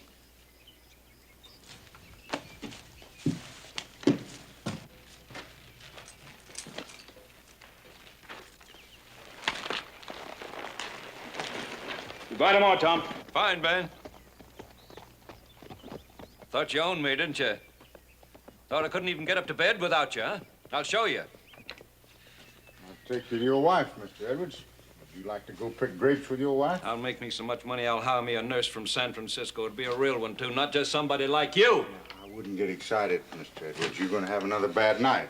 You hope I have another bad night, isn't that it? You hope I'll have to call for you, huh? Where are you taking me? To your wife, Mr. Edwards. I'm going to take you to your wife. You forget about my wife, you hear me?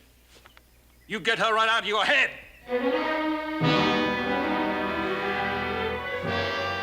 Take me back in the house. Yes, sir.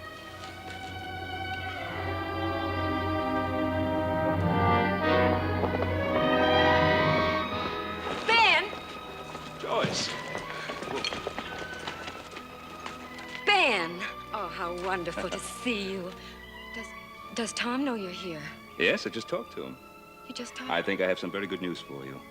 I suggested to Tom that we build a grist mill here and that he run it. What did he say? He's all for it. He likes the idea. Oh, Ben! Oh, I'm so happy. If only this could make Tom happy, too. Remember the way he used to be? I'll help you pick some grapes. Ben, what you're doing is the most wonderful thing anyone could do for us.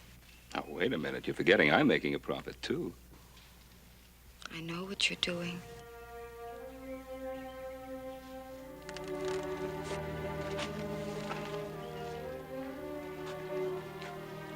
And then about yesterday, I've never complained to you before, have I? I've never complained to anyone.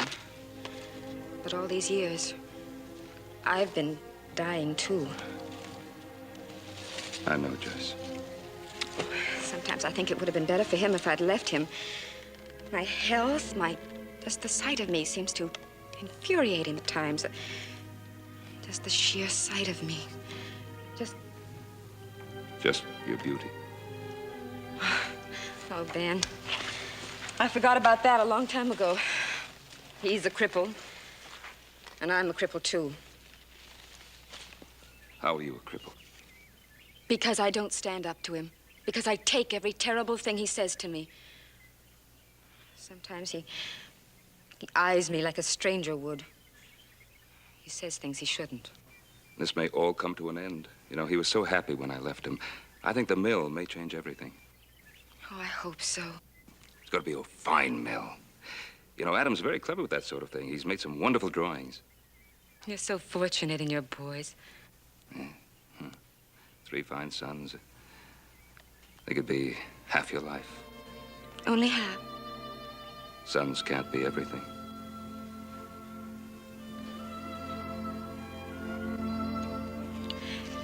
Did you notice how blue the mountains were this morning? Yes, I saw them.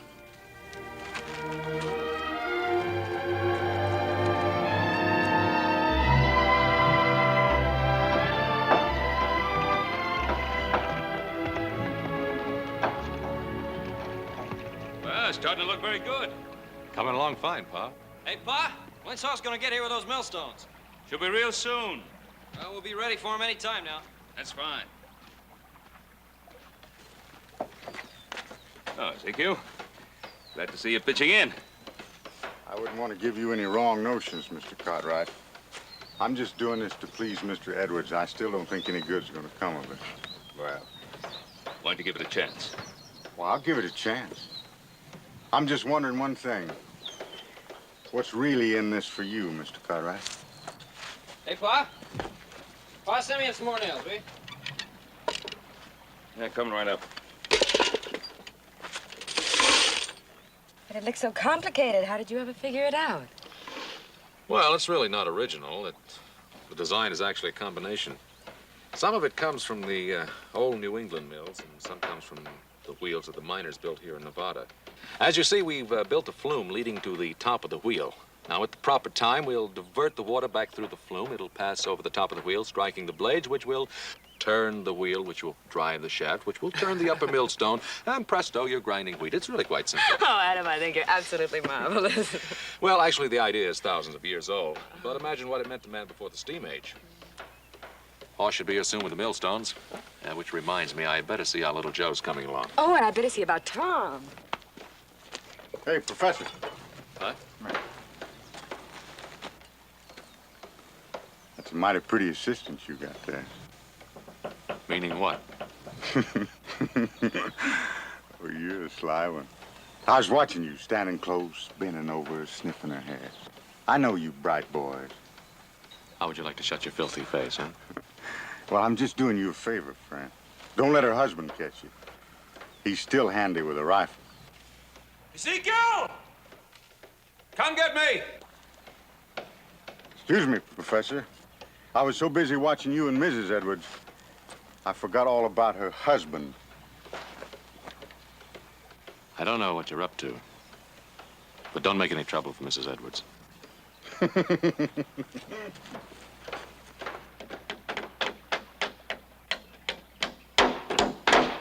That's about time you got here, Professor. Did some of the heavy work. Don't call me that. What's the matter with you? Just don't call me Professor. Here, let me get that. I'm perfectly capable of doing this myself. Anything you say, ma'am. Wheel me down there. I want to see how things are going. Yes, sir. If you think it'd be all right. All right. Why shouldn't it be all right? Come on. I mean, the ground's so rough, your legs being so weak. Must you always remind him of that? I didn't mean no harm, ma'am. I was just thinking. Come on, come on.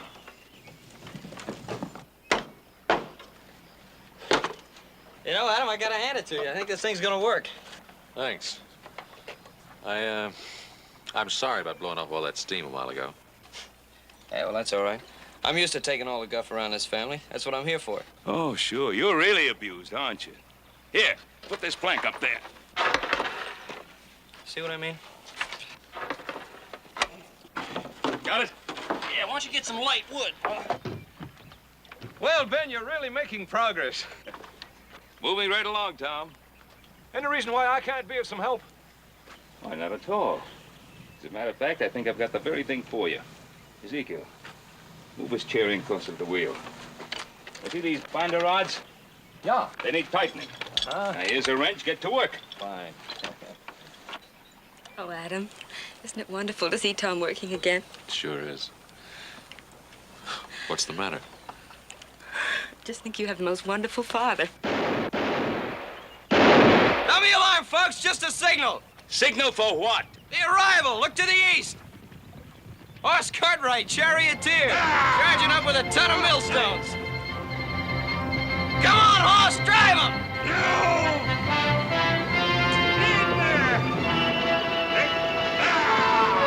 Come on, drive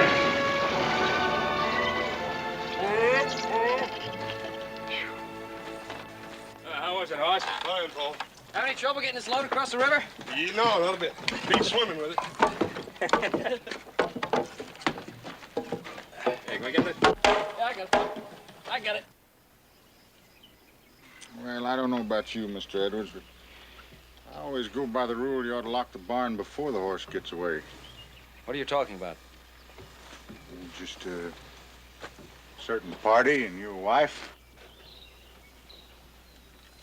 You know what I think I'll do with you? When this mill is finished, I'll put a rope around your neck and hang you from one of the rafters just to celebrate. Mr. Edwards, you know I'm just protecting your interest. Listen, you filthy snake. I trust my wife. And I trust Ben Cartwright. He's my friend. If you ever again put one of your rotten, suspicious thoughts in my mind, so help me heaven, I'll kill you. Your friend, Mr. Edwards? I wasn't talking about him. I was talking about his son, Adam. Watch your hands down there with that, Paul. All right. Let me get this out of there. It's heave. Easy now. Easy. Easy. let her slide down. Easy does it. Watch your hands, Pa. Now, let her slip. Well, I ain't saying she did anything, but the point is... Look, just tell me if you saw anything or you didn't between her and Adam. Mr. Edwards, I don't want you getting excited. Never mind about that. Just tell me what you saw. Well, Adam was... Well, he kind of brushing up against her here and there.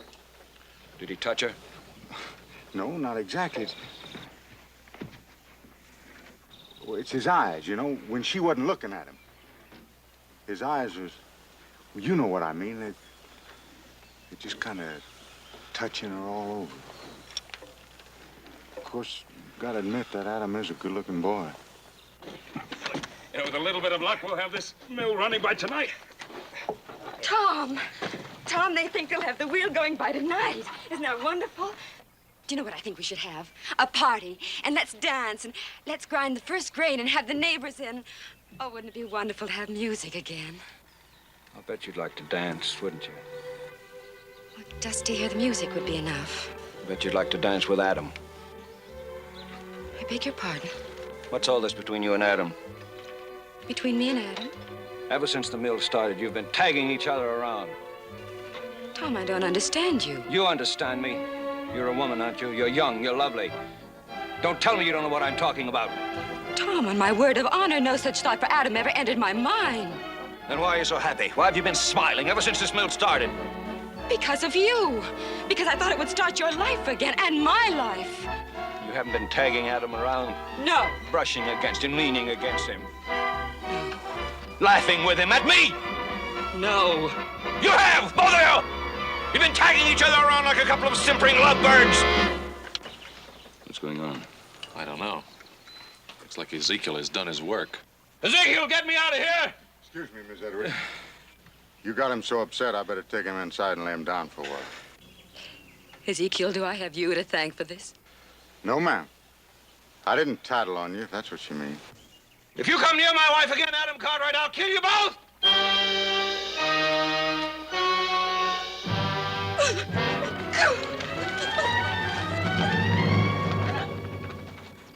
I'll give you my word.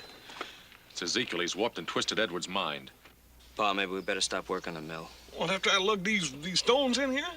We'll finish this mill. Pa, a man as mixed up as that's liable to kill somebody. Keep working.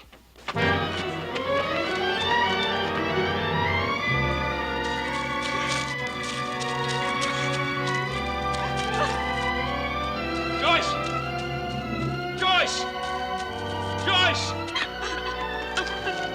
Joyce. Ben, please go away and leave me alone. Joyce, come on now. Let it out. I've never been so humiliated, so ashamed. I don't know what to do. Now, take it easy, Joe. You'll ruin the whole thing. Look, I told you it wouldn't fit, Adam. You made the shaft too short. Well, come on, now lift. Now lift, horse. Dang it, Adam, if I lift anymore, I'm gonna lift the whole earth up. Lift!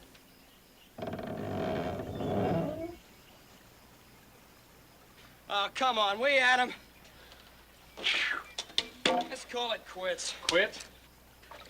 Yeah, quits. We did enough work today for 10 men. Now, come on, Joe. Give me a few more minutes. I'm hungry, Adam. Adam, you give me one reason why I ought to break my back. Because I want to see it work. I want to see this mill grind wheat. I want to eat bread from this mill that we built. You do? I do. He does? He does. Well, why don't you say so, brother? Come on, let's get to work. All right, all together now. All right, let's go. 1, 2, heave! All right, in she goes! Hey. Now get the other side over there. Hey, wait till I get this board up. Let's go. 1, 2, heave! Heave! Hey! Hey, way to go, brother. Hey, look, it won't. Let's get up to the diversion gate. When I give you the signal, let the water in the flume. Right. Hey, Adam, don't you think we ought to wait for Pa? I said to get it done, and that's what we're gonna do. Now get up there and let up that sluice gate when I tell you. Aye, aye, sir.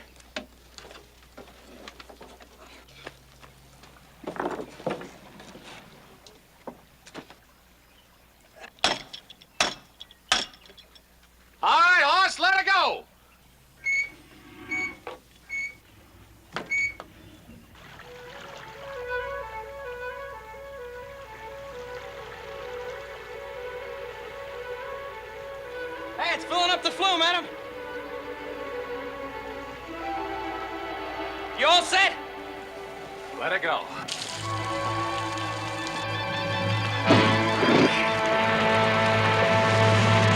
Here she comes!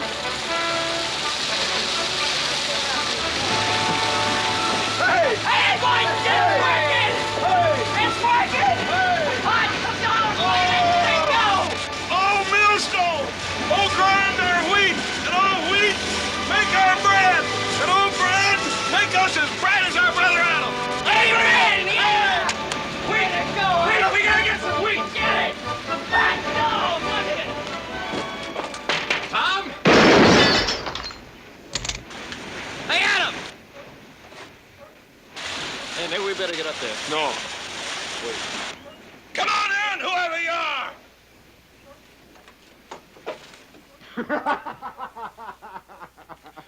Well, Cartwright, what do you want? There's one thing I don't want is people shooting at me without a reason. I got a reason, best reason in the world. My wife. Where is she? That's right. Where is she? Mr. Edward here's been worried about her. It ain't good for him to worry. How should I know where his wife is? You ought to know where she is. She's with your father, ain't she? He run off after her. Didn't think I knew, did you? I know. Ezekiel told me. I know all about your father, too, from a long way back. It's not the first time he betrayed me. He shot me in the spine. My father didn't shoot you, and you know it. I don't know any such thing. I know it was you Cartwrights caused all my trouble. Mr. Edwards, you're wrong. Real wrong. But I didn't come here to argue with you. I just come to tell you that your mill is finished. We got it going. You think the mill solves everything, don't you? You know what I'm going to do with your mill? I'm going to destroy it. I'm going to burn it to the ground. Does Ben Cartwright think he can buy my wife with a mill? You mark my words. Before I let him steal my wife, I'll kill him and hurt you!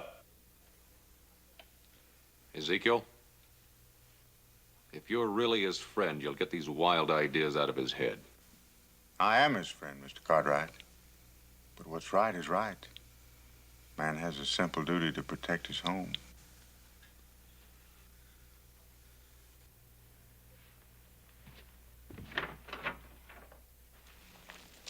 Ben, I'll always remember this time we've had together today.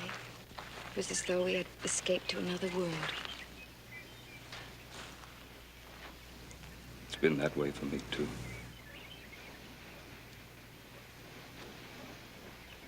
Ben, look! The wheel is turning. Oh, isn't it beautiful? It certainly is. Joyce, I just can't let you go back.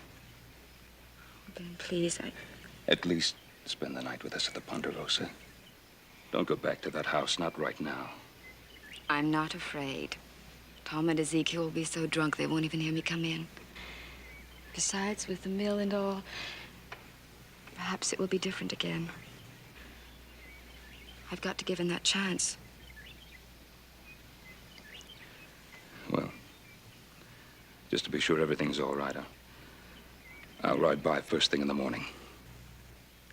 Ben, thank you for everything.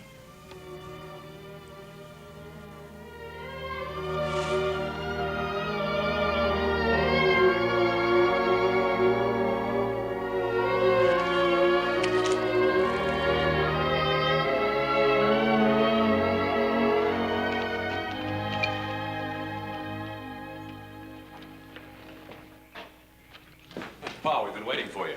Oh? Why? I was a little worried about you. It's mighty thoughtful of you, Adam, but I have a feeling I'm old enough to take care of myself. I ran into some trouble over at the Edwards place. What sort of trouble? Tom took a shot at me. No, I can't believe that. Neither could I. I went up to the ranch to tell him that we'd finished with the mill. He and that hired hand of his were glassy-eyed drunk. Well, what started it? What brought it on? I don't know. Tom had some wild idea about you and Joyce being off someplace together, and he was making threats about killing you if you didn't stay away from her. Where are you going? Going right back to that house as fast as I can make it. That man touches Joyce. Pa? What?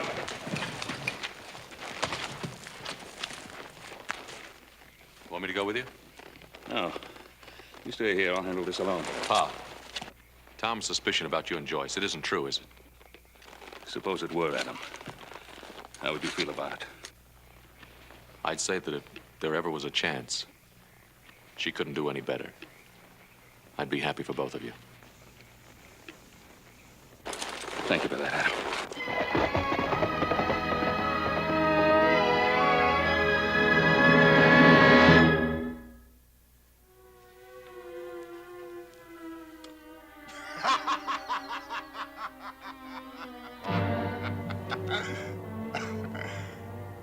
That does it, Mr. Edwards. It's my house now. Your house. Your money. Your strength that packs me upstairs and puts me to bed. She's my wife, Ezekiel. You hear that? She's my wife. That's right. Your wife. You owe me quite a bit, Mr. Edwards. I've got a mill. I'll grind flour. I don't make money. Ain't you forgetting something? I won that mill. I'll pay you some way. I'll pay you. Now that you mention it, there is a way. An easy way. You like to gamble, don't you? What are you driving at? I just want to make one more bet with you. Just one cut of the cards. If I lose, you don't owe me anything, Mr. Edwards. Not a thing. You get the house back and all the money you owe me. If I lose, what do I still own you don't already have? Just one cut of the cards can prevent that, Mr. Edwards. A gambler like you ought to jump at the chance. Somebody ought to kill you. Somebody ought to stop you. Well, maybe somebody will. But that ain't gonna be you, is it, Mr. Edwards?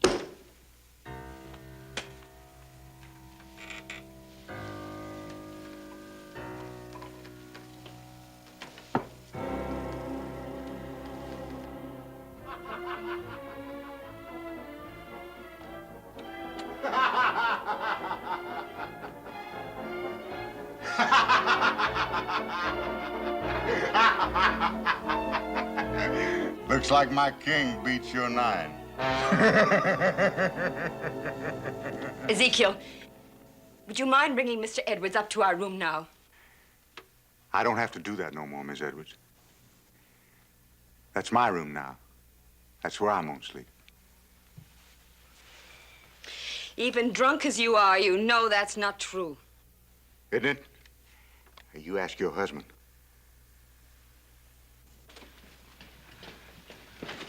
What does he mean?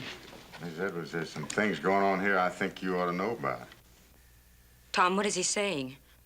He won the bet. What bet? What do you mean? Oh, you're just as drunk as he is. You don't even know what you're saying. No, he's right, Miss Edwards. I won the bet. Tom, tell him to get away from me. Help me. I can't help you, Joyce. I can't help you. You might as well get used to the idea, Miss Edwards. From now on, there ain't gonna be nobody but... Get away from me! You touch me and I'll kill you. I don't know how I'll do it, but I'll kill you!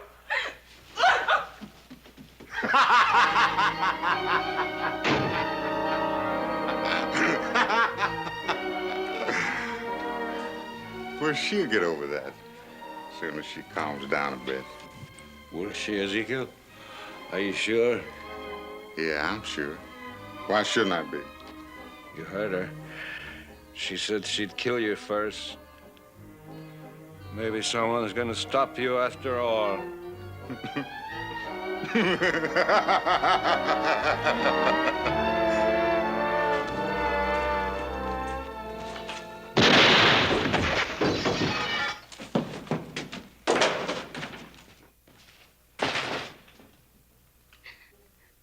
Hello, Mr. Cartwright.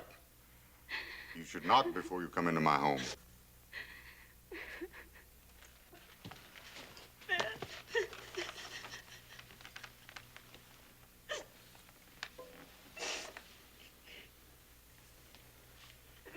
Get out of here. No, Mr. Cartwright. Everything here belongs to me now. You see, I've taken Mr. Edwards' place. Even this chair belongs to me.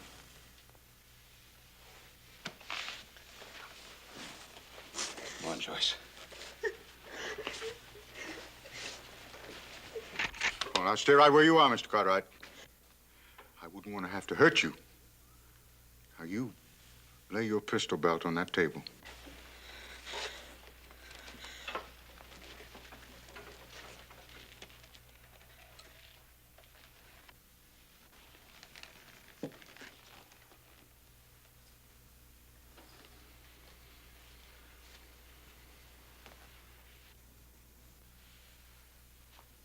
Why are you sitting in that wheelchair? You're not crippled. That's right, I'm not. I just want to get the feel of it. I want to know how Mr. Edwards felt when he sat in it. I want to know how Mr. Edwards felt about everything.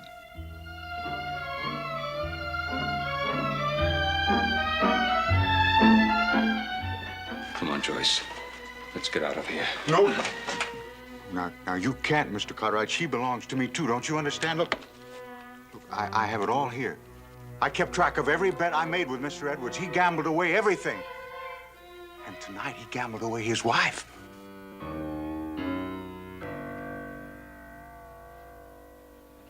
Well, if you won everything from him, why did you kill him? Well, he tried to go back on a bet. You know a man can't do that. Ezekiel, you see, you're very tired.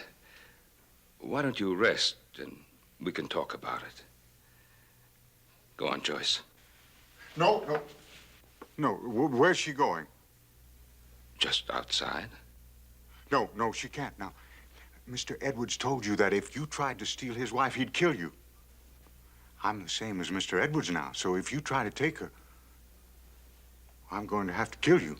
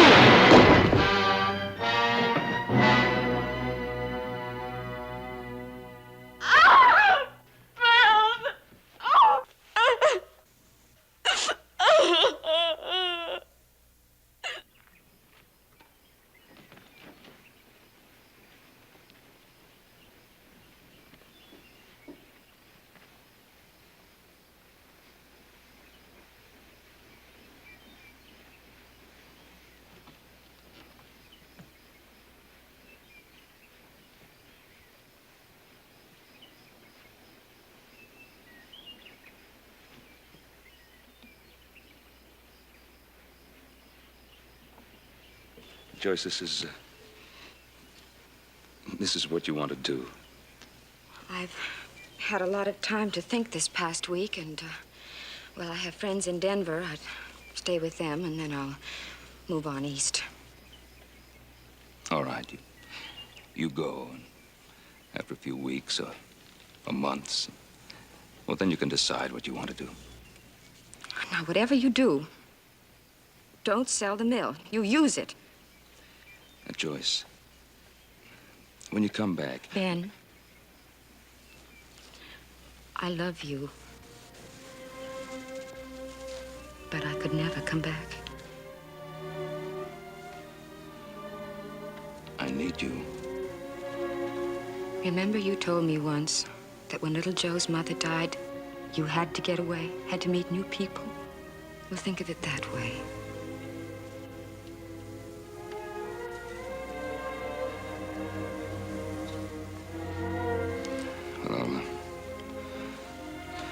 drive into Virginia City. I'd rather we said goodbye here. It isn't easy for me either.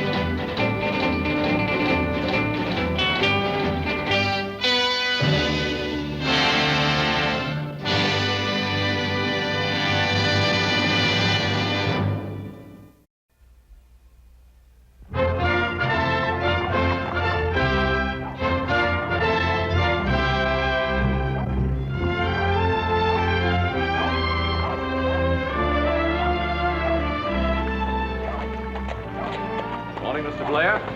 Be with you in a minute, Adam.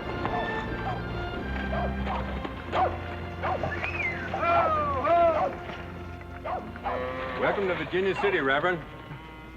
I thank thee, sir. Planning on staying? No, sir.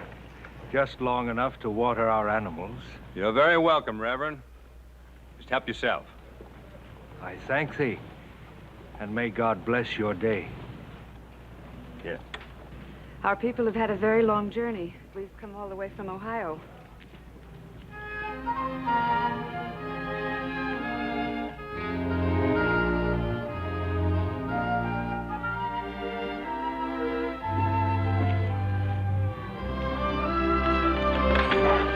Adam!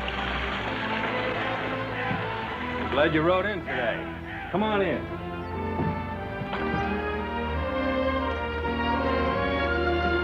How's Ben these days?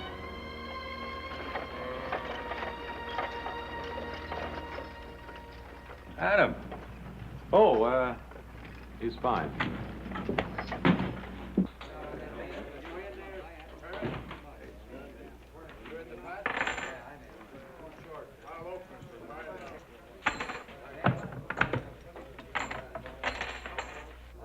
Here's your bill of lading, Adam.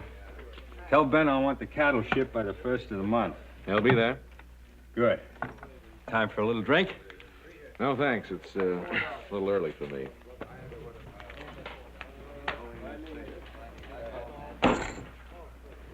I like my cards from the top. You've been getting them from the top. That card you were just gonna deal me came from the bottom of the deck, mister. It's the 5 of clubs. Mister, you're just asking for trouble. Hold it.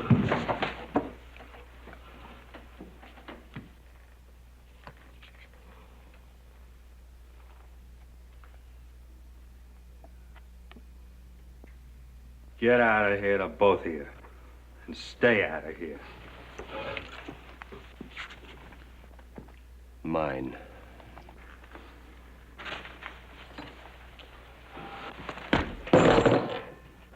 Get him off to the sheriff, you tin-horn gambler.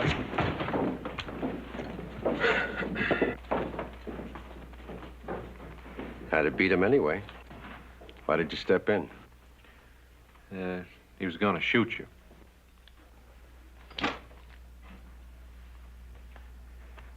Well, I guess that's as good a reason as any.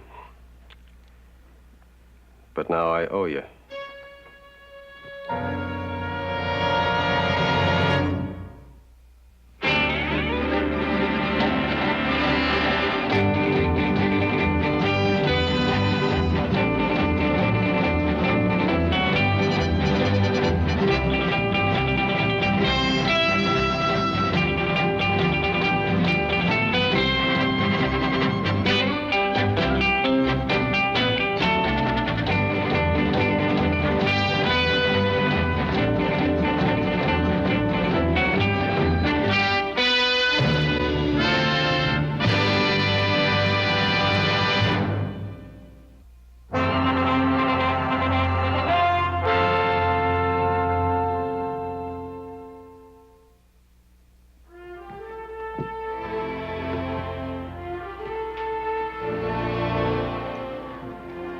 Which way you riding? West? Ride a piece with you? Fine. Last time I saw one of them sec trains was just outside Salt Lake City. Funny thing about them people, they don't use guns. I know, they don't believe in them. Where's your horse? Livery.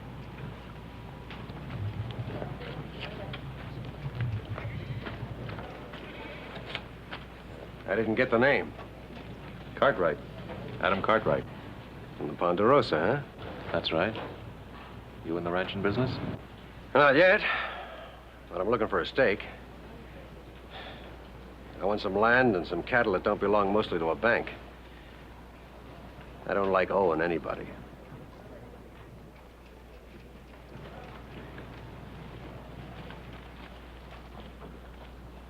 Throw my saddle on the calico. Well, I rode the edge of the Ponderosa yesterday on my way here. A mighty big place. How does a man get a place like that? He works. In the shape that horse is in, I'd say you've been looking for that stake a pretty long time. I have. But then it takes a lot of looking. Well, we can always use good help at the Ponderosa. You offering me a job? 40 a month. At the end of the year, you get your pick and 10 head of stock. Bonus. You make this offer to everybody? No. Why me? You look like you can handle it. You talk right out, don't you? I try to. Well, that's a mighty tempting offer. Well, you think about it. I'm doing just that. Right now.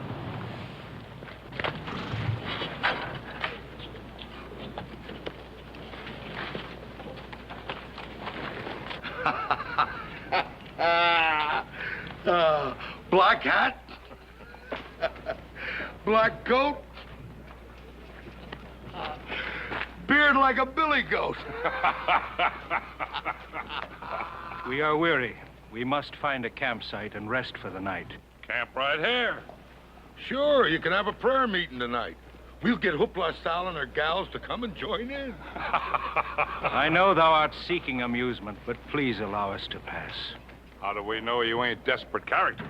My friends, I assure thee, we wish every man good days and a long life, and ask only to pass in peace. Pass in peace. He's asking. Ask them for nothing, Father. Well, what do you know? You're kind of pretty to be with this kind of outfit. How about them clothes? What do you say, honey? You and me have a drink of whiskey, huh? Yeah? And maybe I'll buy you a new dress, huh? Come on, honey. Ain't you got any life in you? Come on, honey. Let's have a little fun, huh? You all right, ma'am? I believe so, yes. Hold it! Get him out of here. We was just funning. Get ready to move. Hurry. Please, Matthew, before there's more trouble. I thank thee very kindly. Thou art a very brave man. Is everything all right, sir? Yes, thanks to thee and thy friend. I'm Jacob Darien. I'm Adam Cartwright. This is my daughter, Regina.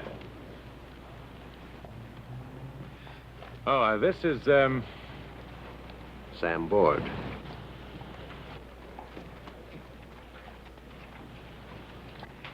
You're riding west, sir? Why, yes. Well, so are we. Maybe it would be a good idea if we rode along with you. If thou art going that way, We are. well, then thou art indeed welcome. Indeed.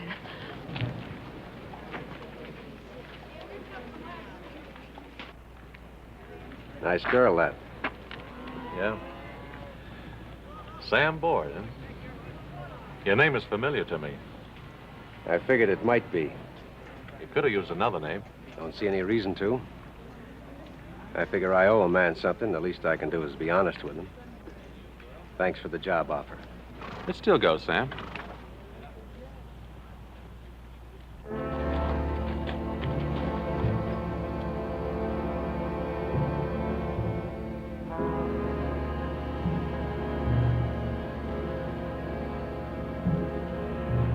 friends.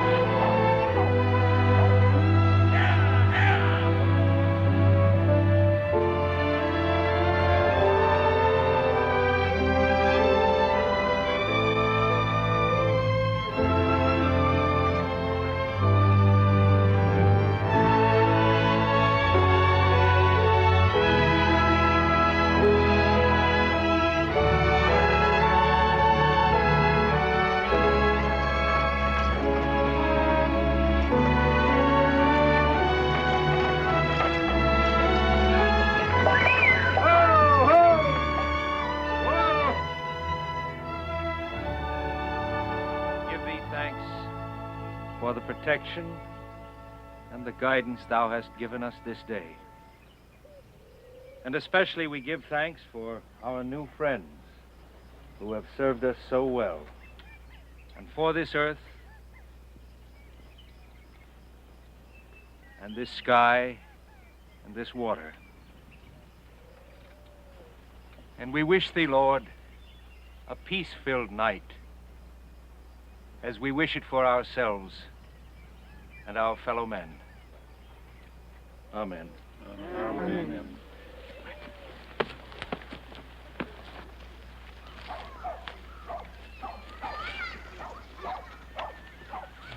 Here, let me help you. No, thou art a guest.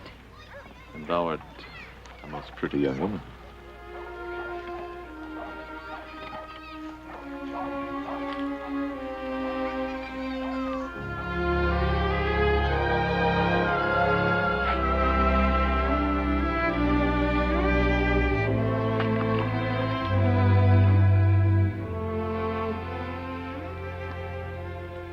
Thou art a strange man, Adam Cartwright. Strange? Why do you say that? Thou had much to say to me every time thou looked at me today. And yet, now that the opportunity is here, thou sayest nothing at all. Well, maybe I just don't know what to say or how to say it. Simple and direct, as is everything under God's sky. What puzzles thee? Your father, them, your customs. All disturb thee, Adam? Yes, well, no, I mean, well, if, for instance, if it were my train, I'd circle the wagons at night instead of stringing them out. Oh. I'd pen the stock inside in case of trouble. What trouble? Well, any trouble. Look, Yes? well, I think and do things one way, and And we do them differently, is that it? Well, isn't every man entitled to his own beliefs or his own manner of living? yes, but But what, Adam? it's you. You disturb me very much, Regina. Oh? Why? Because I'd like to know more about you. Because,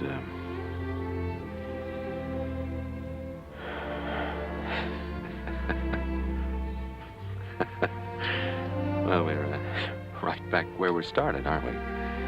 Oh, no. We've come a long way from there. I'm disturbed by thee also, Adam.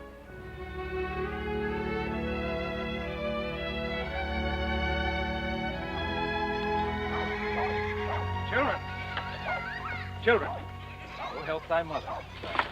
Susan, go along with thy brother. Where's thy friend Adam? He's with your daughter, helping her to get some water. My daughter allowed a guest to help? Reverend, I kind of got the idea he wanted to be with her. And I kind of got the idea that perhaps she wishes to be with him. No objections? A man might as well object to the wind and the sun and the rain.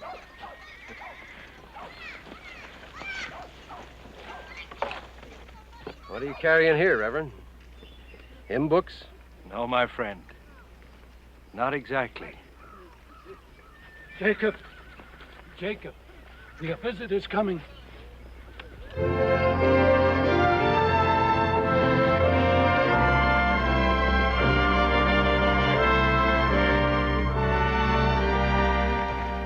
Welcome. Welcome, friends, to our humble campsite. Welcome. Peace be with you, my friends. And with you. Who's in charge here? I am. Call me Jacob. This is my friend Matthew. Hey, that fella sure got a face full of hay, ain't he?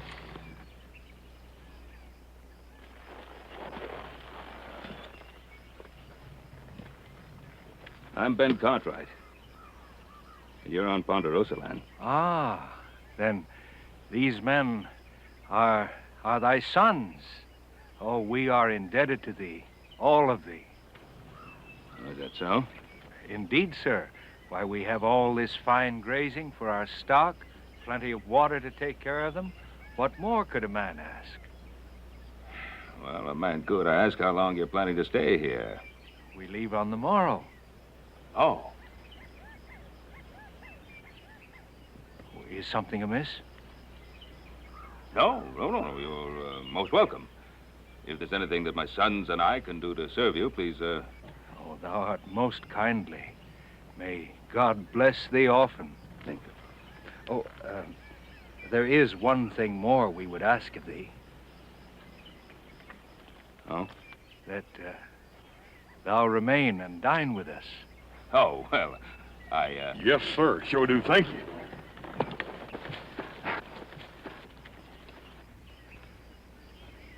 Hi, Pa. Well. These people are... I know. Adam, thy father has just bid us welcome on the Ponderosa. Well, I'm glad of that. Oh, this is Regina Darien, my father. Ma'am?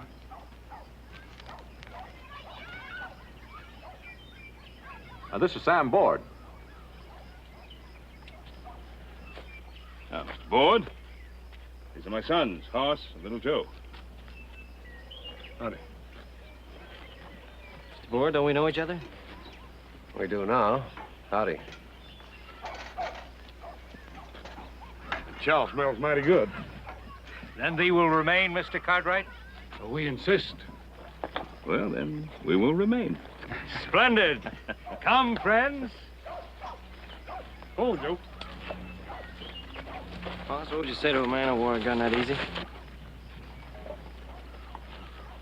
Nothing.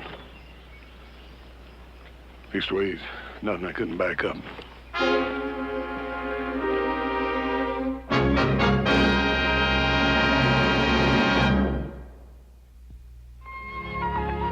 Gina, give me a little more of that.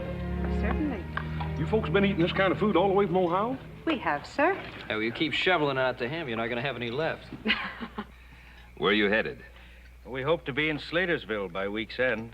We have word of a large, fertile valley there. And God willing, we hope to buy land and settle in peace. Buying land, that could be pretty expensive. Yes. But we worked for many years and put all of our money together to do it. It is our dream to start a fresh new life, free of debt. All of your money? All of it. You traveled 2,000 miles across the United States to settle in a land that you've never seen. Oh, I've been there. We've all been there many times in our minds. My daughter speaks truly. Before all this, Ponderosa belonged to thee. Was it not a dream in thy mind also, Mr. Cartwright? Yes, of course.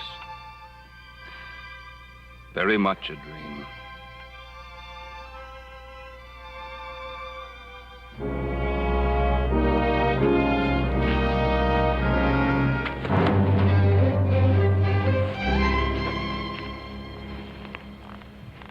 How was the prayer meeting?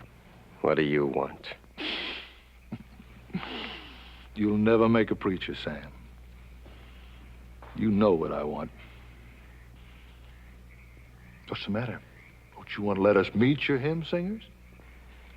Take them and get out of here. Who do you think you're fooling, Sam? Not them, not me. We want our cut of that 5. It's gone. I lost it. Mm-hmm. Well, we figured you'd do that, Sam. But we figured you'd like a chance to make it up instead of getting killed. You can make it up. Can't you, Sam? There's a meadow about a half a mile from here. I'll meet you there in the morning.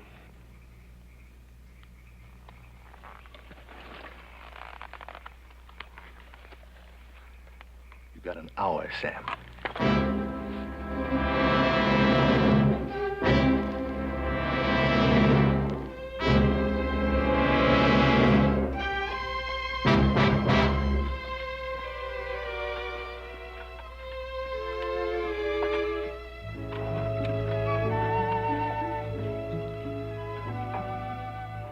Now, what a strange woman, Regina Darien.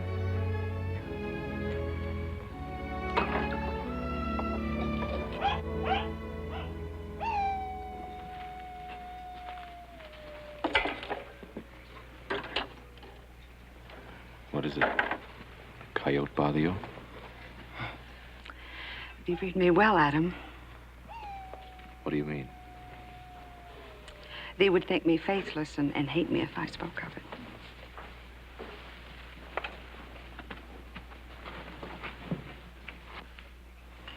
You could never be faithless.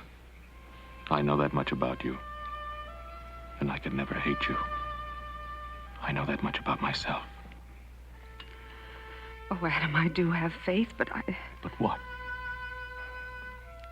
Well, we will pass on from here tomorrow. And they will think of me as that one with the strange people. And they will forget me. I could never forget you.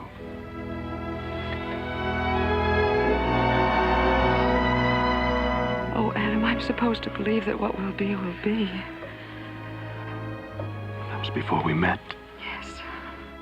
You'll be gone tomorrow. And nothing will be. Oh, Regina.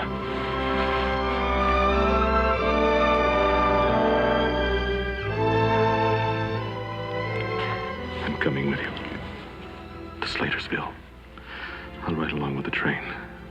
It'll give us more time together. Oh, Adam, yes, we have needed that. Oh, Adam, they must think me foolish and forward and... No. I think of you as beautiful, lovely. Adam? He thinks we've been observed, Adam. And what if we have?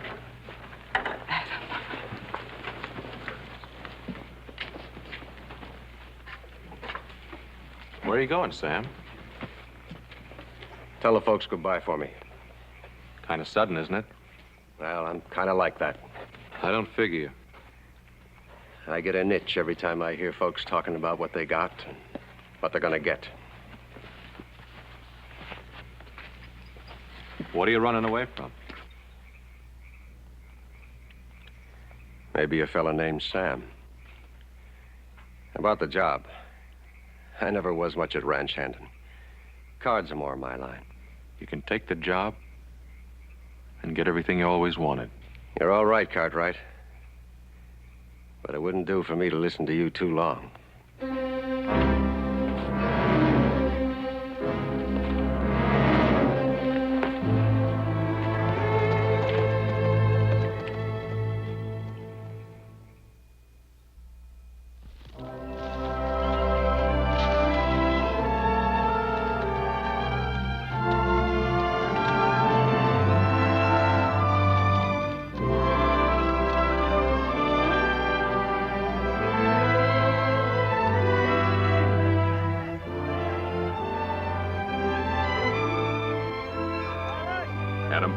Yeah? You sure you know what you're doing now? I mean, going with the train and all. I know what I'm doing. We're different from them, Adam. She's different from you. I'm saying this badly, son, but it's what I want to say. I heard you. Good luck. Now let us go say goodbye to Jacob and the rest. Hey, Adam.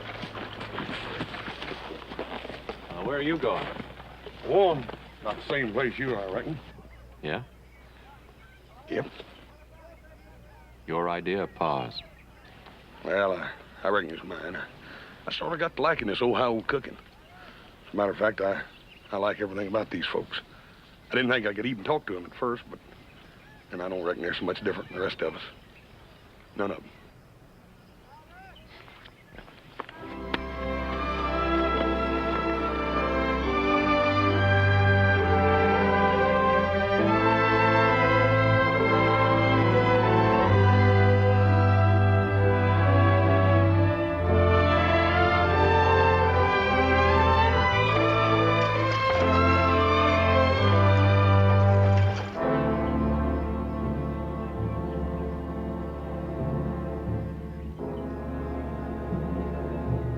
When? When I say. Well, if it's the kind of outfit you say it is, and if it's as easy as you say it is, why not right now in the daylight? Or maybe you need the night.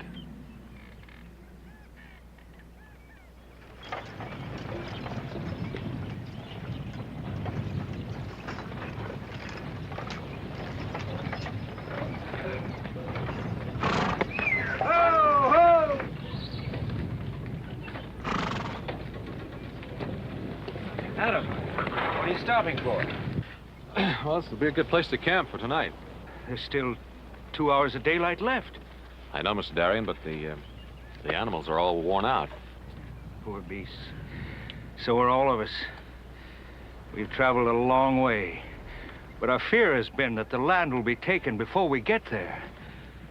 Forgive us, Adam, if we seem impatient, but we're so anxious to reach our new home. Well, what about it, Hoss? You think that old trail across the plateau might still be good? Well, Adam, it ain't been traveling a long time. We'll get them wagons across there or not. Don't you think it's still worth a look-see? Yeah? Water your animals, but leave them hitched up. Thank you, Adam.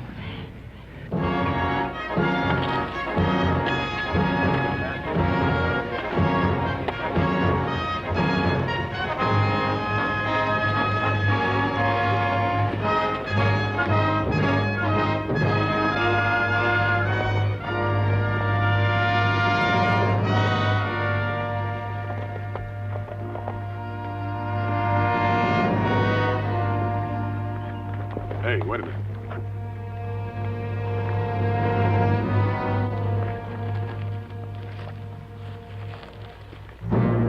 These are fresh tracks, Adam, not over an hour old. How many do you figure? Yeah, it looks like at least 4. Well, whoever they are, they could see the wagons all day. I never knew a man yet didn't come into a wagon train to get some good home cooking. Yeah, me neither. Unless they had a reason for not wanting to be seen. Well, those wagons and the stock alone, that train's good pickings. Yeah, if they're planning to do anything about it, it'll probably be tonight.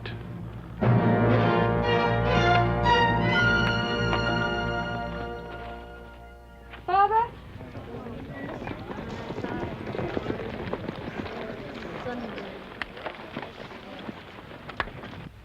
Is something amiss? Something I have to tell you. What is it, my friend? If you people have any guns on this train that you use for hunting or anything else, get them out. What I'm trying to say is that we found the tracks of 4 horses up there. Now, we have reason to believe that these 4 men have been watching and following this train all day long. Well, do you want them to come in and take everything you own without fighting for it? Surely you must have some guns of some kind. We have no guns, Adam. And we can do no violence on our fellow man. Well, they can do violence on their fellow man, and they will. Still, it would not be right for us. Matthew? Can't you do something? He's only thinking of us, Father. Regina! Hast thou forgotten what we all live by? We shall pray that this test comes not to us, and that once more we shall be delivered. Mr. Darien, don't you reckon you could pray just as well if the wagons were circled up and they thought you was going to put up a fight? I can't see how that'd violate nothing.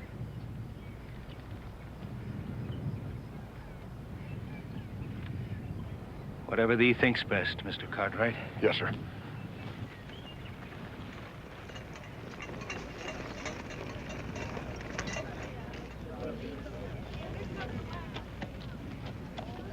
Adam?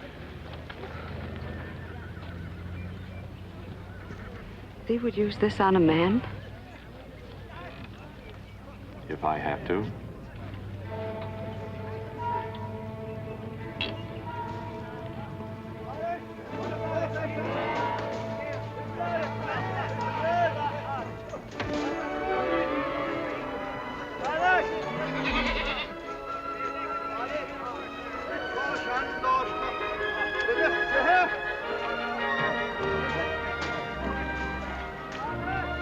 I will stay beside thee, Adam. If thou canst believe with us, then I will try to plead with thee.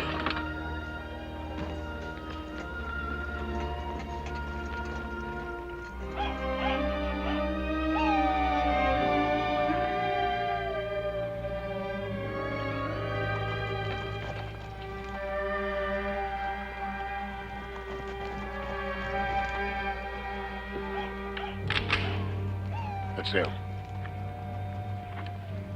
We may not have to use them. You see the wagon circled, it might make them skittish. They don't seem very skittish to me. Seems like they got lots of confidence.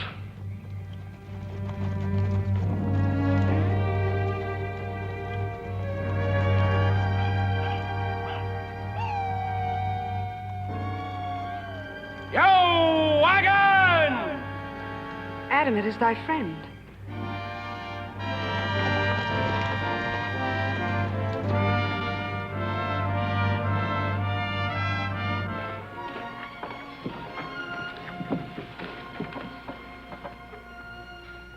He's made some friends.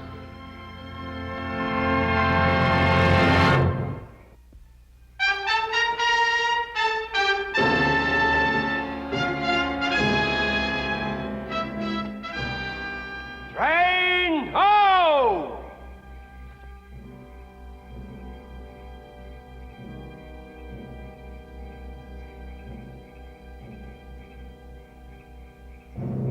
Easy pickings, huh? The easiest. Yeah, they was just going to invite you right in as soon as you got here. You won't need that. That's what you told me, Sam. But you told me a lot of things. Now, I'm going to tell you something. I want to pick that up. Easy or any way I can get it. And I want to pick it up now. Wait here.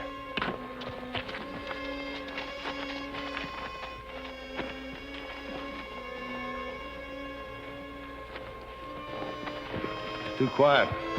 Let's wake him up.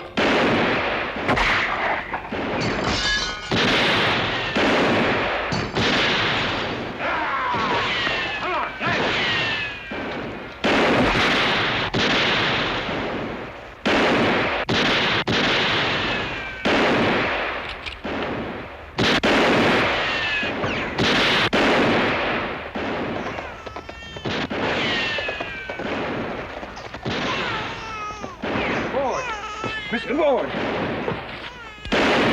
My friend. I pray thee not to do this, my friend. Get out of my...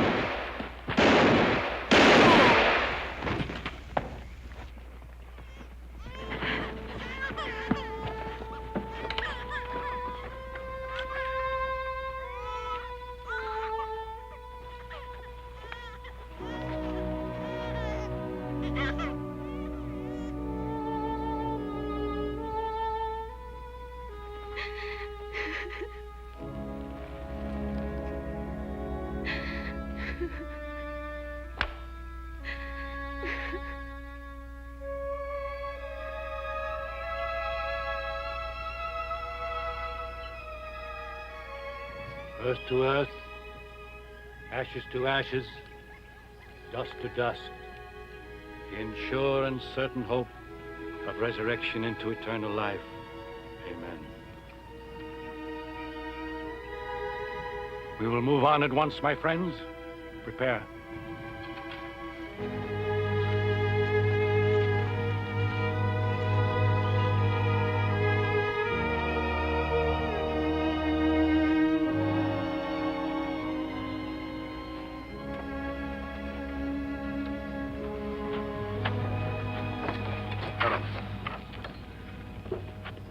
You will leave me too, Adam? I have to. I brought Sam Board among you, and he did all this to you. His sins are not thine. In a way, they are.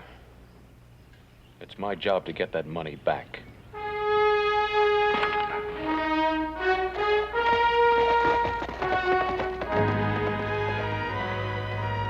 better go with him.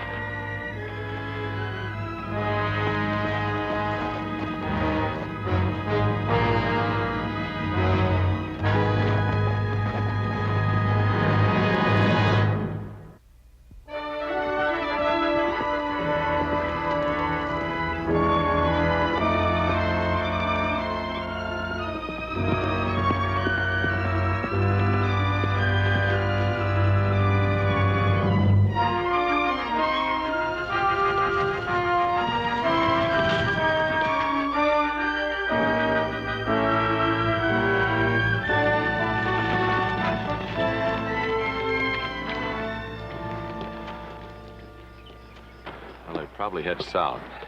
Board needs a new town. Yep. Man like that's always needing a new town, I reckon.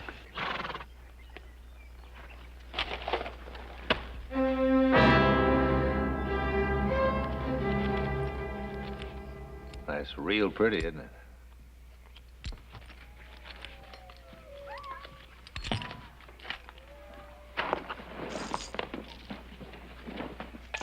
Yeah, it really looks good. And I'm going to enjoy it. All of it.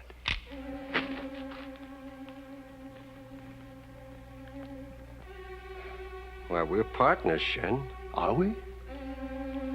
No, I don't figure it that way, Sam. As I remembered, you owed me and the boys. Since they ain't here to collect, I just figured to take all our shares. Don't you trust me? No, I don't, Sam. Now, you just throw the money over here.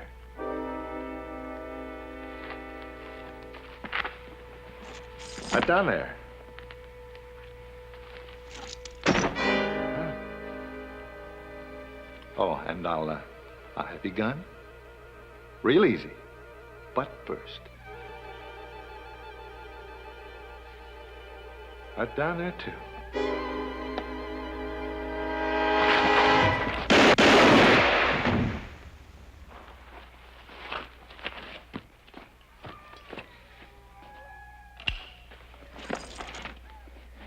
You could have had half. You never did have any brains.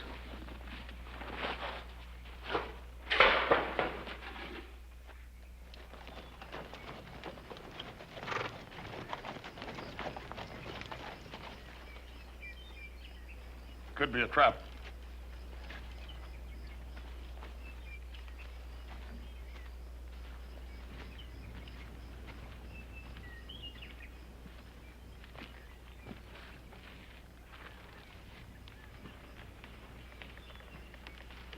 That figures. Yeah. Board's gone all the way now, Adam. He's a killer. Yeah. Well, ain't but one of them left now. And that's where the money is.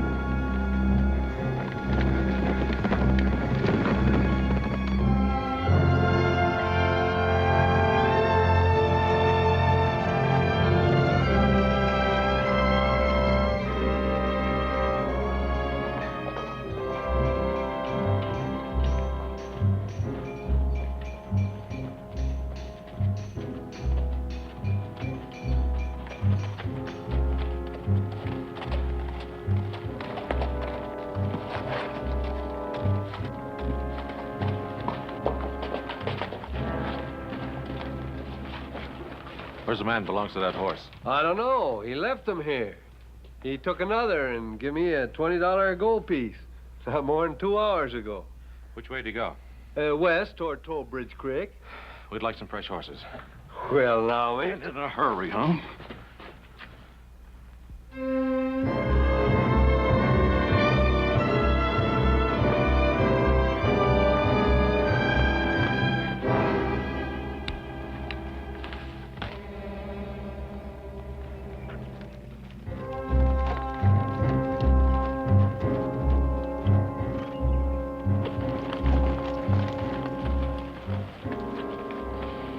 Yeah, left the trail again. Adam, he ain't doing a blooming thing but leading us on one big merry chase round and round a circle on these blooming rocks. Well, sooner or later, he's got to go to water. We're even. I don't know you now.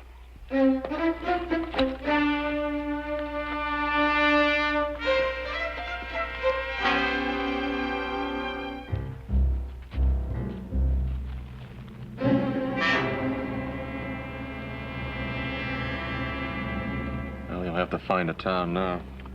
Yeah. Which one's nearest? Slatersville. Hey, ain't that where... That's right.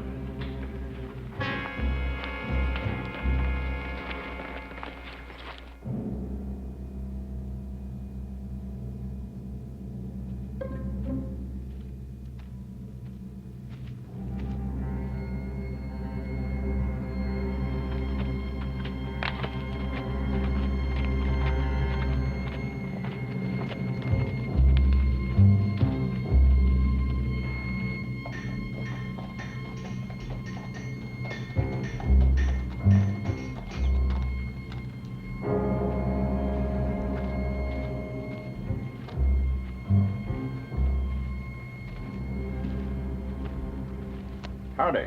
Howdy. What can I do for you? This fit any animal you got in here today? Martin and I rode to death. Going to get him another horse tonight. You got any idea where the man is? I wouldn't be surprised if he's over the saloon there cooling his dampers. Pretty hot out today. Thanks.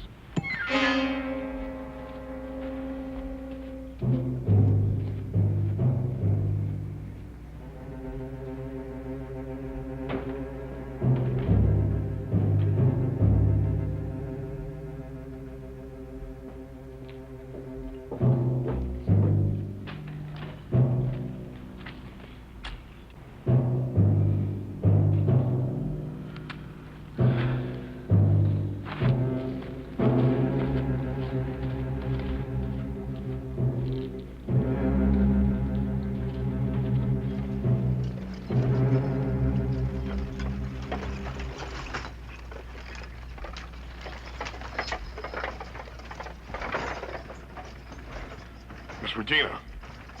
Miss Regina. Horse. Oh, horse. Where is he? Where's Adam? Is he? He's all right, ma'am. Thank God. But where? Ma'am, Board's down here, and Adam's gone after him. Oh, no. Ma'am, I know how you feel, and I know how Adam feels. There ain't nothing nobody can do to stop him. The only thing we can do is try to help him. Horse, I've got to find him. Adam!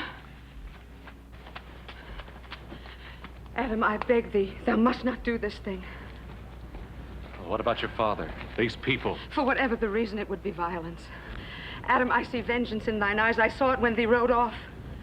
I've got to get that money back. If thee get it this way with a gun, then it is not worth having. Thee will find him, and he will be killed. Or thee will be killed. I'm sorry. Adam, if thee do this thing, it will be between us all our lives.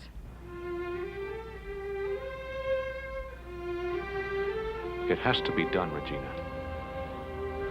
You'll get over it. Will I? Look at me, Adam. I am no child. I've waited a long time to find the kind of a man I could love. Listen to her, Adam. You know I don't have any choice. I'm responsible for Sam Board. Thee are not responsible to him. Thee are responsible to nobody but thyself. Adam, I beg thee, put away thy gun. Adam, no. No. But We befriended thee. Get out of the way, old man. I've run all I'm gonna run. Boss, get her out of here. Adam! No! No!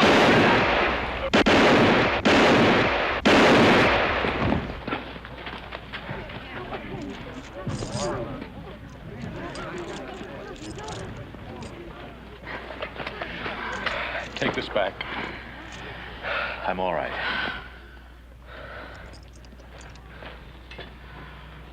I had to do it.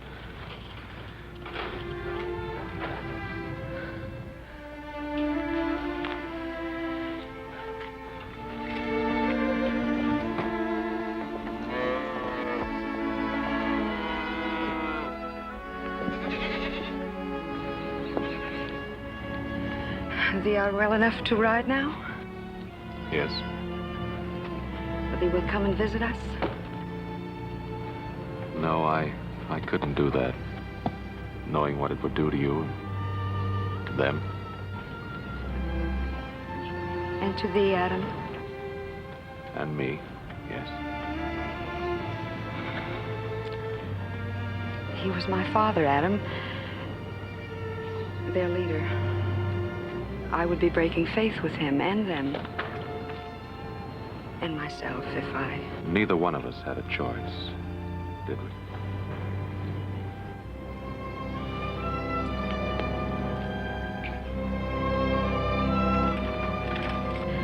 Bless thee, Adam.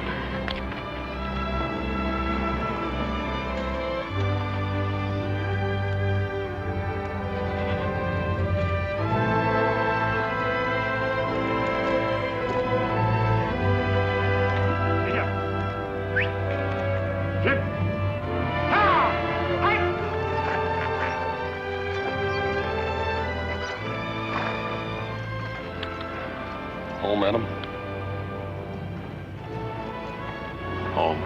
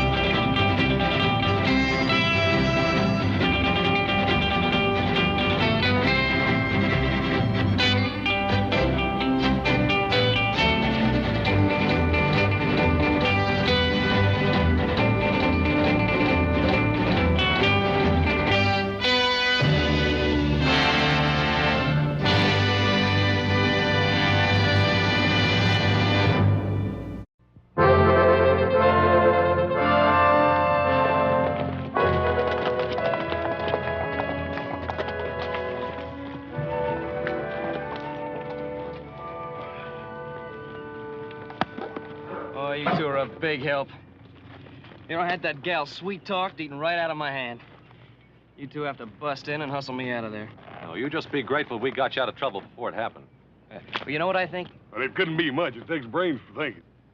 Yeah, well, I think you're jealous. Just because I find the only pretty gal in town who's not wearing some man's brand. Didn't I tell you he's short on brains? Ah, but she was wearing some man's brand, Casanova. And he was rounding up a few of his friends. And they were fixing to take you apart, but there was no talk about putting you back together again. And me and Adam, being the charitable fellers we are, we just decided your hide might be worth saving. Not that we care, but Pa might have been a little upset. It was a 45. Sounds like it came from old Pete Redmond's place. You don't own no 45.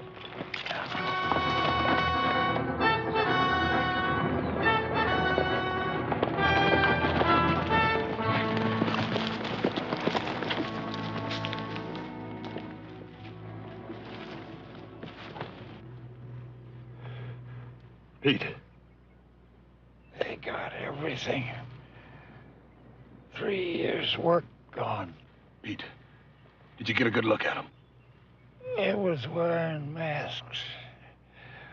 One of them was a big redhead. A red-headed man?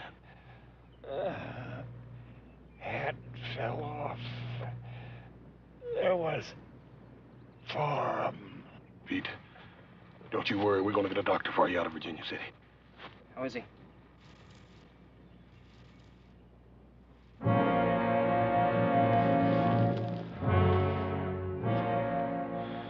It's just fine. Old Pete ain't hurting no more.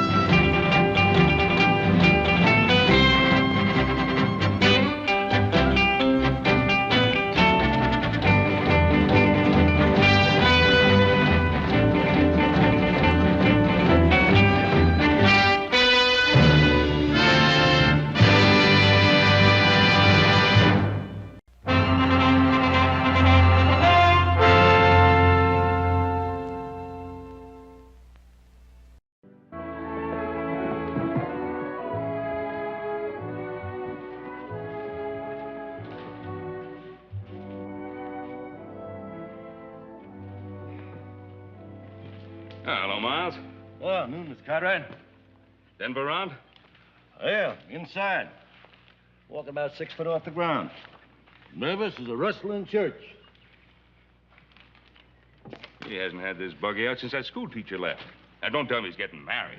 No, ain't gonna get married, don't have to. Gonna have a woman around the place again. Connie's coming home. Yep. By golly.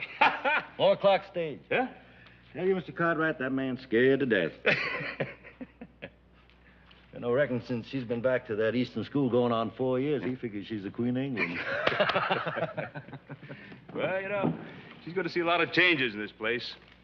Yeah, Denver's done a good job with it in 4 years. Oh, for the love of Zachary P. Taylor. That you, Denver? Yeah, that's me, Denver.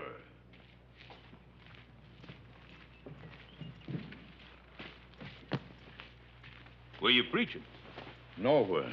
But I wish I was. Behind a pulpit, I could take off these doggone gaiters. Ben, you think a man's feet keep on growing? Well, I've heard that when a person gets older, his body shrinks. I don't know about feet, though. Well, I haven't had these gaiters on since the Harrelson wedding, but I swear, either they're a size smaller or my feet are a size larger. Ben, you think I look all right? Well, you know, if I didn't know better, I'd swear you were a senator. I'm going in to meet Connie. I know. Miles tell you? Yeah, he told me. Sure, I told him. I ain't forgot how to talk. Doesn't seem like 4 years, does it? It does to me. I tried to get the house fixed up so Connie'd have a decent place to come home to. I don't know. You think she'll like it? Oh, it looks real nice. I had some new curtains made for her room, some kind of lace.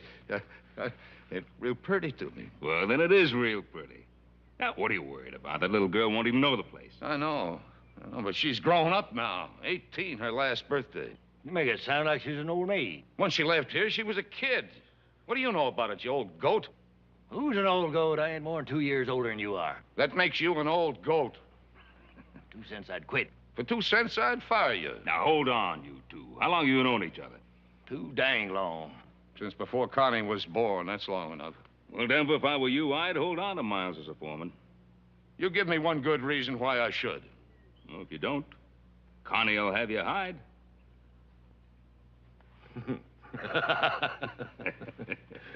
Well, you better get going, Denver. That stage liable to be early. It hasn't happened yet, but I suppose it could. Ben, you wouldn't want to ride in with me, would you? Well, no, you two have a lot to talk about. Yeah, I guess you're right. 4 years is a long time. Now, you sure I look all right, Ben? Well, I told you. Yeah, like a senator. Ben, you can't lie worth a hoot. Well, then, like a state senator, then. Oh, there is one thing. Yeah, what's that? Well, you know, I was thinking, it's a little short notice, I know, but this is Saturday night, and Connie coming home. I thought I'd like to give a little welcome home party for Connie at the Ponderosa tonight. Well, that's fine, Ben. If I can get these gators broke in by that time. Well, if you want to, you can come barefoot. Thanks, Ben. Connie will like a party. Well, I guess I'd better get along home and have the boys spread the word around about the party. Oh, I won't be able to make the party, Mr. Cartwright. Somebody's got to watch the score. Oh, sorry about that, Miles.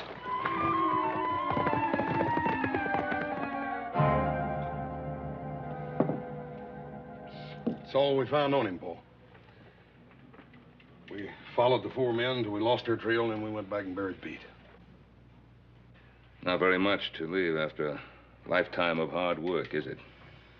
What could anybody expect to get robbing old Pete Redfern? Well, I don't know, Adam. Some people say Pete did fairly well with that mine of his. He could have had some money stashed away somewhere. Paul, this seems to me like it's an organized outfit. This is the third robbery in less than a month. Oh, it's the first killing. Pete was killed because he got a good look at one of the men. Oh, that's so? What'd he say about him? Well, not much except he had red hair.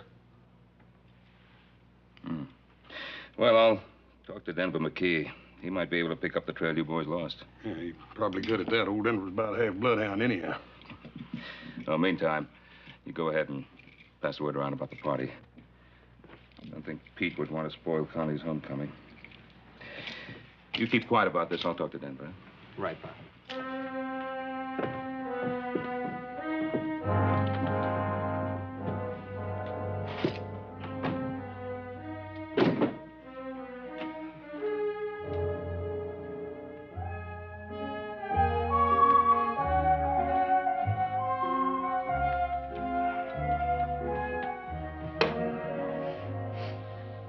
Hey, is that you I smell, little brother?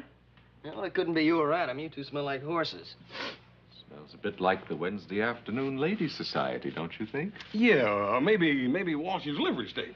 Hey, will you fellas take a long walk, like to China? Well, now, little brother, we'd be happy to, but we got to hang around here to take care of your hide. Well, I'll tell Connie McKee to be sure to thank you. Oh, Joe, remember, don't mention anything about Pete Redfern at the party, okay? Yeah, right. Did he have any kin? No. According to Paul, his wife died a few years back, and that's how come he's out here mining. Well, you boys see a red-headed man at the party tonight. Be sure to shoot first and talk about it later. Hey, wait a minute. Josh Perkins coming to that party tonight. He's red-headed and the best dang barber in Virginia City. I sure wouldn't want to shoot him. Oh, you know, I would if I were you.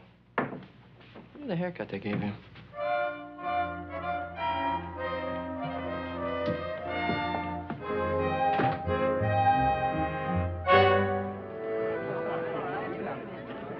Here you are, Charlie.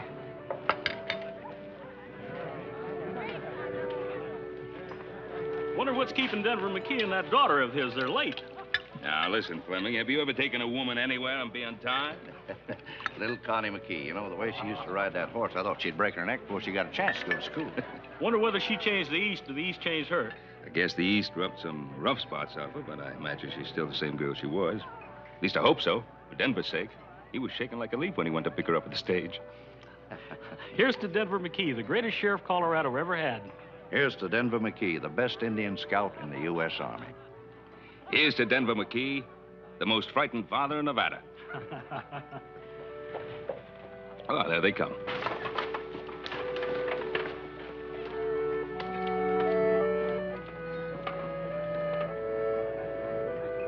It's got to be Connie, because she's with old Denver. I don't know. It don't look like Connie to me. Now, you want to know something, fellas? I don't really care who that is. Welcome home, Connie. Hello, little Joe. It's so nice to see you. Hey, wait a minute. Is that the way to say hello to an old friend?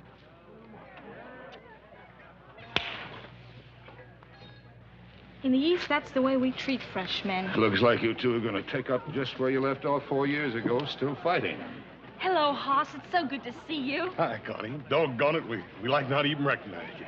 You wait right here. We got a real big surprise for you. All right. Adam, how are you? Oh, Connie, you have changed. Yeah, not so you could notice. You still got that same old sweet temper. Hello, how are you? Welcome home, Connie. Thank you. I didn't expect a welcome home party like this. It's so wonderful. Oh, I'd forgotten how beautiful the Ponderosa is. Well, she put on her best party dress for you. Denver, she's your daughter. You better introduce her to the guests. Thanks, Ben. Folks, most of you remember my little girl, but for those who don't, Connie McKee. Welcome home. Welcome home, Good Connie. to see you.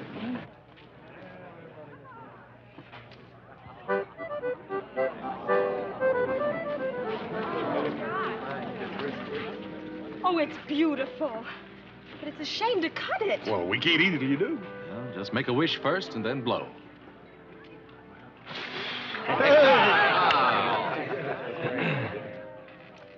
She's a real beauty, Denver. She sure is, Ben. I can say that, because I can't take any credit for it. She's the spitting image of her mother. Yeah. I only hope I've done right.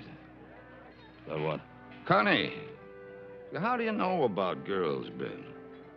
You see, I didn't want her to grow up here like a wild bronco and marry the first saddle tramp that asked her. Or get tired of the ranch and head for San Francisco to twist the town by the tail. I wanted to give her what you've given your boys. Security, background. I wanted to have a chance to see something besides steers and horses and a kitchen stove. Well, you've done it. And I know it hasn't been easy. Here's a little peace offering. Why don't we call it a truce? Well, seeing as you started the war, I accept. There'll be another war, little Joe, if you try to hog the guest of honor. Connie, why don't we go somewhere where we can draw up a peace treaty? I have a better idea. Let's have some punch. Hey, that is a good idea. Why don't you two go ahead? Well, come on, fellas. Connie and I are old friends. But Connie wants to make new friends, don't you, Connie? Since you've been east, little Joe's a changed man, Connie. He doesn't seem any different to me. That's just on the surface. Underneath, he's wilder than a locoed steer. Right, Mort? Wilder sometimes. In Virginia City, they have what they call the Girls Protective Association. When little Joe comes into town, all those mamas go into action. Why, little Joe, I had no idea. Miss Connie, would you care to meet some of my friends? Yes, I'd love to. Hey, well, Connie, I hope she isn't really mad at little Joe. Oh, no, she's not mad at Joe. She's trying to show him that he isn't the only man in Nevada. Do him good.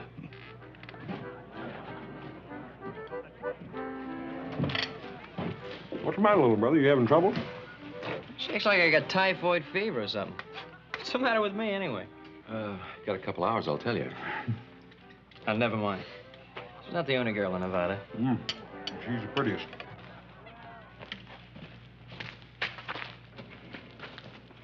Oh, come on. You're not going to really eat the rest of that. It's too good a cake to let go waste, Joe. Thanks so much for everything, all of you.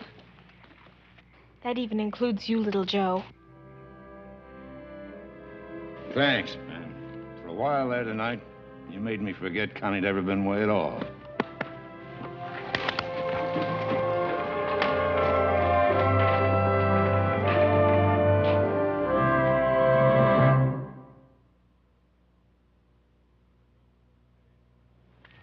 Well, the short straw stays. The rest of us get Denver, see if we can pick up the trail of the killers.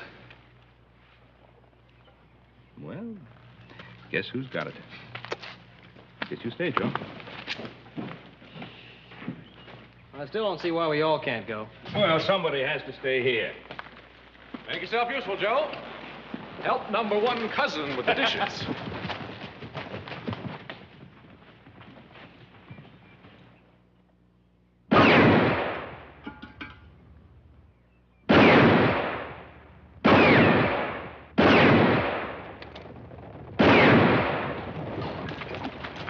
That's pretty good shooting there, Denver. We use this way to spend money, Ben. I just started wondering if I still had the touch. Well, I guess it's a little like swimming. Man never forgets. You ready to go? Yeah, I'm ready. I guess we better get started. Get started where? Connie, I didn't want you to be bothered with any of this, but you see, yesterday, an old prospector named Pete Redfern got killed, his life savings stolen. Oh, that's terrible. Well, it's more than that. Last night, 2 men got killed, and the Silverado mine payroll was taken. We're just going out, scout around, see what we can find out. I see. But why do you have to go? But, Connie, I just told you, 3 men have been killed. I'd almost forgotten about the violence in the West and the fact that nobody is immune or wants to be. We mean to try to put a stop to this before there's any further violence. Do you? Or do you enjoy it? We're just trying to do what we feel we have to do. Well, leave my dad out of it. He spent most of his life with violence. It wasn't a game with him, it was his business, and he's retired. Can't you leave him alone? Connie, these are neighbors asking me to help because I know about these things.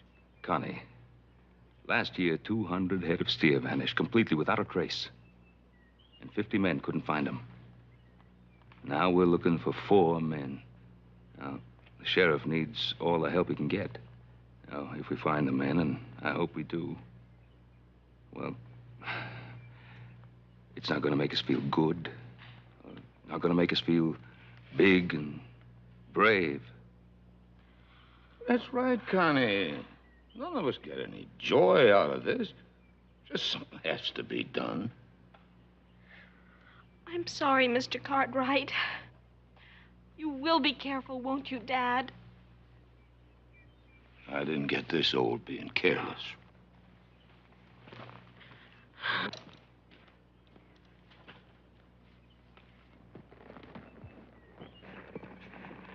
Connie, you try not to think about it. Where'd you leave little Joe? Back at the Ponderosa? Oh, he's got a few chores to do. Not too many. Nice day for a ride. If little Joe wants to see me, he knows where I am. The only trouble is he can't leave the ranch. Well, let him stay there. I certainly have no intention of running after him.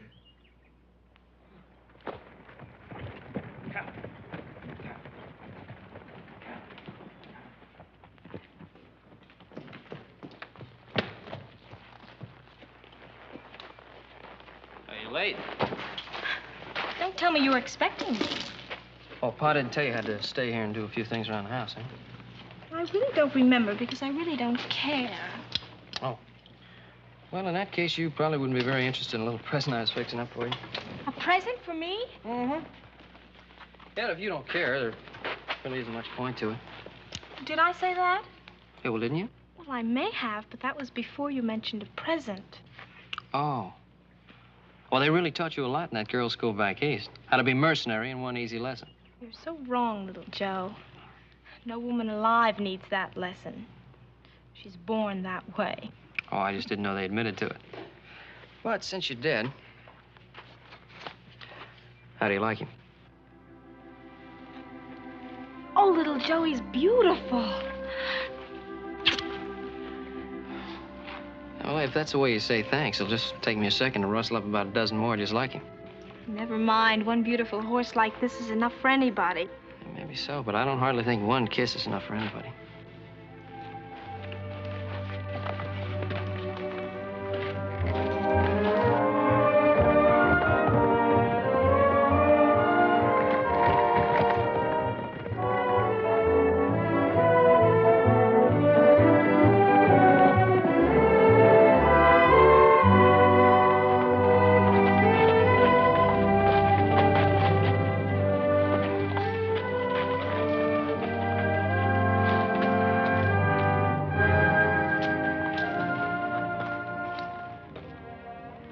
Why, little Joe, I thought you had to stay back at the ranch.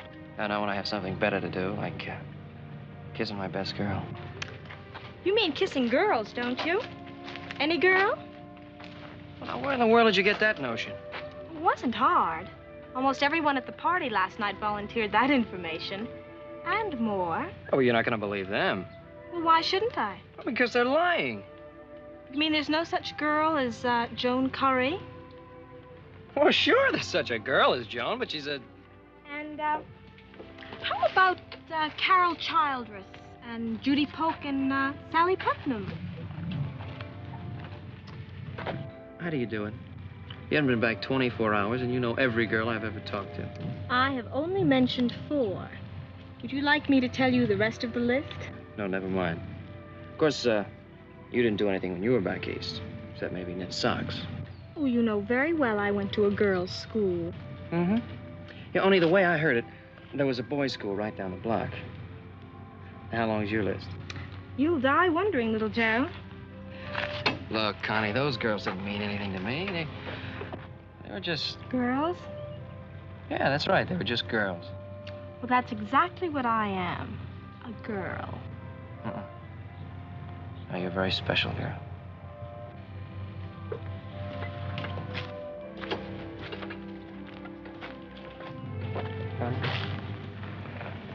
There was something I wanted to ask you. Are you going back east?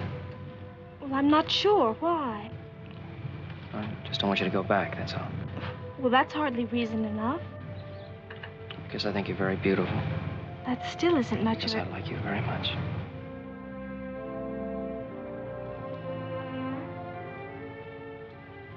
I've only been back for 24 hours, little Joe.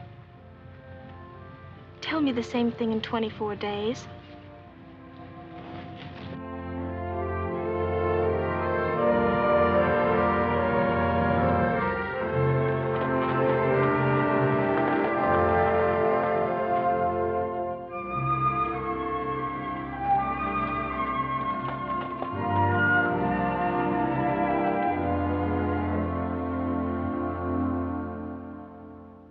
Now, if we cut across the rim rock, we can come in through the breaks. How come you three are back so soon? We lost the trail. 4 horses? How'd you lose a trail like that? It wasn't easy. They went into the Flint Canyons up near the timberline. Rock's so hard there, you can drive 1,000 head of cattle through that part and never leave a sign. They gotta be up here in the Sierra somewhere. Up one of those high meadows, probably. They gotta have grass and water. Yeah, but Adam, there must be 100 places like that up there. We could ride for a year and not find them all. Oh, you could find them the first day. They've had all the breaks so far. It's about time we had one. We'll ride out at dawn. Pa? Hmm?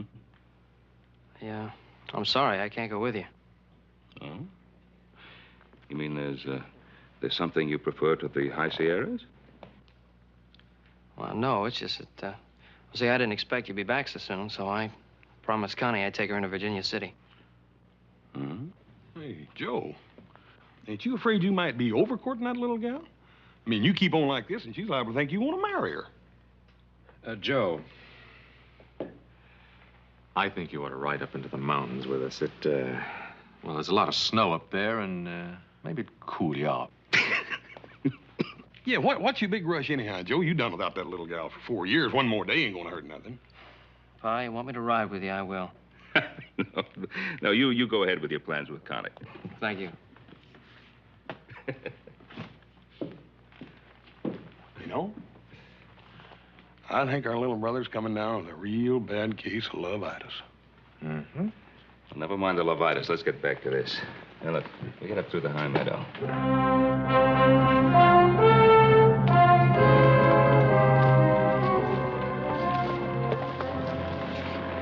Oh, I'm getting about half tired of this canyon. We must have been up here 7 or 8 times. I'm not only tired of the canyon, I'm just plain tired. But this is... Denver lost the trail, so this is where we start hunting. Start and finish. Above here, there's a half a mile of flint and wash rocks, 4 canyons, and all the points of the compass to choose from. Paul, what if they ain't up there at all? What if they just come this far to make us think they're going up there? With us behind them, they'd have to head for high country. Just a minute now, Adam. What do you got in mind, boy? Well, sir, a fox will double back on a hound, won't it? How come a man can't? I mean, they could lead their horses across the rocks and get over into Little Branch Canyon and go all the way back down the valley and then leave us hunting up here in the big country. Yeah. That might be just worth looking into. Come on.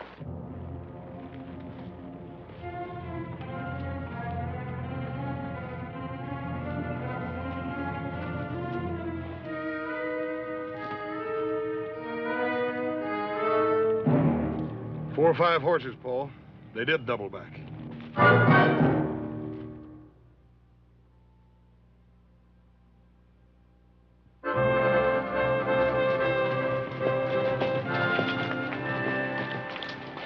Well, one sure way to cover up your tracks is to ride down the busiest road you can find.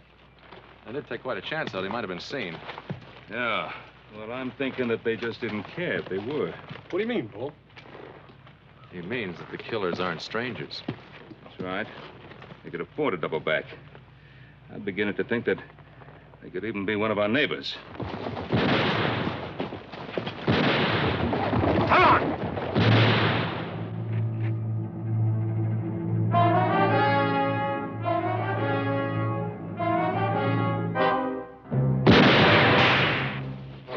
You can't keep your finger off that trigger.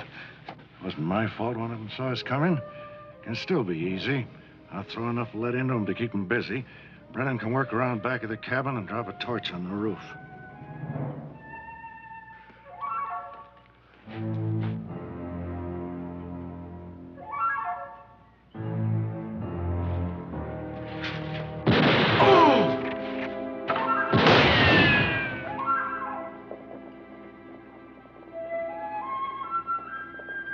Come on, leave it!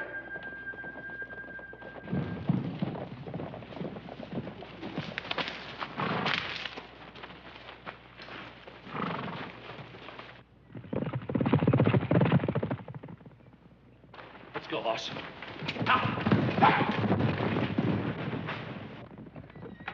Oh. Corey. Here, sit in this barrel. Easy. Come out of nowhere. 1 minute it's quiet as a church. The next minute, Jess is down and bullets are whizzing like bees that are swarming.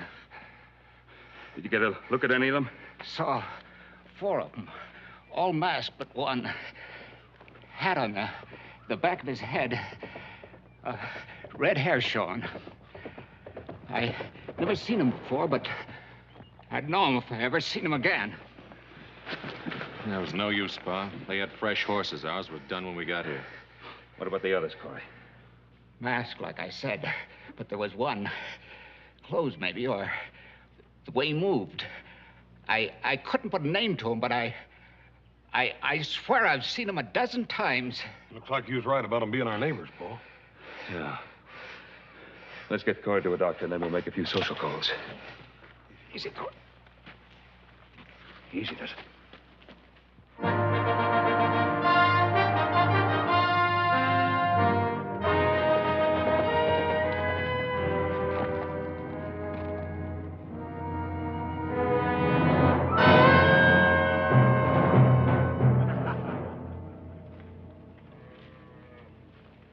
Well, the boys seem happy. How about you? Don't like the way things are going. Why? What's wrong? There weren't to be no killings. We decided that when we started all this. Oh, look, when you point a gun at a man, sometimes he has to go for his own. When that happens, he's got to pull the trigger. If I learned one thing as a sheriff, it was that. You never learn to shoot no man in the back. Harley's killing those 2 payroll guards. Got this whole valley stirred up. Well, maybe Harley was a little hasty. Won't happen again. I'll take care of that. Meantime, we've got a posse on our necks. Why worry about that? I've led other posses around in circles till they got dizzy and quit. I can do it again. This ain't other posses. This is Ben Cartwright and his boys. They ain't gonna quit. It was simple, honest cowman. From sunup till dusk, just chasing strays out of the draws. Denver, they're not strays. Any good cowman rides by, he's gonna see you just drifting a few head up and down the valley. Now, we've been in this a long time. How come you're getting sweat up about it now? I'm thinking of Connie like we both was when we started. Miles, I know you love that kid like she was your own daughter. I know you're worried about her finding out. She won't. A couple of more jobs like the last one, we'll have everything we ever wanted for her. I don't figure it that way. Now, wait a minute. You getting ideas about quitting me? We both thought I'd quit, Denver. But I don't think we can. What are you getting at? First it was just you and me. Then you sent me out to the Colorado Badlands. Pick up a lot of hard cases. Give them big talk about big pickings. Well, they've had a taste of it. You can't expect them to let go now. I can call this thing off any time I want to. Can you? Holly, Brennan, all of you.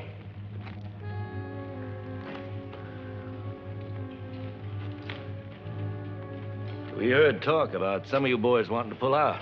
Where'd you hear that? With the payroll we've piled up, We bet on $30,000 now. That's nothing of what we're gonna do. We got more men coming in. Good men. Denver here was wondering how you men felt about a man quitting with his share if he wants to. Why, nobody better even think of pulling out. We come here to clean up. That sits real good with me, and that's what I'm aiming to do. Not the way you feel about it, boss? Sure. Yeah, Miles and I just wanted to see how you felt. Don't worry, boss. The first man tries to run out on us, I'll kill.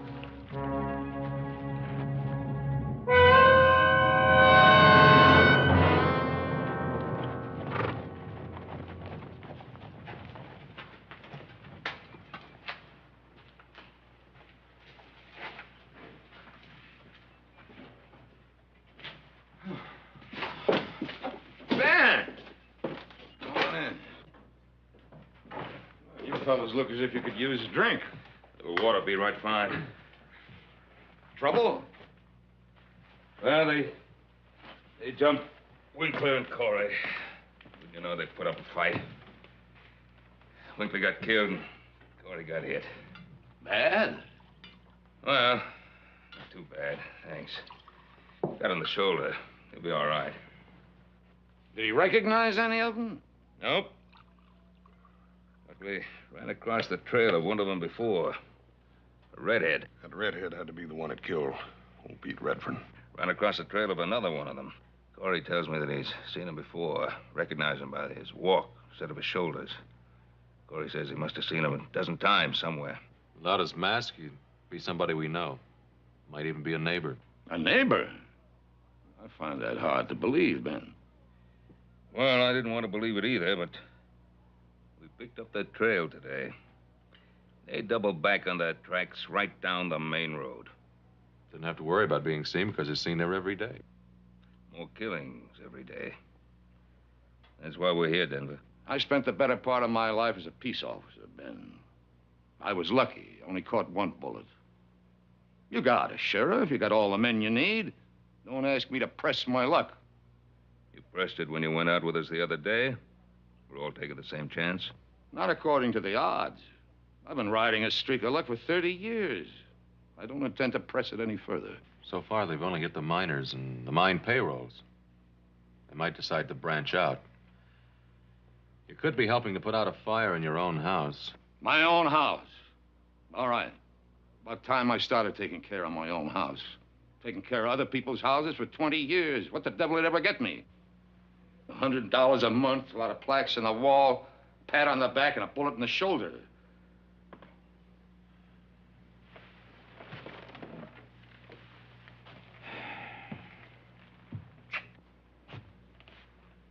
Denver,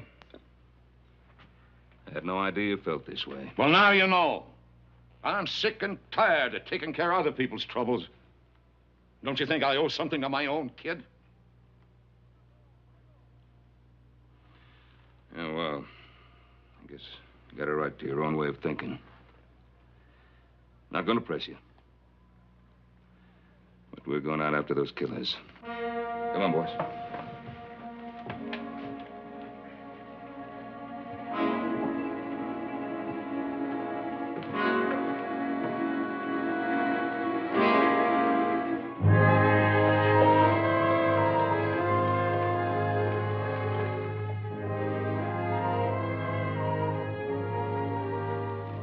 Hey, where'd I put these? It's a good thing she ran out of money. You'd have had to send in the hay wagon. Oh, little Joe, you know perfectly well I needed every one of these things. I'm sure you did, Connie. Stay to supper? No, thanks. I better show my face around the Ponderosa. I'm gonna forget I'm a member of the family, start charging me room and board. He'll change his mind. I'm gonna put these things upstairs, then I'll be down to cook supper, Dad. You better stay, little Joe. She's a pretty good cook.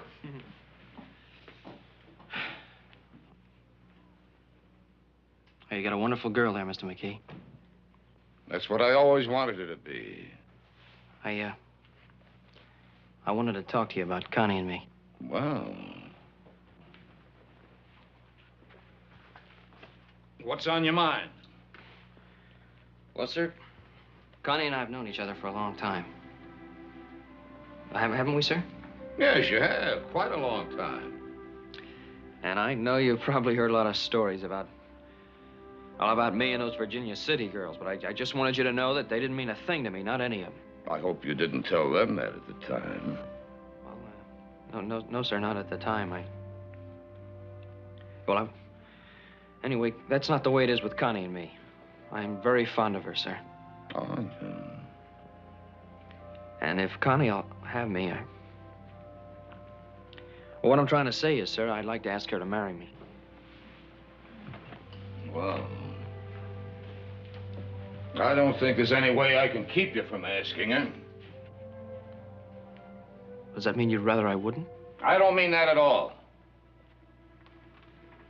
All I ever wanted was for Connie to be happy. Have the chances other girls have. Sir, that's what I mean to offer her. Suppose I knew all along this would happen. I should have known. I should have known. I'm sorry I upset you, sir. Be getting on home now. Tell Connie I'll see her soon.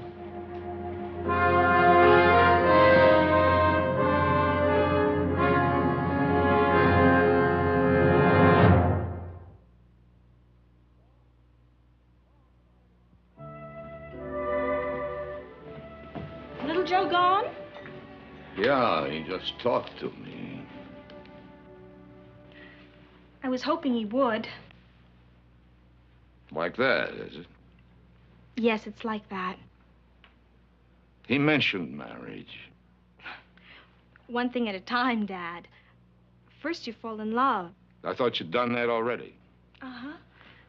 But you have to give it time to grow, to build dreams, to be so filled with happiness and the wonder of it that you're about ready to explode. And then you get married. Did all that we talked about, selling all this, heading east, you were so dead set on that when you first got here. I know, but I didn't realize then. You thought you couldn't be happy out here. I didn't think so either. That's what I didn't realize. That geography has nothing to do with happiness.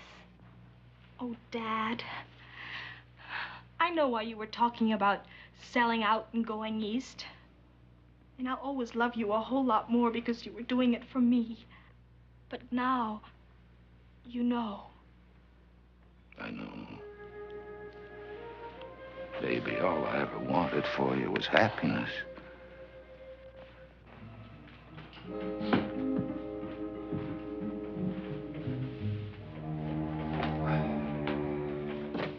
Well, all right, go ahead and say it. What do you want us to say? Oh, come on, Adam. You've been walking around it like it was a rattlesnake. All right, it's somebody we know, a neighbor. Well, come on, say the rest of it. You think Denver McKee had something to do with it? Now, nobody said that, Joe. Nobody's even thinking it. Oh, no? Then why do you tell me what Denver said about not wanting to help, then you drop it so fast I could hear the thud when it hit? The only thud you hear is your heart when somebody mentions the name of McKee.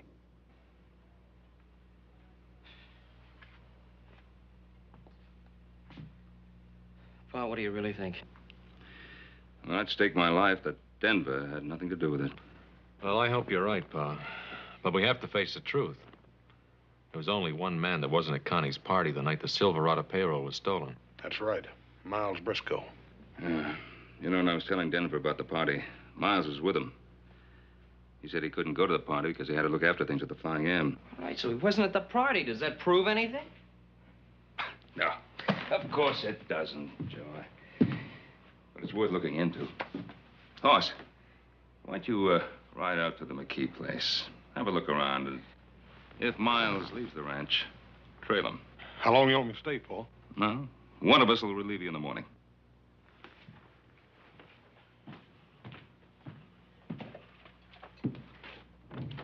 Now, come on, don't look so worried.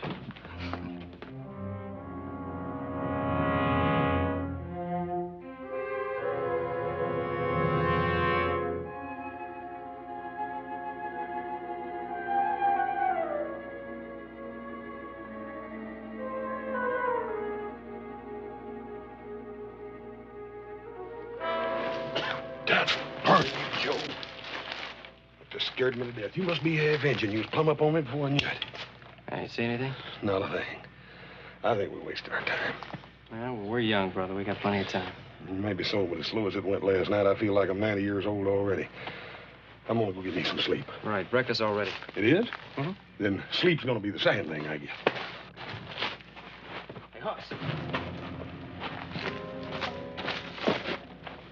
Take a look at that.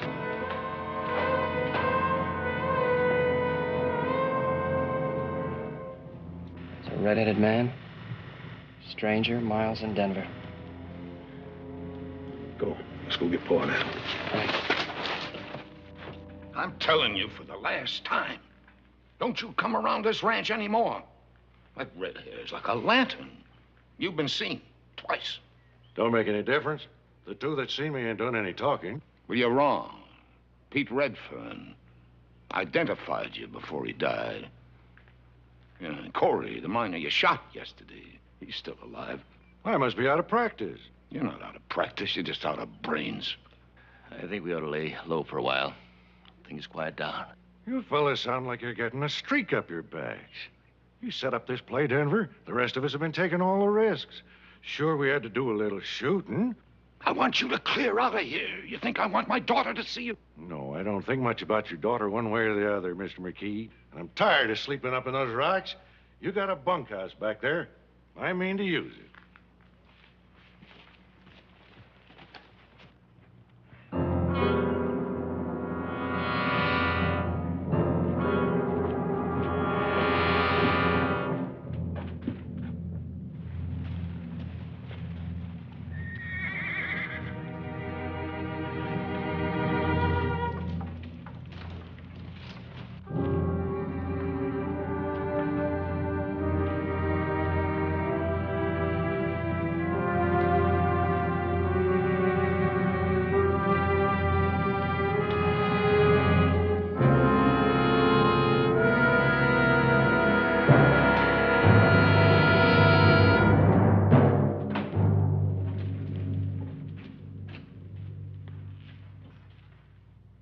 Morning, Ben. Morning, Denver. You know this man? Sure he knows me, Ben. What about it? We've been looking for a red-headed man. You're the only red-headed man in the area, other than a barber in Virginia City. Since when is being red-headed a crime? Since we found out that a redhead killed 2 men, maybe 2 others. Do you figure to do anything about it?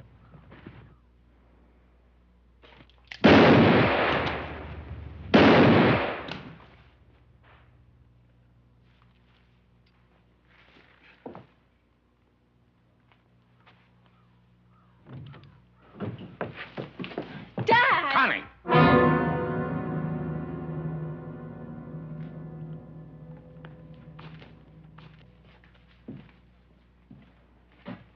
You take Connie back into the house.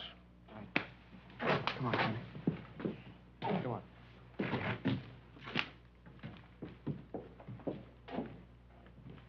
Now put away your guns, boys.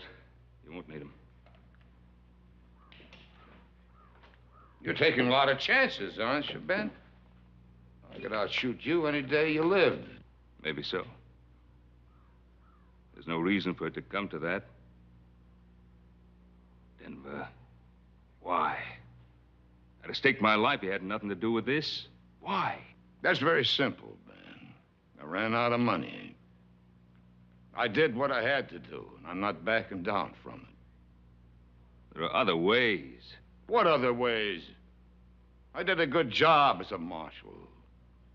When I needed money, I turned to what I knew best. I did a pretty good job at that, too. Denver, I'm gonna have to take you in.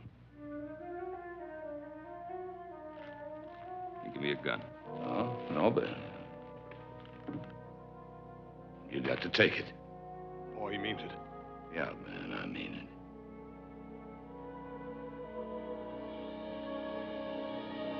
No, Denver, no.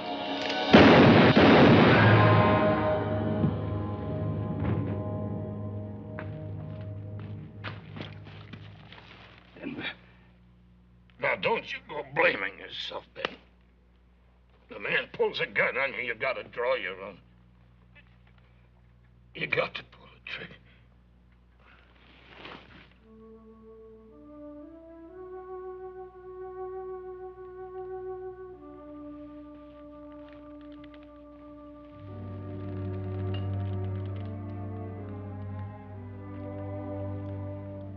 He could outdraw me any day of his life. He could shoot a lot straighter than that.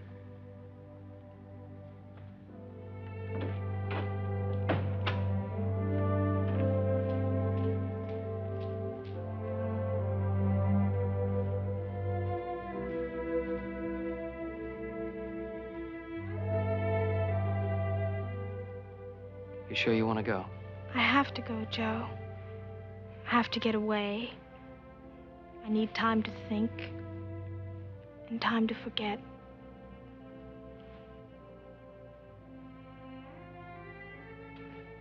I understand. I love you.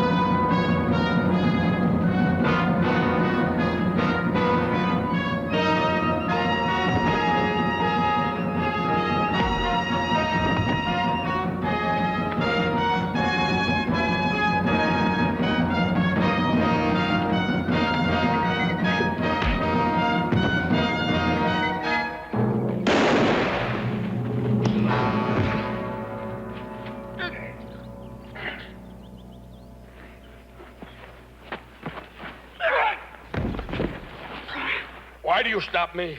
Because I do not want to pay for the stupidity of my brother. Only you think it is stupid to kill the white man.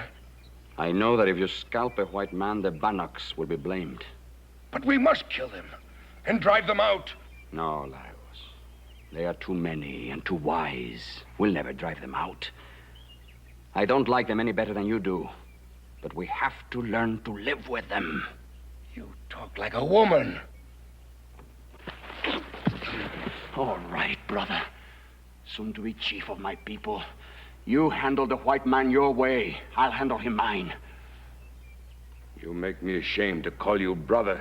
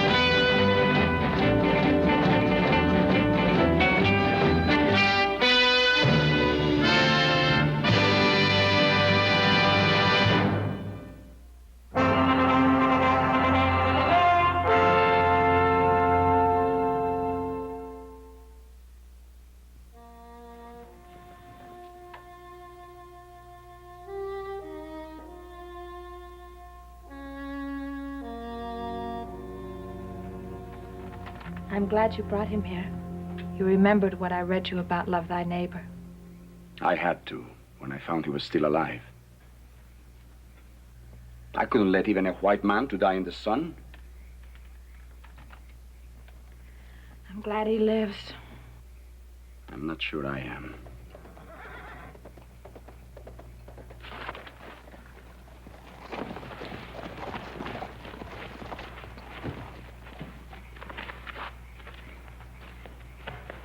So you would rather leave our village and live here like an outcast? What are you doing here, Lagos? You should never have taken that Shoshone woman as a wife. You too are the son of a chief. Your place is with your people. My people turned me away. This is my home now. Did you move the body of the white man I killed this afternoon? No. I did not move him. Why? I went back to take the scalp so I could give it to our father. This one would have made him proud. You would say the same about any white man's scalp. That was not any white man. That was the owner of all this land that once belonged to our people. You mean the white man whose scalp I saved is the owner of the range called the Ponderosa? That is what I mean.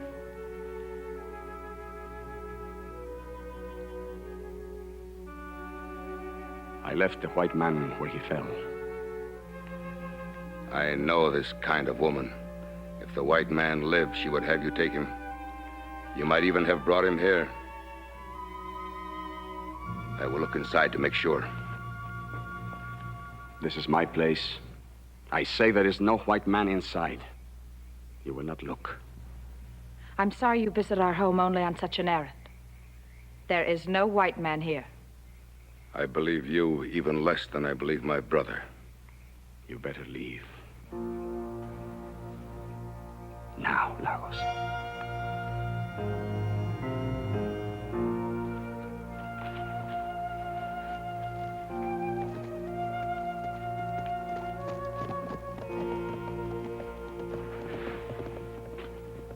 He is still bleeding. Will you change the bandage while I get some fresh water? No. I can't touch him now.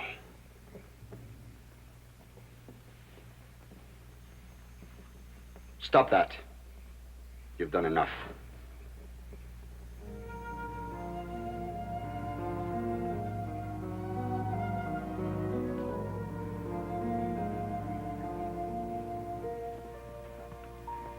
Our Father who art in heaven, hallowed be thy name. That's enough! Thy kingdom come. Thy will be done on earth as it is in heaven. Well, Pa ain't setting traps at this hour. Don't worry about Pa. He can take care of himself. Yeah, well, he's gone awful close to Bannock country. Yeah, and them Indians been acting up out there lately, too. Well, they're getting hungry, Hoss. Can't hardly grow anything up in those mountains. Hunting gets worse every year. Pa doesn't go into Bannock country by himself. Yeah, but Adam, our property runs right up there in them foothills. That's pretty close. Well, he took his blankets with him. Maybe he's going to sleep overnight.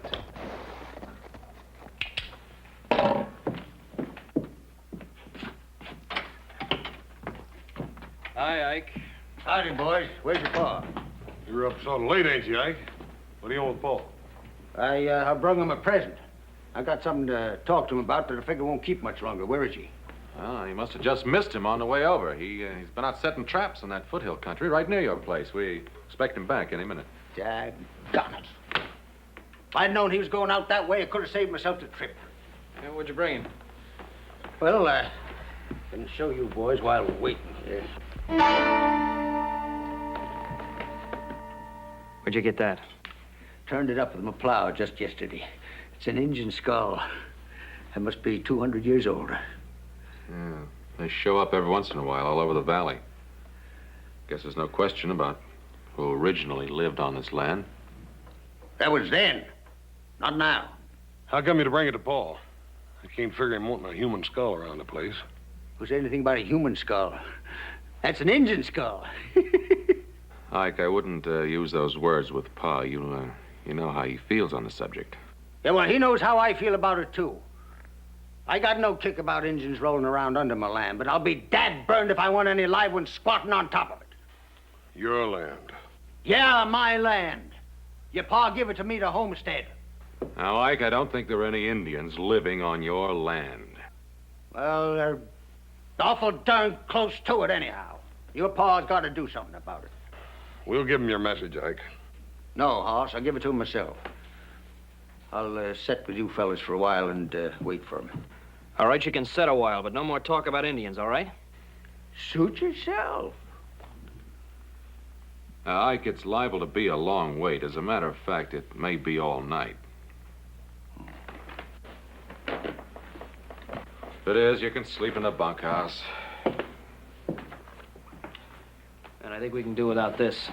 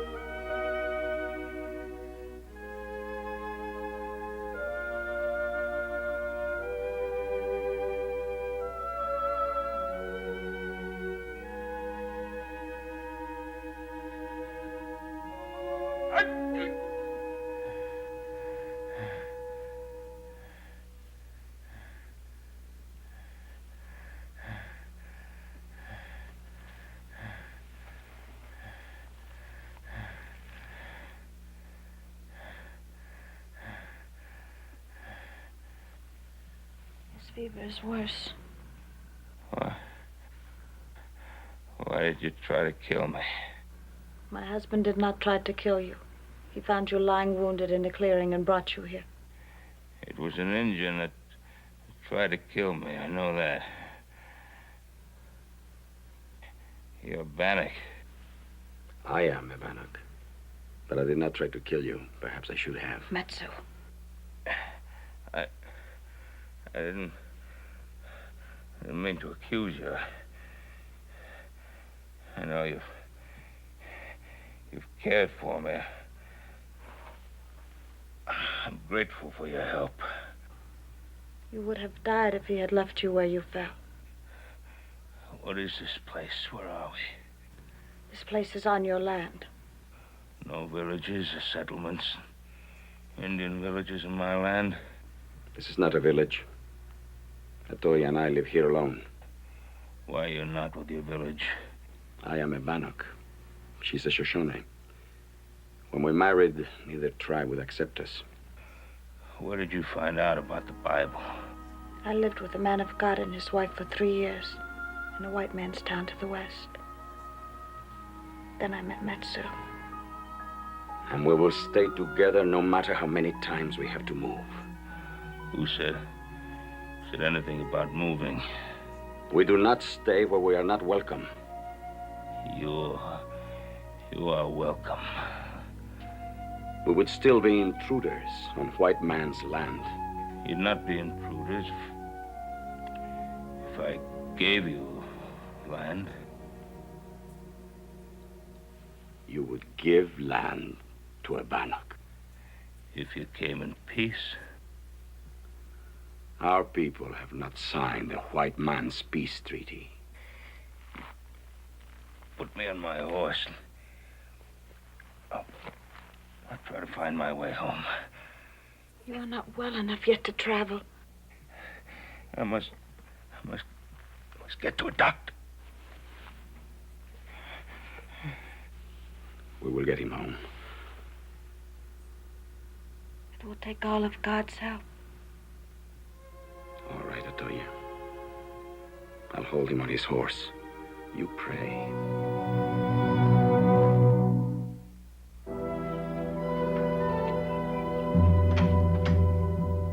Bob! What happened? Where'd you find him? He will need a doctor quickly. Sure. He's badly hurt. Come inside, both of you. I'd like to know more about what happened.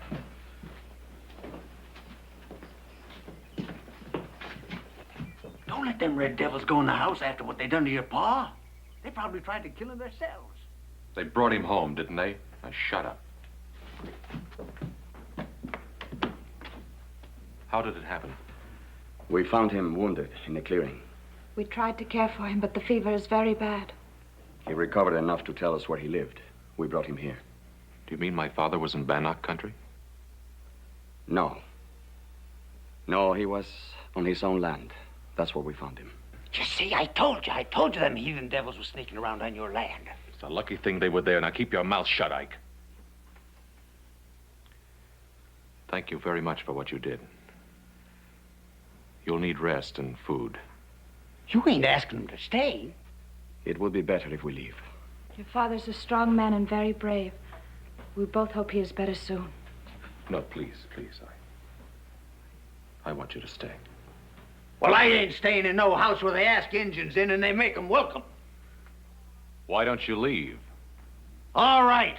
But don't you forget that I got a big bone to pick with your pa when he gets better. If he ever does.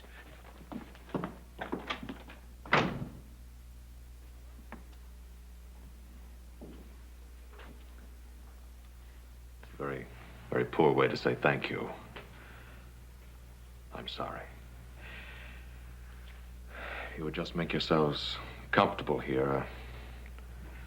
I'll be right back.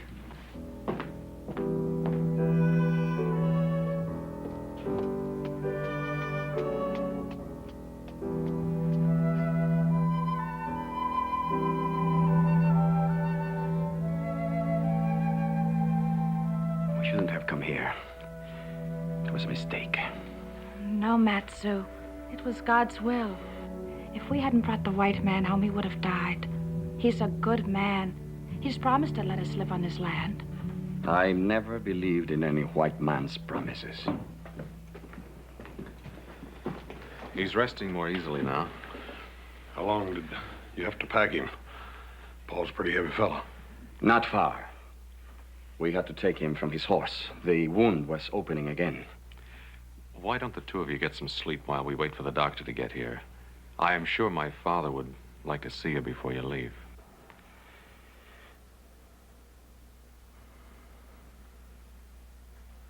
Thank you.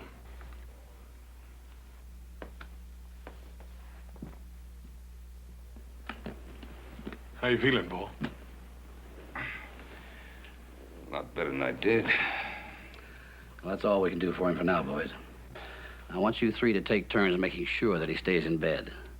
Don't you worry, Doc. I'll make sure he takes orders. He'll stay in bed, Doc. I'll see to that. Look, I'm sorry about that wild ride coming over, Doc. You can take it easy going back. Yes, indeed. I certainly will. I don't know how Mr. Cartwright got hurt, nor why you helped him. But one thing I do know for sure. If you hadn't helped him when you did, he'd be far beyond all help now. We can't spare men like Ben Cartwright. Thanks, Adam. I'll see you tomorrow, Ben. Now, you rest here. That's an order. Thank you, Doc. See you in a little while. Boys, you mind if I have a few minutes alone with my friends? Not at all.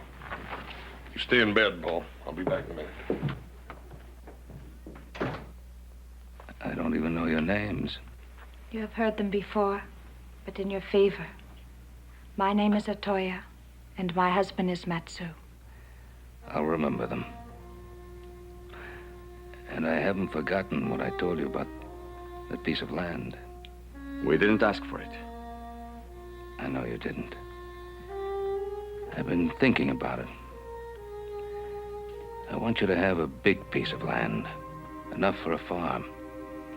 What would we do with such a piece of land? You'd farm it, raise crops, animals, live off the land. I know nothing of such things. The red man knows more about hunting and fishing. White man knows more about farming. If we put what we know together, there will be more than enough for us all. This will never be. There is no way to begin. You offers a farm. But I know nothing of such things. So I say, keep your farm. Let me ask you a question. Would you come to live as a farmer on your own land if I and my sons and the settlers in the valley would teach you and help you with the things you do not now know? It would be so wonderful, Matsu. It would also be difficult. It might not work. I might not learn.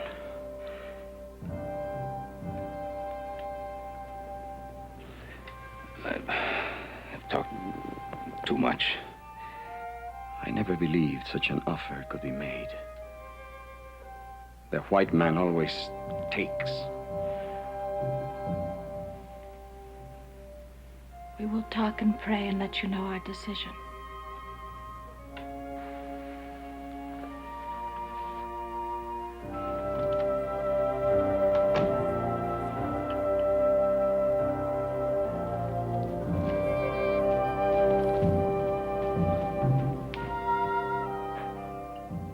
But I have lived among them in the white man's town. I know them better than you do. Perhaps you do not know me well enough. I know you very well, beloved. And I believe we can do this thing together. Why can't we stay here? I could stay here anywhere alone with you forever, Matsu. But what of our sons and daughters who will be coming, if God wills it? Would you keep them alone, too?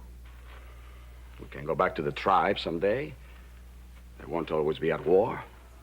And I am a son of a chief. The youngest son. And with no great love for his brother Lagos, who will be the next chief. That is true. This is a chance to have a better way of life than we have ever known, for us and for our children. I don't know that it will be better. I only know that it will be very different. And it is this difference that frightens me. Frightens you, Matsu. You have told me that nothing frightens you. I spoke those words as a warrior and a hunter. And they were true. And I was raised to be these things, and not a farmer. You have also told me that our people and the white man must learn to live together in peace. But you are asking much more than that. You are asking me to put down my bow and arrow and pick up an axe and a plow. You are asking me to eat bread instead of meat, to wear cloth instead of leather, to live in a house instead of a wickiup. You are asking me to stop being an Indian. And I don't know if I can do it.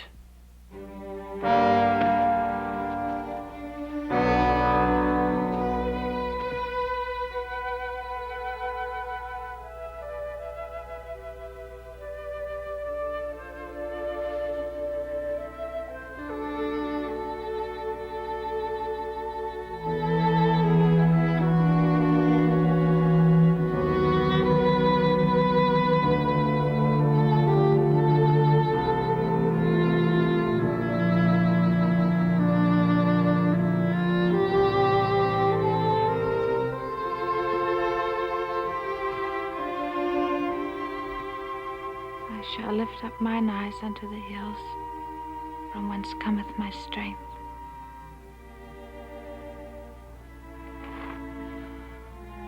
I do not know that I can do it well, or even that I will not fail completely.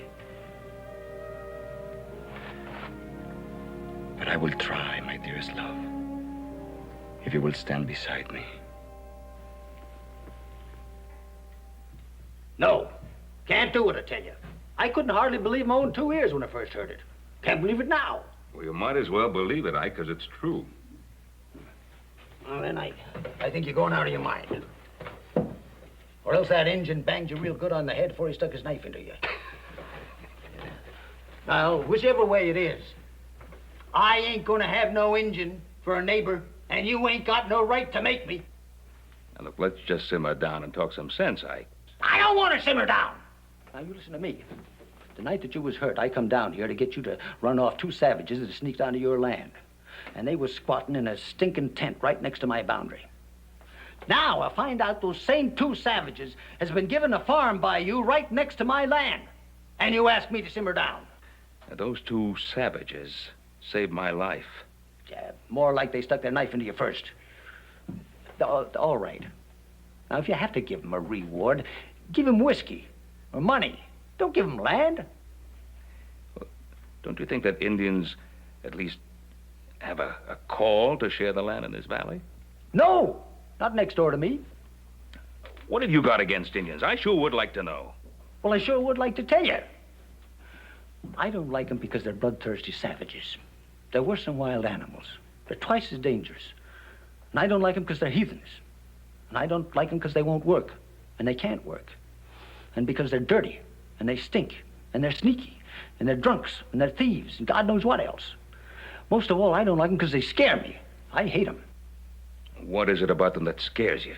They got long black hair. And red skins. Yeah. Yeah. Well, I'm not going to try to answer you, Ike. Not now. But someday somebody's going to have to answer for people who think like you do. There's nothing wrong with the way I think. Not going to argue that point either. But neither am I going to back down from what's my right to do. I promised Matsu and Atoya that piece of land, and I mean for them to have it. Yeah, but why put them next to me? It's not just a piece of land, Ike. It's treating them like people. I've no intention of giving them some worthless scrap up around the rocks. They've already got that. I want to give them a piece of land that they can work, a piece of land that they can farm. And that land next to yours is the best I have. And it's my intention to give it to them. If you put them on that piece, I move out. Well, that's a decision that you're going to have to make, Ike. I'd think about it a long time before I made the move. Now, look, all I'm asking you to do is give those two a chance. I don't want you to be a friend, just be a decent neighbor. Well, I tell you what kind of neighbor I'll be. I'll treat him just like they wasn't there. I won't talk to him. I won't answer him. I won't help them. I won't let them help me. I won't go on their land. And if they put a foot on my land, I'll kill them. Ike, you do anything out of line, you'll answer to me.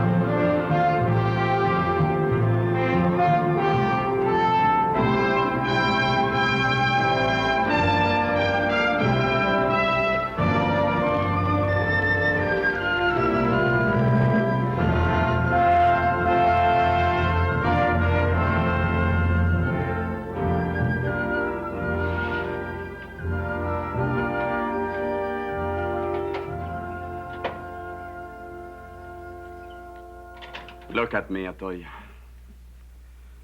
Months of work, and I am now nothing. Not an Indian. And certainly not a white man. Never mind, Atoya. Eating bread at a table. What a thing for a warrior. It is only when you're tired that you get this way. If you've done so much and we've come so far, we're not only at peace with the white man, we've made friends. And enemies. Our close neighbor, Ike Daggett, is an enemy. He is difficult. But I noticed that the other settlers have no love for Mr. Daggett either.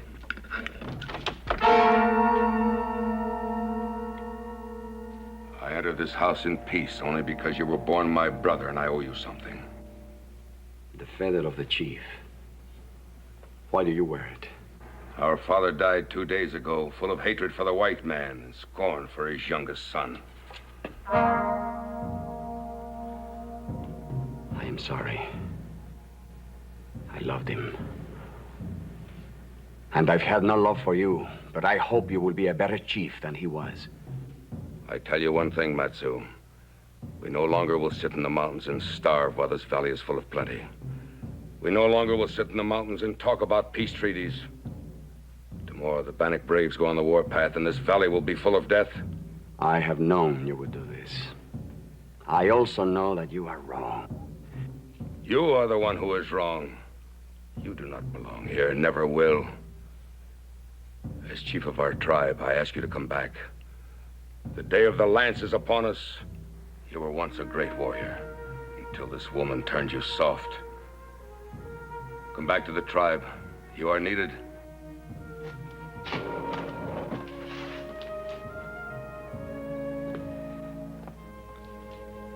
I am needed here, Lagos. Atoya is with child.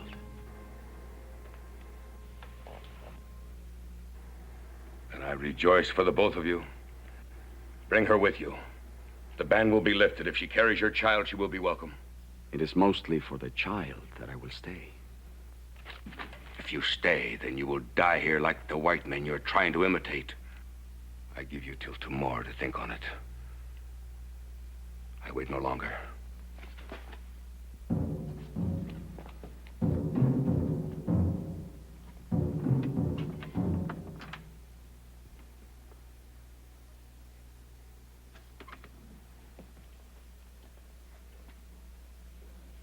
Are you sorry now about the child? You know I prayed for that child. To your God as well as to mine. But would you go back if it were not for that? If it comes to dying,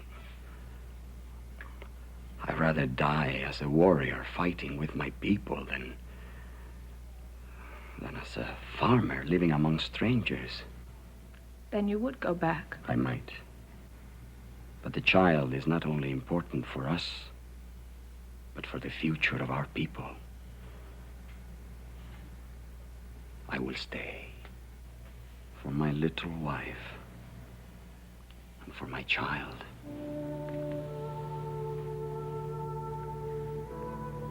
What will you do about your brother? In the morning, I'll ride to Ben Cartwright. The settlers have to be warned.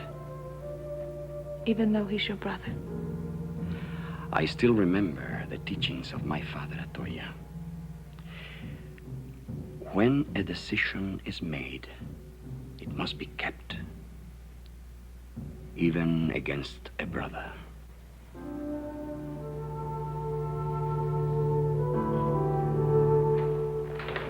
Hey, Matt! Congratulations. I just heard the wonderful news about Atoya. I only heard about it myself 3 days ago. Well, you know the way that kind of news travels. Women talk. Wonderful to see you. You don't get over this way often enough. Yeah, why don't you bring your pretty wife with you? Yeah, I'm digging her up a present. It's a cradle. Ain't been slept in since little Joe jumped out of it. Save your welcome until you hear the rest of my news. The Bannocks are going on the warpath. Oh. How do you know that, Matt? Because my brother is now chief of the Bannocks, and he told me. You mean they're planning a raid? No, more than a raid. It will be war. How soon is this to start? Any moment. Maybe we ought to get word to Fort Bradley. You know the way they are. They're not going to do anything until after there's an incident. You better warn the settlers. Get ready to ride into the valley. All right, Pop. It is good to warn the settlers, but I came to warn you first. That's very good of you. No. My brother has 2 people he hates. One of them is me, because I won't go back and join them. The other one is you, Ben. Well, why should your brother hate me? It was my brother who tried to kill you the time we brought you home.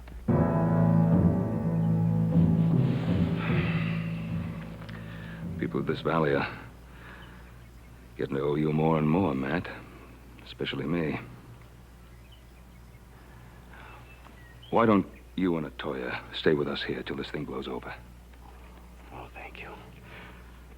I would like to bring Atoya here for the sake of the child.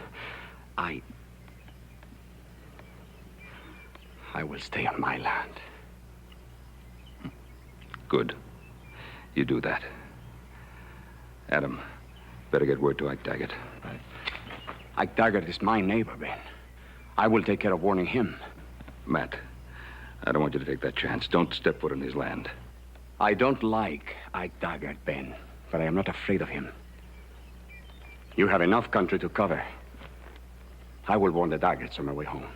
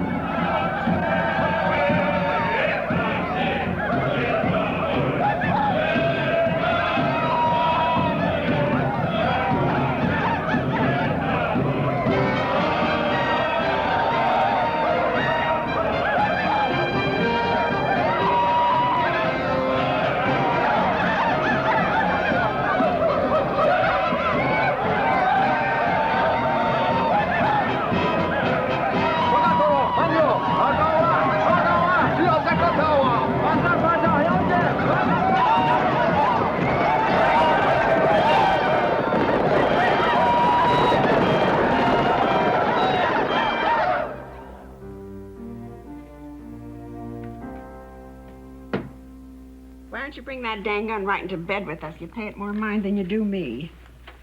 Martha, I told you 100 times. When you got red engines for next-door neighbors, you gotta be ready for trouble, especially at night. Bah, you've been saying that for months. Staying up late, sneaking around with your dang gun, and they haven't so much as set foot on your dang place. That's 'cause I scared them good and proper to begin with. And I kept them scared every chance.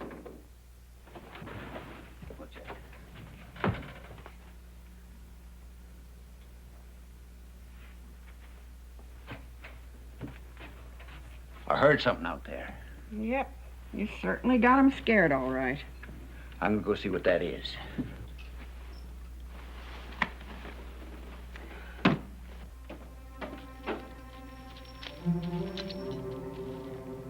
Ike Daggett! Daggett! Ike Daggett!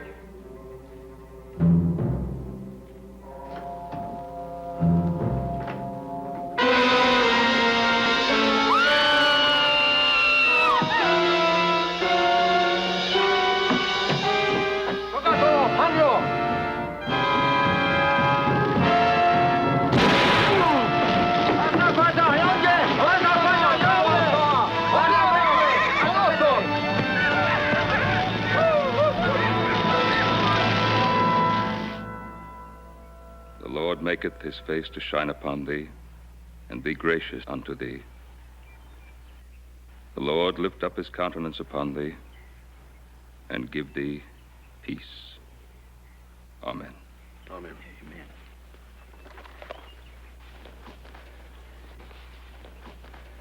Thanks, Ben.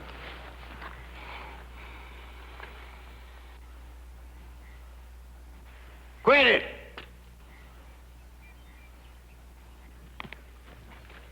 You quit that, I said! Quit it! What is it, Ike? What's the matter? I won't stand it. I won't stand for no heathen saying prayers at my wife's grave. Now you quit it! Ike, she ain't no heathen. She knows as much about the Bible as you do. What are they doing here anyway? They're Those trying to- Indians that killed my Marthy. They're trying to pay the respects just like the rest of us now. Ain't got no more respect for the dead than a coyote. Quit it!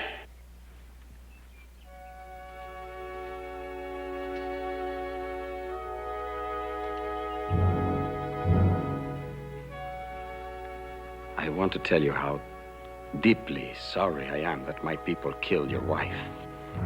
I tried to warn you. Don't you talk to me, you Indian.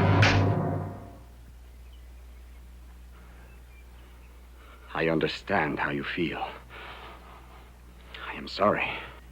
You dirty, rotten, lousy, stinking savage! Ike! Ike! Ike! Ike! Come on! Ike! Stop it! Here.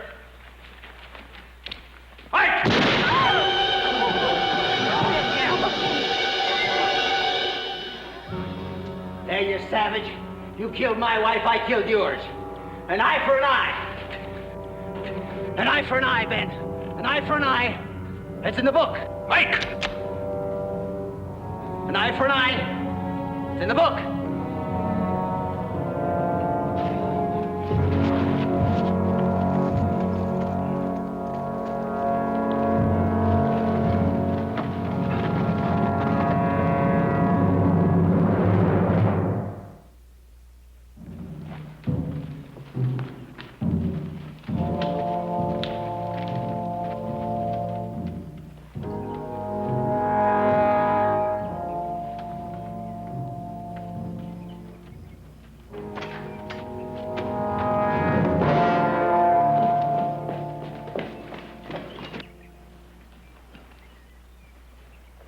Daggett. I can hardly recognize him. Paul? Paul, come out here.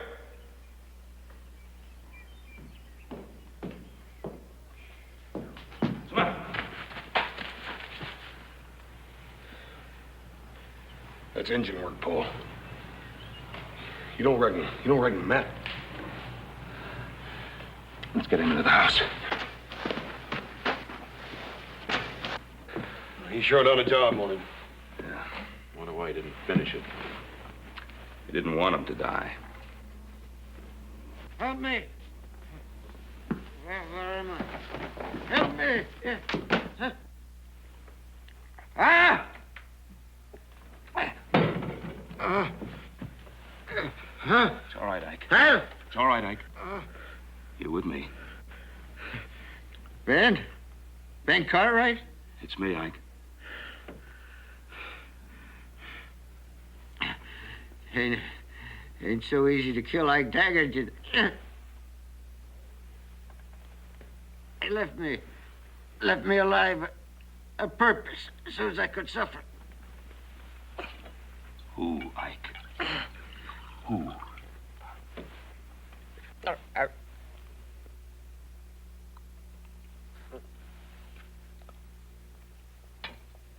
Who, Ike? Who? The Indian. Your friend. One you tried to make into a white man. Matt Sue.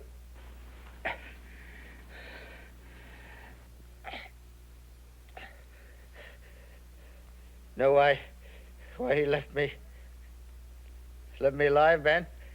He wants you to meet him in the cave in North Fork. He wants Ben Cartwright, so otherwise every settler in the valley will get what I got, but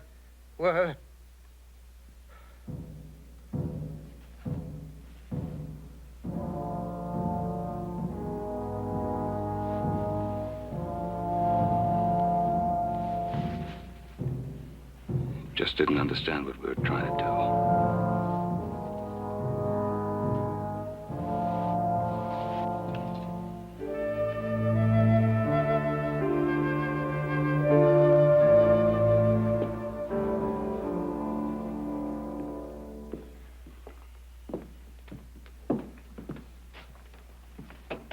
What are you gonna do now, Paul? Matt wants to see me, I'll go to him. Gotta try to bring him to his senses, I own that. He's gone too far now. Ike Daggett killed his wife. Paul, we can't let you take the risk. Anything I've ever done has had some risk attached to it. I'll go up by the North Trail. If I'm not back by morning, you come for me. What? Hey, you forgot this. Yeah, that won't bring me back, or Matt either.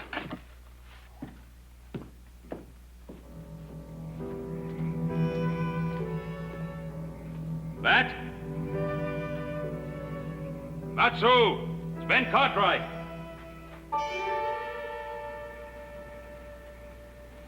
I didn't think you would come. I got your message from Ike Daggett. He said you wanted to see me. I'm here. Then you saw what I did to Ike Daggett. I saw. Aren't you afraid? No, Matt. I'm not afraid.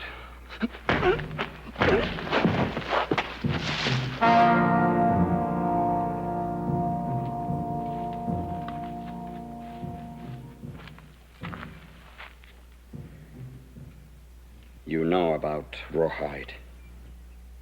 It shrinks in the sun. It gets tighter and tighter. I know. Why did you come here last night? See if I could help you. All right. Go ahead. Help me. Give me back the wife that I loved and the child she carried. Tying me like this. Bring her back. No. But I think that making you suffer enough will ease some of my pain. I guess you're right. I just wanted to help you, not hurt you. Help me? You held my arms, Ben. You let that madman shoot at Toya right before my eyes. Do you think if you hadn't held my arms, Ben, he could have done that? I say you killed that Toya just as surely as if you had pulled the trigger. Does it hurt? Yes, it hurts. Good. Good. It will get worse.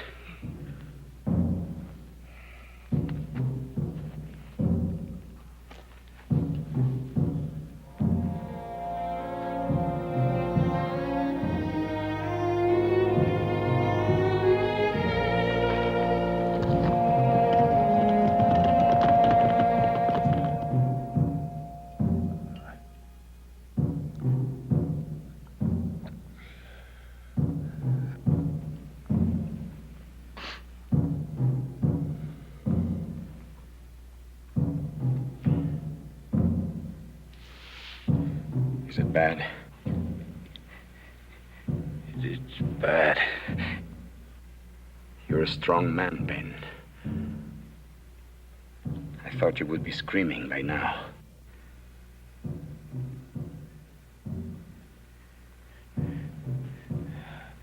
Our Father, who art in heaven.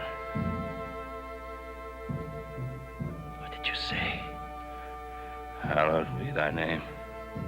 Stop that. Thy kingdom come. Stop that, Ben! Stop it! Ben!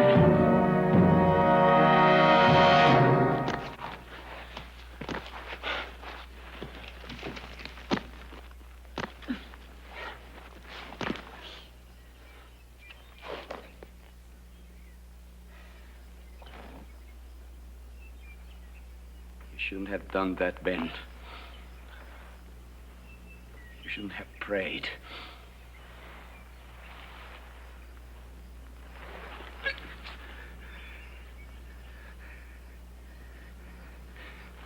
Is that what made you let me go? I meant to kill you. But I failed here, too. I failed at everything. I lost my wife. My brother Lagos is dead. I failed being a white man. I failed being an Indian. Oh, Matt.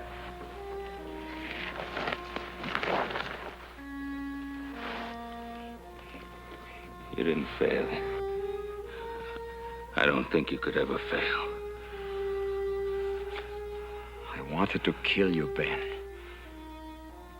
It was important for me to kill you, and I couldn't do it.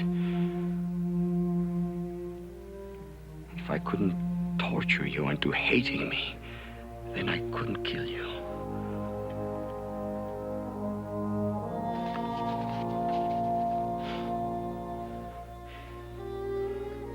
Can you forgive me for hurting you? I did that before you cut me loose.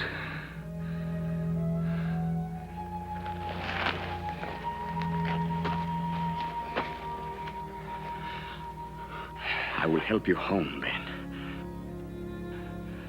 No. I'll be all right. Matt? You going home? Do you have people? Yes. Oh. You'll be back. Yes. We will be back.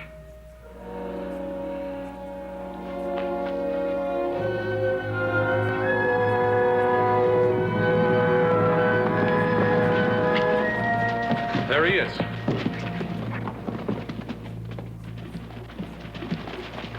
Pa, you all right? Yeah. Paul, did he do this to you? Yeah. I'll get him. No. Let him alone. He's going home. Back up in the mountains? Yeah. There's a new chief of the Bannocks now.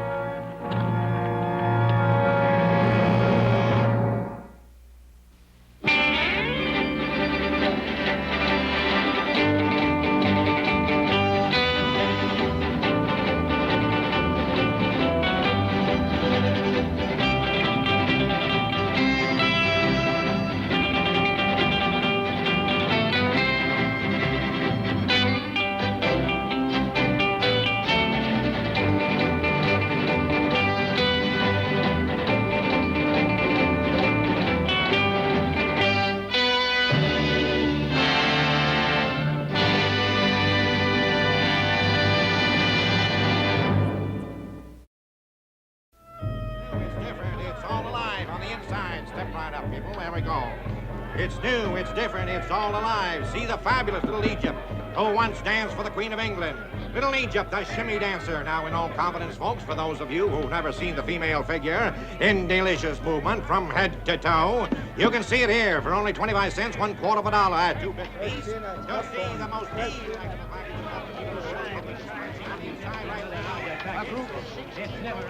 Paul, ain't this the beatin'est dead-gum thing you ever seen? Virginia City's really come of age now that the carnival circuit has hit it. Oh, I can't stand him. Look at him. Suppose we were to miss. Oh, he ain't gonna miss. Well, you don't look very scared, Jennifer.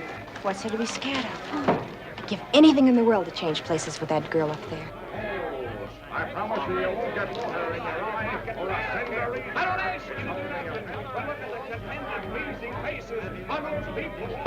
Well, Adam, I guess you and I better get on our way. We've been here longer than we planned. Harriet? Jennifer? Good night. Joe? You promised Mr. Beale faithfully you'd get the girls home by 10 o'clock tonight. Right. Mr. Cartwright, please. Do you have to remind me?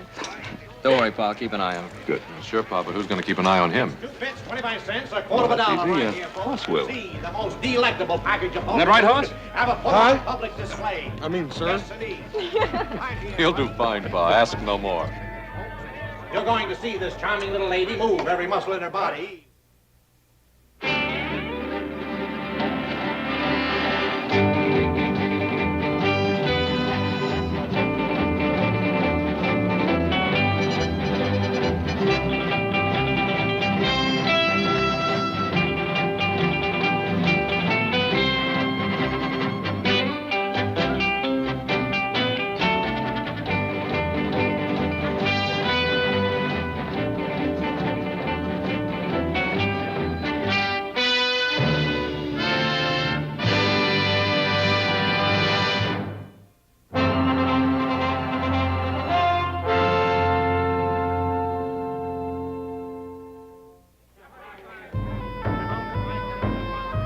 Good night, girls.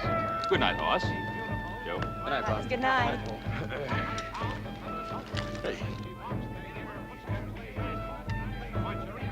Ain't this the beatin'est nut-burn thing you ever seen, Joe? Well, you're just not kidding.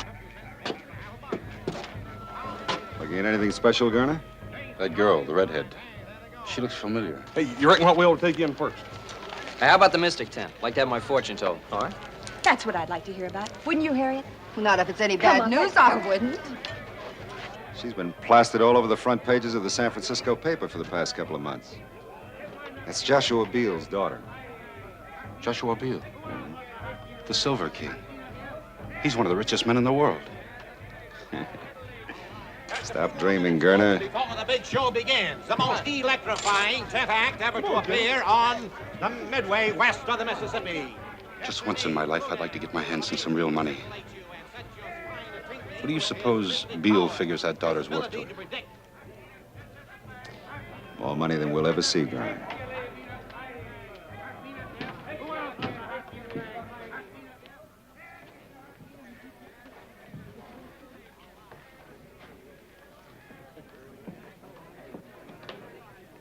Hey, Hoss, you gonna let this guy read your future?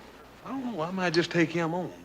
Ever since that old Paiute squaw read my palm and told me I was going to be taking that long trip, I've been plumb off my feed bag. I can't eat but 5 or 6 meals. Hey!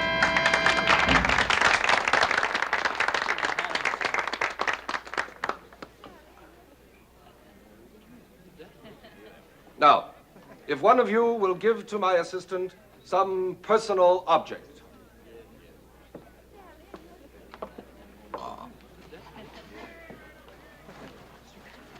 Don't be afraid, ladies and gentlemen. Nothing will happen to it. If you please, some personal object.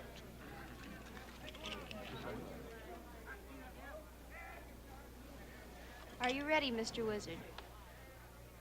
I am ready. Then can you tell me what I'm holding in my hand? I see a round object of precious metal. I hear a strange sound, a very strange sound. I believe it is a gold pocket watch.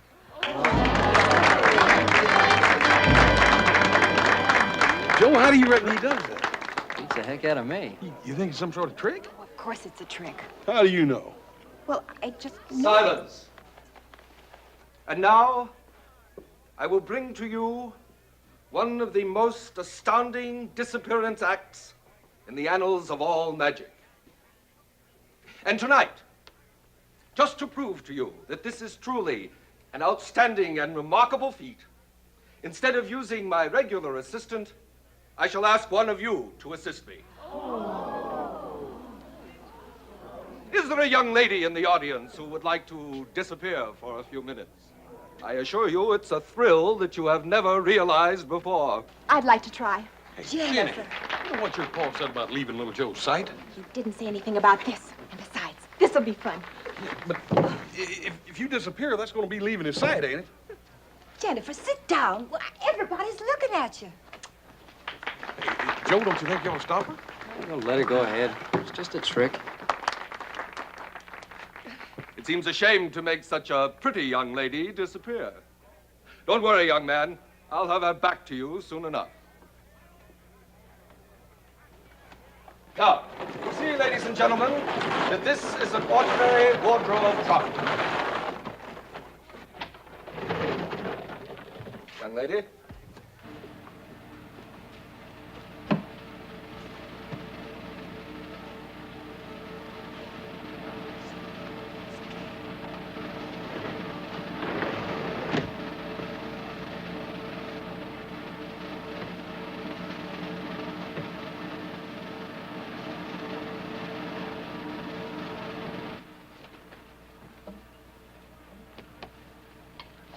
Where am I?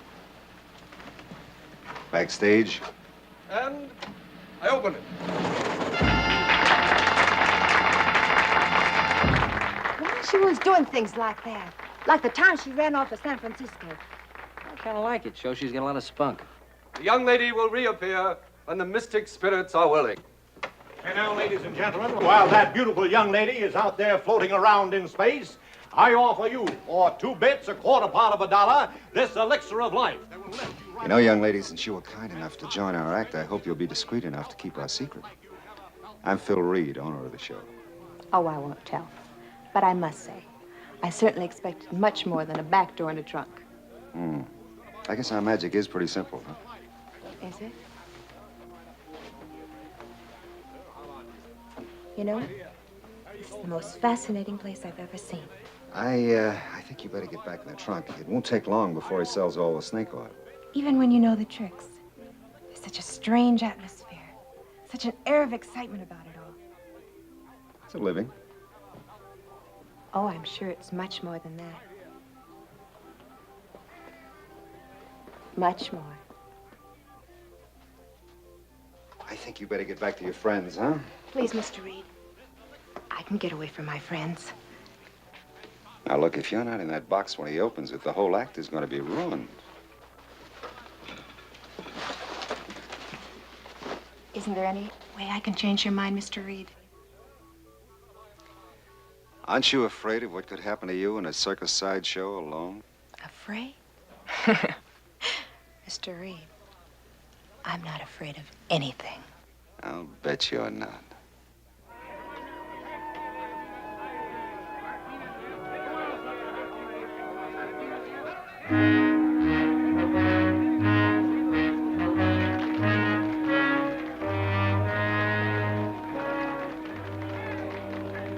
And now, ladies and gentlemen, I think that the beautiful young lady who has been so far away from us may have returned.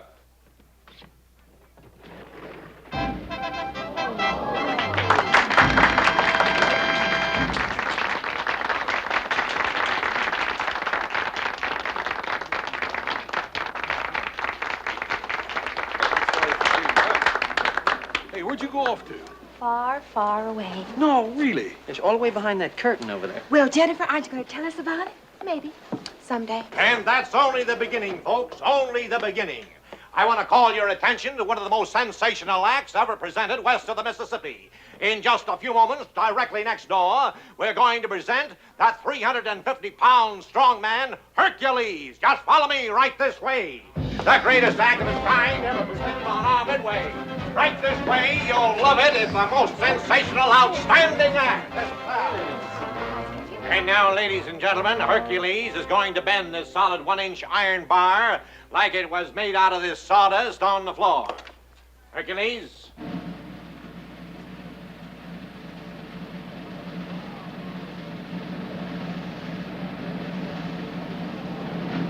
How about that, folks? Hey. Would you like to examine that bar, sir, to see that it's genuine? Thank you. You like to examine this, sir? Try that right in there, sir.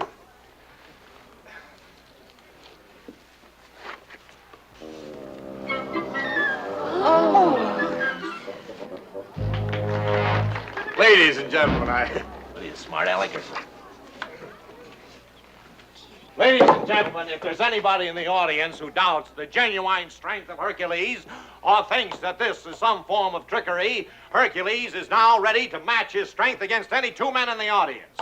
And furthermore, we're prepared to offer $50.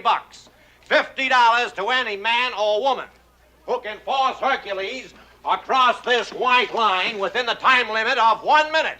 Do we have any takers, huh? What about you two stalwart young gentlemen down there, huh, with the two beautiful young ladies, huh? Us? Yeah, you two. Come on up, boys, and show the girls how strong you are. Go on, little Joe. You're not afraid to at least try, are you? Why, he's bigger than anything. Would you like to try your luck? Come on, Oz. I think we can take him. You want? Let's go.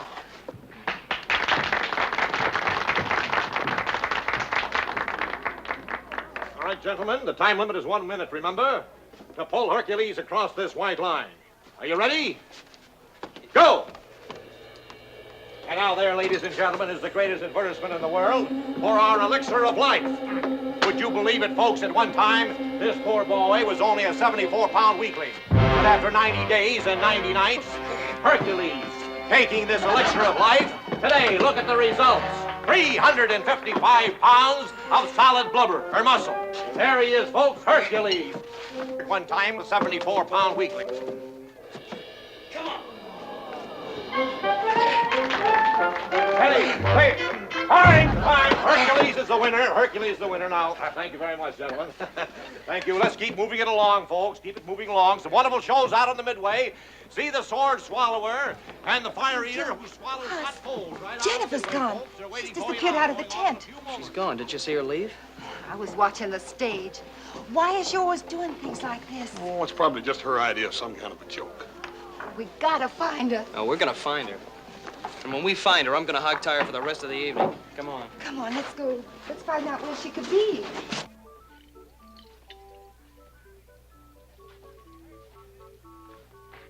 You didn't do so good tonight out there, Della. Don't start an argument with me, Phil. Not tonight. I'm tired. I'm talking about the good of the show. Those rubes pay their money to see you give a performance. How long do I have to keep on doing this? You told me a year ago we could get married, I could get out of the act and help you run the show. Next time you go on, you give them their money's worth.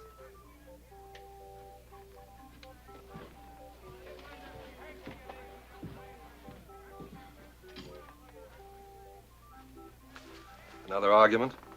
Oh, no, not really. Just that I know him so well. He saw a pretty young girl out in the audience tonight, captured his fancy. He looks at her, wanting her, and then he looks at me. Why don't you let me be the mystic in the show, huh? I'll tell you what we'll do. As soon as Hercules finishes his act, the three of us will go out and have a cup of coffee together. I'll tell your fortune.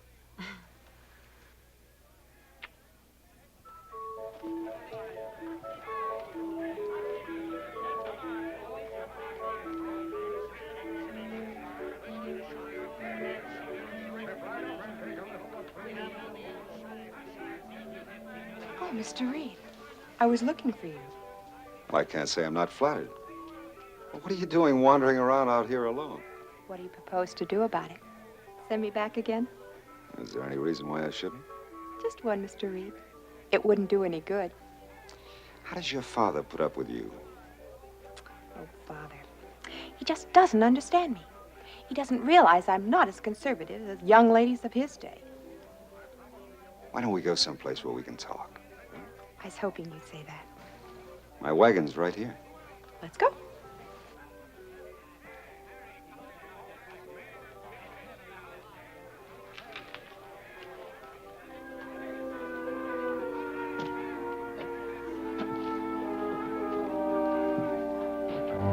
Someday I'll kill him for what he does to her. Poor Hercules. Do you think that will make her love him?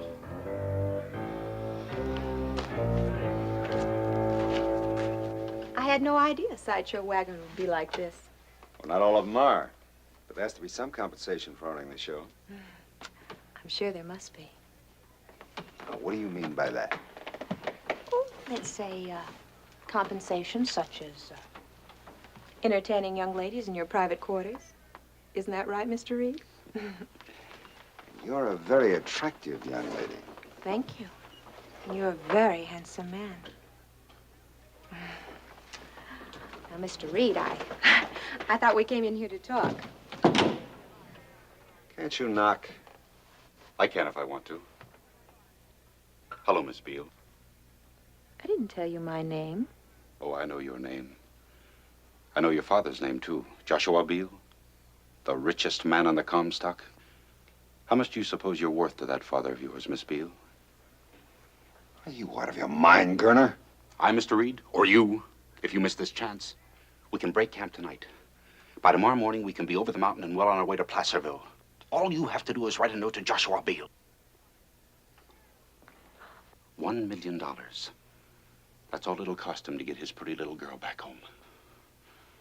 You'll never get away with it. With your help, I can, Reed. Listen, Reed, $1 million. Do you know what that could mean? You always wanted to make some big money.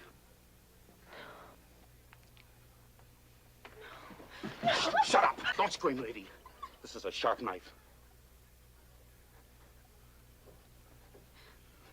Where do you think you'd hide her? I thought you'd figure out a way. You ought to hold her like I'm doing. You don't know how good it feels to hold $1 million. We're gonna have to tie her up, Phil. Get the rope. It's right behind you. Go on, Phil.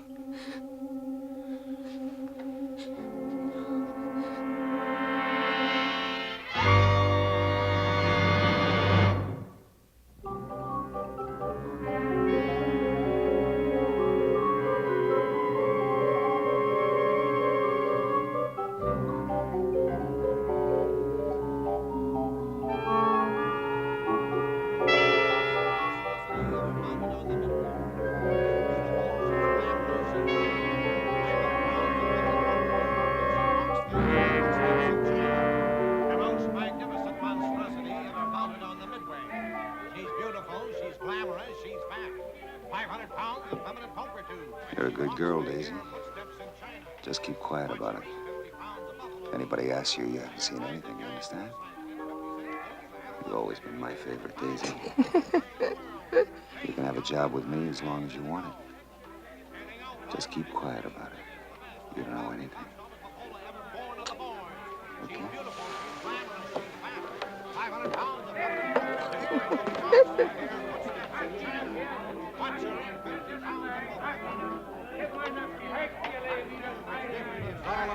Hey, Joe, I'll ask this fella here. It's only 2 bits, 25 cents, a quarter part of a dollar on the inside. What do you say, folks? Just step right.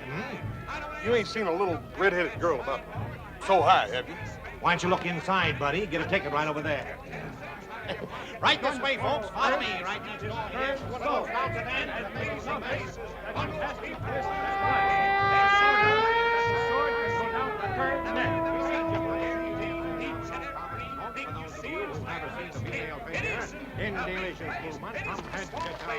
Ain't no use in asking him. He's got a gullet full of sword anyhow. He wouldn't tell you anything anyway. These carny people stick together tighter than those bartenders in San Francisco the time they tried to Shanghai our pa. How do we know she's even here at all? Now, where else would she be? Salt Lake or St. Louis, for all we know. Boss, I think we can cover more ground if we split up. Why don't you and Harriet look out here? I'll check behind those tents. All right, you be careful, you hear? Right. Daggone if he don't get mixed up with some of the dangest women I ever saw. Now, you be careful what you say, Hoss. Jennifer's my best friend. Now, listen, if you're so dang close to her, why don't you tell her to be real friendly and come on back here?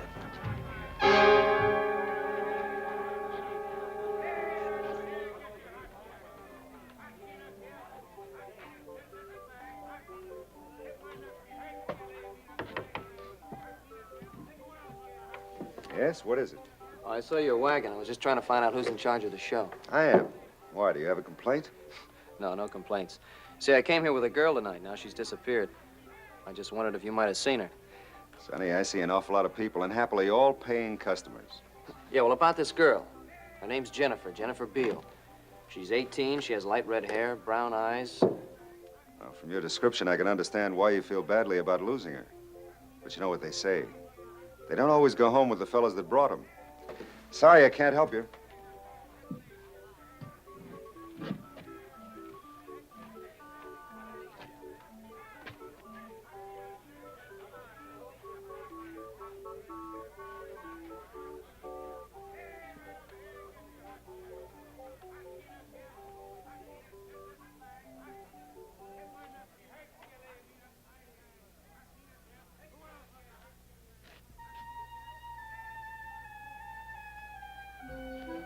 May I come in? My name is Joe Cartwright. I just wondered if, You're a little young for this sort of thing, aren't you, Joe Cartwright? Oh, look, you don't understand. You see, I didn't come here to, Well, what I mean is... Exactly what do you mean, Joe? Well, I'm sorry I barged in on you like this, Miss Little Egypt. Call me Della. Thanks, Della. Say, I brought my girl to the show tonight. Yes, I remember seeing her. She's very pretty. No, she's disappeared. I've been all over the carnival asking questions. Nobody seems to want to give me any answers. That's why when I saw your light, I... Sure. It hurts to lose someone, doesn't it? Oh, it's not quite as painful as all that. It's just that I am supposed to make sure she's all right. I don't think she's run off with another fella. All right, tell me about her. Who is she? Her name's Jennifer Beale. Well, is there anything special about her, or some reason someone might want to harm her? Yeah, there's one big one. Her father's one of the richest men on the Comstock. Yes, that is a reason. You stay here, Joe. I'll go ask some questions. Maybe I can find your girl for you. Thanks, Stella.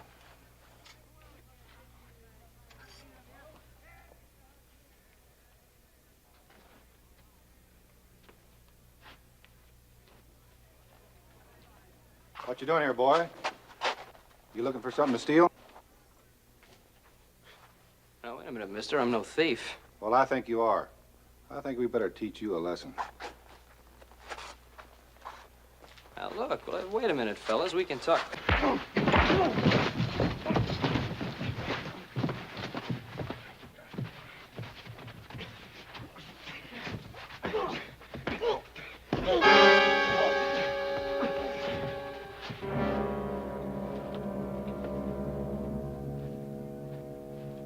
good job, boys. Very good. That'll teach him from snooping around, huh? Wait a minute. Is this his gun? That's right. Go ahead.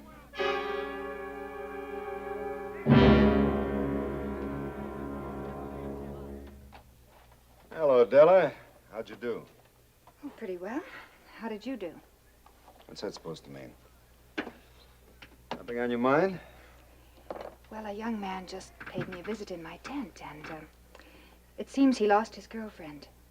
Well, what's that got to do with me? Well, it just sounded familiar, that's all. Oh, honey.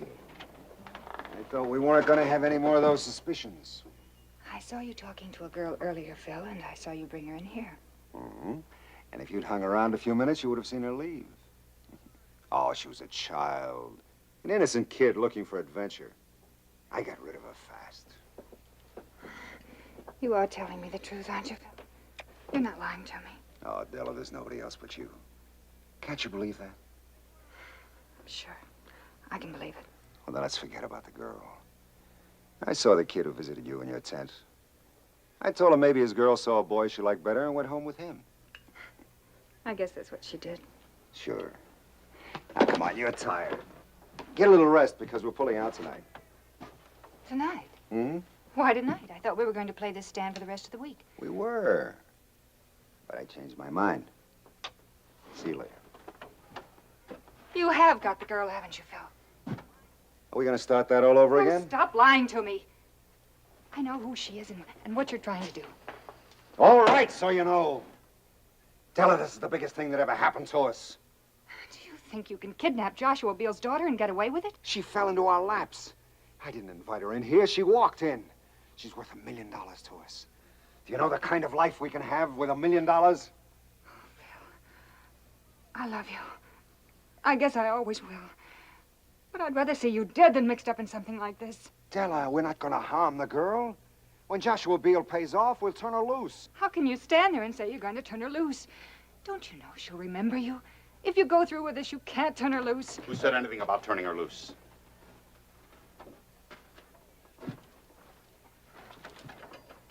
Does she know what the girl is? No.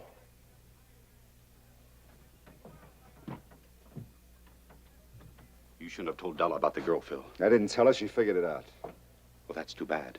Yes, that's very bad, isn't it, Phil? All right, it's too bad.